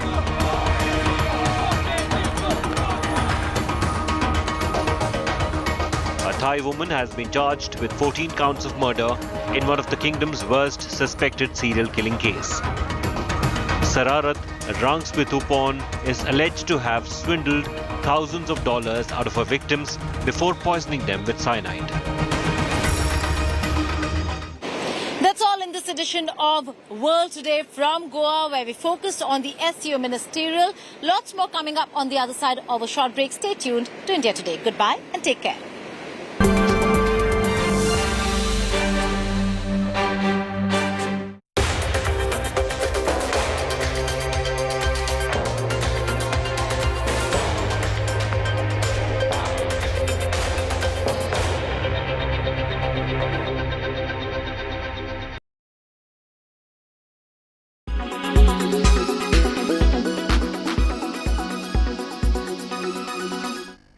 Saw the skills of ChatGPT extend to creative skills as well. They can write movies, they can direct plays. There are in fact books being written out there by ChatGPT. How do you think this skills bridge will Coursera be able to fill? So we are approaching it in a few different ways, right? We are saying, look, firstly, it's helpful to think about a generative AI platform as a thought partner. As a business leader, I might be thinking about any element of my work, and I can use ChatGPT as a thought partner. Chances are it may not replace what I do as a worker or as a business leader, but it can be a very powerful thought partner to help refine my thoughts. Now, what we are thinking about is that, look, a learner might want to learn about using ChatGPT, so how do we create content related to ChatGPT? That's one part of it.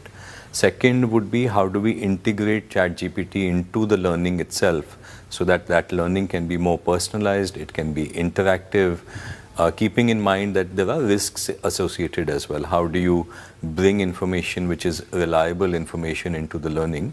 Because the Coursera belief is that while education is extremely important, the content for education should come from experts. And today, the content on our platform comes from, top 200 universities and about 100 companies. And so how do we integrate technologies like ChatGPT, something that we are actively looking at.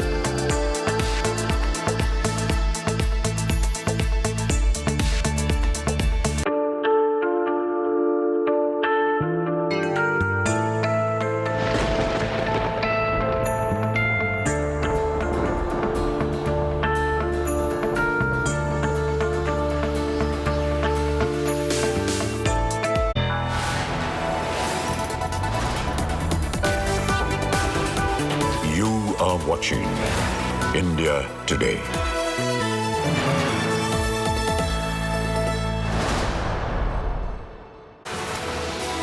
Good evening and welcome. Thank you for tuning into India Today Television. I'm Pooja Shali. Let's begin first with the headlines. Prime Minister Narendra Modi leads the last leg of Karnataka campaign for the BJP, fires a fresh salvo at the Congress party, says Karnataka suffered under the Congress party and it was, he claims, the BJP that brought development to the state. Karnataka के लोगों को कांग्रेस से बहुत सावधान रहने की जरूरत है. Apart from the roadshows, there was also an interaction with the Haki-Piki tribe members who were evacuated from Sudan under Operation Kaveri. Tribals thanking Prime Minister Modi and the government for proactive steps taken for ensuring their timely, safe evacuation. Meanwhile, the Congress party gears up for the final battle. Rahul Gandhi and Priyanka Gandhi Vadra fire salvo one after another at the BJP. Priyanka alleges corrupt 40% commission sarkar. Gandhi is holding a mega roadshow. Rahul Gandhi, meanwhile, on a bike ride with the Swiggy workers. अगर आतंक है तो आपकी 40% की सरकारा जिसने हर post के लिए रेट फिक्स कर लिया है उसका आतंक है. There's been an income tax heat on Congress Karnataka leaders. Priyanka Kharge's close aide raided in Kalaburgi. Congress says BJP let loose IT agency for vengeance.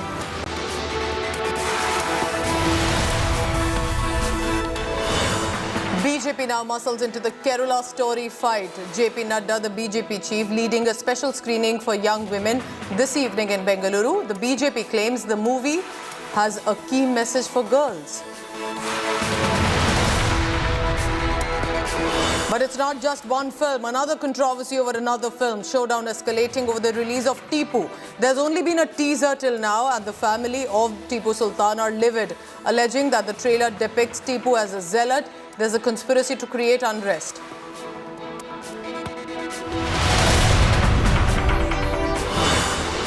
In the northeastern state of Manipur, 54 people have lost their life. 23,000 civilians rescued. Army steps up vigil at the Indo-Myanmar border. India Today, the only channel on ground zero to get you the latest.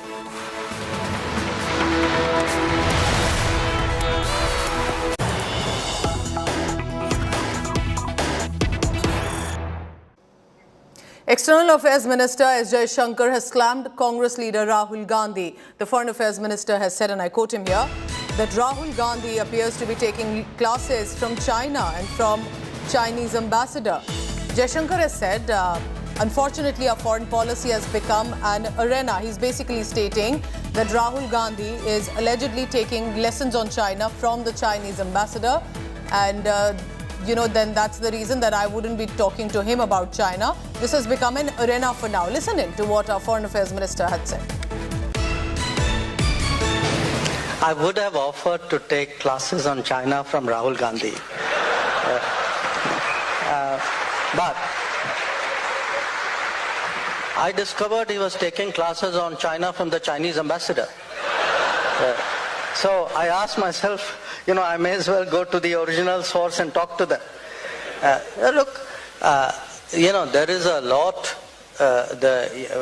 Unfortunately, foreign policy has become also an arena.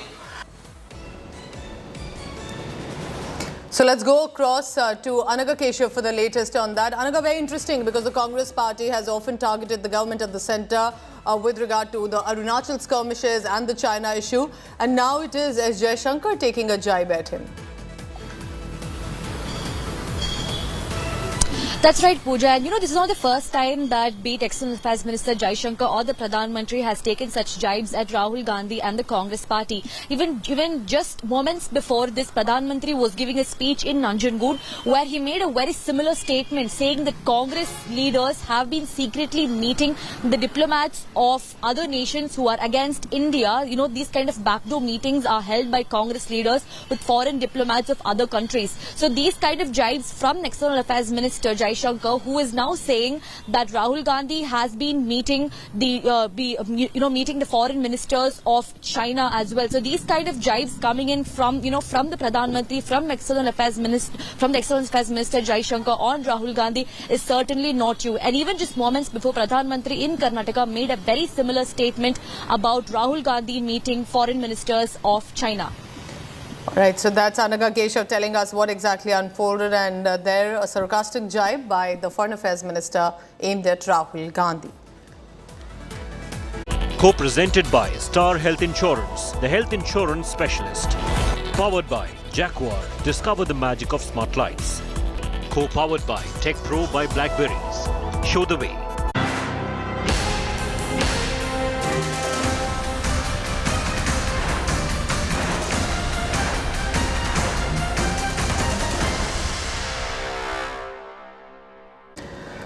Just 24 hours to go for election campaigning to conclude in 3 days for the elections. Prime Minister Narendra Modi today concluded his Karnataka blitzkrieg, holding a 10-kilometer long roadshow in Bengaluru, and there was clearly receiving a grand welcome. Here's a report about how did this roadshow go on, what did the people there who had come to see him had to say.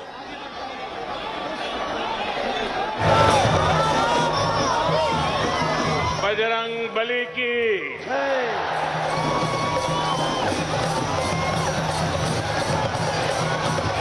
After this mammoth Bengaluru roadshow and a host of political rallies, Prime Minister Narendra Modi concluded his Karnataka campaign blitz on Sunday.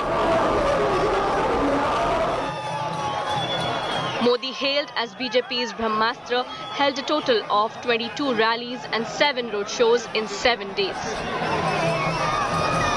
On Sunday, Modi held the second leg of Bengaluru roadshow from New Tripasandra to MG Road, covering a 10-kilometer stretch. He began his roadshow by offering respects to Bengaluru's founder, Kempegowda's statue. The Prime Minister received a grand reception in Bengaluru as a sea of supporters lined up the streets to see their favourite leader. What I would see Modi, I mean, more than people being within the country, I mean, once you step out is when you will see what India is, and Modi is given a complete facelift. The roadshow was a cultural extravaganza with different traditional dance forms on display. Modi's 2-day roadshow spanned across 36 kilometers through 17 of the 28 assembly constituencies in Bengaluru. However, since Sunday saw the crucial NEET exam scheduled later in the day, several candidates complained of traffic snarls. He's my son, he's writing NEET exam, but unfortunately we are held up in traffic. Highly irresponsible fellows. Ban on this kind of roadshows, and allow this to happen very smoothly. It is our future, so you cannot do like this. Later, speaking in BJP poll rallies, the Prime Minister launched scathing attack on opposition. Congress का झूठ देखिए हर साल 2 lakh job, इसलिए ही मैं कहता हूं कि कांग्रेस सरकार कर्नाटका को रिवर्स गियर में डाल देगी, रिवर्स गियर में। इसलिए कर्नाटका के लोगों को कांग्रेस से बहुत सावधान रहने की जरूरत है। BJP is banking big on Prime Minister Modi's charisma to fight anti-incumbency and woo Karnataka voters. Karnataka goes to polls on Wednesday, while the result will be declared on Saturday. With Nabila Jamal, Nagarjun Dwarakanath and Sagay Raj, Bureau Report, India Today. It wasn't just roadshows and public meetings, but also as Karnataka Assembly elections approach closer, Prime Minister Modi interacted with the evacuees from Sudan in the election-bound state. Now, Prime Minister Modi interacted with the members of the Haki-Piki tribe who were evacuated from Sudan under Operation Kaveri recently and are in Shivamogga. Evacuees expressed their thankfulness to the Prime Minister and to the government for the proactive steps taken by the government at the centre for ensuring timely and safe evacuation. They also recounted the tough circumstances that they had to face in the war-torn Sudan.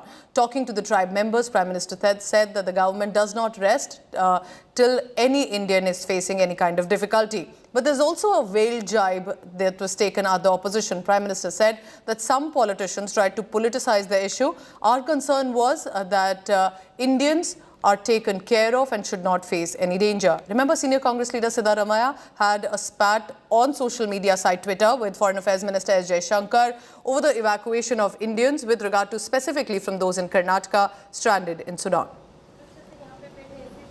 में कोई भी हिंदुस्तानी अगर फंस जाता है तो हम सोते नहीं हैं।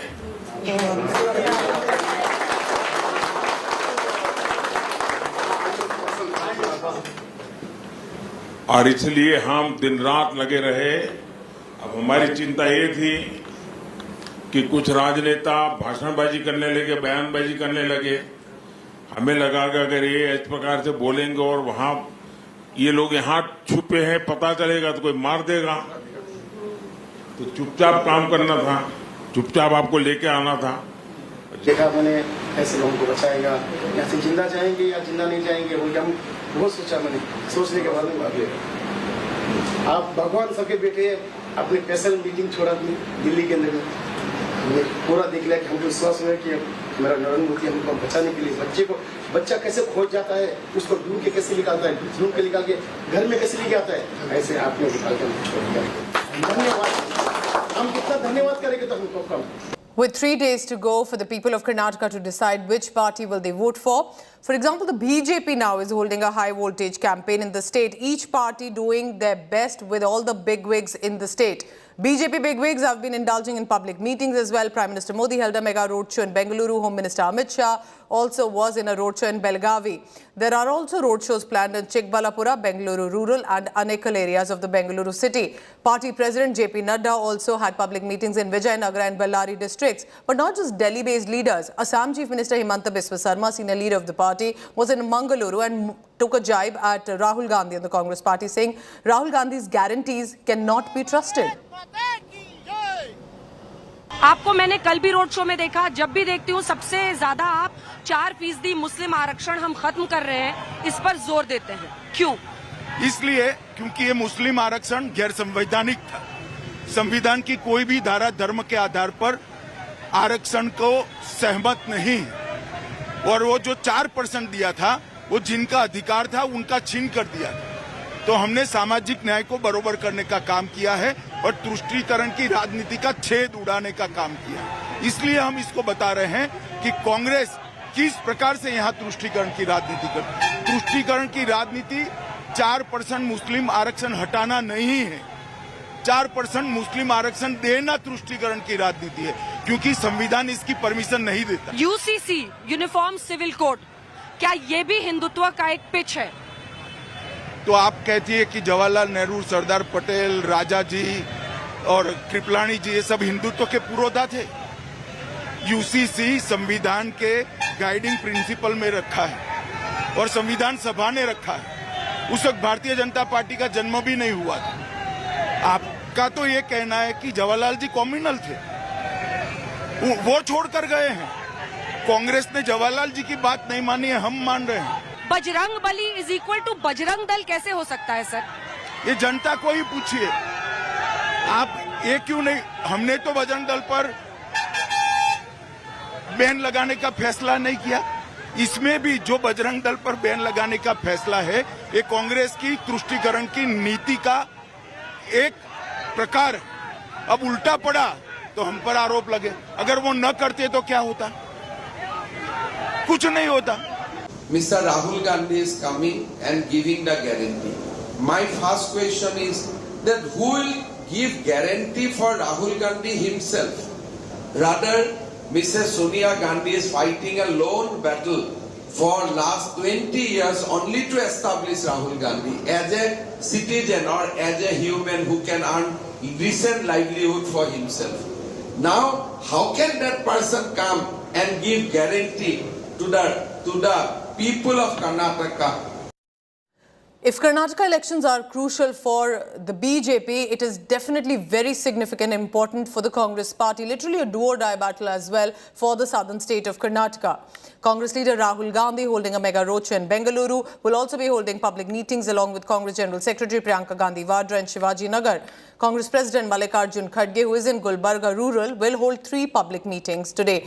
Hubballi Dharwad Congress candidate formerly with the BJP, Jagdish Shettar, met Lingayat seers in Hubballi on Friday. They have extended support to Shettar, who was in BJP, now is the Congress candidate. Earlier, the senior Congress leader, Sonia Gandhi, launched a scathing attack at Prime Minister Modi, accusing the Saffron Party of blatantly undermining the democratic institutions she claimed. Sonia Gandhi has urged people to defeat BJP's politics of, as she calls it, hate and division. जब 8 करोड़ रुपए cash किसी विधायक के बेटे के घर में मिलते हैं तो कोई कार्रवाई नहीं होती, कुछ नहीं होता उसको, बल्कि उसके पिताजी एक परेड निकालते हैं। किसकी परेड? भ्रष्टाचार के आतंक की परेड, ये कहने के लिए कि मैं कुछ भी कर सकता हूं, आप मुझे रोक नहीं सकते। पब्लिक कुछ नहीं है, हमारी लूट ही है सब कुछ, हमारी सत्ता ही है सब कुछ। यही आतंक है आज कर्नाटका में। आपकी नंदिनी अच्छी चलती थी, उसको भी लूटने की कोशिश, गुजरात से अमूल को लाकर उसको मर्ज करने की कोशिश, खाली पद, नौकरियां नहीं दी, पोस्ट के रेट फिक्स है, लोगों को घूस देने के लिए क्या क्या करना पड़ता है।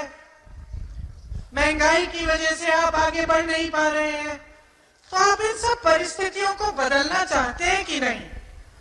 ये मुख्य सवाल है जिस पर आपको ध्यान रखना चाहिए। सब के सब लोगों ने कहा कि कर्नाटक की सरकार 40% कमीशन चोरी की सरकार है। इस बार डबल इंजन चोरी हुई है। जहां भी देखो स्कैम के बाद scam, police sub inspector scam, assistant professor scam, assistant engineer scam, cooperative bank scam, world record तोड़ दिया है भ्रष्टाचार का। Remember that now the elections are fought not only on the streets with election campaigning but also on social media, and Congress clearly in the past few days have decided to up their media game. They have gone creative with their posters and banners as well, and now they decided to put forth a video of a candid conversation between party's CM face aspirant Siddharamaiah and DK Shivkumar. Here's what they were talking about. Sir, ಆರೋಗ್ಯ ಹೇಗಿದೆ sir? ಅದೇ ಈ ಕೈನೇ ಇಲ್ಲಿಂದ ಇಲ್ಲಿ ಊದಬಿಟ್ಟಿತ್ತು. ಹಳೆ Mysuru full cover ಮಾಡಿದ್ದೀನಿ. Mandya minimum 5 seat ಬರ್ತದೆ sir. ಆಮೇಲೆ ಹೆಲಿಕಾಪ್ಟರ್ ಸಹ ಅವತ್ತು ನಾವು ಬರ್ತಿದ್ದೆ. ಇಂದಿರಾ ಕ್ಯಾಂಟೀನ್ಗಳನ್ನ ಮತ್ತೆ ಪ್ರಾರಂಭ ಮಾಡೋದು. ನಿನ್ನೆ ಎಲ್ಲ ಬಿಜೆಪಿ ಅವರೆಲ್ಲ ಇಂದಿರಾ ಕ್ಯಾಂಟೀನ್ ಎಲ್ಲ ಊಟ ಮಾಡೋರೆ. ನಮ್ಮ ಮೇಲೆ ನಂಬಿಕೆ ಇದೆ ಜನರಿಗೆ. ನಾವೇನ್ ನುಡಿದಂತೆ ನಡಿತೀವಿ ಅಂತ ಏನ್ ನಮ್ದು ಪದ್ಧತಿ ಇದೆಯಲ್ಲ ಅದೊಂದೇ ಸಾಕು. ರಥದಲ್ಲಿ ಬಹಳ ಇಮೇಜ್ ಇಟ್ಕೊಂಡಿದ್ದ ಜಗದೀಶ್ ಶೆಟ್ಟರ್ ಕಣ್ಣಲ್ಲಿ ನೀರ್ ಹಾಕ್ಬಿಟ್ಟಲ್ಲ ಸರ್ ಅವತ್ತು. Is a very important man in BJP. ಲಿಂಗಾಯತರೇ ಬೇಡ ಅಂತ ಹೇಳಿ.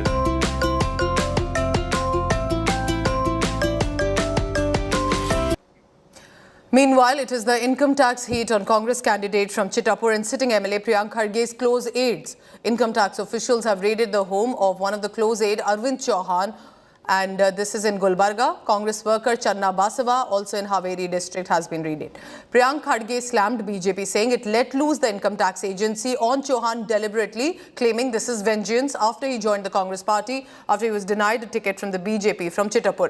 Priyanka Kharge is claiming that he gave a statement that Chauhan is a gentleman. He has no past criminal record on tax evasion, and yet there is a raid on him. You see their procedures, their standard operating procedures for any election. First they try to bring in communal narratives, then they try to bring in communal disturbances, then if nothing is working and they're losing the election, then they start using the central forces to attack the central agencies to attack our leaders, and that's what has happened in Kalburgi also. IT raids have happened on our district minority president, on our other leaders, and few BJP leaders who have come from, who have joined Congress recently, Mr. Arvind Chauhan and other people. So it's their standard operating procedure that the BJP follows of for intimidating the opposition. We are not going to get cowed down by this, and we'll continue to fight the BJP. So let's take a look at the timeline of Karnataka elections and importantly the issues, specifically religion, communal polarization were one of the facets of these elections. Surcharging the political atmosphere was the issue of the Bajrang Dal ban, the face-off over the Lingayat votes and the corruption rate card, specifically the Congress party focusing on that against the BJP. These were major issues.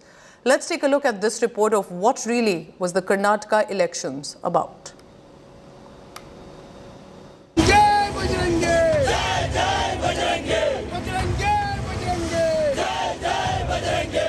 Multiple flashpoints in state of war Karnataka. Saffron groups and Congress in a legal war over Congress manifesto pledged to ban Bajrang Dal.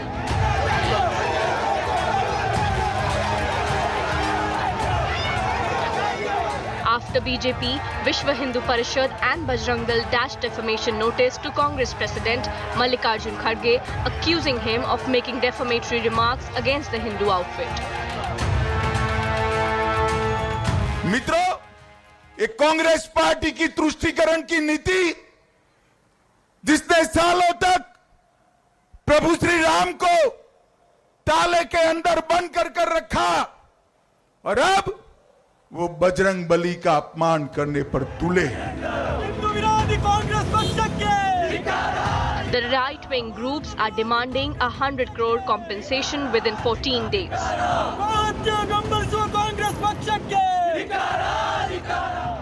जिस बजरंग दल ने कोविड-19 और अनेक प्रकार की अन्य महामारियों और natural calamities के दौरान देश की सेवा की, धर्म की रक्षा की, उससे कंपैरिजन करने से देश के 100 करोड़ से अधिक हिंदू आहत हुए। The Congress, however, stuck to its stand that Bajrang Dal is not linked to Bajrang Bali, the revered Hindu god. Bajrang Bali जैसा कोई नहीं हो सकता, उससे बड़ा ज्ञानी, उससे बड़ा ध्यानी, उससे बड़ा भक्त, उससे बड़ा बलशाली।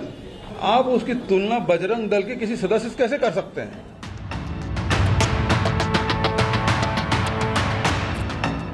Facing heat from BJP over pushing Muslim quota at the cost of Lingayats and Vokaligas, the Congress in Karnataka is actively wooing the Lingayat community. Congress leaders Shiva Shankarappa and former Karnataka CM Jagdish Shettar met Lingayat seers.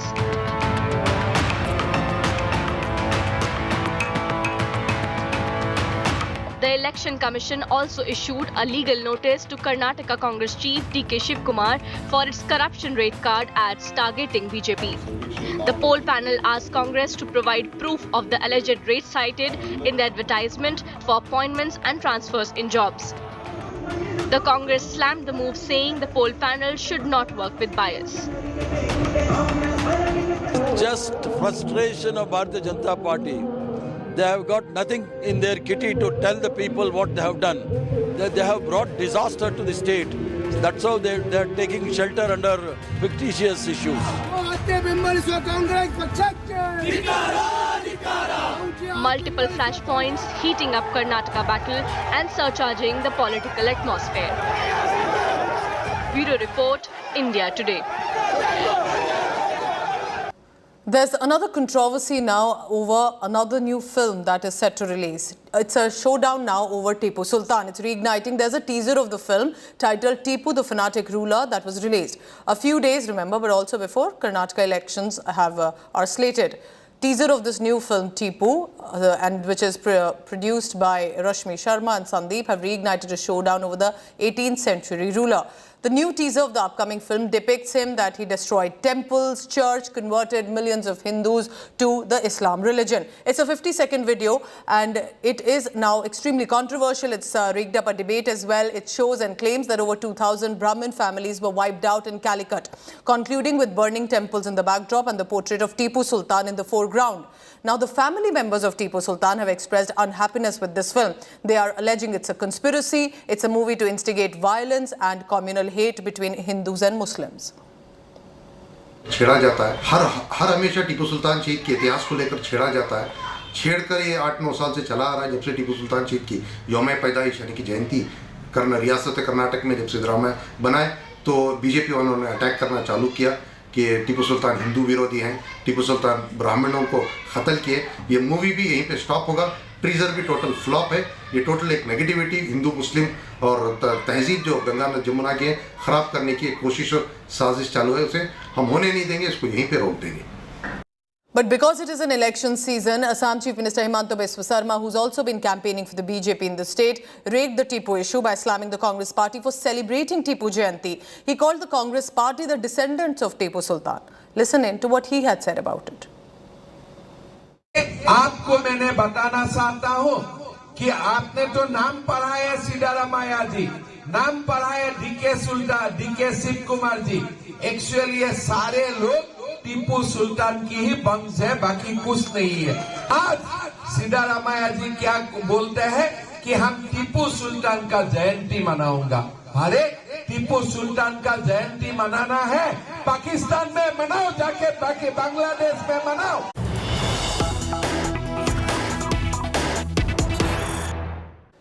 Is the last leg of election campaigning in Karnataka becoming more about Narendra Modi and Sonia Gandhi, because there's a big controversy over the remarks made by senior-most Congress leader Sonia Gandhi over the sovereignty of Karnataka. Prime Minister immediately breathing fire on the Congress party on that. Prime Minister Modi has said, I quote him here first, Congress is speaking the language of the Tukde gang.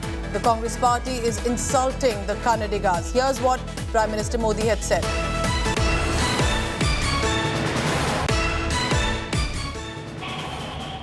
अब कांग्रेस के शाही परिवार ने कल कर्नाटका में आकर के बोला है, उन्होंने कहा है कि कर्नाटका की सॉवरेनिटी की रक्षा करना चाहते हैं। कर्नाटका की सॉवरेनिटी, क्या आपको पता है कि इसका अर्थ क्या होता है? इतने सालों से पार्लियामेंट में बैठे हैं, भारत के संविधान का शपथ लिया है और ये बात बोलते हैं। कांग्रेस जो कह रही है, इसका मतलब है कि कांग्रेस कर्नाटका को भारत से अलग मानती है। Now listen in to what Congress Member of Parliament Sonia Gandhi said in her earlier rally in Hubli, to which Prime Minister Modi and the BJP hit out. अगर ये खुलेआम धमकी देते हैं, कहते हैं कि अगर ये जीत नहीं होते तो कर्नाटका को मोदी जी का आशीर्वाद नहीं मिलेगा, कहते हैं कि भाजपा हार गई तो यहाँ बहुत झगड़ा हो जाएंगे। मैं आपकी तरफ से इनसे कहना चाहती हूँ कि कर्नाटका के लोगों को इतना बेबस और लाचार मत समझे। कर्नाटक के लोग डरपोक नहीं है, लालची नहीं है कि आप उन्हें फुसला दें। So clearly this claim and this remark by Sonia Gandhi, who had said nobody can break Karnataka's reputation, sovereignty, integrity, has become a huge issue. Shahzad Poonawala now joins me on the latest on this because it's the BJP charging at her. What wrong do you think, Shahzad, she said? Because she's saying that people of Karnataka are not greedy if they do not go for what the Prime Minister is talking about, and that is vote for the BJP. No, Pooja, I'm sure you have seen the statement put out by the Congress party quoting the Congress parliamentary party president, and they have said very clearly that the Congress party will bat for the sovereignty of Karnataka apart from reputation and integrity. Now, only free and independent. So, if we suggest that Karnataka will be separated from India, and this shows that.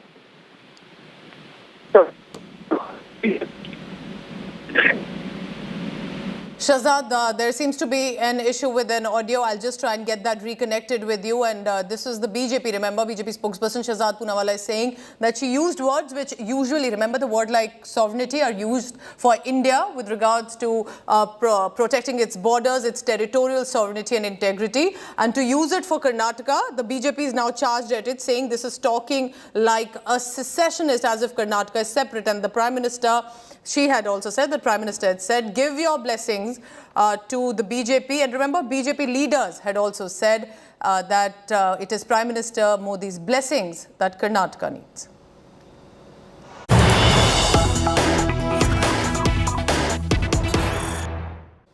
Priyanka Gandhi Vadra is conducting a roadshow right now in Karnataka. This is full on. Remember, just 24 hours to go for any party now. These are the visuals coming in of Congress leader Priyanka Gandhi Vadra, who's the National General Secretary of the party. And they are conducting a roadshow here. This is the Mahadevpura. It is in Bengaluru. Remember, interestingly, both the BJP and the Congress party are focusing in Bengaluru, which is, of course, a large city as well. In its outskirts, they are focusing on internally in different parts of the city. So there was a BJP that had done the roadshow. Prime Minister Modi had done the roadshow, Home Minister Amit Shah as well. But the Congress party's senior leaders, the ones who can clearly make a lot of mark, that's Shivamogga KG as well on the ground. Shivamogga, if you can hear me, go ahead. General Secretary Priyanka Gandhi Vadra is taking out a rally in Mahadevpura constituency in Bengaluru. As we know, we're just one day away from the official campaigning is getting over in Karnataka, and we're 3 days away before the state of Karnataka goes into polls. This is particularly a very important constituency for the Congress. It's a BJP stronghold seat where the Congress feels there's a lot of anti-incumbency factor that's going to work in favor of the Congress, and that's the reason why Priyanka Gandhi Vadra coming out taking this road show for the Congress candidate in this constituency. A lot of workers have come to see Priyanka Gandhi and take part in this road show. Now we have a lot of workers here. We'll get some voices from the ground as to what they feel. Election yaru win agutare? Nagesh avaru. Nagesh avara Congress ಹೌದು madam Congress ಅಭ್ಯರ್ಥಿ ಅವರು. ಯಾಕೆಂದ್ರೆ ಬಿಜೆಪಿಯ ಭ್ರಷ್ಟಾಚಾರ ಸರ್ಕಾರ ನಾವು ನೋಡಿದೀವಿ. ಅದಕ್ಕೆ ನಾಗೇಶ್ ಅವರು ಬರೋದಕ್ಕೆ ಪರಿವರ್ತನೆ ತುಂಬಾ ಒಳ್ಳೆ ಚೆನ್ನಾಗಿದೆ. ಎಚ್ ನಾಗೇಶ್ ಅವರೇ ಗೆಲ್ಲೋದು. ನಾವು ಕಾಂಗ್ರೆಸ್. ಯಾಕೆ ಬಿಜೆಪಿ ಸರ್ಕಾರ ನೋಡಿ ನೋಡಿ ಸಾಕಾಗಿದೆ, ಅದಕ್ಕೆ ಕಾಂಗ್ರೆಸ್ ಬರಲಿ ಅಂತ ಇಟ್ಕೊಳ್ತಾ ಇದ್ರು. The voices here saying that sticking to the Congress strategy of 40% commission sarkar, the 40% current government, that's the strategy that was the main tagline used by the Congress for their campaigns, and that's what the workers here, the Congress workers on ground also repeating. We're done with the corruption of the BJP government. We've seen them, we're done with the governance of the BJP is what the Congress workers are saying, so they're strong. So if Priyanka Gandhi Vadra was in a roadshow in Bengaluru, what was brother Rahul Gandhi up to? Rahul Gandhi decided to go slightly creative in this high-octane campaign. He decided to hop onto a Blinkit delivery person's bike to take a ride on Bengaluru's roads, also speak to the executive as the workers and try to find out what their issues are. He also relished a masala dosa and a cup of coffee as they discussed the lives of the workers. We're leaving you with these visuals where he promised them that their issues will be addressed. So a different election campaign. Leaving you with this. और मेरे 3 बच्चे हैं, मेरी माँ है. 15 rupees का आप.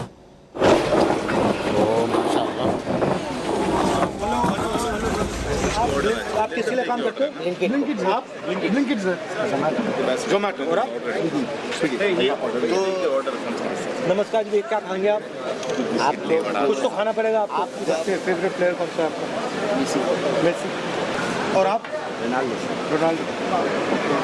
क्या आप क्या बिजनेस करते थे? हमारा कपड़े का व्यापार था, मोबाइल एक्सेसरीज, शोरूम से सेकंड्स आता है, पूरा वो सब उठाते थे. जीएसटी से आपको नुकसान हुआ, फायदा हुआ? बहुत नुकसान हुआ.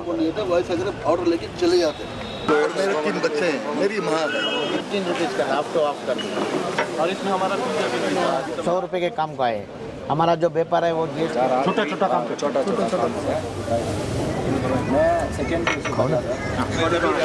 हमारे कंपनी में काम कर दिया तो इनके भी सभी एक साथ काम आते हैं. आपका टिप्स करके 100 रुपीज़ देते हैं, दूसरा जूस देता है. वही सर, ये काम जो ढंग का होना, फ्यूचर काम आना, एम्प्लॉयमेंट नहीं.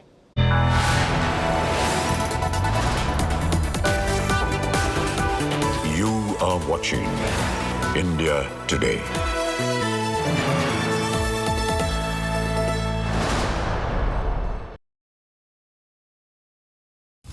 Issues and factors influencing the Karnataka elections.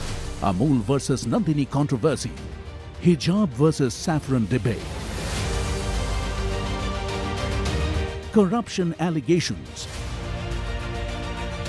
And the rebel factor are all crucial issues that could sway the voters. The Lingayat and Vokaliga communities have dominated state politics for decades, and their votes will be crucial. Stay tuned to indiatoday.in/interactive for our daily coverage of the Karnataka elections every Monday to Friday at 5 p.m. only on India Today TV. Don't miss out on the #1 election team. Reporting from Ground Zero. Grounded in journalism.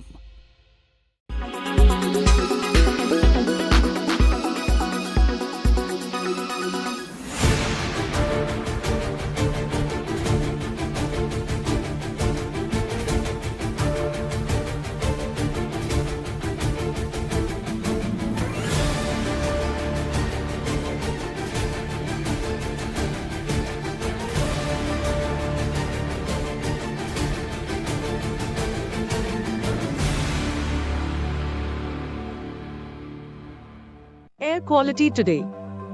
In Delhi, 152. In Mumbai, 71. In Kolkata, 125. In Bengaluru, 61. In Chennai, 70. In Hyderabad, 55.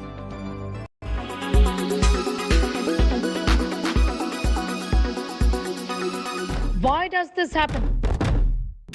Let me tell you the science behind it.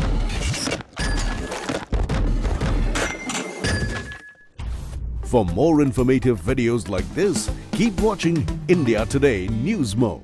Make your media plan smarter with India Today Live TV on your connected devices.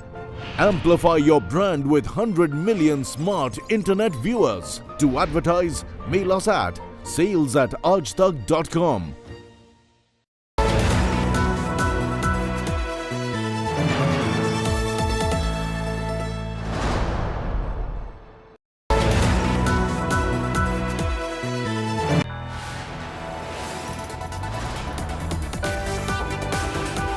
You are watching India Today.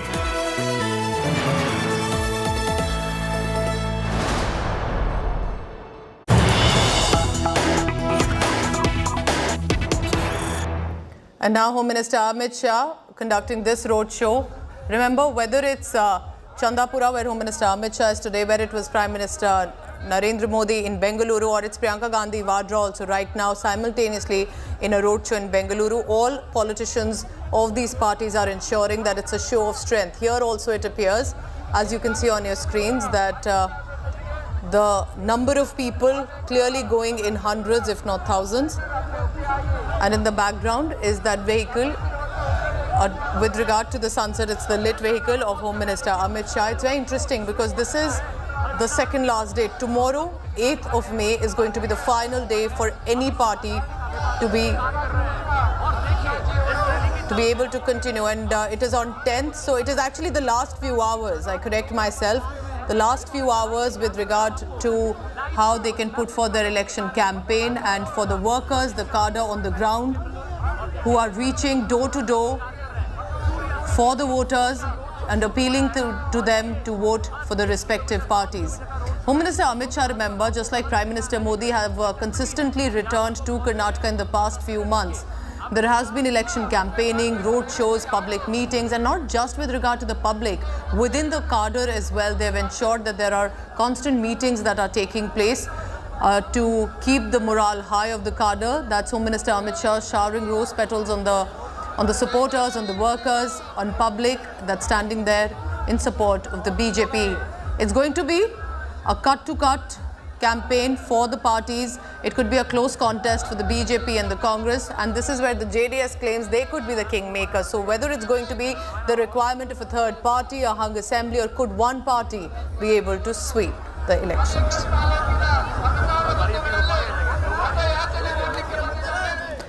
Now moving on from Karnataka to Kerala with regard to another controversy over another film. This is a showdown of the Kerala story that's recently released, but it's escalating. The Kerala story has now entered into the election-bound state of Karnataka. Amid the ongoing debate over director Sudipta Sen's film, BJP will hold a special screening of the Kerala story starring actor Ada Sharma, and that's happening right now, this evening, in Bengaluru's MG Road. The special screening will be attended by BJP chief. There are also some young girl students in the city who've been invited. Now, the film has been in controversy, whether it's represented facts, whether it's targeting Kerala's image. It's been halted in multiplexes in Tamil Nadu, citing the law and order situation, even though the film is about more Kerala. But in Tamil Nadu, some multiplexes have decided to not be able to screen the film. There is a cadre in Tamil Nadu that was headed by one of its organizers who staged a protest against the release of the film on Saturday in Chennai. The group's name is Nam Tamil Kachi Cadre, who have said they will not permit the screening of this film. As our Prime Minister has said, it's a new form of terrorism. And unfortunately, Congress supports terrorism. It speaks the language of Pakistan. It sides with China. A movie is a movie. But we respect freedom of expression. And you were shouting loud from the rooftop till last month about the freedom of expression. So nobody is answering my question, what happened to your freedom of expression concept? कुछ लोग ऐसे जो अपने धर्म में बच्चियों को बहला फुसला कर ले जाना चाहते हैं और आतंकवाद के रास्ते पे लगाना चाहते हैं, उनका चेहरा बेनकाब करने का काम द केरला स्टोरी में हुआ है। लेकिन कुछ राजनीतिक दल ऐसे हैं, वो इस फिल्म का विरोध करते हैं। अगर वो इस फिल्म का विरोध करते हैं तो कहीं ना कहीं पीएफआई का समर्थन करते, आतंकवादियों का समर्थन करते, आईएसआईएस का समर्थन करते हैं। मैं आप सबसे कहता हूं, देखिए इस फिल्म को, सच्चाई सामने आएगी कि किस तरह से आज लोग हिंदू और क्रिश्चियन धर्म की बेटियों को बहला फुसलाकर अपने साथ जोड़ने का और आतंक के रास्ते पर ले जाने का काम करते हैं। All right, time for a very quick commercial break. After the break, I take you to Jammu and Kashmir. A search operation is currently underway, days after 5 Jawans were killed in Rajouri. India Today has tried to get you updates from Rajouri and more details after a very short break.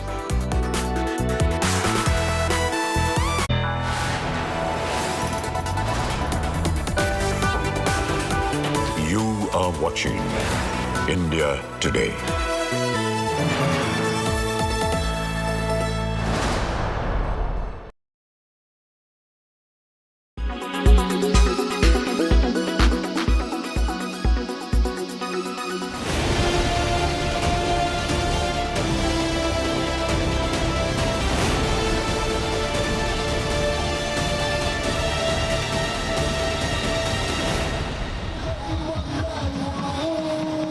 Prime Minister Narendra Modi has unleashed a saffron blitz on Bengaluru with a strategy to garner maximum support from the state's capital and its suburbs that account for the 28 assembly seats. Modi hit the road on Saturday, the first day of his high-octane weekend campaign.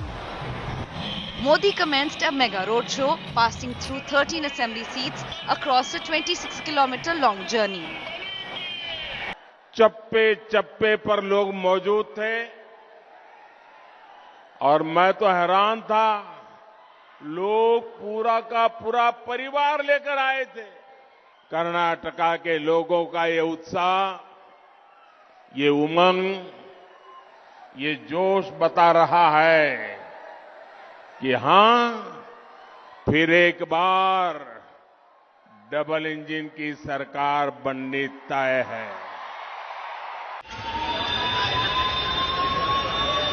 The Traffic-ridden streets of Bengaluru witnessed an even busier day as crowds in large numbers hit the streets. Main तो यहाँ जो BJP ही जीतेगी और वो है नरेंद्र मोदी जी की वजह से। असली मुद्दे जो हैं वो मोदी जी ऑलरेडी काम कर रहे हैं पिछले 9 सालों से, हमें उनको एक और चांस देना है। Nation needs Modi, world needs Modi. He is the man of the century.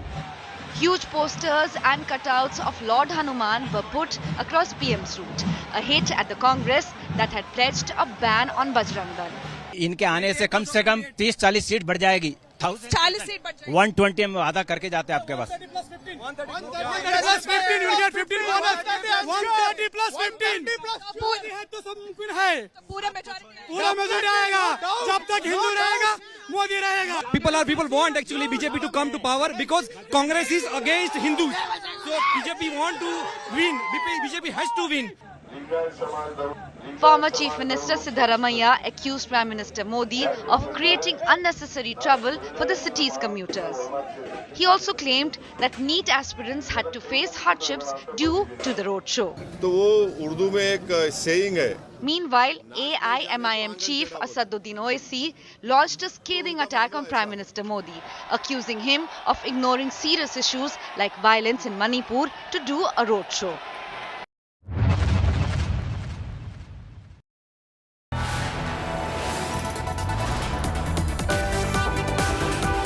You are watching India Today.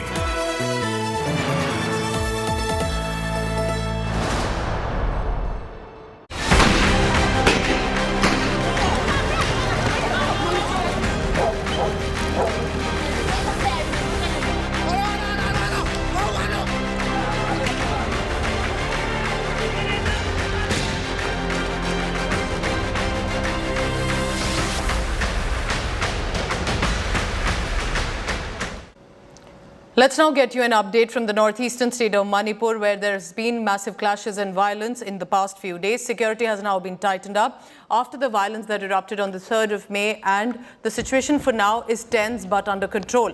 Police and the army have intensified security arrangements across the state, but the situation still remains with an eerie calm. Barricades, checkposts have been set up to ensure miscreants do not try to flare up tensions again. We are being told about 23,000 civilians had to be rescued from different parts of the state. Indian Army, Assam Rifles, different parts of Manipur is where they have now been deployed to ensure that the situation is brought under control. People in Manipur are resorting to identification marks on their houses to prevent properties being destroyed by mob as well that are on a rampage. The case of bringing the Meitei community precisely under the ambit of reservation is a case that will be heard in the Supreme Court on Monday. These conflict and clashes started with regard to the reservation, even though, of course, there's a much more background to the issue. We are right now in Imphal, the capital of Manipur, and the violence that took place 3 days back and the violence that has been going on for the past 3 to 4 days now, the proof of those violence, the evidence of that violence has started to emerge. That you can see now, these cars have been burned by miscreants, by vandalizers who are here. And now, to safeguard properties, to safeguard lives, people have started to use unique identification marks on their homes, on their properties, and especially by identifying with the majority communities. This is happening everywhere, wherever there is a majority community. They are trying to identify themselves with the majority so that their properties are not harmed, because the rioters are not discriminating once they start with the violence. For example, this shop here has not been vandalized because it seems that there have been some identification marks with a particular community that have been pasted here. But when we go to the shops and the properties of people who have not identified themselves, there is arson happening. So this is the situation here in Manipur. Army, other paramilitary forces as well as the Central Armed Police Forces have been deployed, but the big question is whether this will be enough to build confidence among the communities, and whether the political leaders need to actually make some other steps as well, as far as joining, or rather fulfilling the rift that has emerged between different communities in Manipur. And the big question is that whether the political parties and the political leaders will be successful in doing so. Akshay Dongre in Imphal for India Today. Many questions left unanswered. Why did the government not take precautions right away? And importantly, we hope that the bridge is formed between the communities to ensure the conflict does not erupt again. I'm wrapping this bulletin for now, but stay tuned because coming up next, our special on sports on the IPL with Nikhil Nath.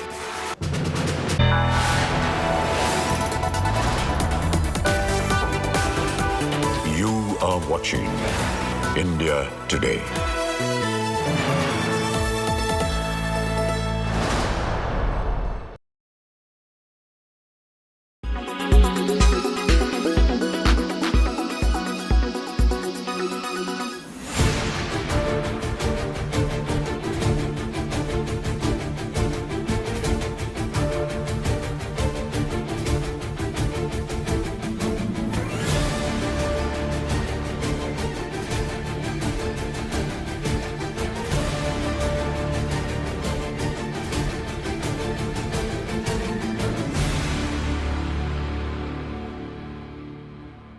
Weather forecast now.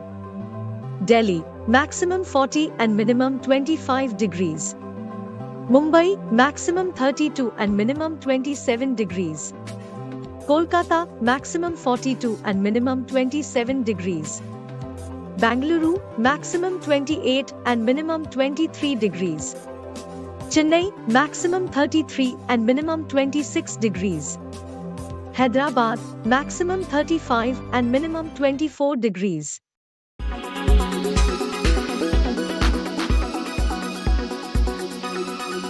Make your media plan smarter with India Today Live TV on your connected devices. Amplify your brand with 100 million smart internet viewers. To advertise, mail us at sales@aajtak.com. Why does this happen? Let me tell you the science behind it.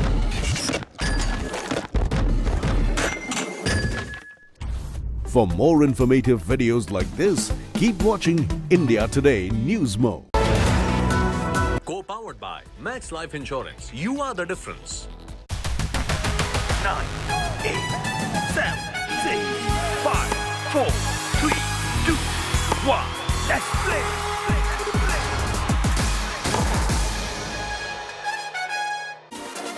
You are watching our special on IPL 2023, Lights, Camera and Cricket with me, Nikhil Nath. There's a high-scoring encounter happening in Ahmedabad just as we speak. But before that, let's turn our attention to the game that happened yesterday. It was Royal Challengers Bangalore versus the Delhi Capitals.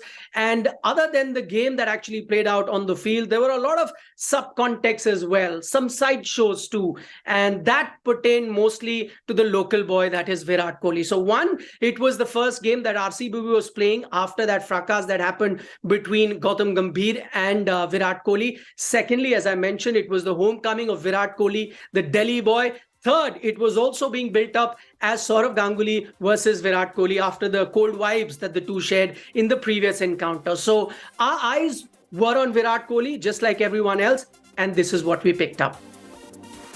Potentially separate themselves. An entire city waited to welcome its hero. All the way through. There were loud chants for Virat Kohli as he came back to the stadium where it all started for him. In attendance on his special return were his family members, friends and childhood coach Rajkumar Sharma. He walked up to him, touched his feet and sought his blessings. The moment he came in earlier. Kohli walked out to bat at his home ground for the first time since the Virat Kohli stand was named. Down with this half century, right pitch. And he enjoyed every bit of being in the centre. Kohli looked confident with his strokes and he smashed his 650 of the season, albeit in 42 balls. 650 this season. His strike rate prompted cricket expert Tom Moody to say that the game has moved on and batters need to bat at a strike rate of over 150 because teams have more depth now because of the impact player rule. But for Virat Kohli, the numbers didn't matter much. He was just grateful to be among his fans and family members. Inside out, over cover. Well, it's a special moment. I mean, Anushka's here, my family's here, my coach is here. So it's like I'm playing on this ground, and I was honored with getting a pavilion in this ground. I can't explain what that means to me, because my whole journey started here. It was this very stadium where I was watched by the selectors from that gallery over there in the old dressing rooms, and I got selected to play. Kohli's 50 was not good enough to give his team the win, but after the match ended, the attention stayed on him. Unlike the match in Bengaluru, this time Virat Kohli was seen shaking hands with Sourav Ganguly.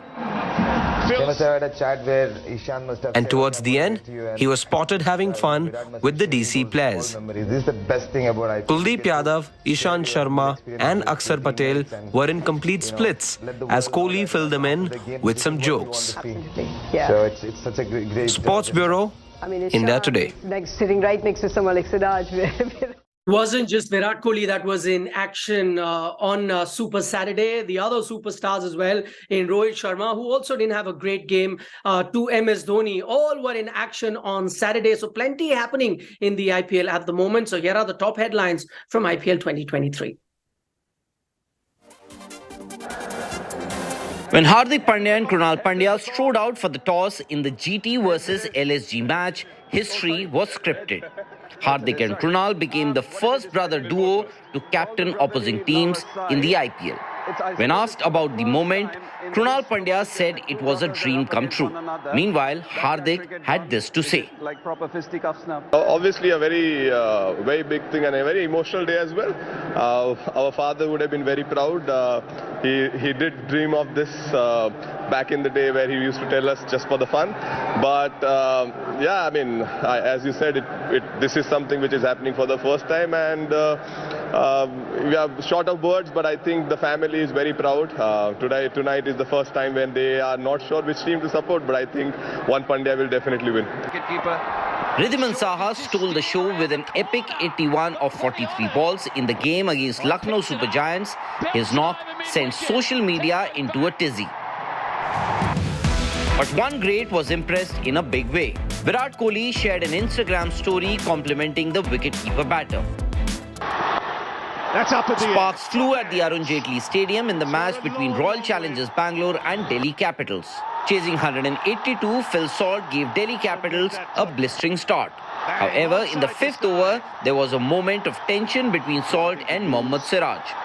Siraj and Salt had a heated argument, and David Warner had to intervene to calm the situation down. But hostilities died down after the end of the game. Siraj and Salt were seen hugging each other, which suggested that all was fine. Rohit Sharma is undergoing a torrid time in the IPL 2023. After being dismissed for a second consecutive duck in the game against CSK, Rohit now averages a miserable 18 in this edition. The performances of Rohit Sharma has certainly not impressed former India captain Chris Shrikant. Criticizing Rohit, Shrikant said, "No hit Sharma. Rohit Sharma should change his name to No Hit Sharma, and I will not even play him in the 11 if I was the captain of Mumbai Indians." Naveen ul Haq has become a major talking point after his fight with Virat Kohli in the IPL this season. The Afghan pacer put out a cryptic message on social media right after the incident had happened. Before the clash against Gujarat Titans, Naveen shared a photo with Gautam Gambhir on Instagram.